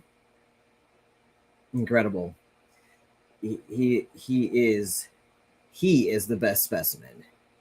Honestly, you'd be lucky to have him. You'd be lucky to have him. And Noisy Mouse said, I already have. Yeah, I've fallen in love with him as well. You know, when I wake up in the morning and I go downstairs, the first thing I do is I start working on the couch, and I put Henri on the couch next to me. I put him behind me up here, and Henri just like stands next to my shoulders and then like sits down and just like snuggles up like next to my face and on my shoulder, and just like he gets like these squinty eyes and he starts falling asleep. He's such a good boy. He's so good. And then randomly he'll get up and just start screaming right next to my ear. And we always say, good boy, Henri. Very good. So it's a great way to start the morning. Have Bobby Susan next to me and Henri on my like back and shoulder. Yeah, it's a madhouse over here. We have 4 roosters in the house now. We just realized those 2 baby chickens we rescued, Karuna and Freya. Well, as you know from the live show, Freya is now Freyer and is a rooster. And today, on Christmas, we learned that Karuna is a dude as well. Karuna is a guy, a rooster. Karuna started cock-a-doodle-doing today. And we were just like, no.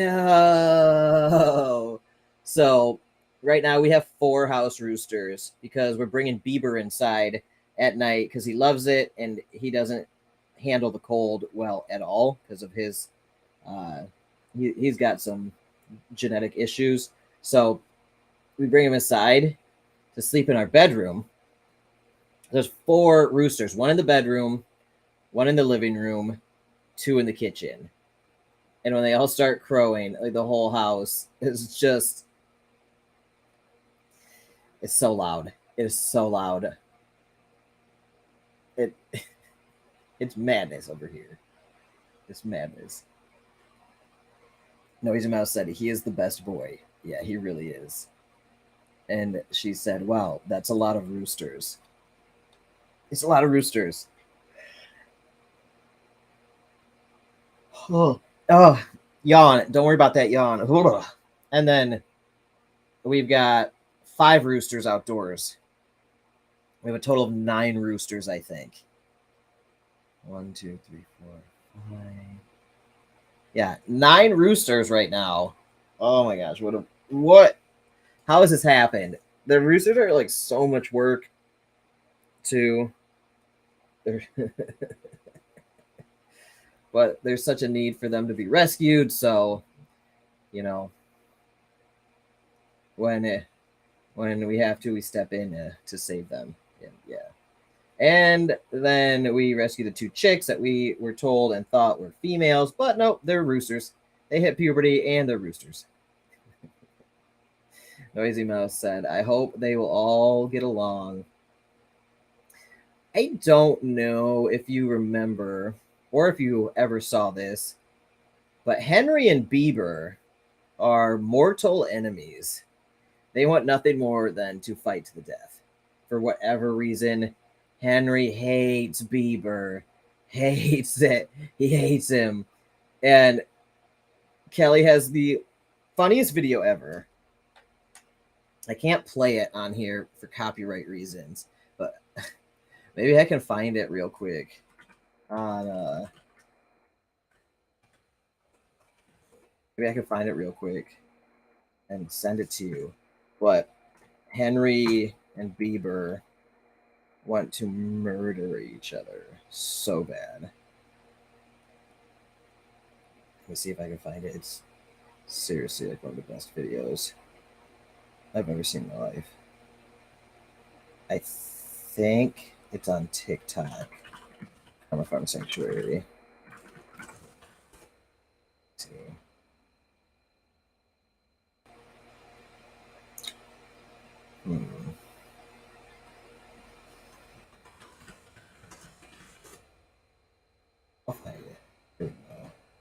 TikTok.com/@Karma Farm Sanctuary. This video is seriously one of the best ever. I watched it a million times. Oh dear. Is this it? Please at this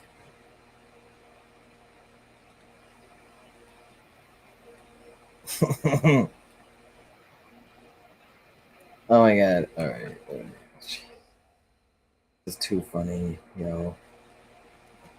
I'm gonna tag you, Smacks.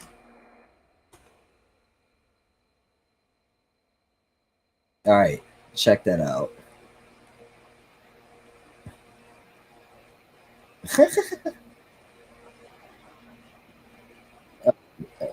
That perfectly sums up Henri and Bieber's relationship. Noisy Mouse said, "You can't sleep yet. Not until the boys start screaming." All right, I'll try my best. I will try my best. I'm just like over here eating these ginger candies like crazy. They're the only thing keeping me awake at this point. Oh, I'm out of coffee. I'm out of coffee. My face is exploding with yawns. All right.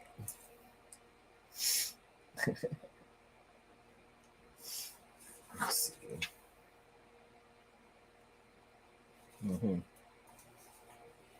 Can't wait for you to watch that video.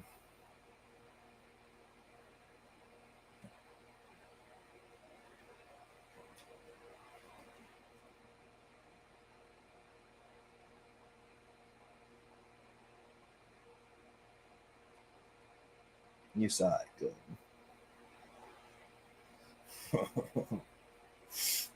So good.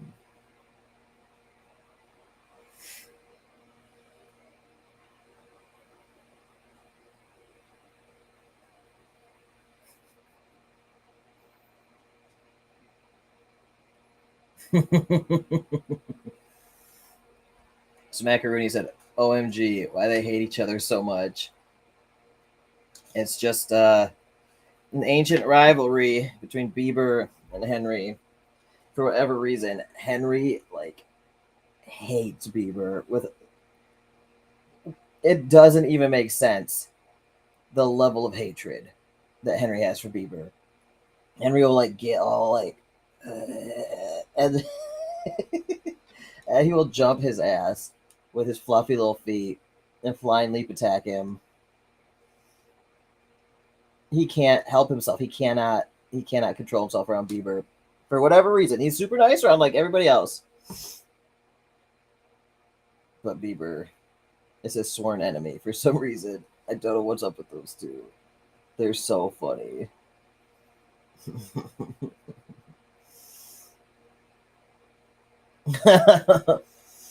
Henri is so fluffy, cute cuddle chicken. How can he hate anything? I know.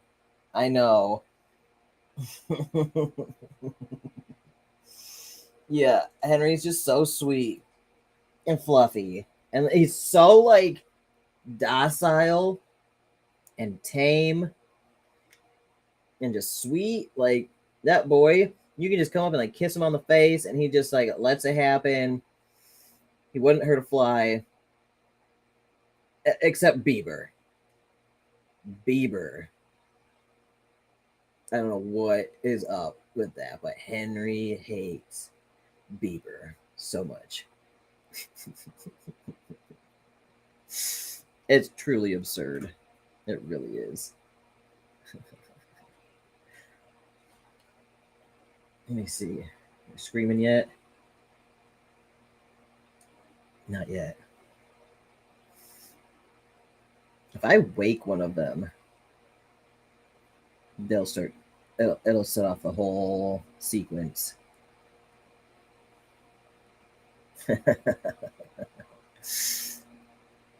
Noisy Mouse said, "There was one boy in college, which I hated for no reason too. He dropped out. Oh my god." Smackaroonie, that's terrible. What did you do to that poor boy? Why did you hate him so much?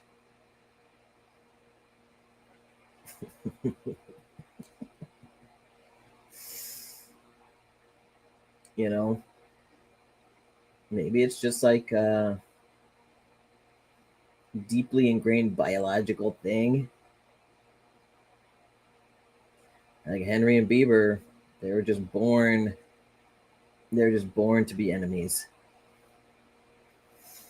Noisy Mouse said, "It wasn't me, I swear, because he was a poser and cringe and edgy. Yuck."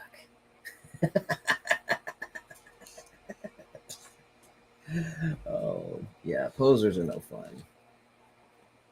They're cringy for sure. Well, that's as good a reason as any, I guess. Oh my gosh. Look at my hair. It's crazy. I'm just like sweating buckets up here, sweating it out on all this coffee. Whew. As Smack Rooney says, coffee. Whatever that means. Yeah, poor Bieber.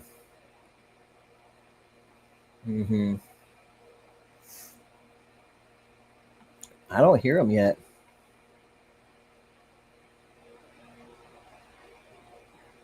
Should I go outside and make a loud noise, wake them all up?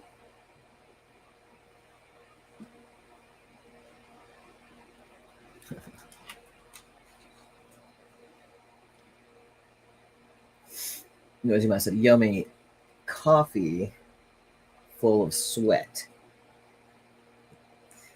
What? I'm not drinking coffee full of sweat. Yeah, it is hot here. Noisy Mouse asked, "Is it hot there? Why are you sweating?" Because it's like 80 plus degrees in this room. It's like 70 something degrees outside. And then with the computer and the lights on in here and the camera, it's like 80 plus degrees in this room. So hot. Yeah. So I've just been sweating this whole time. I think I'm out of fluids. I'm like not sweating anymore.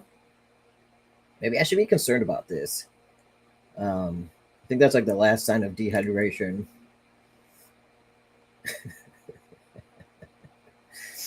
Yeah. Yeah, Florida Decembers are super nice. 70 degrees outside in the day. Some days maybe a little colder, but no snow. You can't beat 75 degrees on Christmas. I love it down here.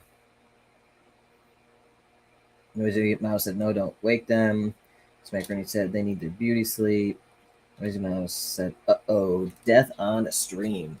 Hey, I'm trying to get those views, yo. So whatever it takes, right? Whatever it takes. I just want to go viral, you know what I'm saying?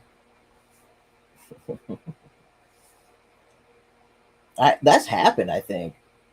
I think there are live streams where somebody like dies. I never watched them, but I heard about them. That's crazy. That's super crazy. I hope that doesn't happen. That means if that happens, I've drank too much coffee. So, yeah. Okay, it is 5 a.m. here. Don't hear him yet.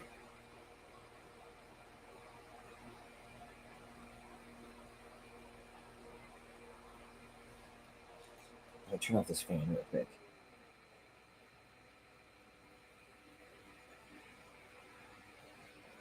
No, I don't hear him yet.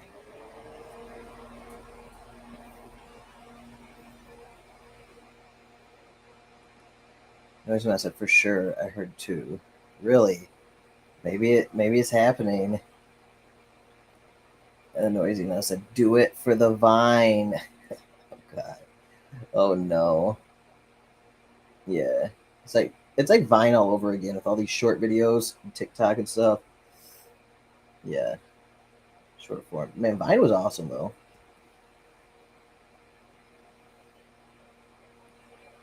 Noisy Mouse said, "Is that your computer cooling system or a jet taking off?"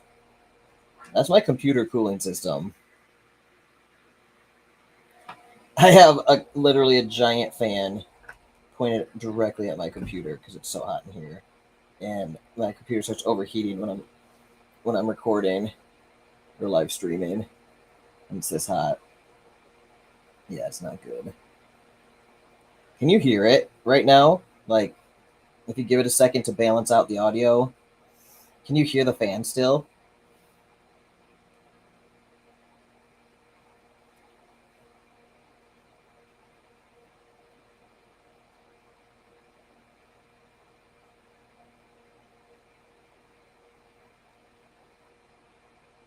Then I heard him for a second.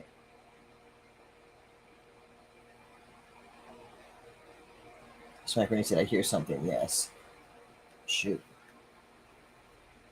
It's not good.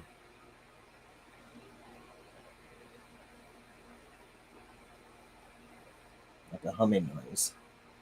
Yeah, that's for sure this fan. Let me turn it down a bit and see if my computer overheats. Good to know. This is good feedback. I need to figure out a new system up here. Oh, okay, good. The focus is back on your voice. All right, good to know.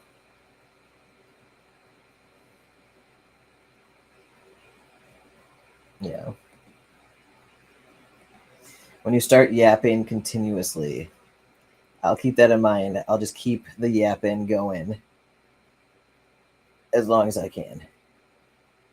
I need more coffee though. 5 a.m. About time to start waking up.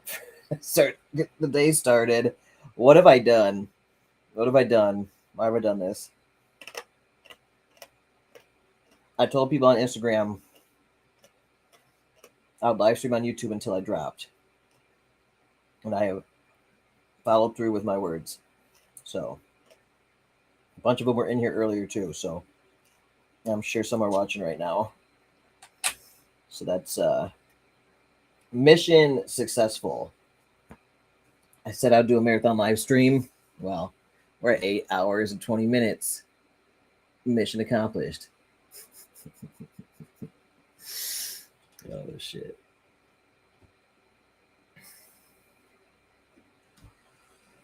Oh.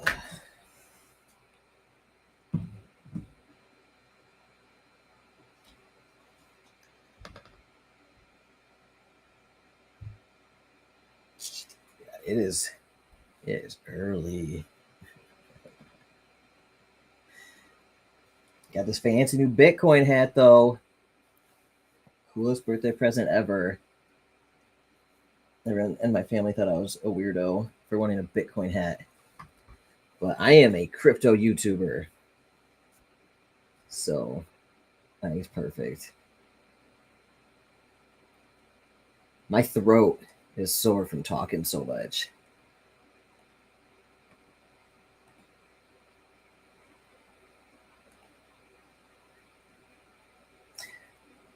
Oh, Smackaroony. Smackaroony just sent me a video of what it's like there. And it is ice and snow everywhere. Oh no. You poor thing. Time to move to Florida. Come on down, live in the swamp. Take care of some animals. We'll hire you. We'll pay you in cute animal pictures. And you can take care of the animals during the day, and at night you can run a fake AI generated influencer accounts on social media. I think it's a great idea. I think it's a great idea. Noisy Mouse said, no, Florida. Please, God, no. I will melt. It's nice. I mean, it's nice. Yeah, it's hot a lot, but never having to be cold, really, like, or at least not like that. Not having to drive in ice or snow. It's so nice. It's worth it. It's worth it. You'll adjust to it. You would totally adjust to the heat.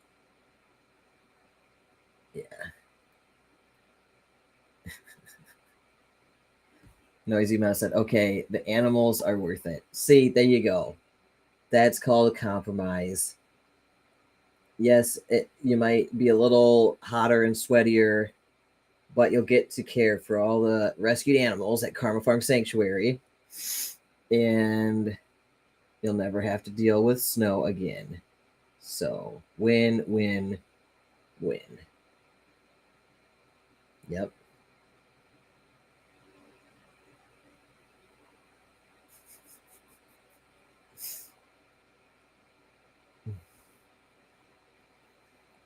Yeah, the animals are worth it for sure.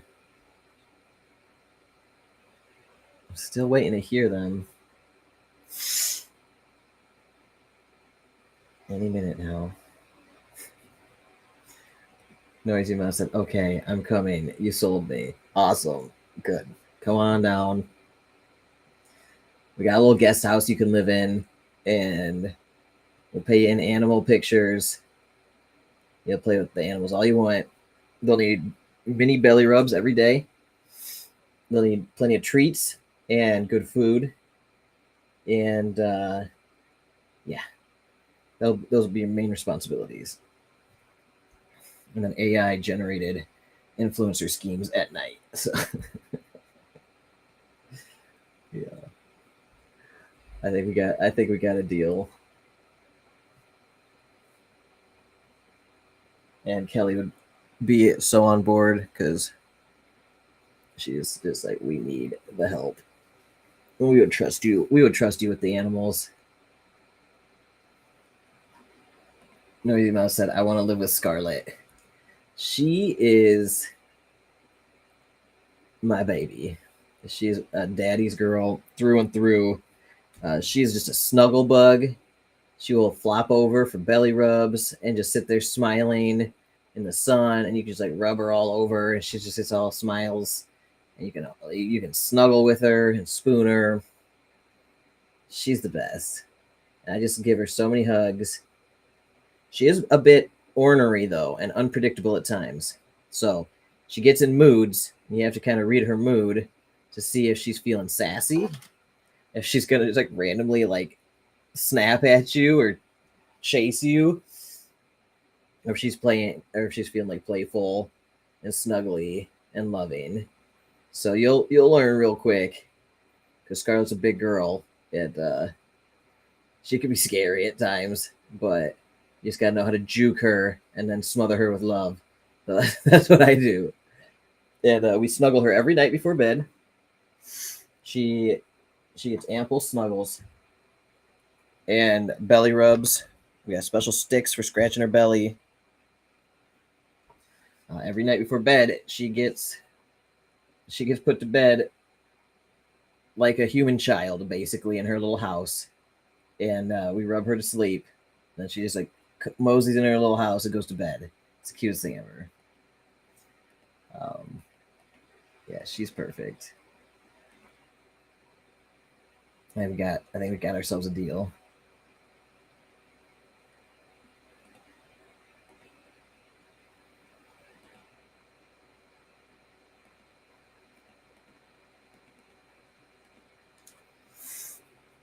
Mm. Mm-mm-mm.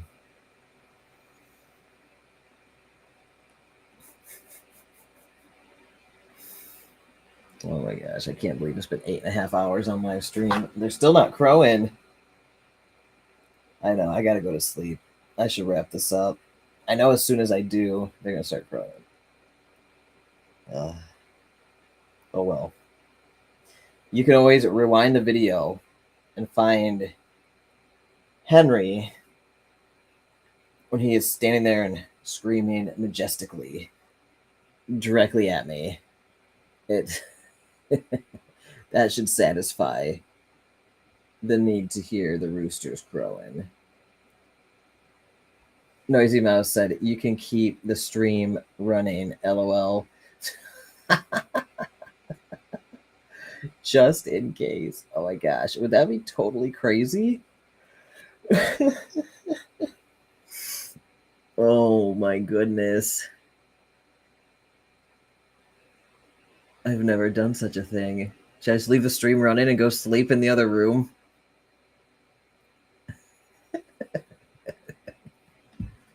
You just like live in my studio here. Oh my gosh.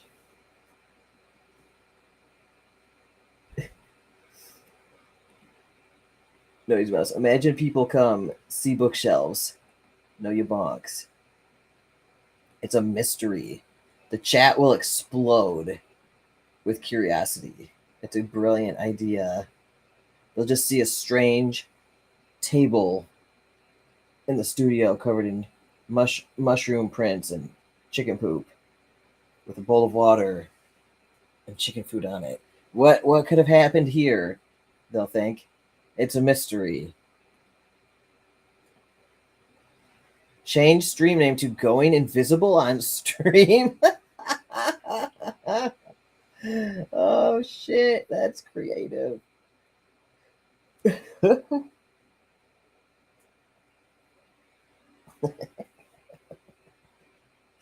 Oh, that's good. That is good.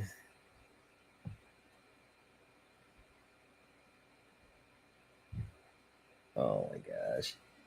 I don't know why they're not crowing yet. I really don't.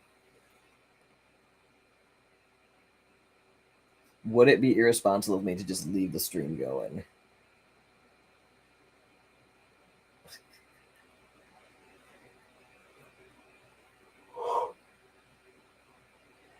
Oh my god. You guys, I'm crashing. I'm crashing, everybody. All right. 8.5 hours. No, he's messing. No, it would not be irresponsible.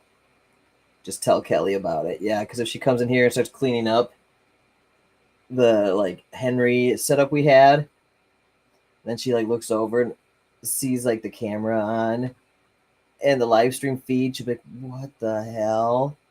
Am I on camera?" It would be so funny if you just left it.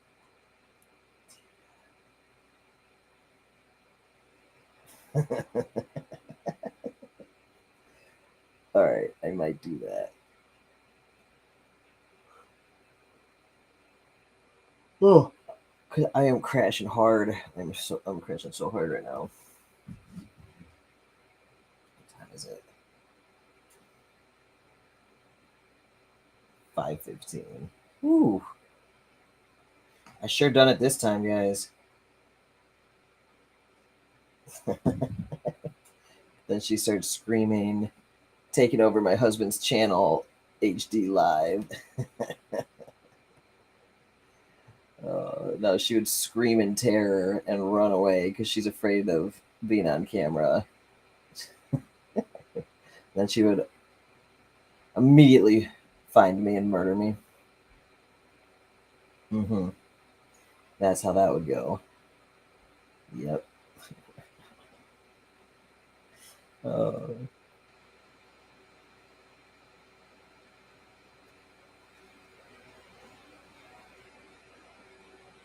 Nothing yet. Nothing yet.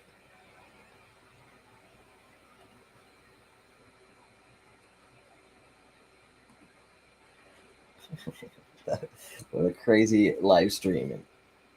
Thanks for everybody who's still watching. I can't believe this is still going. 8.5 hours is pretty solid for Christmas marathon live stream. I should just keep streaming through to the new year. Screw it. I'll just leave it on, like Swag already said. I'll go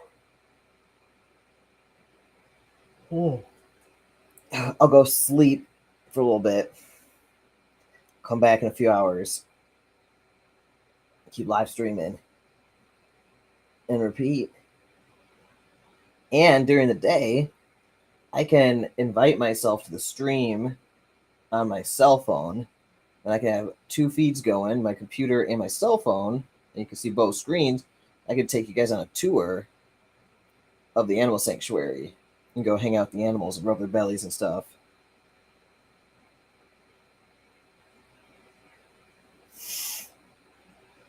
No easy mouse. You're going to be saying goodbyes for another half hour. We know that. I haven't even begun to start saying goodbye. Trust me. Uh, uh, Make sure to like and subscribe and hit the notification bell. Gee golly, thanks. And don't forget to follow Karma Farm Sanctuary. Links in the description and pinned to the comment section.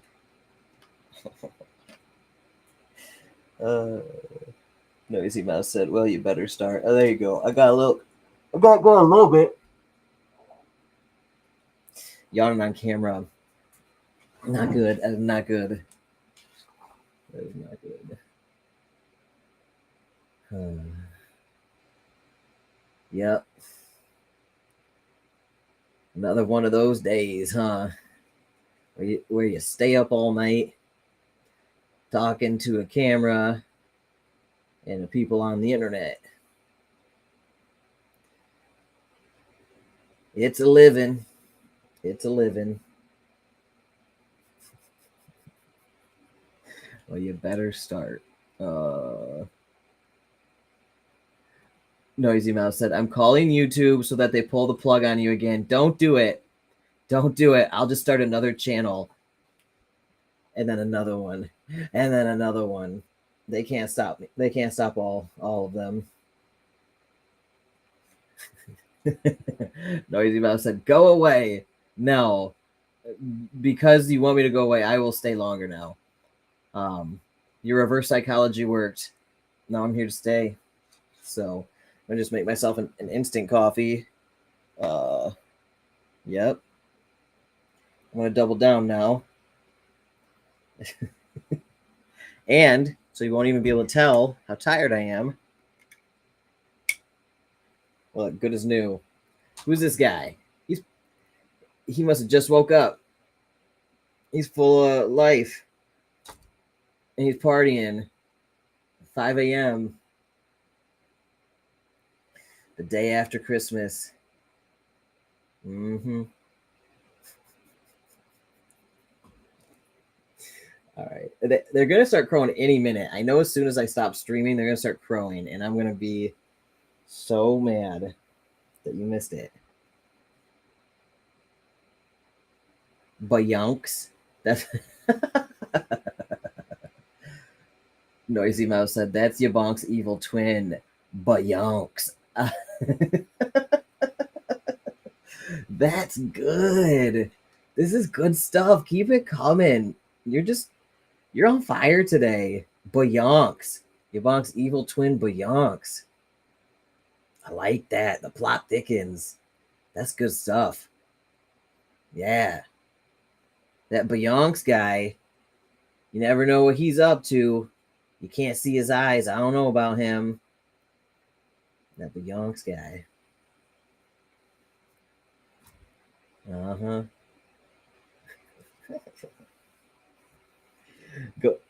Go to sleep. You don't like my delirious ramblings at 5 in the morning? What? This is just when things start getting interesting.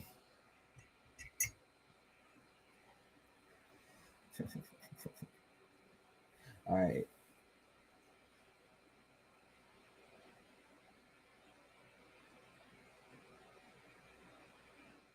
Nothing yet. Nothing yet. No roosters crowing yet.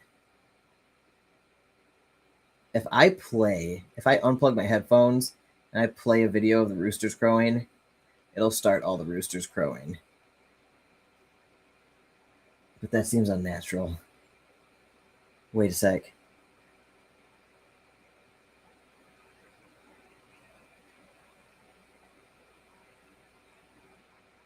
I think I just heard one. Yep, it's starting. It is starting. Let me go open the door here for you to listen to. Okay. Noisy Mouse said, we have officially started the schizophrenia stream. Yes. All right. I want to go crack the door open so you can hear the roosters downstairs. Henri just crowed. Oh my God, it's begun.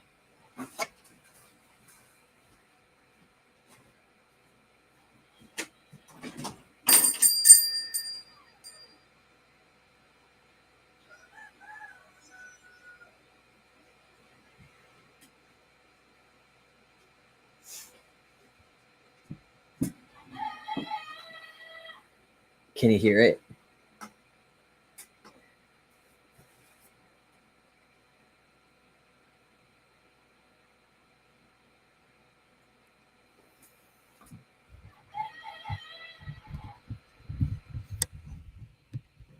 Let me turn the microphone.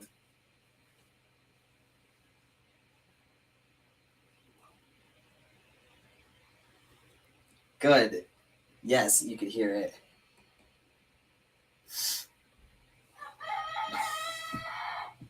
Success. Yes, excellent.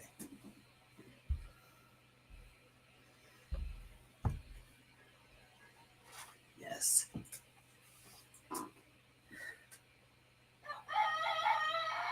That's Henri. That's my dear Henri. He's perfect.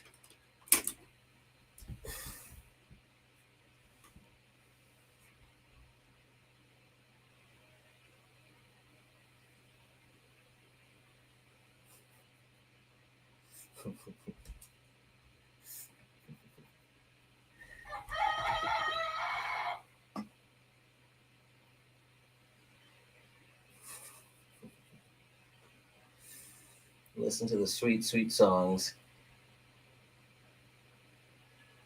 Mm-hmm.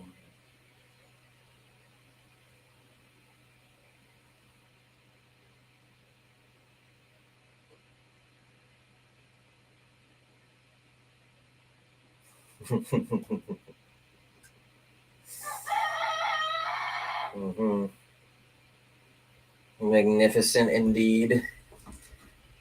He's so magnificent.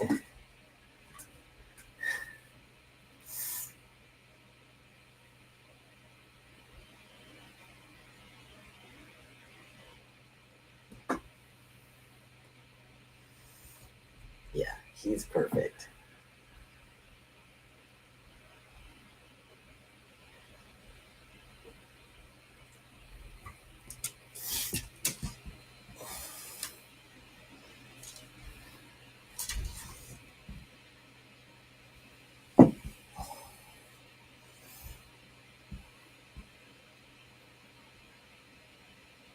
I'm so happy you got to hear this.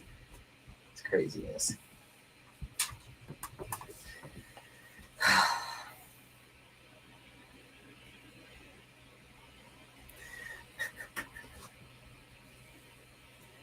my God. Yeah. Yeah, I gotta go to bed. It's about that time. Oh no, oh no. Noisy Mouse said, please go to bed or I will edit you more. Do your worst. Oh, I shouldn't even. I don't even want to know what you could do. All right, I do got to go to bed now. You've now heard Henri the Magnificent and some of the other roosters. Make sure to rewind and go watch Henri Cockadoodle doing live on camera during the Christmas party. It was magnificent. So, all right, Smackaroonie, Noisy Mouse, everybody else still watching, and anybody who watched all 8 hours and 42 minutes, thank you. I hope you enjoyed it. Merry Christmas, everybody. Thank you so much. Subscribe to the channel, hit the like button, and leave a comment. And I'll see y'all in the next one.